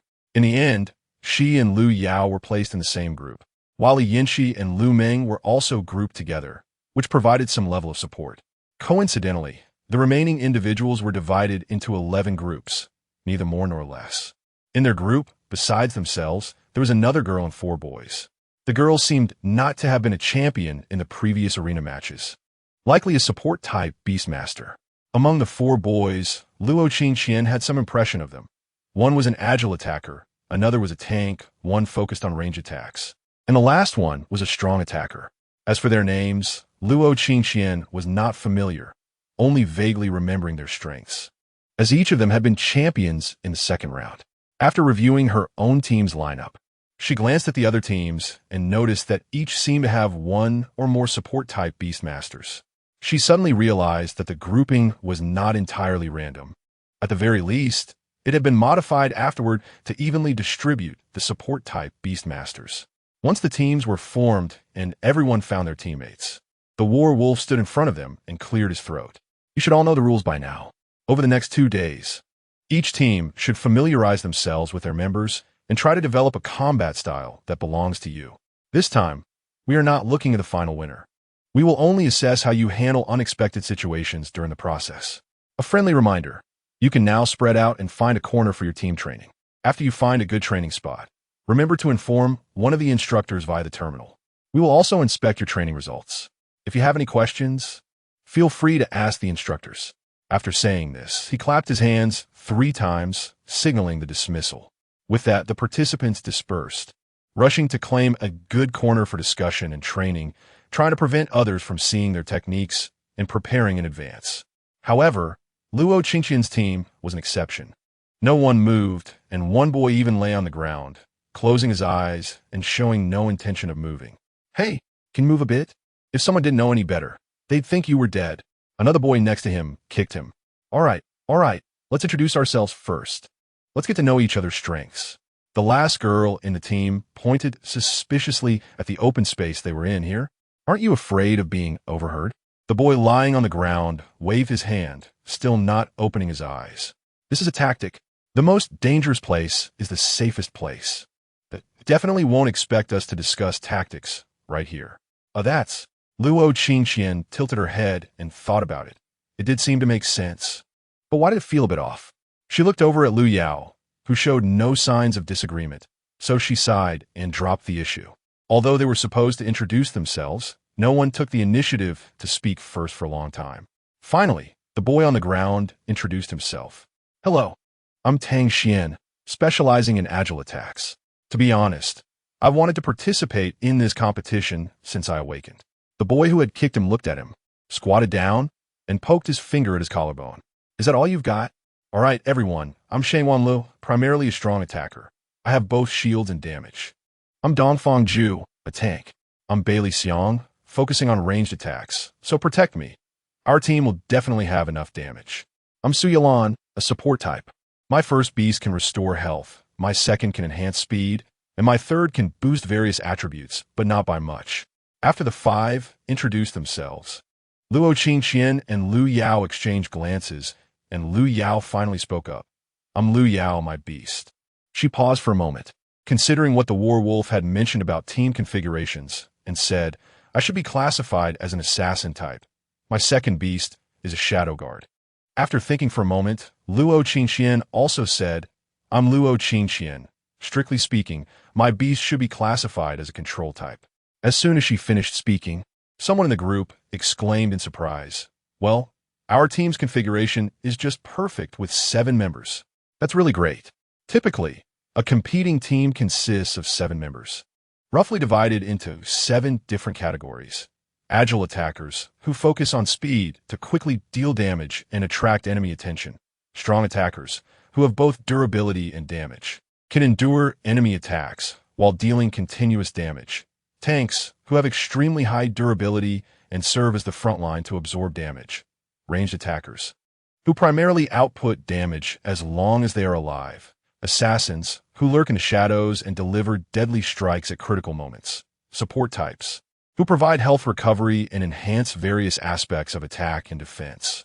And control types, who can execute controlling skills to pause enemy movements and, more importantly, often serve as the team's commanders, controlling both the opponents and their teammates, effectively managing the overall situation. Chapter 65 Commander. Basically, a complete team will simultaneously include Beastmasters with the 7 attributes mentioned above. Of course, there is another possibility, as a Beastmaster cannot have only one beast. So some Beastmasters may possess multiple beasts with different attributes. For example, Lu Yao, her first beast, the mysterious deer, clearly belongs to the strong attack attribute, while her second beast, the Shadow Guard, obviously falls into the assassin category. This requires consideration of the team's coordination ability. The commander of the team is like the brain of the group, needing to remain calm at all times and make the most beneficial decisions for the team at every moment.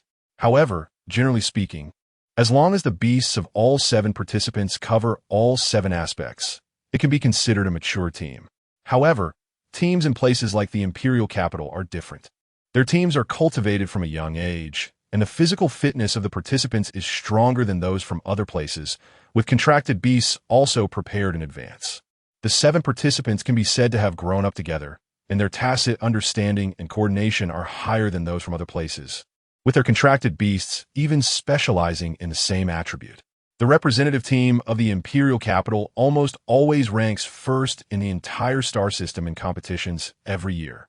Of course, some planets have tried to emulate the Imperial Capital's approach by cultivating a team from a young age, but they cannot compete with the Imperial Capital in terms of resource allocation and members' talents, ultimately ending in failure. Returning to Luo Qingqian and the others. According to the normal configuration, as the control type, Luo Qingqian should naturally become the commander of the team. However, after thinking for a long time, Luo Qingqian recalled Lu Yao's commanding skills during their time in the North City Secret Realm. She is a natural commander. Luo Qingqian thought to herself, I feel that Lu Yao is more suited for the role of commander than I am.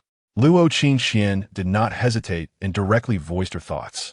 When these words were spoken, the other few were stunned for a moment. After all, the person commanding the entire scene is more easily noticed by the instructors, which means it's also easier to score high. I disagree. Bailey Xiong fell silent for a moment before rebutting, stating that, as an assassin, she must maintain a high level of focus on the enemy to achieve a single fatal strike. Dongfang Zhu also expressed agreement with Bailey Xiong's words, saying, I support Bailey's view. Control type is the best choice for commanding. Shangguan Lu reached out to rub his forehead and then said, Luo Qingqian, are you having any difficulties in terms of command? If there are difficulties, we can discuss it again. Well, after all, if you really become the starter, the team leader should also let you, as a control type, act as the commander. Tang Xian added. Su Yilan didn't say a word, just looked at Luo Qingqian with concern. Luo Qingqian waved her hand helplessly, saying that she had only seen Lu Yao commanding and that her command was very skilled. After speaking, Luo Qingqian looked at Lu Yao with bright eyes, wanting her to her commanding abilities. But she saw Lu Yao patting her head, saying that they were right, and that Qingqian was indeed the the best choice for commander. In the end, the command was decided to be Luo Qingxian.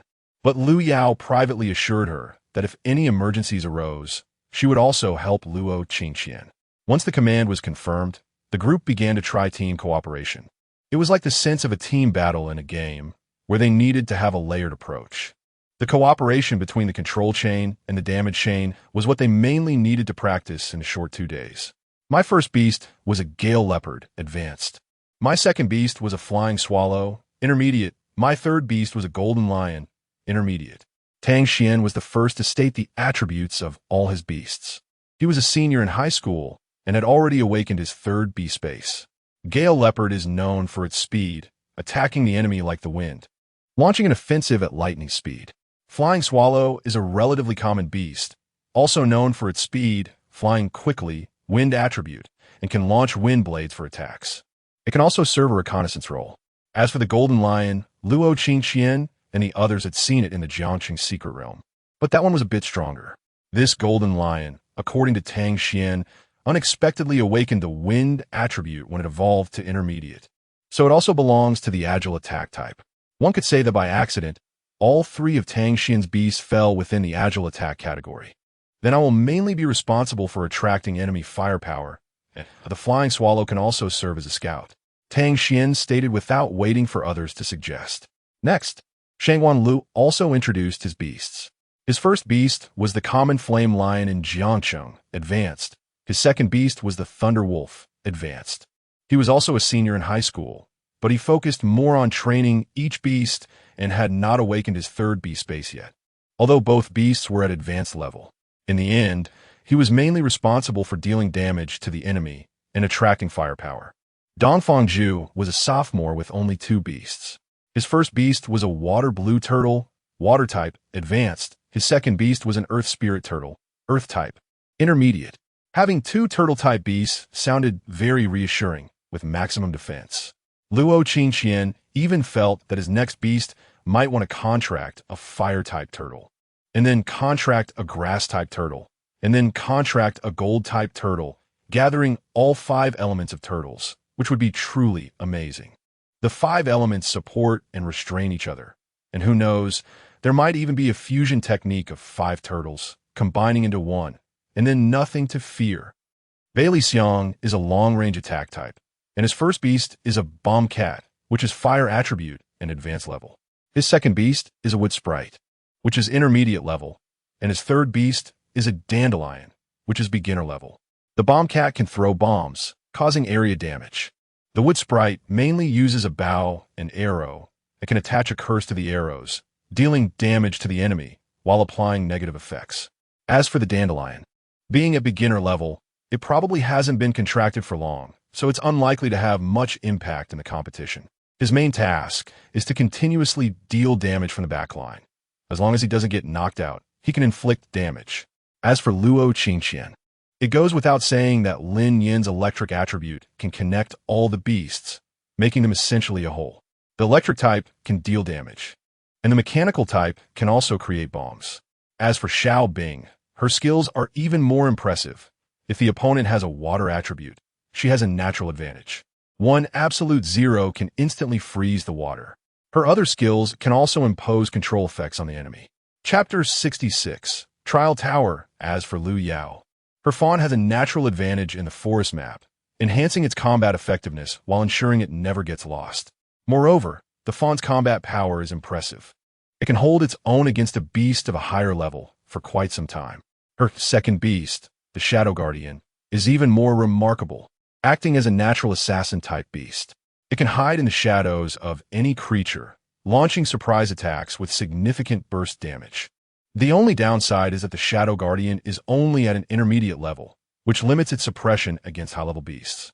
However, the composition of their team is much more mature compared to other groups.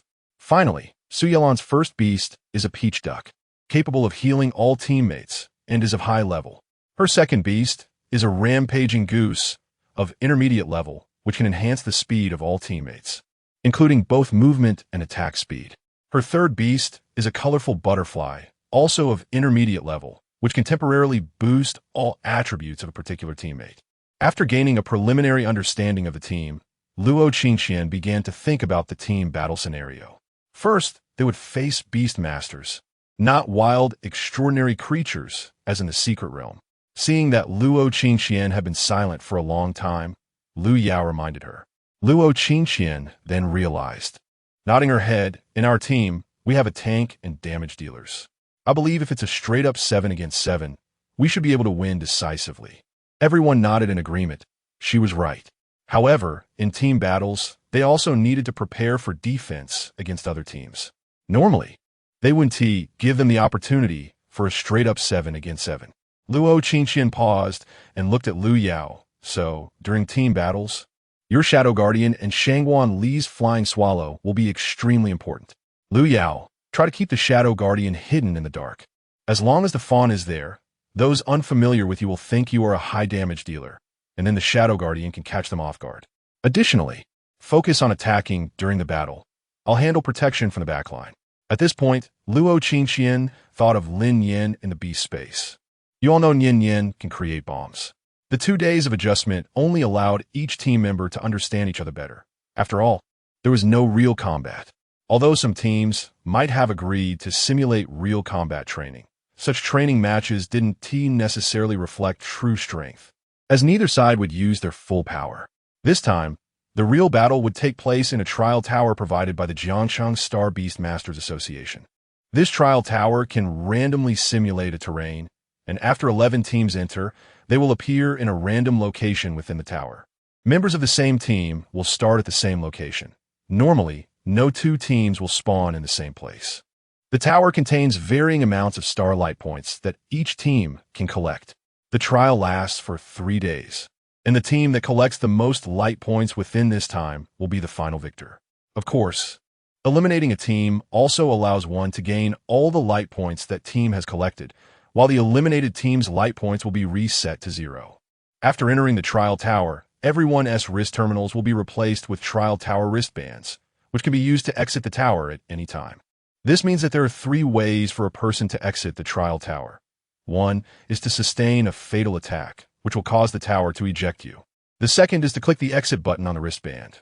The last is when the trial time ends, at which point the tower will automatically eject you. The trial tower also has an external observation function, which facilitates the instructors in scoring the trainees. Before the trial begins, Instructor Wolf also introduced the competition rules as usual, explained the scoring criteria, and finally expressed his recognition of their training over the past few days. I wish you all a smooth trial. After giving his final blessing, Instructor Wolf instructed Ironhead to open the trial tower. The trial tower, as its name suggests, is a tower-shaped artifact that rapidly expanded and shot into the sky once activated. The tower appears to have 5 levels, and according to Instructor Wolf, it was originally a place for beast masters to challenge themselves, and this time it was lent to the training camp at a high price by the Star Master. They would be entering the 2nd level of the trial tower, which mainly features high-level beasts with occasional appearances of king-level beasts. After all 5 levels of the trial tower were fully revealed, a blue vortex appeared on the 1st level, marking the entrance to the trial tower. Once you enter, head straight to the 2nd level. Hold hands with each other, otherwise, you may be teleported apart. Instructor Cola added this important note. Aside from a 2nd level, the other 4 levels have been temporarily sealed off, so you can rest assured. The trainees were not worried, but Instructor Cola's advice about holding hands was indeed crucial. If he hadn't mentioned it, some teams might have scattered right at the start. After final reminders, the trial tower was completely opened, and a strong suction force emanated from the entrance. The first team entered the trial tower under guidance, followed closely by the other 10 teams. The first level of the trial tower was a closed, empty space. After Luo Qingqian and her team entered, they remembered the instructor's words and headed straight for the connection between the 1st and 2nd levels. The connection was a staircase leading up, with a light blue membrane marking the entrance to the 2nd level. The membrane rippled like a sea surface. Luo Qingqian reached out her hand to test it, feeling as though she passed through a barrier, akin to entering a new space. This must be the entrance to the 2nd level. Luo Qingqian turned back to her teammates. Let us go. After everyone chimed in with encouragement, They held hands as instructed by Instructor Cola and passed through the light blue membrane. Once they crossed the membrane, they found themselves in a forest. A forest scene? Luo Qingqian thought for a moment. This was good news. With the fawn present, the forest scene felt like their home ground. Seeing this advantageous scene, others couldn't help but smile. Well, shall we search for the starlight points directly in the forest? Chapter 67 Group Action. Due to the presence of the fawn, Luo Qingqian and her team felt fearless in the forest. Each person released one of their summoned beasts to prevent any unexpected situations. The dangers within the trial tower come from two aspects. One is the extraordinary creatures generated by the tower according to its levels, and the other is the teams that enter the tower. There is an obvious difference between the two. If eliminated by an extraordinary creature, the starlight points will not reset to 0, but if eliminated by a member of another team, all light points will be transferred to the team that eliminated you. Luo Qingqian's team had two major advantages in this trial scenario. One was Lu Yao's fawn, and the other was Fian. The fawn could guide the way, while Fian could scout the situation. Luo Qingqian released Lin Nian and held her in her arms, while Lu Yao released both of her summoned beasts. The fawn was used to guide the direction, and the shadow guard was hiding in her shadow, waiting for an opportunity to act. This forest was different from the one in the M78 Secret Realm. It was much larger and featured many low-level spirit treasures. However, these treasures were merely simulated by the trial tower for realism and did not possess the functions they were supposed to have. Therefore, Luo Qingqian and the others ignored these treasures, focusing solely on finding starlight points. Their wristbands not only had an exit button, but also displayed a screen showing the approximate locations of their teammates. Additionally, the wristbands indicated the remaining number of teams. It was possible that the trial would stop when only one team remained. I think we still need more people to fight, whether against extraordinary creatures or other teams. Shang Wanlu said, after the main group found several starlight points. Dongfang Zhu nodded in agreement, saying the instructors will score us based on our performance. And I believe they will mainly focus on our combat skills, scoring us according to our coordination and effectiveness in real battles. As for these so-called starlight points, it might just be a pretext for us. Luo Qingqian stopped, and, as the designated leader of the team, she needed to make the next decision on whether to continue searching for light points or to look for opponents or beasts to fight. Lin Nian thought about the competition rules and felt that this mode was somewhat familiar, resembling a certain survival game from her past life. However, she didn't voice her opinion since she was just a cat accustomed to slacking off. Nevertheless, she had gathered quite a bit of elemental energy from other beasts and quietly began crafting bullets of various attributes. Luo Qingqian frowned and said, "How about this? Let's split up nearby, searching for light points while also looking for opponents or beasts. Don't stray too far apart, and if you spot a target, just use the signal." The wristband had an especially bizarre function, a small button that when pressed would cause a teammate's wristband to vibrate. This was discovered accidentally by Su Yelan, and they referred to this button as the Shake Teammate button. Some people opposed, and some agreed with the proposal. The opponents expressed concerns that if they encountered a large group after splitting up, they might not have time to wait for reinforcements and could be eliminated. Those in favor, of course, remained silent. Ultimately, the majority agreed, and according to the principle of majority rule, the opponents had to comply and disperse. They aimed to stay relatively close, at least two people together, for easier support and to avoid instant elimination. As the team was about to disperse, Lu Yao gently reminded them while adjusting her chin, then walked over to Luo Qingqian and softly suggested, "How about we stick together?" The idea of teaming up excited Luo Qingqian. She immediately agreed. "Then we'll explore in pairs. If we find starlight points, we'll report them in the team channel. If we encounter opponents or beasts, we'll quickly use the signal. Each pair must not stray too far from each other." Everyone nodded in agreement with this suggestion, but with pairs, one person would inevitably be left alone. Dongfang Zhu, being strong in defense with his summoned beast, claimed the solo slot, arguing that even if he was discovered, he could hold out until the main group arrived. In the end, the teams were divided into four: Luo Qingqian and Lu Yao, Shangwan Lu and Bailey Xiang, Tang Xian and Su Yelan, and Dongfang Zhu alone. After the team dispersed, Luo Qingxian and Lu Yao headed east to search. Lu Yao's fawn led the way while Luo Qingxian was responsible for avoiding potential risks around them. The journey was unusually quiet. Luo Qingxian remained silent and tense, while Lu Yao, who also disliked talking, focused on completing the task at hand. After a while, it was Lin Nian who first couldn't take the silence. She had previously crafted several thunder bullets, fire bullets, and confusion bullets, but now there were no more elements to fit into the bullet shells. Just as she finished making the bullets, she found herself with nothing to do, and the eerie silence around them was unsettling. Not even the sound of birds or insects could be heard. Wait, what did I just say? Lin Nian thought. The sounds of birds and insects should be standard in a forest, yet there are none here. If there was a malfunction in the trial tower system, then there must be something wrong with this place. However, she couldn't rule out the possibility of a system failure. Trial tower. I can't believe I actually believed you. I'm perfectly normal. How could something malfunction just because I said it would?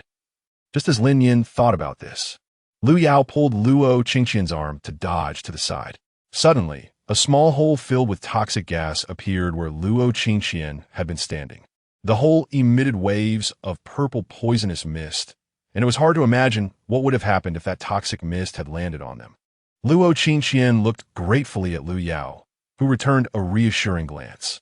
Lin Nian recalled whether anyone had used poison attribute summoned beasts during the second phase of the competition. If there had been, she should have a clear impression. However, after thinking for a long time, she couldn't remember anyone in the training camp who had contracted a poison-type beast, which meant that the poison beast before them was likely a native extraordinary creature generated by the trial tower.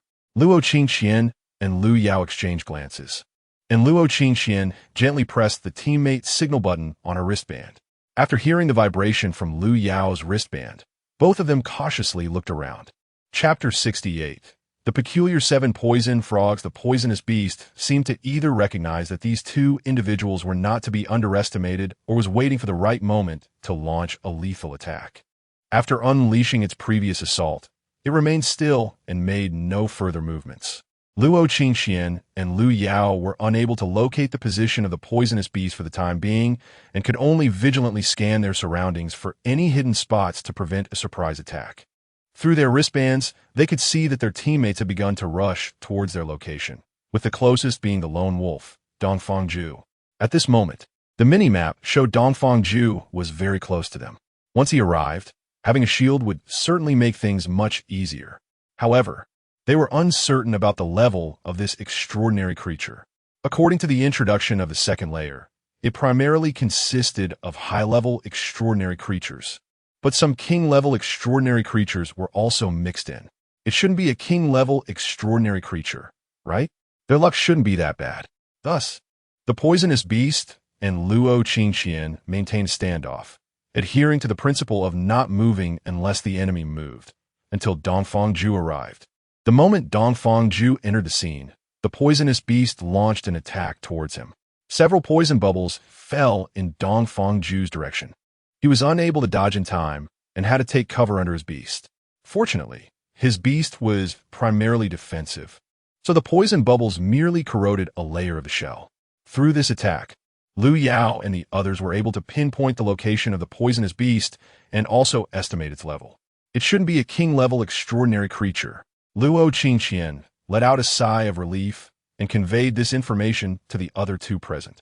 The poisonous beast realized it had alerted its enemies and that its hiding spot had been exposed, so it decided not to hide anymore and stepped out from the bushes. This allowed them to clearly see the appearance of this extraordinary creature, which nearly blinded Luo Qingxian and Lin Nian. How to describe it? This beast was like a toad-like extraordinary creature. Everyone knows what a toad looks like, right? This beast was even uglier than a toad. Its entire body was a sickly green, covered with various sizes of toxic pustules, its bulging green eyes rolling around, and, as it opened its mouth, a stream of green gas spewed out. It couldn't just be called ugly, it was ugly to the extreme. No wonder this extraordinary creature was poisonous. It was practically a walking poison experiment. Wasn't that cruel? Lin Nian timely had her little beast analyze the information about this extraordinary creature. 7 poison frog attribute. Poison level. High description. The 7-poison frog has 7 types of poison. When mixed together, they form the most toxic poison, which can corrode everything. However, the 7-poison frog unlocks one type of toxicity only with each evolution. Likes, enjoys spitting poison at others, has a certain territorial awareness, and does not allow others to intrude into its domain. Weakness, once all 7 poisons awaken and combine into the most toxic poison, its toxicity is not strong, and the pustules on its body will backfire on itself. After reading this information, Lin Nian was left with several big question marks. There are all sorts of peculiar, extraordinary creatures, but in terms of peculiarity, this 7-poison frog was unparalleled. To gather all 7 poisons, it would have to be an Emperor-level 7-poison frog, meaning that the 7 poison frogs before reaching the Emperor level were all useless. Moreover, it was even more ridiculous that a poison-type extraordinary creature could be poisoned by its own toxins. If one day it turned over in its sleep and broke one of its own pustules, would it die in its sleep? Or would it end up killing itself? This was just absurd. Understanding this, Lin Nian quietly shared the information she had with Luo Qingqian, who nodded and relayed it to the other two. At this moment, the 7-poison frog was also vigilantly watching the 3 intruders, but could not find a suitable opportunity to attack. Luo Qingqian glanced at the positions of the other teammates on a wristband. They were already very close and could start attacking. Come on, we can begin. With a command, Dongfang Zhu took the lead at the front, playing the role of a tank, while Milu followed closely behind, continuously dealing damage. Luo Qingqian noticed a subtle, yet imperceptible change in the shadow beneath Dongfang Zhu's feet. She knew that the shadow guard had also joined the fray. It seemed that everyone, except for her, had already moved into action. She quickly released Xiaobing, planning to coordinate a surprise attack. This movement naturally alerted the 7-poison frog, which, although ugly, was still quite intelligent.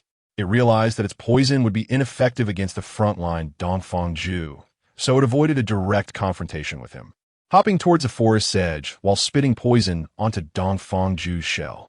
The poison splattered onto the shell, sizzling ominously, much to Dongfang Zhu's distress. Milu raised its head high, its wet deer eyes closely following the leaping 7-poison frog. After jumping for a while, the 7-poison frog finally found an angle that was difficult for Dongfang Zhu to cover and launched an attack towards the beasts and people inside the shell. Milu, who had been watching the 7-poison frog, gave a warning, and Xiaobing released the skill Ice and Snow. This skill could quickly lower the temperature in a certain area, freezing liquids and even causing snowflakes to fall. The 7-poison frog's toxins dissolved in the liquid could naturally be frozen as well. Before the attack could take effect, the poison bubbles were frozen into ice and shattered upon hitting the ground. The 7-poison frog became anxious and spat out several more poison bubbles towards the 3 individuals. But these were also neutralized by Xiaobing. With its offensive efforts thwarted once again, the 7-poison frog began to feel a sense of retreat, realizing it couldn't defeat the trio before it. However, before it could make up its mind, one of Xiaobing's ice blades struck it, piercing one of its tiny pustules. The poison liquid that dripped out of the pustule made a sizzling sound as it hit the 7-poison frog's body, introducing toxins into it. This time, the 7-poison frog was thoroughly enraged, losing its composure. It stomped its foot heavily on the ground. While the ground did not shake, several green eyes seemed to emerge from the shadows. Soon, these eyes appeared in the open, revealing several more 7-poison frogs. So you're calling for backup? Huh. Luo Qingqian looked at the locations of her teammates, estimating they would arrive soon. She snorted coldly, glancing at the 4 7-poison frogs across from her. It's not just you who can call for help. I can too. Chapter 69. Delivering the package. It's not just you guys who can call for help. I can too. After thinking this to myself, a voice of support came from behind the forest. I turned around and indeed, it was Shangwan Lu and his team who had arrived. After Shangwan Li's group arrived, another group quickly reached the scene as well. What's going on? Shangwan Lu, hiding behind Dongfang Zhu's shell, turned to ask the person involved. Lu Yao didn't answer, so Luo Qingqian had to explain. As Lu Yao and I were walking, we encountered this 7-venom frog, and poison-type extraordinary creatures are a bit tricky to handle. So, Bai Li Xiang gestured with his eyes at the 4 7-venom frogs opposite them, seemingly asking what the situation was now. We fought and won. But who would have thought they would still summon more frogs? Luo Qingxian helplessly waved his hand. This was indeed something that none of the three of them had anticipated. The four people who arrived later listened to this and were left speechless. What luck! One down, and three more appeared. There was a novel that described it like this. The protagonist falls into a predicament, and the father comes to rescue him, but the father also falls into trouble. Then the grandfather comes to rescue, and the grandfather also falls into trouble. Then the great-grandfather comes to rescue. It's just one after another. The weakness of the seven-venom frog is the pustules on its body. Once the pustules burst, the poison inside can poison itself. The four of them, hearing such an absurd statement, showed expressions similar to Lin Nian when he first saw the introduction of the seven-venom frog. What kind of bizarre, extraordinary creature is this? The world is vast and full of wonders. They complained, but when facing the seven-venom frogs, everyone remained serious, as the toxins were no joke. After considering their strategy, Luo Qingxian recalled that the first seven-venom frog they encountered could be frozen. He suggested letting Dongfangju's beasts take the front line, as their toxins could be frozen. While they attacked, Tang Xian could take advantage to finish them off. As the commander, Luo Qingxian quickly arranged a preliminary strategy. Lin Nian thought it was simpler. Just throw a few lightning bombs, but Luo Qingxian rejected this, saying that lightning bombs could be used in more critical moments. However, it was no big deal. If the seven-venom frogs couldn't attack, it meant their toxins wouldn't harm Luo Qingxian and the others. A seven-venom frog without its toxins could be considered useless. As they expected, the seven-venom frogs continued to spit out one toxic bubble after another, some of which landed on the shell and were defended against. Xiao Bing used absolute zero among the crowd. As soon as the toxic bubbles landed, they would explode, and the poison inside would freeze and shatter.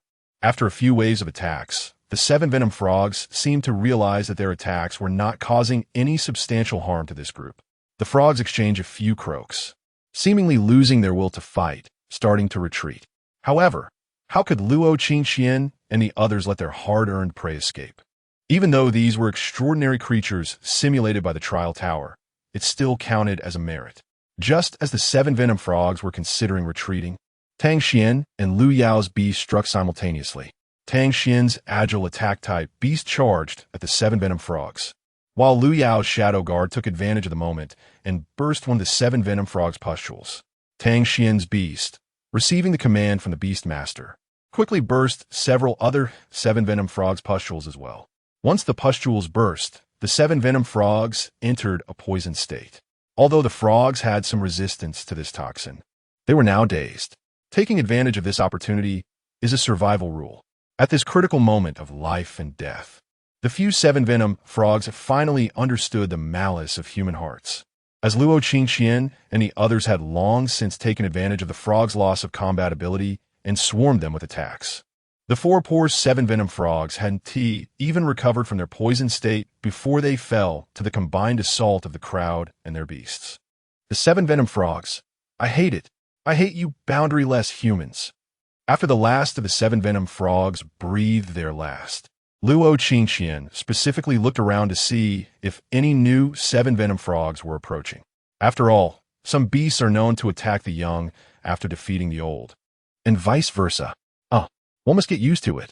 Defeating wild, extraordinary creatures in the trial tower can earn star points, which is information Luo Qingxian and the others obtained during their exploration. A high-level extraordinary creature yields 1 star point, while a king-level extraordinary creature yields 3 star points. They had just taken down 4 high-level extraordinary creatures, which meant they earned 4 star points. These 4 seven-venom frogs came just to deliver takeout to Luo Qingxian and his team. Well, can't say it's similar. It's exactly that. After this incident, the small squad regrouped, checked their star point count, which had reached around 50. They glanced at the remaining number of people on their wristbands. Initially, there were 77 people, but now only 57 remained, a decrease of 20. It had been less than a day since the trial began. The speed of elimination was indeed astonishing. They couldn't see the star point counts of other teams on their wristbands, so they couldn't gauge the battle conditions elsewhere through the changes in star points. Have you encountered other teams? Lu Yao's right hand dangled by his side, his fingers lightly tapping his leg. Strange enough, we VE defeated several high-level extraordinary creatures here. Yet we haven't seen a single person from other teams. Bai Xiang scratched his head, replying with frustration. Dongfang Zhu was succinct. I haven't either. The remaining group hadn't encountered anyone either. This was indeed quite odd. Luo Qingqian's group hadn't seen anyone from other teams either. But according to the elimination situation on their wristbands, it should have been easy to encounter others. Otherwise, how could so many people have been eliminated so quickly? Could it be that they just happened to spawn at the edge of the map? Was their location considered a wild area? The instructors watching the situation inside the trial tower fell into silence as they noted Luo Qingqian's team's conditions. Taitu looked at the several teams on the other side that were engaged in fierce battles, then at this side still caught in doubt. And couldn't he help but wonder if this was the same trial? We are battling fiercely over here, yet you folks are living in peace. I want to report this trial tower for unfair treatment.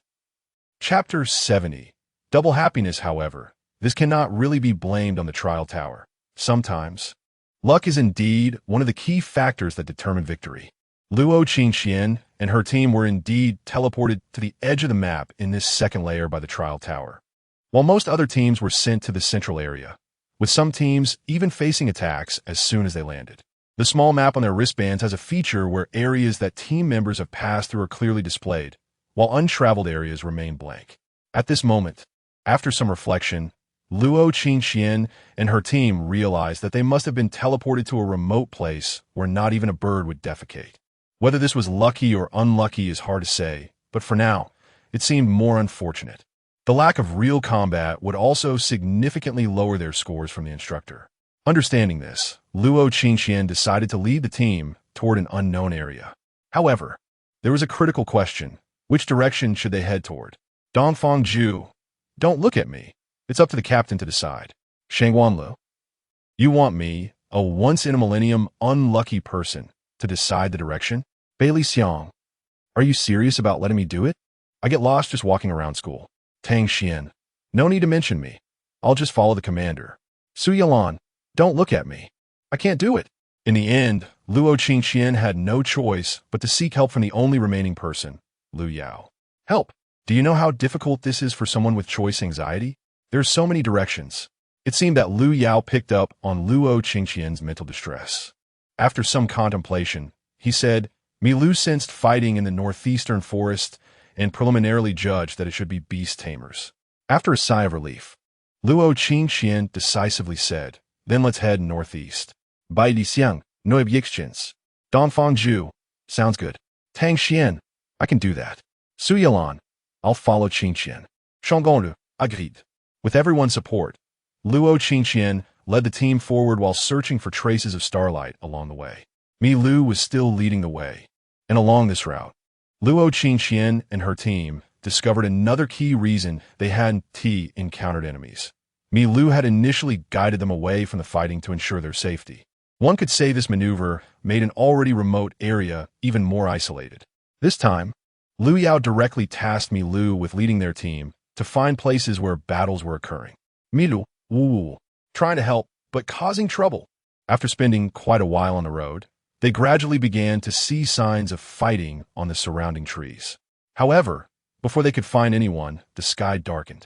According to the trial tower's settings, stars would float into the sky at night, transforming into bright stars. This meant that they would lose the chance to search for starlight at night unless they could somehow bring the stars down, which was impossible. This also reminded everyone that it was time for the team to rest. They hadn't been provided with tents before entering the trial tower, so they could only gather some firewood, start a bonfire, and take turns keeping watch through the night.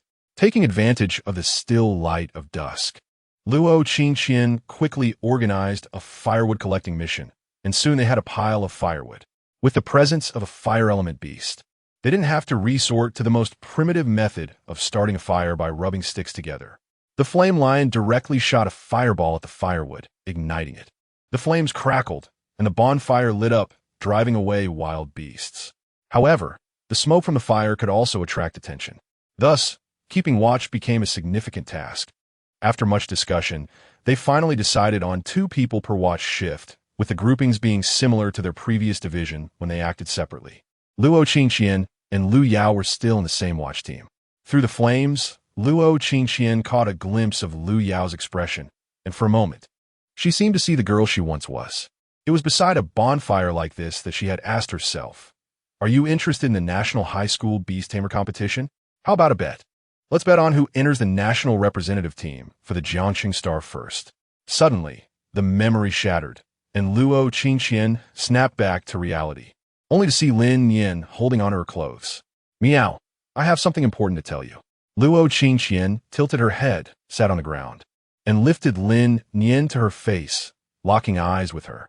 Lin Nian understood that Luo Qingqian wanted her to get straight to the point. "Meow, I can feel that the energy in Xiao Bing is almost saturated. She is probably about to evolve to a higher level." Surprised, Luo Qingqian also checked the status of her 3rd beast space. "My 3rd beast space is also about to be opened. It should be within these 2 days." Hearing this, Lin Yan's heart stirred. Luo Qingqian opening her 3rd beast space actually meant another thing. She now had a foundation for evolving to the king level. She wouldn't need to worry much about the materials for evolving to the king level. As long as there was enough time, she could obtain them. She had already prepared the materials needed for Xiao Bing's evolution to a higher level, just waiting for Xiao Bing's experience bar to fill up completely before using them for her evolution. The last time, the materials for Xiao Bing's evolution to the intermediate level were also provided by Lin Nian. Luo Qingqian had been puzzled at the time, but Lin Nian eventually revealed part of the truth to her. She told Luo Qingqian that she could obtain some special materials through certain means and could also see the evolution paths for both Xiao Bing and herself, keeping some information back and revealing part of it. Luo Qingqian believed her, as Lin Nian indeed had many mysteries about her. Now, Lin Nian informing Luo Qingqian that Xiao Bing was about to evolve also meant that she had already prepared the materials for Xiao Bing's evolution, and Xiao Bing could evolve at any time. With Xiao Bing's impending evolution and the imminent opening of the 3rd beast space, it could be said to be double happiness. Most likely, after the trial ends, both of these matters would gradually be resolved. However, whether Xiao Bing should complete her evolution in the trial tower was something Luo Qingqian still needed to think about for a while. Chapter 71, Royal Level Extraordinary Beings. After thinking for a while, Luo Qingqian decided to let Xiao Bing evolve within the trial tower. The sooner it evolves, the sooner they can enjoy the benefits. After all, evolution is inevitable. Moreover, the feedback from Xiao Bing's evolution could help her awaken the 3rd beast space. She hadn't thought of the 3rd beast yet. For now, the priority was to help Lin Nian evolve into a royal level being and take on a physical form. After making her decision, Luo Qingqian shared her thoughts with Lin Nian. Lin Nian considered it for a moment, but ultimately did not oppose the idea. However, everything hinged on Xiao Bing reaching the evolution point first. Lin Nian took a moment to check and saw that Xiao Bing's experience bar was nearly full. It was likely that one more battle would suffice. The night watch was very calm. Probably other teams were also tired and had lit their campfires to rest. However, Luo Qingqian and the others speculated that other teams did not have a forest deity like the Mulu and guessed that they might not know where the other teams were. In any case, the night passed smoothly without any interference from other teams or powerful wild extraordinary beings. Early in the morning, as a rooster crowed from the east of the forest, star-like points fell from the sky, landing on the ground and revealing themselves as small light points symbolizing scores. Coincidentally, 2 of them landed right in front of Luo Qingqian's tent, allowing them to pick up a bonus. Woken by the rooster's crow, Luo Qingqian and the others washed up and saw the star points on the ground. "Hey, who said the sky doesn't drop pies? ISNT this just it." It seems that every night the star points disappear and rise into the sky, only to fall back down after the rooster crows the next morning. Shangguan Lu picked up a star point and handed it to Luo Qingqian. The star points they held were all recorded into Luo Qingqian's bracelet. By Li Xiang then added, "So, that means that the star points refresh every morning." Understanding this, although it did not affect their original plan, they still let Lu Yao's Mulu lead the way to find other teams for a big fight, while harvesting star points along the roadside. They quickly followed the Mulu towards the direction where there were people. It was strange that despite the Mulu's guidance, which should have been reliable, their team had not seen a single person or even a shadow of a beast after traveling for half a day. Wow, Lu Yao, is your Mulu having problems? After changing their direction again, Shangwan Lu couldn't help but complain. Lu Yao shot him a cold glance and replied flatly, no. Then Luo Qingxian intervened. Look at the remaining number of people now. After this reminder, everyone stopped to check their bracelets, and suddenly the number of remaining participants had decreased significantly. It dropped from 57 to 45, a loss of 12 people in just half a day. The most baffling part was that they were still living a peaceful life. According to normal estimates, with such a large map, the more people remaining, the slower the elimination rate should be. However, now that the number had decreased, the elimination rate seemed to have sped up. This was clearly abnormal, especially since there were no safety zones or poison circles in the game, given that they had traveled for so long without encountering other teams. It was likely that many teams were in the same situation.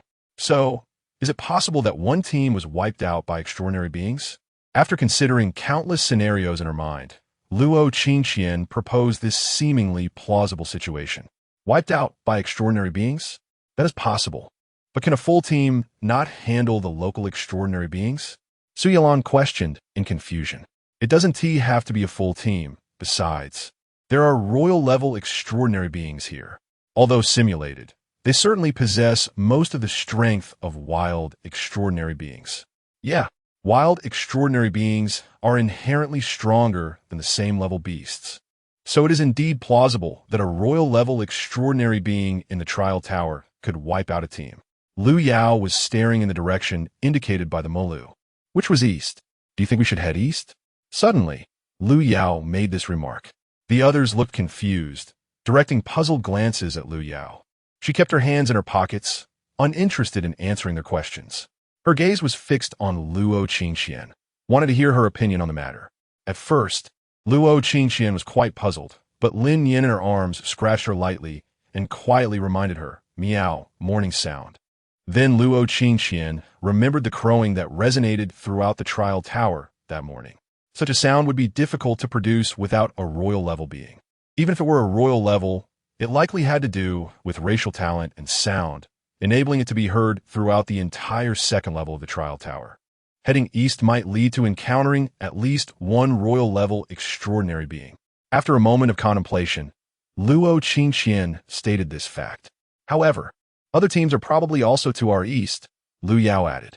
Luo Qingxian glanced at her and saw the satisfied expression in Lu Yao's eyes, indicating that she was pleased with her response. After a moment of silence in the team, they quickly recalled the purpose of the trial. What are we afraid of? The Vunteidi. Besides, isn't our purpose in this trial to fight? Let us head east. I'm curious to see what kind of species this crowing royal-level extraordinary being is. Exactly. Other teams are bold enough to go east, so why should we be afraid?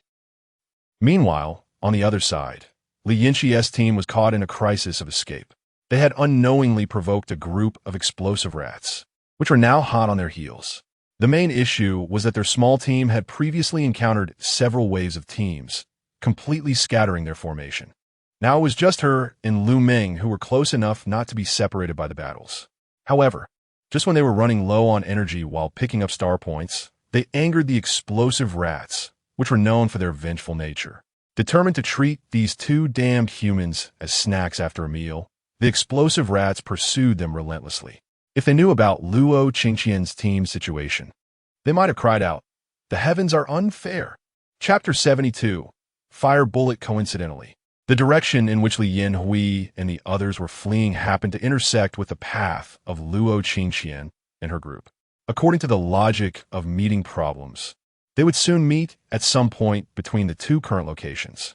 In this coincidence, as Luo Qingxian and her group headed east, Li Yin Hui and her companions were also doing their utmost to run towards them. Just when there were only 200 meters left, the deer at the front sensed a familiar scent from the humans ahead and lowly called out to Lu Yao, Yo, are those familiar people up ahead?" Receiving this information, Lu Yao was momentarily stunned, but quickly realized that the familiar people must refer to her roommates, Li Yanhui and Lu Meng. After all, in this training camp, her only acquaintances were her roommates. The deer said that the ones ahead were Li Yanhui and the others. Quietly walking to Luo Qingqian's side, Lu Yao whispered. Hearing this news, Luo Qingqian was also slightly taken aback, but soon she saw the two figures ahead, looking extremely disheveled. They really did look disheveled.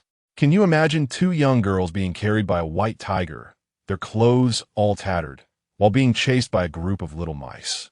No big mice? Lin Nian was also straightforward, directly throwing a fire bullet over to the other side. This bullet was made from the fire element of the flame lion. The two people fleeing on the other side suddenly saw a familiar bullet gliding through the air in a perfect parabolic arc, landing behind them. When Lu Meng saw this bullet, her heart skipped a beat, and she hurriedly urged the white tiger to speed up and run forward quickly. The fire bullet landed on the ground with a loud bang, and after the loud noise, dust spread and flames ignited on the ground, spreading and burning the explosive mice to death or forcing them to flee. The little mice that had been chasing Li Yanhui and Lu Meng instantly vanished like smoke. Hey, Luo Qingqian, are you trying to harm your deer roommates? Just after escaping the danger zone, Lu Meng patted her chest, which was rising and falling rapidly due to anxiety, and scolded the people across from her. Luo Qingqian helplessly shrugged and conveyed the reason Lin Nian had just told her for throwing the fire bullet. Lin Nian said, "Anyway, you won't die from the explosion. And it's better to die from an explosion than to be bitten to death by mice." She paused. Besides, aren't you out now? Li Yanhui and Lu Meng exchanged a bitter smile, but both felt a sense of relief in their hearts. They knew that the wristbands in the trial tower could indeed be used to exit directly, and they were aware that their chances of advancing were slim. But who hadn't thought about being selected in the end? Phew! Lu Yao, your deer is finally accurate this time. We finally encountered people. Bai Lixiang smiled when she saw Li Yanhui and the others. The team members, who had not easily encountered anyone, became restless the moment they saw these two. However, it seemed that both Luo Qingqian and Lu Yao had some connections with these two girls, making it less likely to eliminate them. By the way, where are the others in your team? Luo Qingqian rolled her eyes, trying to probe for the general direction of the others through these two people. Don't mention it. We encountered quite a few teams along the way, fought several battles, and now we don't even know if anyone else besides us is still alive. Wait, Lu Meng suddenly seemed to grasp a blind spot. No way. Didn't someone just say that you hadn't encountered a single person in a day and a half? Lu Meng looked at her most trusted Luo Qingqian with a glimmer of hope, hoping that what they had just said wasn't true. Unfortunately, Luo Qingqian didn't understand what a kind lie was. She nodded and, somewhat distressed, commented, "I don't know what kind of weird map this is.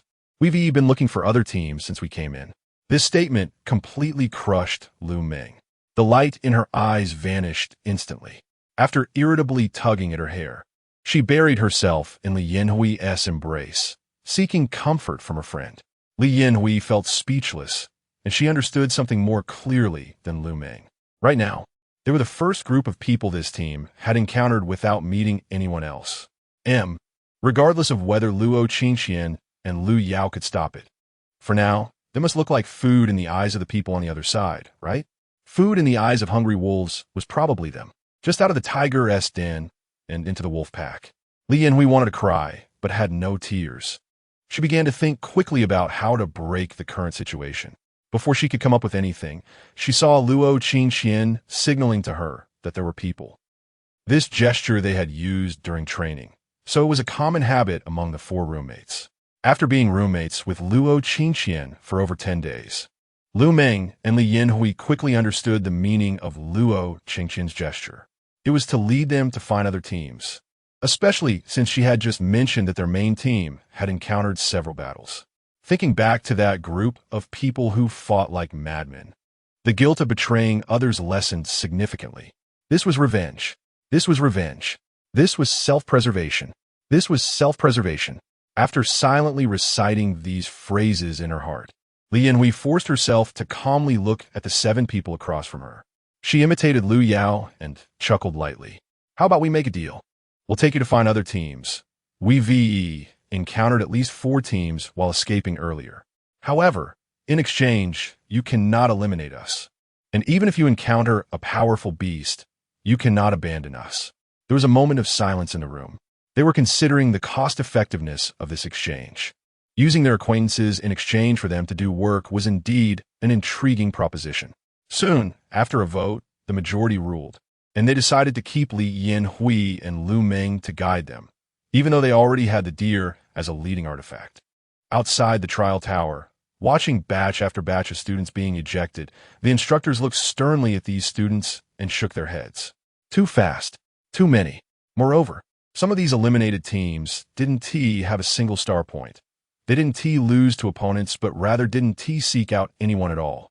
They no longer paid attention to these eliminated students, but turned back to look at the large screen. Why was this team so fragmented? It was really speechless. How did this team, as cooperation, have such a layered feel?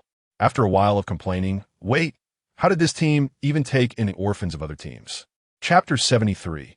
Disgusting things in the eyes of the instructors, it was clear that Li Yanhui and Lu Meng's team had been scattered after being chased and beaten. Only these two orphans remained, representing the last hope of their team. If they were eliminated by other teams, their team's star points would drop to 0, although they had collected many star points while being hunted. What? You ask why they don't just withdraw from the trial tower to preserve their team as star points? If they withdrew, wouldn't that make them deserters? Soldiers probably dislike deserters the most. Moreover, as long as they stay in the trial tower and are alive, there are infinite possibilities. Perhaps they could survive and finally take some heads. Sure enough, the kids happened to run into Luo Qingxian and her squad. Given their relationship with Luo Qingxian, it would be simple to mix in with them. After mocking Li Yanhui and Lu Meng, Qingshan also recognized the squad. I remember that this team hasn't encountered any other teams since entering the trial tower. From the direction they are heading, it seems they are looking for other teams. He turned to tease his companion, saying, by the way, Ironhead, you should know this small team too. That Commander S. Beast is the one that knocked you down. Is it really necessary to bring that up again? Do we need to mention that black history? Ironhead's face turned ashen, and he glared at Qingshan, saying, don't forget who instigated this. I haven't settled the score with you yet. All right, focus on watching. We'll be grading soon. On the other side, under the dual guidance of Mulu and Li Yanhui, Luo Qingxian's team encountered their first team that could be called an enemy. They could be considered enemies because this was a full team. According to Li Yanhui and Lu Meng, this was the team that ambushed them when they were down to 4 members, scattering the remaining 4. They managed to escape, but it was unclear if the other 2 had made it out. Oh, let me see who this is. Upon encountering Luo Qingxian, the members of this team seemed completely unfazed, pointing at the 2 extra members in their team, saying, aren't these the 2 girls we chased to the point of desperation before? What is this? Have they found another team to rely on, coming back for revenge? After these words were spoken, the entire team erupted in mocking laughter. Exactly, only girls would do something like bringing in reinforcements when they can't fight back. Don't they realize that the person they brought in can't beat our Jiang Shao? In the trial tower, if Jiang Shao claims second place, no one would dare claim first. Only these ignorant girls would think this way. After running away, they still brought in boys. The foolish and ignorant words fell upon Li Yanhui and Lu Meng, turning their faces red. Rarely did Lu Yao show an expression of anger. She glared at the boy in the opposing team who was being adored by everyone. She sneered, resembling a small, sharp-faced villain. Jiang Shao? Ridiculous. Turning to glance at Luo Qingxian, the daughter of Jiangcheng's richest man, she asked, is there a Jiang family in Jiangcheng? Luo Qingxian immediately understood Lu Yao's meaning. Tilting her head and pretending to think, she replied, it doesn't seem like there is. I've only heard that the Star Master's last name is Jiang, but I've never heard of the Star Master having a child. The boy, Jiang Shao, seemed to have hit a sore spot, and his face darkened immediately. His lackeys, seeing this, were eager to help him out. After waving his hand, he shoved both hands into his pockets, sizing up Luo Qingxian, scoffing. A little girl like you wouldn't know anything. If you dare to slander me again, be careful. I could ruin your family with just one word. Does he even realize what he is saying? Luo Qingxian was momentarily at a loss for words. Jiangcheng's richest man. Can you just declare bankruptcy like that? Not to mention anything else. Even the Star Master of Jiangxing Wunti want the Luo family to go bankrupt. Li Yanhui and Lu Meng, who knew about Luo Qingxian's family background, had calmed down from their earlier anger at the insults they suffered. Hearing Jiang Shao's brazen words now instead made the anger in their hearts dissipate completely. A wise person once said that when talking to idiots, one must speak in the way that idiots understand. Otherwise, they won't comprehend your words. If they were to argue with an idiot, that would mean they truly had too much free time on their hands. The phrase ruin your family evoked unpleasant memories for Luo Qingxian.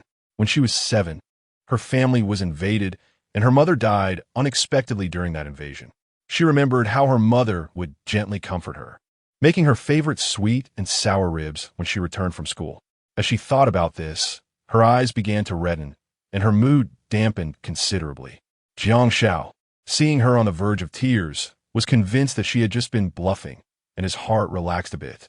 His family was indeed wealthy, but it was just a bit of money, not enough to be considered a prominent family in Jiangxing. Every prominent family was either wealthy with power, like the Lin family, or very rich or influential, like the Luo family or the Star Master's residence. What? Are you scared by what I said? Kneel and apologize to me, and bow a few times. I might consider letting your family go. Jiang Shao lifted his chin. Just then, he noticed Lin Nian and Luo Qingxian's arms and changed his mind, saying, "Now I've changed my mind. If you give me the beast in your arms, I can help your family expand their business." Jiang Shao is really generous. Jiang Shao, please help my family too. TSK, TSK, TSK. These girls are so hypocritical. I bet this girl will hand over her beast willingly. Although the members of Luo Qingxian's team were not very familiar with her and did not know her family situation, some of them came from middle-class families in Jiangxing. They had no idea if there was a prominent Jiang family in Jiangxing, as their focus had always been on studying. Qingxian, don't listen to this person's nonsense. The Star Master is still very upright. Exactly. Did these people just come out of the bathroom? They haven't even swallowed what they had in their mouths before coming out to discuss people. After breaking away from her thoughts of missing her mother, Luo Qingxian felt a warm current surge through her heart upon hearing her friend's comfort. She coldly fixed her gaze on the so-called Jiang Shao. I really don't know when a family could emerge in Jiangxing that could cause the Luo family to go bankrupt at any time. Chapter 74. Prejudice. What low family? Don't think that just because you casually mention a name, I'll let you off easily. Jiang Shao hadn't reacted yet, and casually blurted out the next words. Once he said that, none of his usual sycophants responded, leaving Jiang Shao confused as he looked at them. He noticed their eyes darting away, and one by one, they were too afraid to speak to him. It was then that Jiang Shao realized something and carefully pondered the words that Luo Qingxian had just said. Jiang Chengxing, the Lo family? Is it the Lo family he was thinking of? Cold sweat suddenly broke out on him. It wasn't even cold, yet he was shivering all over. On the other hand, Luo Qingxian was unwilling to let him off, not only cursing her own family to ruin, but also wanting to take Lin Nian away. Such trash. Huh, what's wrong? Is our Jiang Shao thinking of something? Luo Qingxian crossed her arms and continued. I would like to hear how Jiang Shao plans to bankrupt our Lo family. After all, the wealth of our family could be squandered by me for several lifetimes without running out. After saying this, her cold gaze fell on the others. Oddly, there wasn't a single girl in this group. There had been girls in their group when they were being chased, but somehow they were gone now. Li Yinchi added at the right moment. Huaxia Starry Sky has always promoted gender equality. What? Are you still feudal old stubborns? What's wrong with boys? Do boys have something more than girls? Aren't they just 2 arms, 2 legs, 2 eyes, and a mouth? Luo Qingxian paused for a moment as her gaze slid over Jiang Shao's legs. Oh, almost forgot. You just have an extra lump of meat. Listen carefully. After we go out, I will check what this so-called Jiang family really is. If the upper beam is not straight, the lower beam will be crooked. I see no reason for your existence. After a cold laugh, Luo Qingxian added, It's getting cold. Your family should go bankrupt now. No one noticed that when she said this. Luo Qingxian tightened her grip on Lin Nian. Heaven knows how embarrassed she felt. If it weren't for the fact that she had finally gotten to show off her family's power, she wouldn't have felt right without some impressive display given their financial strength. So, Using the method of the cold heaven and the king's downfall sounds quite impressive, doesn't it? Lin Nian, actually, there's really no need for that. I'm getting goosebumps just watching. My feet feel like they're about to break out into a castle. Jiang Xiao on the opposite side had completely recalled the status of the Luo family in Jiangqingxing. Then he heard Luo Qingqian's bankruptcy declaration, and his heart sank by more than half. How can you prove? Prove you're the young lady of the Luo family? Clinging to the last shred of hope, Jiang Xiao asked such a foolish question. Luo Qingqian was momentarily stunned. Without her terminal, she suddenly couldn't find anything to prove her identity. Seeing that Luo Qingqian seemed unable to produce proof of her identity, Jiang Xiao suddenly seized the opportunity as if grasping at hope. You're trying to trick me, aren't you? You're not really the young lady of the Luo family. Am I right? Muttering to himself, he also grabbed the arm of the person next to him, seemingly seeking others' acknowledgement. Those around him, seeing his crazy demeanor, instinctively stepped back in fear. I seem to have heard that the young lady of the Luo family is named Luo Qingqian. The first contracted beast is a cute little lightning cat. In the end, all fantasies were shattered by the voice of one person. Jiang Xiao squatted down, burying his head in his arms. He was already a bit deranged. Ha ha ha ha. Suddenly, he burst into laughter. The Luo family. Hey hey hey. Everyone present noticed that something was off with him, and the small group of sycophants that had been surrounding him stepped back in fear. You are right. I shouldn't believe in this world. Jiang Xiao suddenly began talking to himself. The contract you mentioned, I agree. No one could understand what he was saying. But both Luo Qingqian and Lin Nian felt an ominous premonition in their hearts, as if something was about to happen. Lu Yao also stood solemnly beside Luo Qingqian, quietly reminding her, although I don't know what it is, there's a sense of foreboding. After Jiang Xiao finished the last word, he kept his head down for a long time without raising it.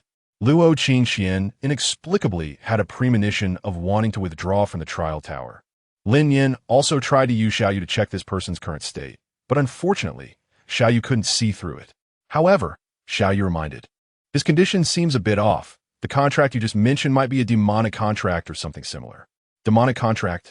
Lin Nian asked in confusion. Yes, host. The contract between a beast and its master is generally an equal contract, where both parties are in an equal position. However, in the beginning, other contracts like the master-servant contract were invented, but they gradually became banned and disappeared over time. Among them, the most special are the master-servant contract, blood contract, and demonic contract. The master-servant contract, as the name implies, binds the servant to the master. If the master dies, the servant perishes. The servant must completely obey the master's commands. The blood contract can only be initiated by the beast towards the beast master, and generally, only pure blood and powerful beasts have the memory inheritance of the blood contract. Blood contracts can bind both parties more closely, making them more tacit in battle. Finally, the demonic contract is different from other contracts. It involves the beast, or rather, it is more accurate to say it involves a supernatural being that unilaterally contracts with a human. This human will give up everything to become a messenger of the demon. As if to confirm Xiao Yu's words, just as Xiao Yu finished speaking, Jiang Xiao lifted his head. He could perhaps no longer be called a human. His face was covered with dark patterns, like solidified bloodstains left on his face, and his eyes had lost their whites, revealing a non-human gray hue, resembling a zombie, terrifying and frightening. At the moment he raised his head, gray threads emerged from his body, rapidly piercing into the terrified students around him. Demonic contract. Just as Luo Qingqian received this information from Lin Nian, she uttered this unknown term. At this point, all of Jiang Xiao's attention fell on Luo Qingqian. It's you who made him give up everything and contract with me? You fit the description of that arrogant guy quite well. However, I want to let you off today. After all, I promised him I would personally kill you. Arrogance? Lin Nian thought for a moment. Could it be that this thing in front of her was prejudice? Chapter 75. Star Beasts Outside the Trial Tower. Is this pride and prejudice? A cry of surprise came from inside the villa. The one who spoke was Ironhead, and besides him, the other instructors also wore solemn expressions. It is well known that in the history of beast tamers, when humanity had not yet mastered the ability to tame beasts, They encountered a group of star beasts during their exploration, which led to the original creatures evolving into extraordinary beings, thus giving birth to the beast tamers. There are many different types of star beasts, and Pride and Prejudice is one of them. According to legend, Pride and Prejudice did not belong to the first batch of star beasts. They were born from human emotions. Pride was born on a prosperous planet, where a wealthy son was arrogant, indulging in drinking, gambling, and oppressing the poor, ultimately being kidnapped and beaten to death. After his death, Pride inexplicably came into existence. Prejudice was born on a remote garbage planet in the galaxy. He knew that he could only change his fate through the midterm and college entrance exams. So he studied hard every day and eventually got into an excellent school. However, he suffered oppression because of his garbage planet background and, unable to endure it any longer, committed suicide by jumping off a building. Like Pride, after his death, he transformed into Prejudice. Once Pride and Prejudice met each other, they began to appear simultaneously. It is well known that star beasts are public enemies of the galaxy. Their appearances must be reported, and the galaxy will do everything possible to eliminate them. However, no one had ever seen a star beast. When Pride and Prejudice appeared, people only thought they were some kind of bizarre, extraordinary beings, only realizing the truth too late when they fell victim to them. Over time, the number of people who died at the hands of Pride and Prejudice increased, and although no one spoke of their existence, the government found some clues. The people who died at the hands of Pride were all particularly arrogant individuals, while those who fell victim to Prejudice all harbored some degree of bias against certain things. Moreover, the manner of death for those who died at their hands was strikingly similar. Black stripes would appear on their bodies, and red marks would show up on their necks, as if they had strangled themselves. The government named them Pride and Prejudice, a fitting title for their identities, and based on the deceased, they recognized that Pride and Prejudice should be a type of star beast. After concluding that they were star beasts, the government quickly dispatched troops to stake out the areas where they frequently committed crimes. Eventually, after several rounds of pursuit, they finally managed to kill Pride and Prejudice completely. So, is this Pride and Prejudice a new incarnation, or did the previous two star beasts not actually die? Instructor Cola looked solemnly at the non-human entity surrounded by black mist in the mirror. Instructor Werewolf shook his head, but quickly walked towards the trial tower, saying, "You stay outside and remember to ask the Star Master for support. I will go in and bring the students out safely. They're the future of Jang City."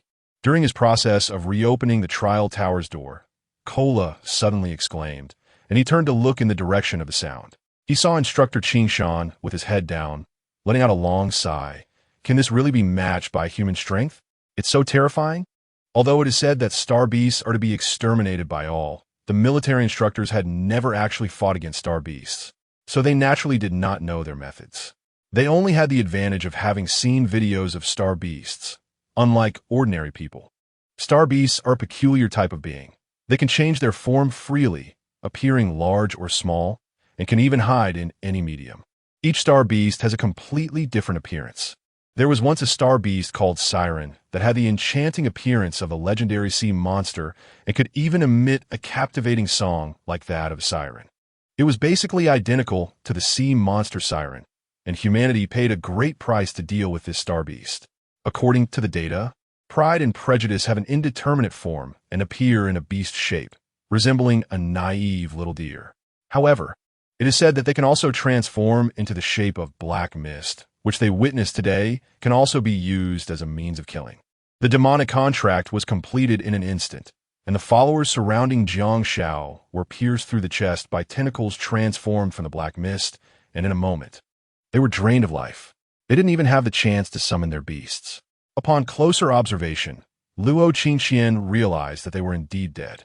Inside the trial tower, if a beast tamer dies, their body will quickly turn into light spots and dissipate within the tower. However, these few drained students remained as paper-thin bodies inside the trial tower, and even the beasts they contracted outside spat out blood and showed obvious signs of weakness. This is a manifestation of the backlash from the contract when a beast tamer dies. When a beast tamer dies, the beasts that are not in the beast space will suffer a certain degree of backlash due to the rupture of the contract. And the extent of this backlash depends on the bond between the beast and the beast tamer. In other words, the better the relationship, the more severe the backlash, with the most serious cases potentially being fatal. Those beasts that remain in the beast space are even worse off if a beast tamer dies without releasing them. The beast space will shatter, and the beast still within will be pulled into the time turbulence along with the shattered space. Time turbulence is a near-death experience. Once pulled in, it is virtually impossible to return to the time point they were previously at. Luo Qingxian shivered. This was her first time witnessing a beast tamer die before her eyes, and just minutes before, the deceased had even stood in front of her and provoked her. Yet, merely a few minutes later, they were gone, separated from the living. Truly, the world is unpredictable, a twist of fate. Knowing that students had already lost their lives, Instructor Werewolf paused in his steps as he entered the trial tower. He turned back to look, seemingly recalling what Luo Qingxian had said about the demonic contract. Right, when you contact the Star Master, don't forget to mention the demonic contract, he reminded again. The demonic contract was not an unfamiliar concept to them. They had previously studied it. This contract is banned throughout the galaxy, but it involves extraordinary beings and humans, provided that the extraordinary being has taken form and can speak human language. Chapter 76. The Demon Contract. Speaking of the Demon Contract, its origin is quite amusing. Initially, as more and more beast tamers emerged among humans, the contracted beasts became increasingly powerful, leading humanity to gradually kill or seal all the star beasts of that era. These star beasts were known as the first-generation star beasts, each possessing strength comparable to that of Imperial-level beasts. Such powerful star beasts fueled humanity's desire to contract them to its peak when they discovered that wild, extraordinary creatures could also be contracted. Unfortunately, the star beasts' wariness and disdain towards humans reached an apex. Equal contracts worried that the star beasts might retaliate against their masters, while master-servant contracts could be reversed due to the star beast's strong will. Furthermore, star beasts would never form blood contracts with humans. At that time, an Imperial-level beast tamer, not willing to give up, researched for a long time and eventually developed a method to contract with star beasts. This was the Demon Contract. After the announcement of this contracting method, discussions erupted throughout the human galaxies in the universe. Many expressed interest in this contract, but still harbored doubts about it. Just then, the inventor of the contract stepped forward and hosted a live broadcast, demonstrating how to use the Demon Contract to contract a relatively weak star beast that was sealed. Naturally, something went wrong during the live stream. Otherwise, demon contracts wouldn't be banned to this day. The initial part of the contract went exactly as the beast tamer had envisioned, with the star beast cooperating. However, the more it cooperated, the more a sense of dissonance emerged. Just as the audience began to worry for the beast tamer, the voice of the star beast suddenly echoed in his ears. Are you content? Clearly, you are both Imperial-level beast tamers. You are the vice president. Yet why is he ranked above you as the president? This world is so unfair. Do you resent it? Contract with me, and I can give you everything you desire. Wealth, beauty, power, or strength. Whatever you want, I can provide. The voice in his mind coaxed him, awakening the deepest emotion within the beast tamer, jealousy. Under the star beast's persistent temptation, the tightly wound string in the beast tamer's mind suddenly snapped, and he involuntarily asked, "What should I do?" The star beast suddenly laughed in his mind and said, "You don't need to do anything. Just temporarily hand over your body to me. Don't worry, I will return to you soon. Everything you wish for, when you wake up again, you will possess." Strangely compelled, the beast tamer replied, "Okay." This response also symbolized the complete establishment of the contract. The audience in the live stream was left baffled, hearing only the beast tamer's inexplicable, disjointed words. Following that, the state of the live stream changed dramatically. A surge of dark energy erupted from this Imperial-level beast tamer, and his aura transformed significantly. When he raised his head to face the camera again, the audience was stunned. His face showed no joy or sorrow. The whites of his eyes had completely vanished, leaving only terrifying black pupils. He stared at the live stream equipment, a strange smile creeping onto his lips. After a moment, he formed a few shapes with his mouth toward the camera, and the live stream abruptly ended. It was rumored that he had said at that moment, "My jealousy has returned. The world should be afraid." He succeeded. The hell on earth was born for him. From that point on, the demon contract became a forbidden technique. This was not only due to jealousy, but also because on a certain day after jealousy returned to the human realm, a brand new contracting method caused an uproar online. Countless beast tamers attempted this contracting method, all ending in failure.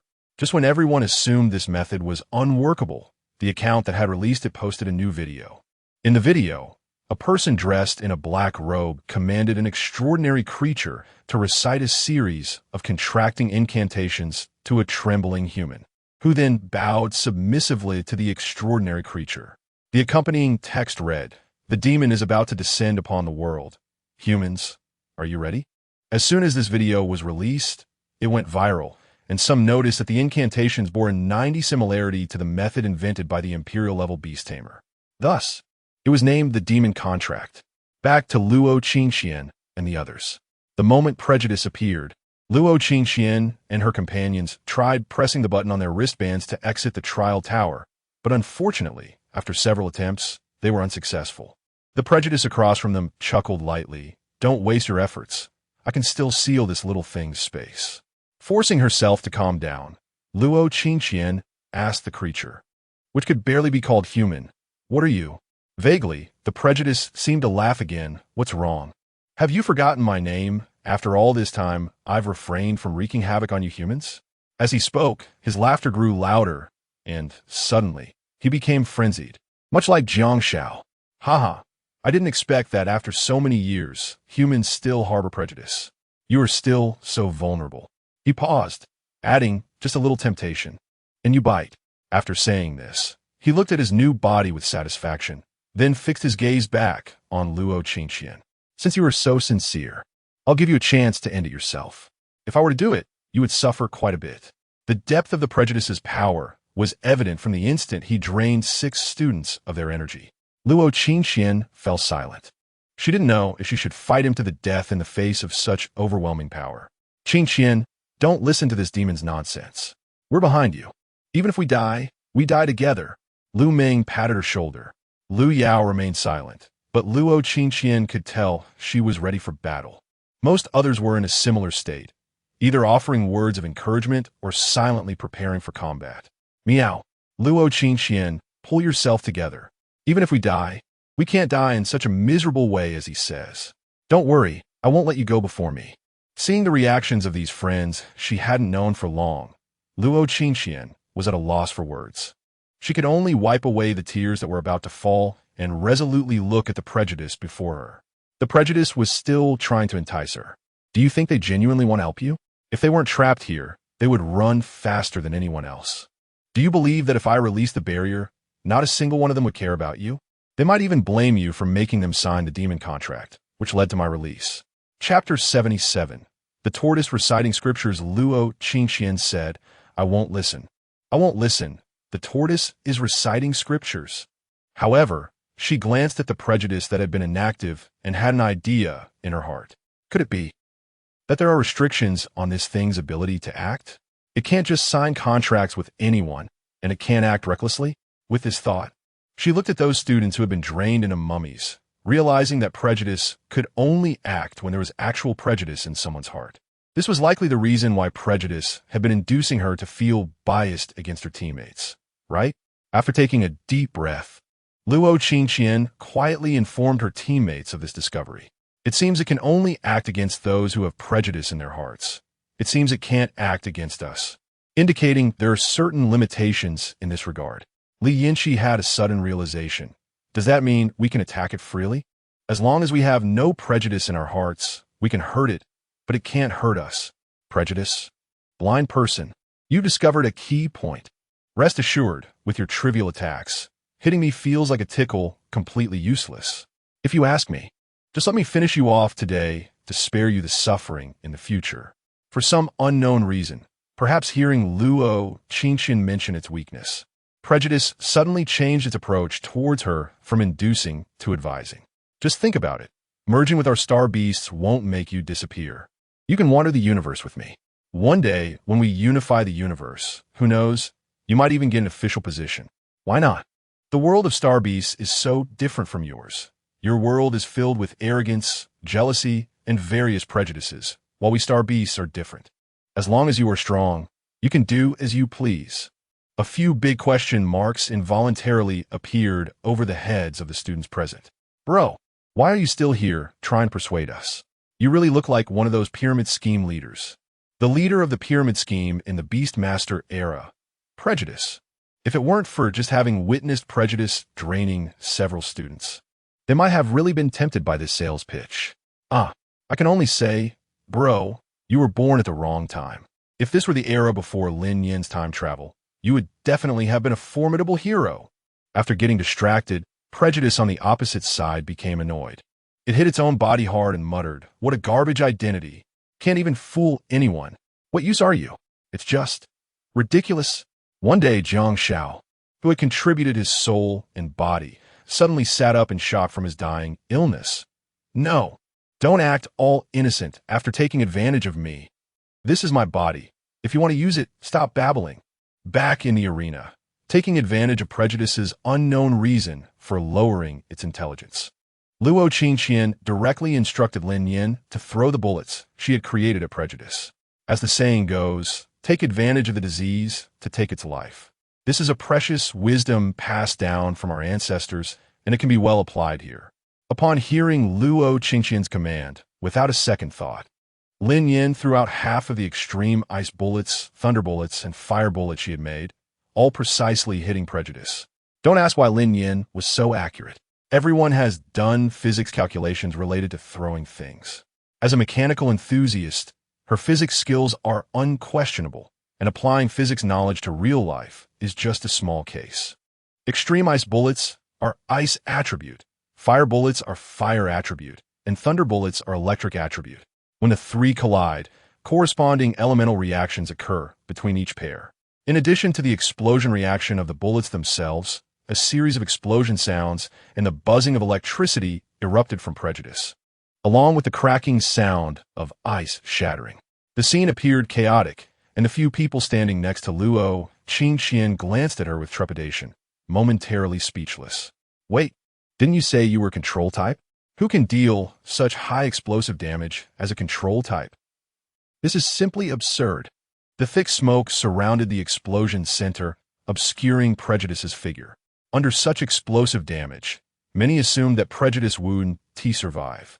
However, Luo Qingqian and Lu Yao did not share this belief. Although they didn't know where Prejudice came from, the star beasts, as described in textbooks, were rarely mentioned. However, they were capable of nearly bringing about catastrophic disasters to a technologically advanced humanity and even forcibly reversing humanity's evolutionary process from the technological era to the Beastmaster era. How could they be easily dealt with? Sure enough, when the smoke cleared, a deep pit appeared on the originally empty ground.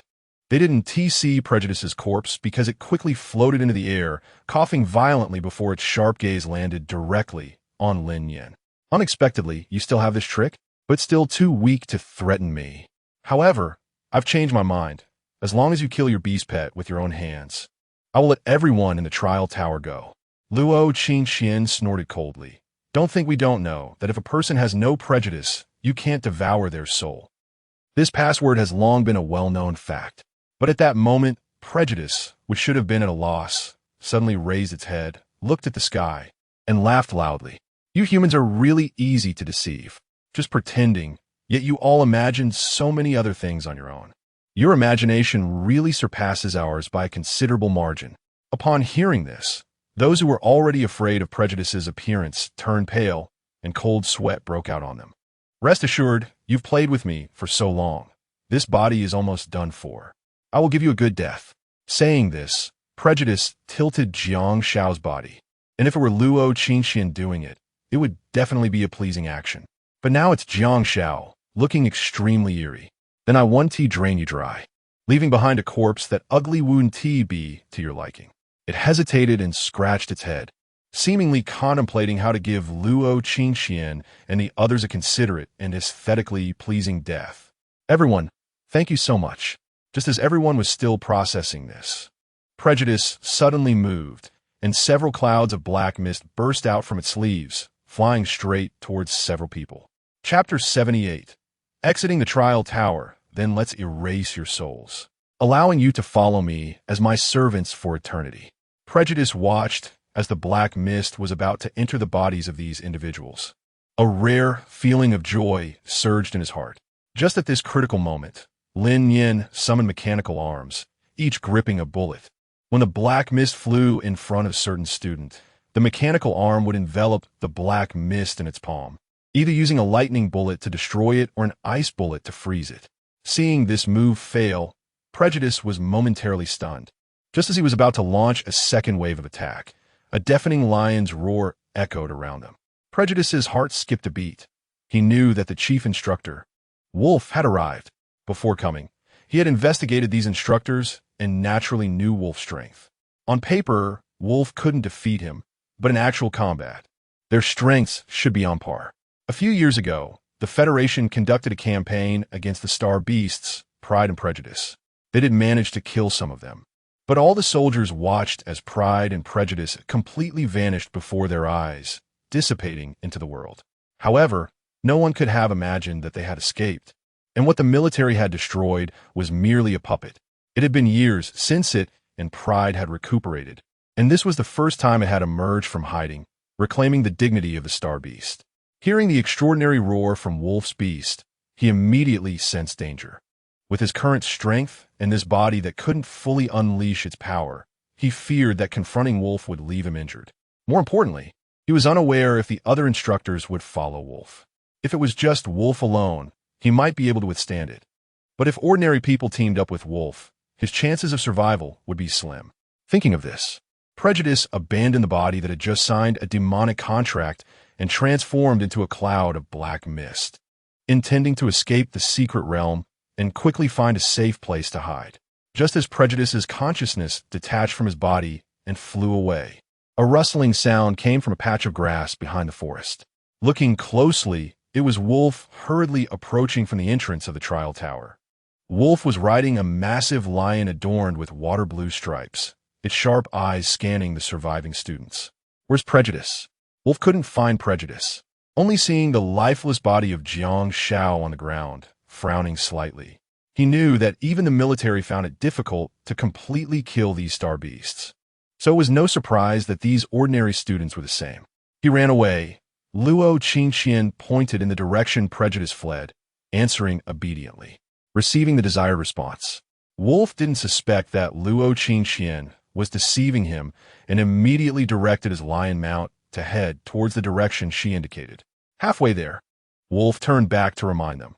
There's been such a major incident in the trial tower. We don't know if it's still safe inside. I still suggest that all of you press the button to exit the trial tower immediately. Staying alive is your best mission. After speaking, his gaze seemed to drift over the corpse on the ground. After giving such a few words of caution, he also didn't forget to give Luo Qingxian and the others a boost of confidence. Rest assured, we have already notified the Star Master. We will definitely catch Prejudice today. After saying this, he completely did not linger, urging his lion mount to quickly head towards the direction pointed out by Luo Qingxian. As he ran faster and faster, Wolf's figure gradually turned into a black, eventually disappearing from the sight of the few people. The members of Luo Qingxian's small team looked at each other, unsure of what to do. Should we listen to Instructor Wolf? Shall we exit the trial tower? Shangon le suggested. But we haven't really fought with any other teams yet. Bali Xiang shook her head. The first encounter was with friends, and now we run into such ridiculous things. Sigh. Dongfang Ju said. I think we don't need to stay here any longer. Just look at the real-time numbers. Hearing this, many people glanced at their wristbands, noticing that the number of people had decreased significantly. One team had died, losing 7 members, and it seemed that quite a few teams had been eliminated. However, it was also possible that some had sensed something unusual and clicked the exit button themselves. In any case, now there were only about 20 people left on this level of the trial tower, and they occupied almost half of that. With only a few people remaining, roughly 2 teams worth, they called upon the deer to sense their surroundings, and the feedback wasn't very good. The deer reported that there were no humans nearby. This meant that the other 2 teams were quite far from them. It indeed seemed unnecessary to continue staying in the trial tower. Everyone's gaze finally focused on Luo Qingxian, waiting for her to make the final decision. Li Yinxi and Lu Meng who did not belong to their small team, chose to exit the trial tower on their own after Instructor Wolf suggested it. Without lingering any longer, Luo Qingqian hesitated a bit. It was true, as Shangwan Lu said, that they hadn't battled with any other teams, so their scores might not be ideal. Ultimately, what truly made Luo Qingqian decide to exit the trial tower was Lin Nian, because Lin Nian whispered in her ear, "Qingqian, Xiao Bing is about to evolve." This time, it was indeed about to evolve. It had reached the critical point of evolution. And as long as it was given the right evolution treasure, Xiao Bing could enter the process of evolving from intermediate to advanced at any time. Clearly, in this increasingly unsafe trial tower, where even lives could be lost, it was not suitable for Xiao Bing to evolve.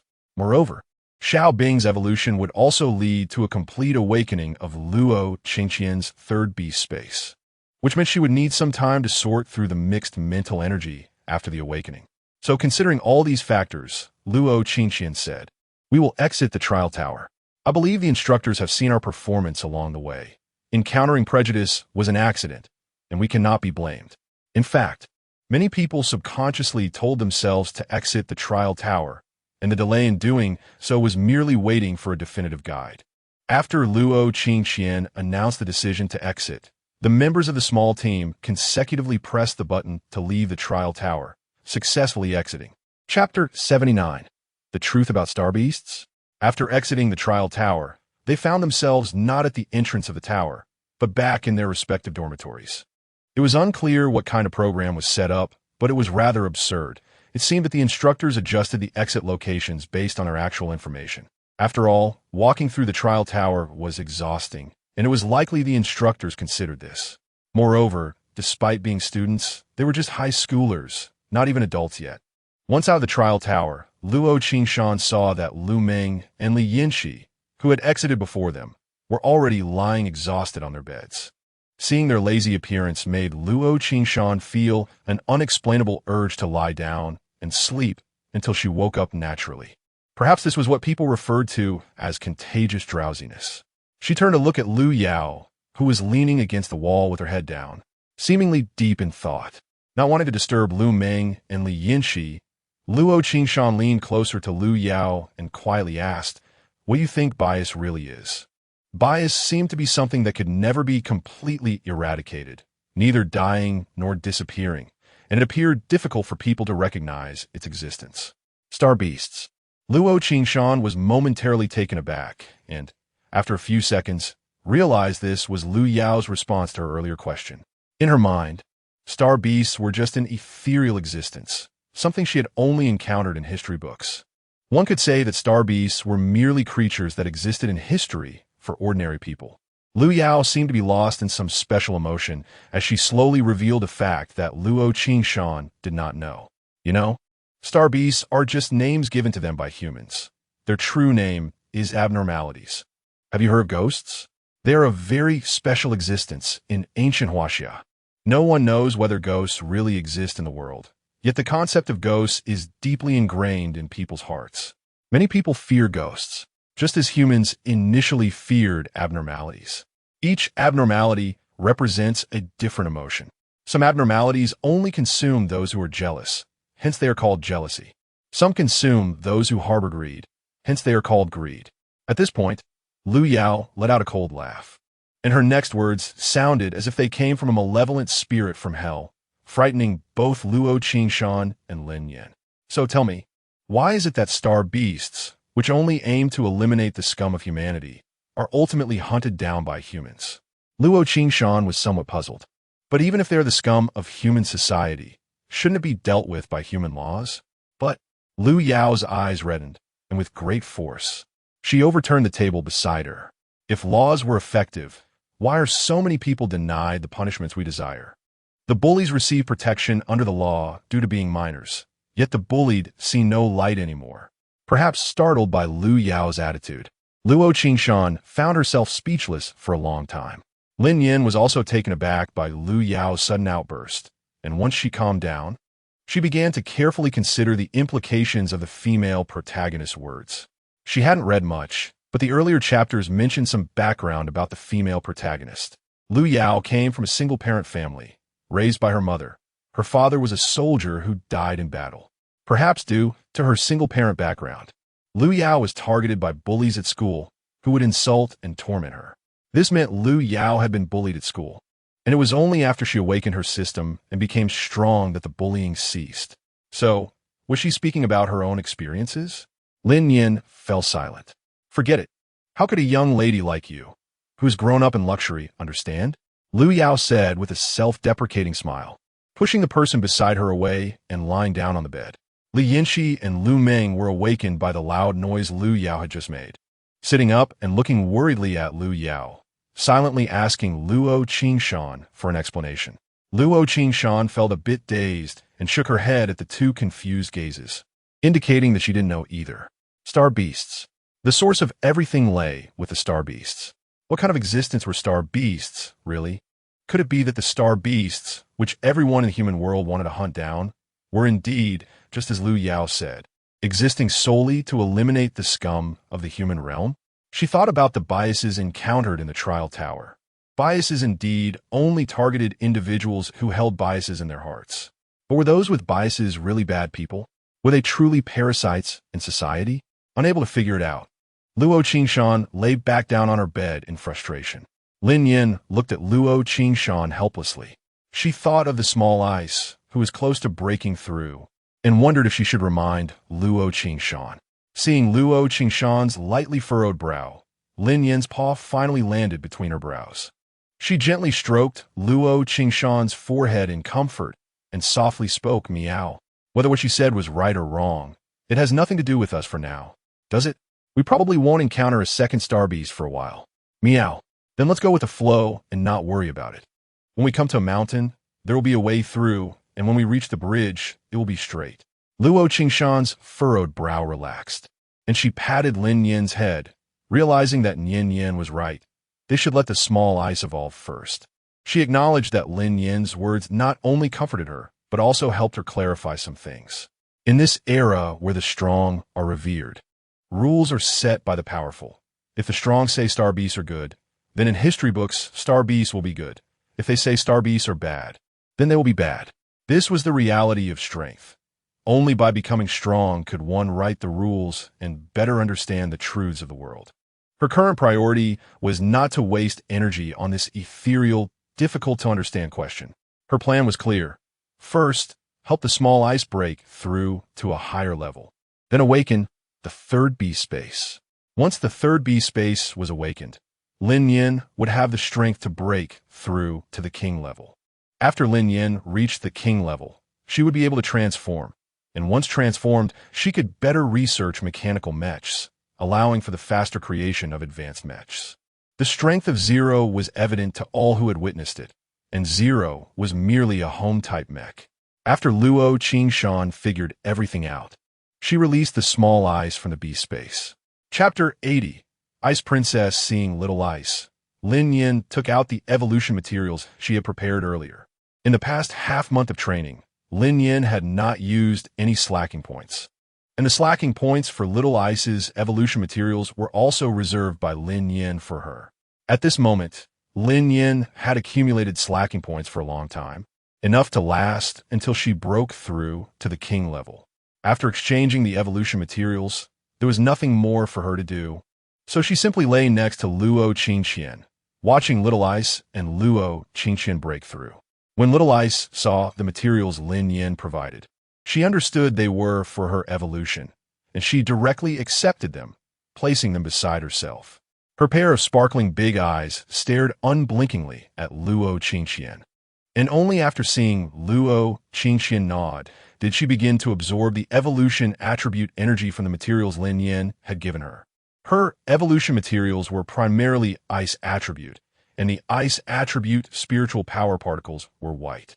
The white spiritual power surrounded Little Ice, encasing her in a silver-white cocoon. The silver-white cocoon swayed left and right on the ground, and a significant amount of energy was transmitted from the cocoon to Luo Qingshan. Luo Qingshan sat cross-legged with her eyes closed, using the energy transmitted by Little Ice to refine her mental power in her spiritual space. Once the mental power refinement was completed, it would lead to the impact on the third beast space. if the impact was sufficient to allow a beast to enter. It meant the successful opening of the third beast space. The energy fluctuations here could not be hidden from the other three people in the dorm. Liu Yao was still feeling down from the earlier incident, and upon sensing the fluctuations coming from here, she merely glanced over before turning her back and ignoring Luo Qingqian. Lu Meng and Li Yanhui had also experienced beast evolution, and upon seeing the cocoon on the ground, they immediately understood what was happening. They exchanged glances, both surprised at Luo Qingqian allowing her beast to evolve in front of them. It is known that beast evolution is a very private matter during the evolution process. The beast has no offensive capability, and the process also provides feedback in terms of mental power to the beast master. This means that the beast master has no self-defense capability during their beast's evolution. However, once the contracted beast has broken through to the king level and possesses a certain level of cognitive ability, the safety of the evolution process greatly increases. Therefore, beast masters below the king level generally do not allow their beast to evolve in front of others unless there are other beast masters present to protect them. The two of them mistakenly interpreted Luo Qingqian's actions as trust in them, and a warm current surged in their hearts, spontaneously forming a protective barrier for Luo Qingqian. In reality, Luo Qingqian only had excessive trust in Lin Nian, as she was well aware of Lin Nian's true strength behind the scenes. Lin Nian glanced at the two self-satisfied individuals, unsure of what they were thinking, and eventually turned her attention back to Luo Qingqian. What a wonderful misunderstanding. The evolution process did not last long. Approximately 15 minutes later, Lin Nian yawned and sensed an unusual fluctuation from Little Ice. She squinted and looked over, realizing that Little Ice was about to succeed in her evolution. Suddenly, there was a crack, and the silver-white cocoon on the ground appeared with cracks. With successive cracking sounds, the number of cracks on the cocoon increased until it finally split open completely. Lin Yin breathed a sigh of relief, meaning Little Ice's evolution had been successfully completed. Little Ice emerged from the cocoon, having grown significantly, now appearing to be around 15 or 16 years old. Name: Little Ice race. Ice Princess gender. Female attribute. Ice level. Advanced 0-10,000. Rank. S-likes. Lin Yin, Ice, Snow, Luo Qingqian personality. Introverted, Sunder's skills. Ice Wall elite. 10-10,000. Ice Transformation elite. 20-10,000. Ice Blade Master 15-1000000. Absolute 0. Elite 10-10,000. Blizzard Master 151-00000. Light Snow Elite 12-1000000. The skills had not changed much compared to before the evolution, but their power had likely increased significantly, possibly due to the key enhancement at the evolution node from advanced to king level. After reviewing Little Ice's data, Lin Yin looked at Luo Qingqian again. Luo Qingqian was surrounded by a significant amount of energy that Little Ice had transmitted to her, and it was unclear whether she had successfully awakened her third beast space yet. After worrying for a moment, Lin Yin suddenly felt her body become weightless. Luo Qingqian turned around to see Little Ice mischievously grabbing her by the scruff of her neck and holding her in her arms. This little rascal, she's gone too far. After evolving, she doesn't even know who the biggest one in the family is anymore. Although she had not taken on a human form, the other two were either human or were looking quite human, but she also had mechanical arms as a cat. She had 6 more arms than a human. In an instant, Lin Yin summoned her mechanical arms, ready to pinch Little Ice, when Little Ice lightly pointed with her right hand. Suddenly, fine ice shards appeared on her 8 mechanical arms, making them less fluid in movement than before. Is this a new ability after Little Ice's evolution? This shouldn't be a new skill. If it were, Little Ice would have been able to show it off. It should be that she can instantly activate skills or combine certain skills. Overall, it probably means she has become more adept at using ice attributes. Realizing this, Lin Yin was excited for Little Ice, but forgot about her current situation. After freezing Lin Yin's only means of resistance, Little Ice sneaked a glance at Luo Qingqian, confirming that she would need some more time to absorb the energy, and then began to torment Lin Yin. She pinched Lin Yin's cat face, squeezing left and right, then buried her face in Lin Yin's smooth fur. As is well known, petting cats brings joy, and it also makes Little Ice happy. Lin Nian dazedly endured this period. She had struggled, but she couldn't reveal her ultimate ability in front of so many outsiders. With no bullets left, and her mechanical arms restricted, she couldn't break free. So Lin Nian could only accept the reality. However, she secretly vowed, 30 years in the East, 30 years in the West. Don't underestimate a young cat. After being tormented for a while, Lin Nian suddenly felt a certain restraint disappear, and she sensed it and looked toward Luo Qingxian. Luo Qingxian had awakened.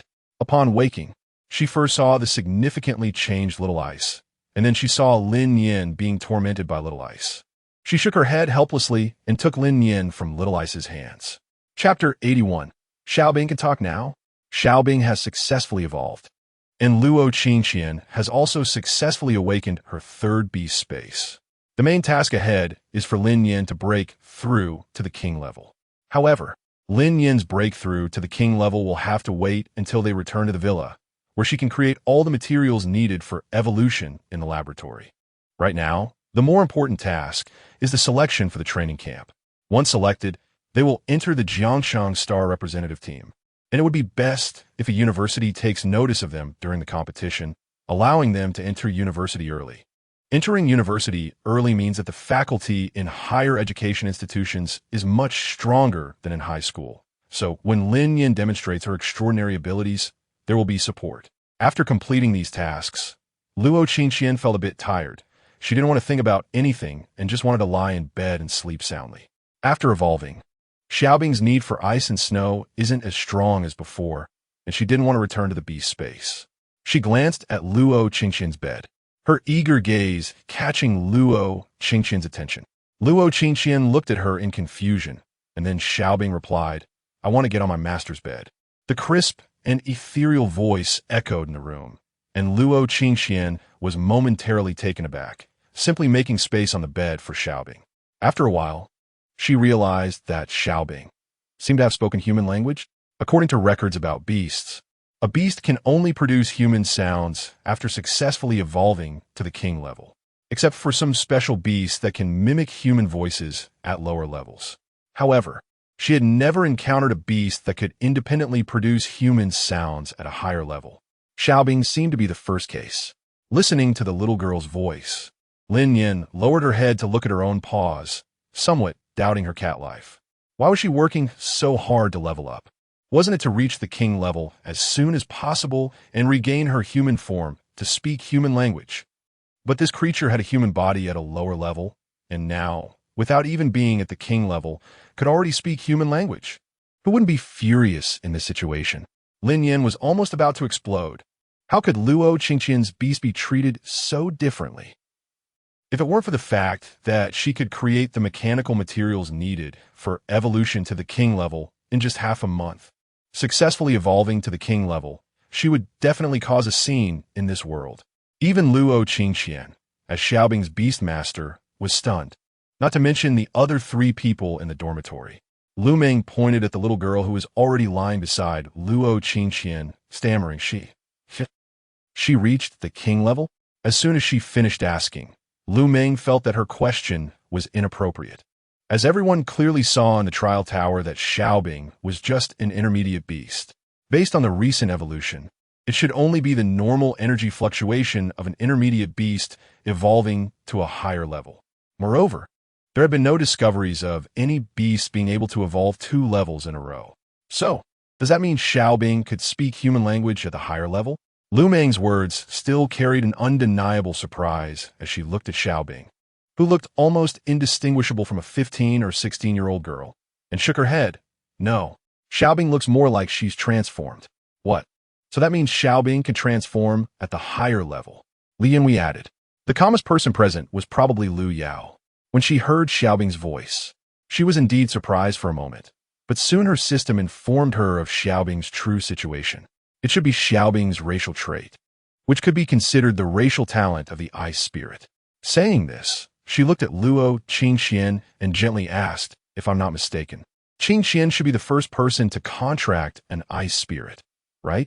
At this moment, Luo Qingxian also reacted, nodding her head, and saw the expression on Lu Yao's face that said, as expected, It made sense because Qing Qian was the first person to contract an ice spirit. So since Xiaobing was the first ice spirit to break through to the higher level as a contracted beast, naturally, no one knew that there would be a beast that could have a transformation-like ability at the higher level. After hearing Lu Yao's explanation, it indeed made a lot of sense, and the other three accepted this explanation as well.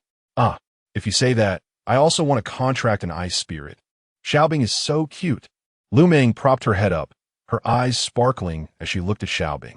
When it came to the matter of contracting beasts, Li and Wei seemed to remember something and asked Luo Qingqian, Sister Qingqian, did you awaken your third beast space?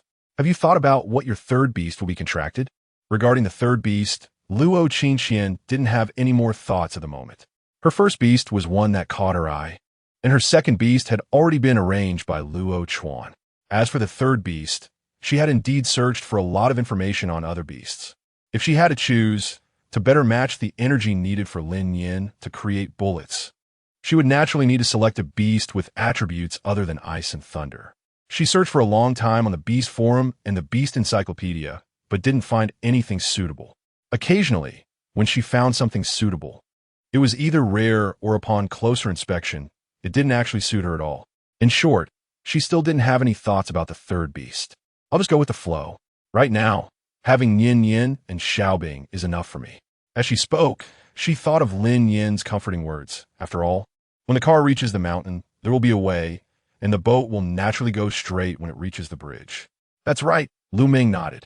My white tiger was contracted just after I awakened my second beast space, and I didn't know what beast to contract, so I just went with the others to explore the secret realm. I won't tell anyone that Xiaobing can talk at the higher level, Lu Yao suddenly interjected. Luo Qingqian tilted her head, looking at her in confusion. Upon hearing her name, Xiaobing also tilted her head like Luo Qingqian and looked at Lu Yao. Lu Yao explained, for your good, and for the good of the ice spirit, think about it. If the news that the ice spirit can transform at the higher level spreads, what will happen? What will happen? According to human instincts, the ice spirit would be subjected to human research to understand why it could transform at the higher level. On the other hand, more people would want to contract an ice spirit, and at that time, the ice spirit might be treated like merchandise on a trading platform, becoming a plaything for the rich. There might also be more smugglers in Biqingxing trying to capture an ice spirit just to get rich quickly. Chapter 82. Camp Dismissal. Just thinking about these points made Luo Qingqian shiver. She looked at Xiaobing with a hint of pity and earnestly advised, Xiaobing, listen carefully. Don't speak easily in front of outsiders in the future. Xiaobing was taken aback, puzzled about why Sister Qian would make such a request. However, she listened to Sister Qian and, after a moment of confusion, nodded in agreement. Seeing Xiaobing's expression, Lin Yin also jumped into Xiaobing's arms to comfort her. Don't worry, Sister Qian, I won't say anything either. Yes, I will keep everything that happened in this room to myself. Lu Meng and Li Yinxi also made their promises. After receiving their assurances, Luo Qingqian yawned as sleepiness washed over her. She pulled Xiaobing into her embrace and said, I believe in you all, before falling asleep. Xiaobing obediently nestled in Luo Qingqian's arms, glancing down at Lin Yin in her embrace.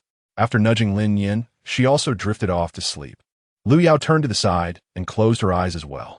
Li Yinxi and Lu Ming, already awakened by the noise, felt the drowsiness spreading as they saw Luo Qingqian and Lu Yao sleeping, and soon fell asleep too. When they woke up again, it seemed like a long time had passed. Another familiar whistle and the sound of the Wolf Warrior instructor's assembly horn echoed. Half a month of training had allowed the trainees to form muscle memory. They quickly got out of bed, tidied their clothes, and rushed to the assembly point. Once the team was gathered, it felt similar to the first day, yet something seemed to have changed. The 15-day training camp had come to an end. The Wolf Warrior instructor looked satisfied at the assembled group and announced, from now on, you have graduated. There was a moment of silence as everyone waited for the Wolf Warrior instructor to announce the results of the final selection. The last 30 candidates who would be eligible for further selection to the representative team. Why is everyone so serious? Today is graduation, not a farewell. The Wolf Warrior instructor shook his head helplessly. I believe the training camp life should have brought you some changes, more or less. All gatherings must come to an end. With this election completed, the 6 of us instructors will also say goodbye to you. Some of you will have to say goodbye to each other. Looking at the youthful and innocent faces before him, the wolf warrior instructor felt a wave of emotion. He had been borrowed from the army and had not yet retired. This was his first time as a training instructor for students. Seeing these students reminded him of himself when he first enlisted, with a similarly youthful face. Addressing his own recruit instructor, "Recruit, wolf warrior, reporting for duty. From now on, loyal to the motherland, loyal to the people." Under the sunlight, his eyes seemed to glisten, and he wiped away a tear, saying to the nearby Cola instructor, "You can announce the final selection results of this training camp." The Cola instructor nodded and pulled up a list from the terminal. Clearing her throat, she spoke gently. "In this selection, among the remaining 77 trainees, 30 will be eligible for the final selection of the Jiangxing Star representative team. After discussions among us instructors regarding your performance and abilities, I will now announce the final results of this training. The first to pass was Dongfang Zhu. The second was Lan Ling. The third was Su Yalan. The 12th was Lu Yao. The 15th was Luo Qingxian. The 29th was Lu Meng. The 30th was Li Yinxi. With each name announced, there were always those who rejoiced and those who were saddened. As the last name was called, those not mentioned felt a mix of relief and disappointment. All right, that's the complete list of candidates for this training camp. If there are any objections, you may raise them now. After reading the list, the Cola instructor closed the terminal and scanned the trainees. No one raised any objections. This meant that those on the list were the final selections. The last 5 people who were in the same team as Luo Qingxian all advanced, but they were indeed impressive. The most surprising might be Lu Meng and Li Yinxi, who had thought they were just going through the motions before the training, unexpectedly finding themselves selected. They happily embraced each other, overwhelmed with joy. However, the camp dismissal ceremony wasn't completely over yet. The Cola instructor cleared her throat and continued. Those who were not selected should not be discouraged. It just means you are not suited for this competition, not that you lack ability. Those selected should not be arrogant. Some of you were chosen merely because your beasts might perform better in group battles. Hearing this, Li Yinxi and Lu Meng pointed at themselves in unison. That's us. One had a rare space-type beast, and the other had a rare white tiger. However, advancing was already great news for them. I hope you can keep up the hard work and contribute to Jiangxing Star. After delivering an encouraging speech, the Cola instructor handed the floor back to the Wolf Warrior instructor. The Wolf Warrior instructor didn't waste words. I won't say much more. Farewell, take care, and hope to see you all again. I announce that this training camp is dismissed. Those who pass the training will be informed to go to their respective schools for further selection. The vehicles to pick you up will arrive shortly. If anyone wants to chat with the instructors, now's the time. At this point, the Wolf Warrior instructor revealed a rare smile. But soon his expression returned to its usual coldness. Before dismissing everyone, he glanced at Luo Qingxian and the others, saying, "Luo Qingxian, gather your team members. Oh, and bring Lu Meng and Li Yinxi too." Luo Qingxian was momentarily confused, but quickly realized that the Wolf Warrior instructor was addressing the issue of biases. What happened in the trial tower must not be spoken of. Regarding the biases, just pretend you didn't see anything. The Wolf Warrior instructor sternly instructed. Additionally, since you managed to hold off the biases in the trial tower, the military and the Star Lord will provide you with corresponding compensation and rewards. Chapter 83. Returning home after the Wolf Warrior instructor finished giving his instructions, he didn't say anything more and directly let them go back. Luo Qingxian guessed that the instructor's actions were certainly due to orders from above, as the existence of star beasts had always been a subtle matter throughout the galaxy. Back in the open space, the sound of city buses honking could already be vaguely heard. Seizing the moment, Luo Qingxian pulled her 3 roommates and Instructor Kale for a group photo, and Instructor Kale took the opportunity to pet Lin Nian again.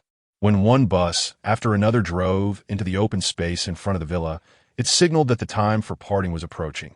Although they were all students from Jiangxing Star, the distances between the schools in Jiangxing Star were quite far apart, as the government had to ensure that all schools covered the entire urban area. Naturally, some of the students they had become familiar with over the past few days were from different schools, and if they couldn't all pass the selection at the same time, They might not see each other for a long time at the crucial point of the college entrance examination. However, that's how life is.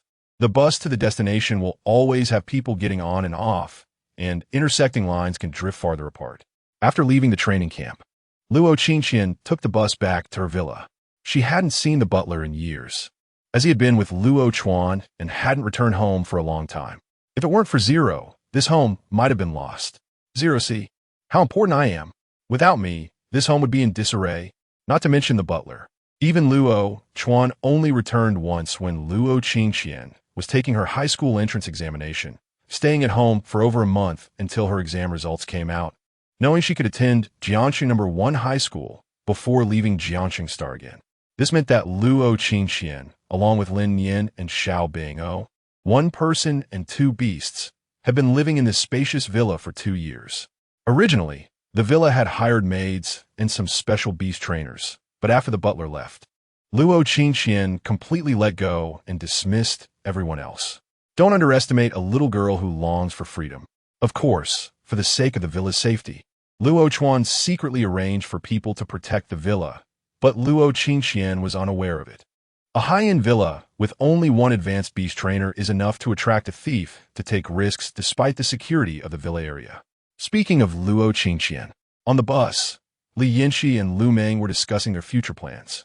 All four of them were second-year high school students without the pressure of the college entrance examination. So Li Yinxi suggested going to the city center to have some fun. However, Lu Yao rejected the idea, and with one person missing, the suggestion was not brought up again. But Luo Qingqian thought about how there were several vacant rooms in her villa and considered inviting them over as guests. However, the next moment, she recalled the villa's unspeakable secrets and hesitated until they reached the boundary between the suburbs and the city. In the end, Luo Qingqian didn't bring up her idea, and when they arrived at the villa, she sighed, thinking to herself that next time she would tidy up the villa a bit more and definitely invite them over to play for a while.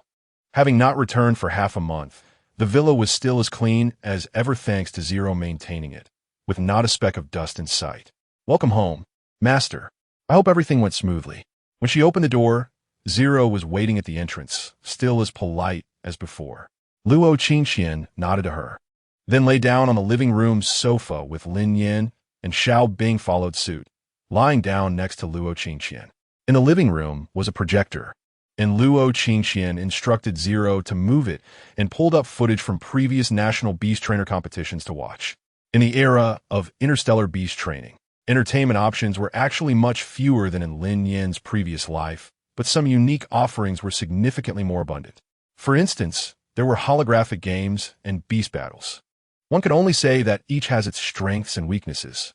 In the television shows of this era, variety shows were almost all related to beast battles or how to care for the health of beasts, in contrast to the bizarre variety shows of Lin Yan's previous life. The entertainment value was much lower. The most popular event in this era was the National Beast Trainer Competition, which was divided into 2 tracks.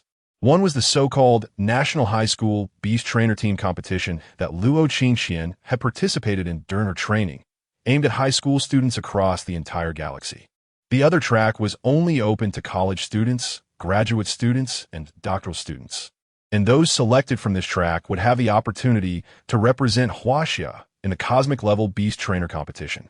The high school competition was only a team event, while the other track included solo battles and 2 different modes for team competitions. What Luo Qingqian had pulled up was the second track of the National Beast Trainer Competition, which was relatively more entertaining. The footage showed the finals of the previous National Beast Trainer Competition, with the teams from Imperial Capital University on one side and Magic Capital University on the other. Imperial Capital University and Magic Capital University were known as the 2 giants of Huaxia's higher education, and the strength of both schools was comparable, with the champions of the Beast Trainer competition over the past few years being mainly these 2 teams. Imperial Capital University is located in the Imperial Capital Star, benefiting from its strong resources and faculty, making it the strongest among national universities. Magic Capital University is situated on the 2nd largest planet, directly governed by Magic Capital Star, and is the only university in Magic Capital, essentially receiving the best resources of the entire planet for its free allocation. Although Magic Capital University was established not long ago, it has already surpassed many older schools in rankings and secured the second position in the entire galaxy. However, in the Beast Trainer competition, both teams had their own merits. Each won once, and they had not met during the entire tournament until the finals. In the last competition, the Imperial Capital University team consisted of 5 King-level Beast Trainers and 2 Saint-level Beast Trainers, with each King-level Beast Trainer having more than 2 King-level Beasts. Just this configuration made many universities feel daunted. The Magic Capital University team, while not as extravagant, still had 6 King-level Beast Trainers and 1 Saint-level Beast Trainer. With 6 King-level Beast Trainers, each having at least 2 King-level Beasts, and 1 trainer even had 3 King-level Beasts. This configuration was also quite impressive. After all, in Jiangxing Star, such a prosperous planet, Saint-level Beast Trainers were scarce. Being able to break through to Saint level while still in university spoke volumes about one's talent. Chapter 84. King level. The main reason Luo Qingqian was watching this competition was that she heard there was a King-level Beast Master in the Imperial Capital University representative team, whose beasts were all Ice type. She wanted Xiao Bing to learn about the Ice abilities of this Beast Master. Lin Nian had little interest in these matters. After accompanying Luo Qingqian to watch the opening ceremony of the finals, she secretly ran towards the basement. Luo Qingqian's subordinate noticed that a fluffy little cat was missing and glanced at Lin Nian, knowing her intentions but not bothering to stop her. Xiao Bing, you need to pay attention. After all, my main goal now is still Xiao Bing. As long as she is here and watching seriously, that's enough. Just now, Xiao Bing had been glancing at Lin Nian out of the corner of her eye, preparing to run off to join Lin Nian in making evolution materials. Feeling a bit guilty and obediently nodding in response, the screen displayed a 1v1 arena battle, with 7 participants from each team needing to take the stage. The order decided by each team. The winner would continue to defend, while the loser would be eliminated. The competition would continue until all members of one team were eliminated, at which point the other team would win the individual match points. Luo Qingqian focused intently on a girl from the Imperial Capital team with ice blue hair. She was the King-level Beast Master who had contracted for Ice-type beasts. Observing the blue-haired girl closely, Luo Qingqian didn't turn her head but patted Xiao Bing's head and pointed at the girl on the screen, saying to Xiao Bing, "Look closely." Xiao Bing studied the girl Luo Qingqian pointed out, looking left and right, but couldn't see anything special about her. Until the girl took the stage. She released her 4 beasts, 2 King-level and 2 advanced beasts. The 4 Ice-type beasts stood on the arena, and even through the screen. Luo Qingqian felt the temperature drop sharply in an instant. It felt a bit like Absolute Zero. Xiao Bing watched while mumbling, "Absolute Zero?" Luo Qingqian mentally ran through the term that sounded like a skill name, but couldn't relate it to any skills Xiao Bing usually released. However, glancing at Xiao Bing, who was engrossed in watching TV and also practicing the skills of the blue-haired girl as beasts, Luo Qingqian didn't have the heart to interrupt her, so she simply went with the flow. Meanwhile, after Lin Nian sneaked into the laboratory, the experimental table still had a half-finished advanced intelligent mech from before she left. With her knowledge of interstellar machinery from her mind, combined with what she learned in her past life, she already had an idea in mind. This was the perfect time to verify whether her conjectures were correct. She exchanged the mechanical heart needed for the advanced intelligent mech from the mall and swapped for some mechanical materials. There weren't many left in the lab. After preparing everything, Lin Nian closed the laboratory door and released her mechanical arm, operating it in conjunction with the lab's mechanical arms. Because she had already planned for this during the training camp, Lin Nian was quite fluid in her movements. She meticulously polished the top, equipped the mech with gear and experience materials, and soon a prototype of the mech appeared. Lin Nian examined the mech's exterior, stroked her chin, and thought carefully about what was still missing. Suddenly, she slapped the experimental table hard in exchange for a natural, non-toxic, realistic green paint from the mall. Of course, her mech had to be painted green. Green was more convenient for survival in the wild, and it also symbolized forgiveness. What a great meaning. After spraying the entire mech with green paint, Lin Nian satisfiedly placed the prepared mechanical heart into a designated slot in the mech's chest, specifically designed for the heart. After completing this, She clapped her hands and looked at her masterpiece with satisfaction. All right, from now on, you will be called the Forgiveness. The Forgiveness's body was still a bit stiff. It slowly stood up from the bed and softly said to Lin Nian, "Thank you, Master, for bestowing me a name. I, the Forgiveness, am truly honored." Advanced intelligent mechs were indeed different. They even spoke in classical Chinese. After completing one advanced intelligent mech, Lin Nian realized she was still short on material for the next one, so she began making another advanced intelligent mech. Half a month passed quickly. During this time, Lin Nian neither ate nor drank, working tirelessly, and finally completed another advanced intelligent mech at the fastest speed.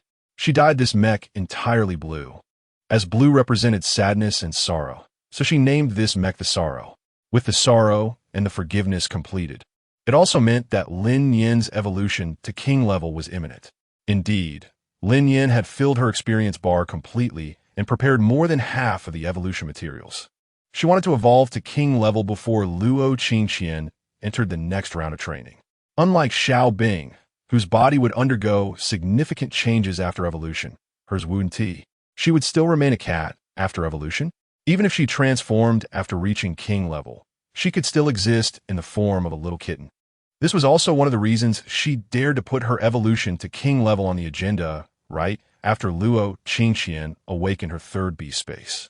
Speaking of the third beast space, half a month had passed, and she still had no clues. According to what was taught in school, in such cases, one could find suitable beasts in special dungeons. However, because Lin Nian had been immersed in developing advanced intelligent mechs these days, she and T had the heart to explore these secret realms, so she just focused on her evolution. She was also planning to check what beast suited her current self after her evolution was completed. A few more days passed, and Lin Nian had completely gathered the materials needed for her evolution. She informed Luo Qingqian and then placed the evolution materials around herself, surrounding herself with them. Looking at this scene, Luo Qingqian felt puzzled, but still watched seriously. Lin Nian's evolution process was different from other beast masters. Most beast masters would be enveloped in energy, forming a cocoon during evolution, which would then break open to signify completion. However, Lin Nian was different.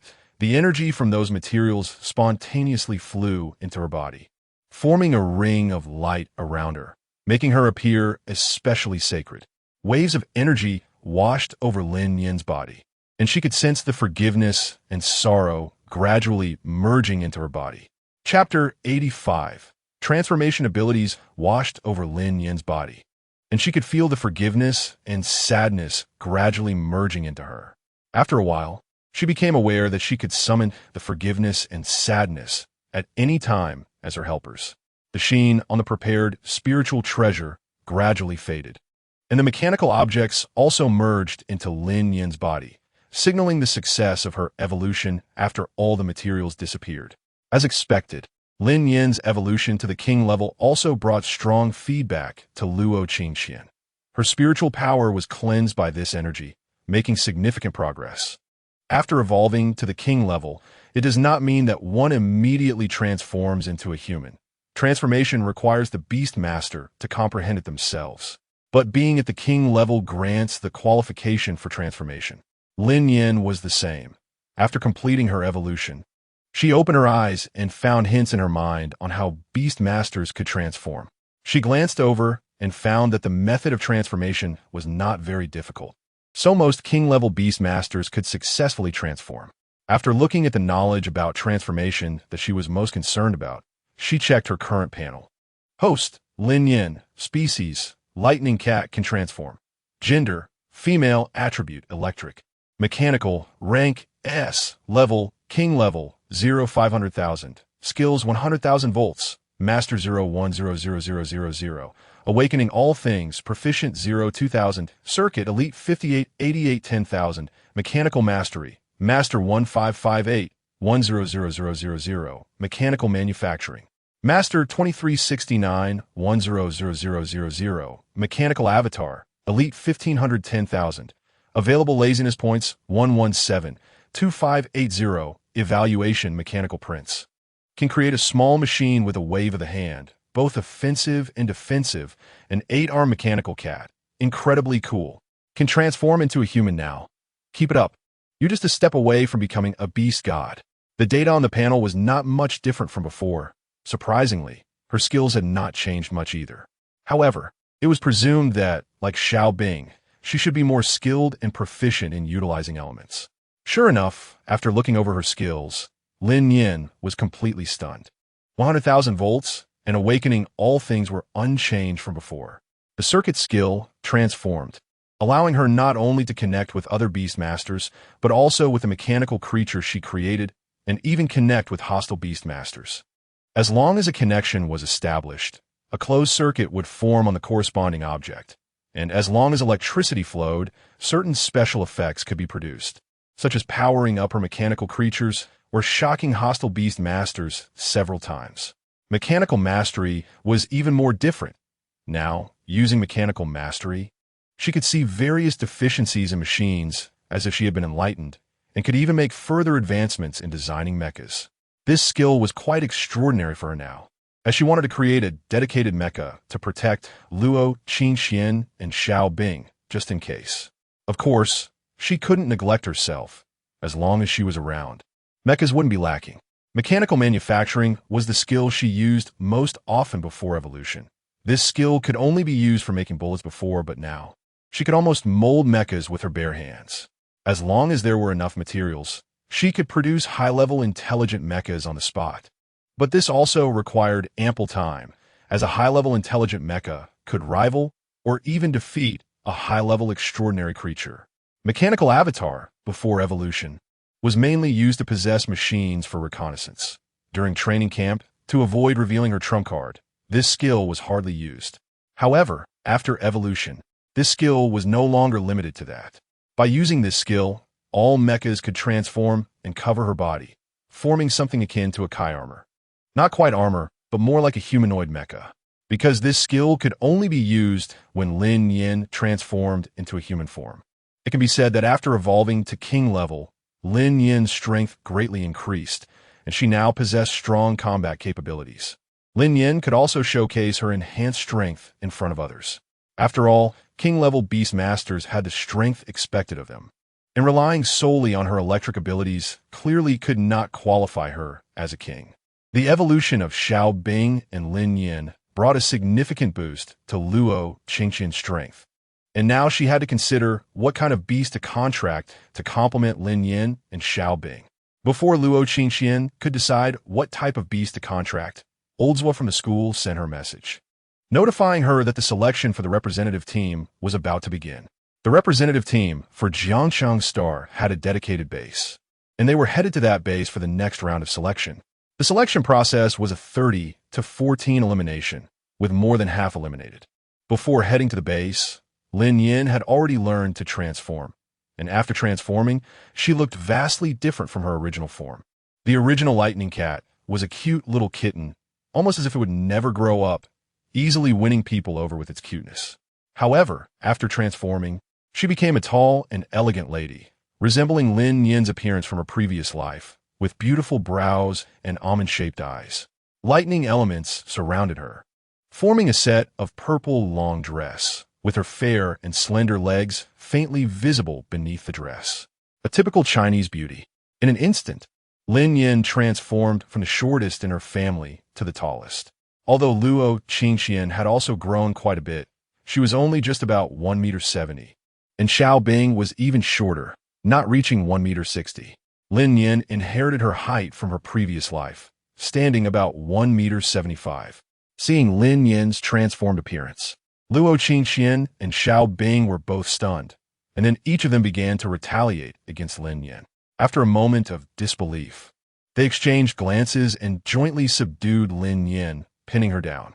This is the outcome of authoritarianism. After transforming, Lin Yin could also speak.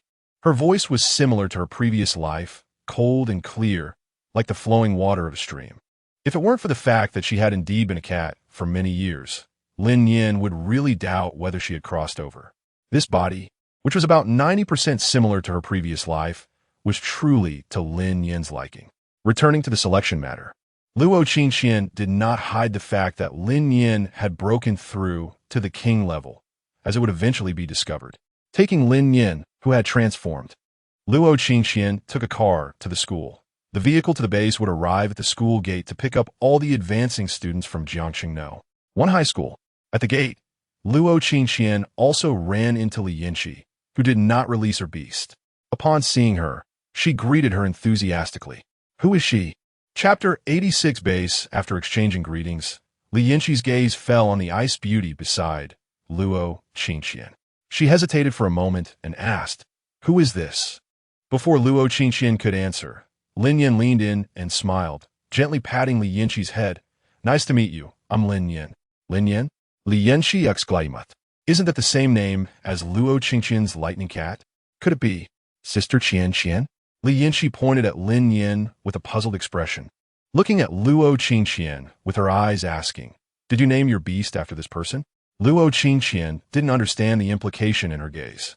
She thought Li Yanqi was just shocked because Lin Nian had advanced to the king level and successfully transformed, so she nodded. "Yes, that's exactly what you think." Li Yanqi was completely stunned. She sighed and glanced at Lin Nian, thinking that this beauty probably didn't realize her name had become a cat's name. Right? Sister Qian. How could you do this? After sighing, Li Yanqi felt the need to pull Luo Qingxian away, accusing her. Upon hearing this, Luo Qingxian was confused. "What's wrong with me?" Li Yanqi looked at her with disappointment. "If you can't come up with a good name, you shouldn't borrow your good friend's name. How awkward would that be for your friend?" Luo Qingxian felt completely awkward. She didn't expect that Li Yanqi had completely misunderstood, so she could only correct her. Lin Nian is just Nian Nian. Nian Nian has advanced to the king level and successfully transformed. Li Yanqi looked as if she had been struck by lightning. Trembling as she pointed at Lin Nian, her mind alternating between the image of a cold, long-legged goddess and that of a cute little kitten. It's over. The CPU just fried. Ignoring the life-questioning Li Yanqi, Luo Qingxian walked over to Lin Nian and saw the barely concealed smile in Lin Nian's eyes, instantly realizing that she had overheard their earlier conversation. Soon, a familiar bus arrived. This bus was headed not to the suburbs, but to the most bustling area of Jiangqing Star. The Jiangqing Star representative team's base was built right next to the Star Master S Mansion and had become a landmark building of Jiangqing Star. Only 5 people from Jiangqing No. 1 High School made it into the 30-person team, and this bus would only head to the base after picking up all 30 members. After Luo Qingxian led Lin Nian onto the bus, there were already about 10 people on it. With them, it was already half full, and Lu Yao and Lu Meng had not yet arrived. There were also familiar faces on the bus, including Su Yelan, Bai Li Xiang, and Shang Wanluo, who were in the same team as Luo Qingxian and Lu Yao during the last round. After getting on the bus, a staff member came over to check their identities. "May I ask who you are?" The staff member approached Lin Nian, glanced at her, and asked, "I am Luo Qingxian." After receiving the answer, the staff member compared the name with the photo on the roster in hand, confirming her identity, then looked at Lin Nian beside Luo Qingxian. The staff member hesitated a bit. She seemed not to have seen a similar face on the roster, but still dutifully asked, "May I ask who you are?" "Lin Nian." Short and to the point. The staff member confirmed again, and after checking the list and finding no student named Lin Nian, she said sternly to Lin Nian, "Student, our selection process is very serious. If you're not selected, please get off the bus now." Luo Qingxian then realized she had forgotten to mention that Lin Nian was her beast, but when she saw Lin Nian leaning back casually in her seat, her red lips slightly parted. She said, "I want to get off." All the eyes on the bus turned towards them, some gleeful, wondering who was bold enough to confront someone from the Star Master S Mansion. "You." The staff member was also somewhat annoyed. She was a civil servant, and her talent in beast training might be on par with these students. Knowing she might not be able to handle the girl in front of her, she warned, "If you insist on this, I can only notify your school to disqualify all the advanced students." "All right, Nian Nian, stop it." Realizing the seriousness of the situation, Luo Qingxian lightly scolded, then apologized to the staff member. "Sorry, Nian Nian is my beast. She just transformed and is a bit impolite. Please forgive her." Lin Nian ground her teeth, thinking to herself, "Who is being impolite? I was just playing with her. Who knew she would be so inflexible?" The staff member was momentarily taken aback, and the entire bus fell into silence. This is a king-level beast? No way. How can someone already have a king-level beast? I just got all three of mine to high level. Wait, if she already has a king-level beast, does she really need to compete with us for 14 spots? If a king-level beast can't get into the representative team, we have even less chance. Soon, the bus was buzzing with discussion again. After the initial surprise, the staff member understood what had happened and accepted Luo Qingqian's apology, her face returning to a smile as she moved on to verify the next person's identity. Once the identities of Jiangxi number 1 high school students were confirmed, the staff member walked to the driver and the bus started moving again. The next stop was likely Jiangxi High School, where Lu Yao studied. Luo Qingqian felt a bit tired and leaned on Lin Nian's shoulder to sleep. Lin Nian sensed the weight on her shoulder, but said nothing, instead pulling out a pillow from the store to place behind Luo Qingqian. The remaining 10 or so people also quickly settled in. When the small team members got on the bus and saw Luo Qingqian, they wanted to greet her, but Lin Nian stopped them.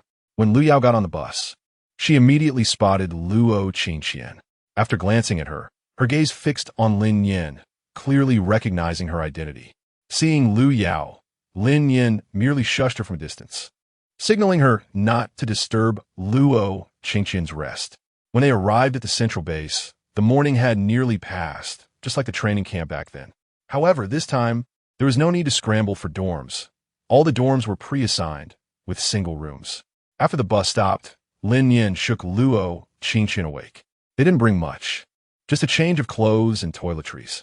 Lin Nian could make some other items herself. After getting off the bus, Luo Qingqian actively greeted the people she knew and then pulled her luggage into the base. Chapter 87 Dormitory. The base is significantly different from the villa at the training camp. The base is obviously much better equipped. The lobby resembles that of a hotel, complete with sofas and a front desk, which also features an aerial map of the entire base, indicating the purpose of each location. The map marks places such as battlefields, cafeterias, and student dormitories, and even includes sports fields and media rooms specifically for students to relax in. Luo Qingqian carefully studied the map and then took a photo with her terminal. The staff at the front desk informed her that once everyone had arrived, 30 people in total, they would take them to the dormitory area.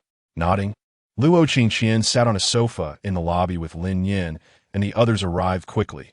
In less than 5 minutes, the lobby was crowded with people. The front desk staff heard the bus leaving outside and knew that the students had likely all arrived, as their identities had been checked on the bus. She counted the number of people: 1, 2, 3, 29, 30, 31. Everyone is here. Wait, how could there be one more person? The front desk staff was momentarily stunned. It was easier to understand if someone was missing, but how could there be an extra person? She rubbed her eyes and counted again, but the number was still 31. She was baffled, having worked at the front desk for 3 years. This was the third group of students she had seen. The first group was one short, the second group was normal, and now the third group had an extra person. Does that mean next year there will be 2 more people? Lost in thought, the front desk staff pondered whether to report this situation to her superiors or just follow the usual procedure and take them to the dormitory. Before she could think too long, Luo Qingqian noticed the serious expression on the front desk staff's face and suddenly realized something. No way. Could it be that the staff on the bus didn't inform her about the situation? That's awkward. Regardless of whether her guess was correct, Luo Qingqian walked through the crowd with Lin Nian to the front desk and quietly explained, "This is my beast companion. Please help register her." The front desk staff glanced at the tall and elegant Lin Nian and fell silent. Oh my, a beast in human form looks even better than a real human. Is she trying to kill me? She took a deep breath, and her earlier question was answered. It wasn't that there was an extra person, but rather an extra beast. In that case, she could follow the usual process to take the students directly to the dormitory. Without delay, she took out a loudspeaker from her drawer and addressed the students. "Hello everyone, I'm a front desk staff of the base. Other staff members have not yet arrived, so I will take you to the student dormitory. The student dormitory consists of single rooms, and your room assignments have been posted on the main entrance of the dormitory building. Once you find your room number, please proceed to check in." As she spoke, the front desk staff stepped out, and a figure that looked exactly like her appeared in the spot where she had been standing. This was her beast companion, capable of replicating other people's appearances, making her quite suitable for slacking off or substituting for college students during classes or exams. Following the front desk staff, Luo Qingxian and the others were led toward the dormitory building marked on the map. The student dormitory building is the farthest from the main entrance. Perhaps it was to prevent students from sneaking out for shopping, without relying on their beast companions or mechanical devices. It would take over half an hour just to walk from the base entrance to the dormitory building. This also demonstrated the size of the base. The student dormitory building is divided into two buildings for males and females, each seemingly having about 30 rooms. Luo Qingxian naturally led Lin Nian to the right building. After all, boys on the left, girls on the right. However, just as she took a step, the front desk staff called out to her, "Hey, hey, hey, what are you doing? The girls' dormitory is on the left. The boys' dormitory is on the right? Seriously, you have got to be kidding me. Isn't it better to have boys on the left and girls on the right?" Luo Qingxian and Lin Nian rolled their eyes in unison and then turned to walk toward the left dormitory building. From a distance, the two dormitory buildings didn't seem very different, but upon closer inspection, the differences were significant.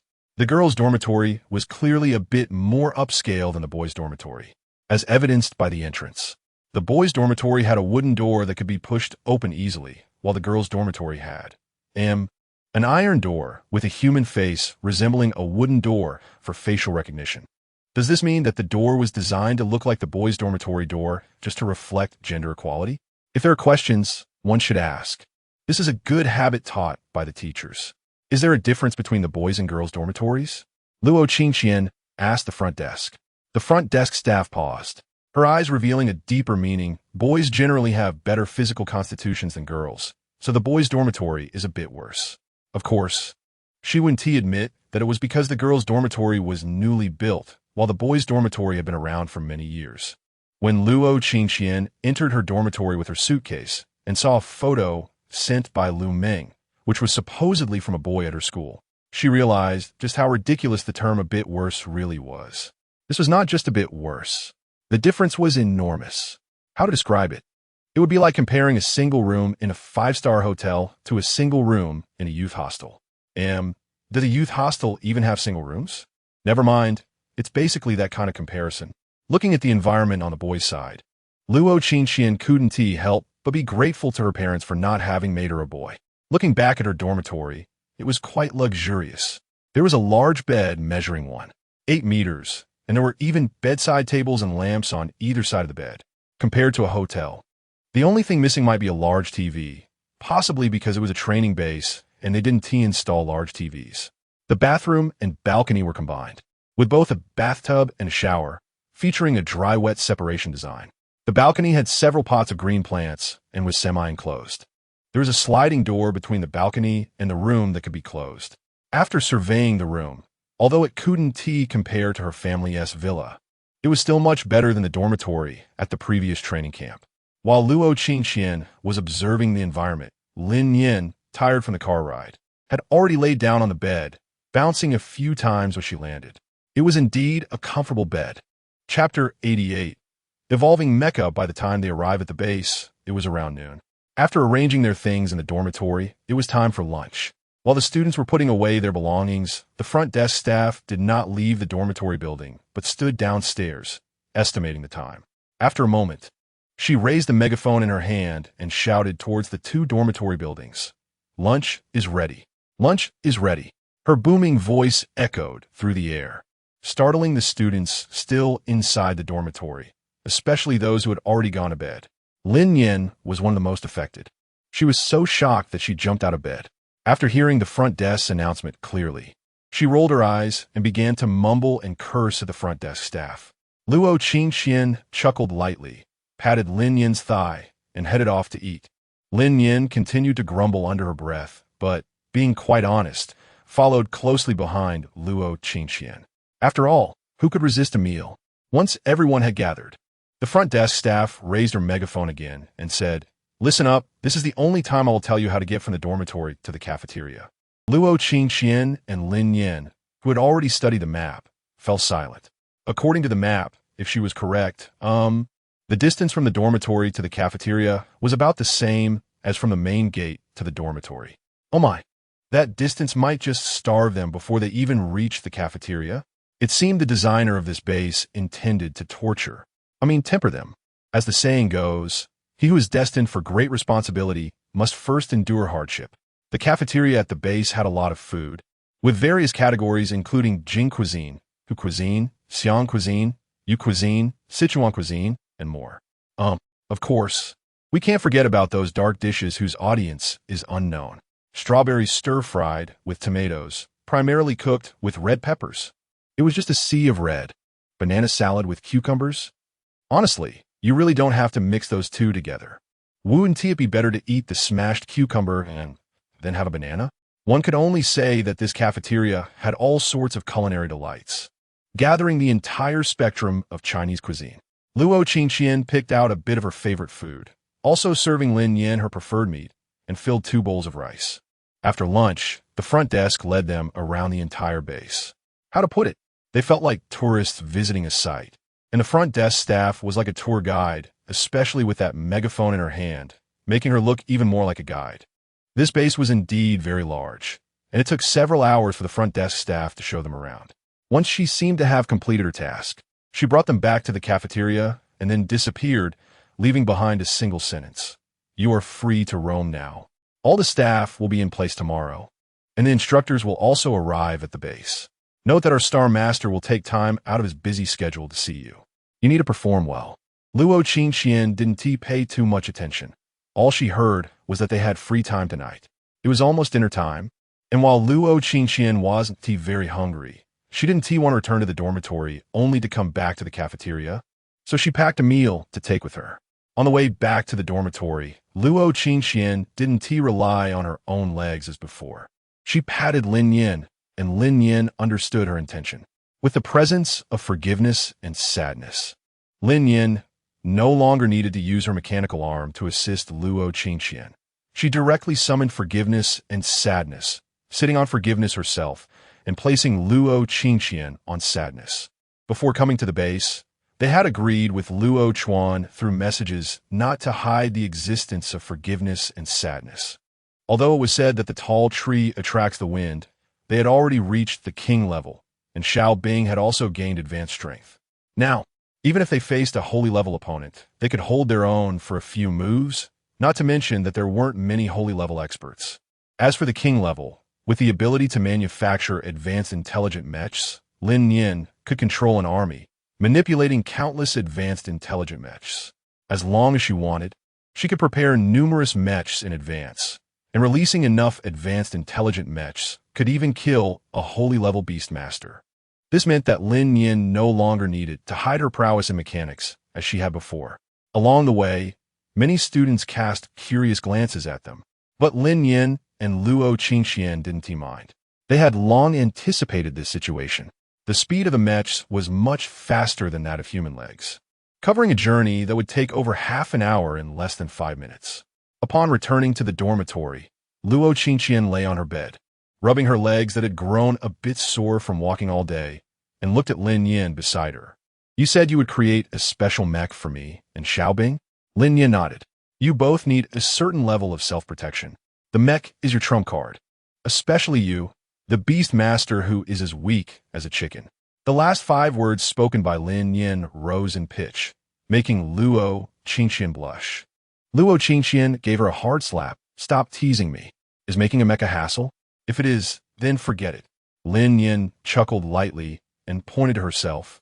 Beastmaster, do you want to see who is in front of you? Hassle. Impossible. After saying this, Lin Nian fell back on her bed, entering her consciousness space to carefully study the mech design blueprints. Designing a mech was quite simple for Lin Nian now, but for Luo Qingqian and Xiaobing, she wanted to design not just an ordinary advanced intelligent mech. Instead, it would be a mech capable of continuous evolution, one that could upgrade with the levels of the Beastmaster and their beasts. This was her vision. As long as materials were added, the mech could evolve just like a beast. Such a mech would be much harder to create than a regular one. But Lin Nian had an exceptional mechanical foundation and the skill of mechanical mastery. Even without a clear direction, through day-to-day research, she had begun to see some possibilities.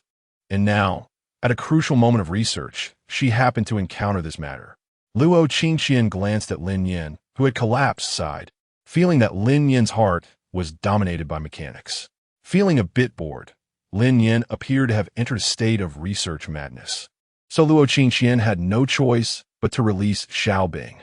For some reason, Xiao Bing didn't like to come out much before evolving to advanced, but after evolving, she changed and preferred the outside environment.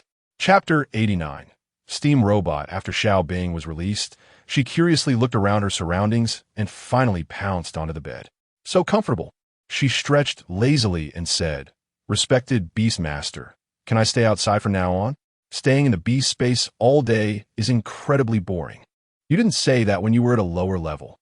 Back then, you lavishly praised the beast space several times. And when did you learn to call me respected Beastmaster?" Luo Qingqian glanced at her sideways and asked in a low voice. Xiao Bing's body stiffened, and she buried her head in the blanket, pretending she didn't hear the question. She certainly wouldn't admit that she learned it from novels.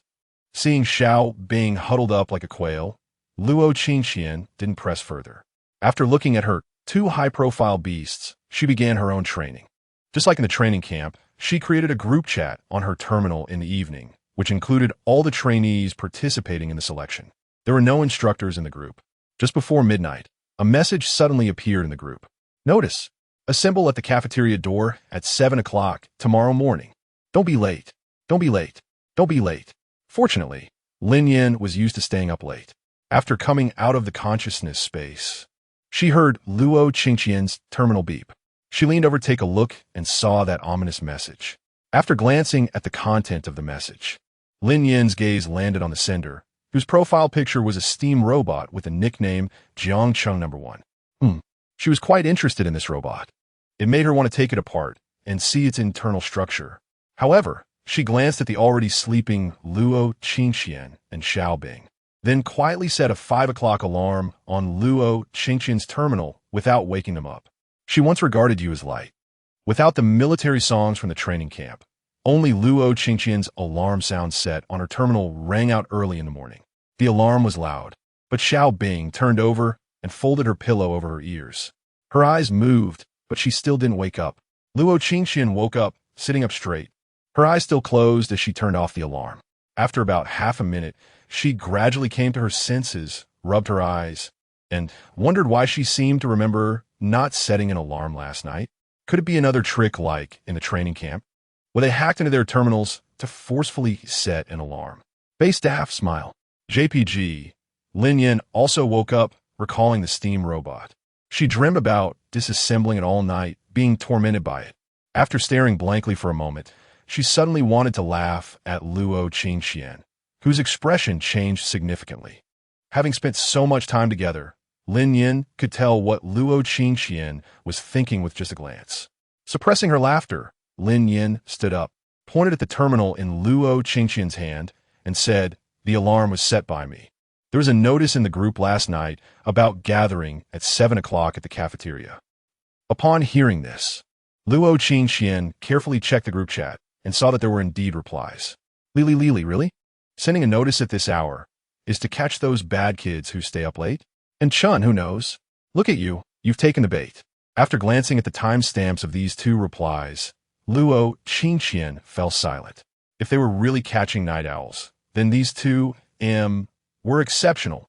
Besides the night owls, Luo Qingqian didn't see other trainees replying, so it seemed not many were awake. Then why did you set the alarm for 5 o'clock? Glancing at the current time, Luo Qingqian rubbed her temples and asked. Lin Nian replied confidently, "Didn't you know yesterday? The cafeteria is so far from our dormitory. If we don't wake up early, how can we have enough time to wash up, walk over, and eat breakfast?"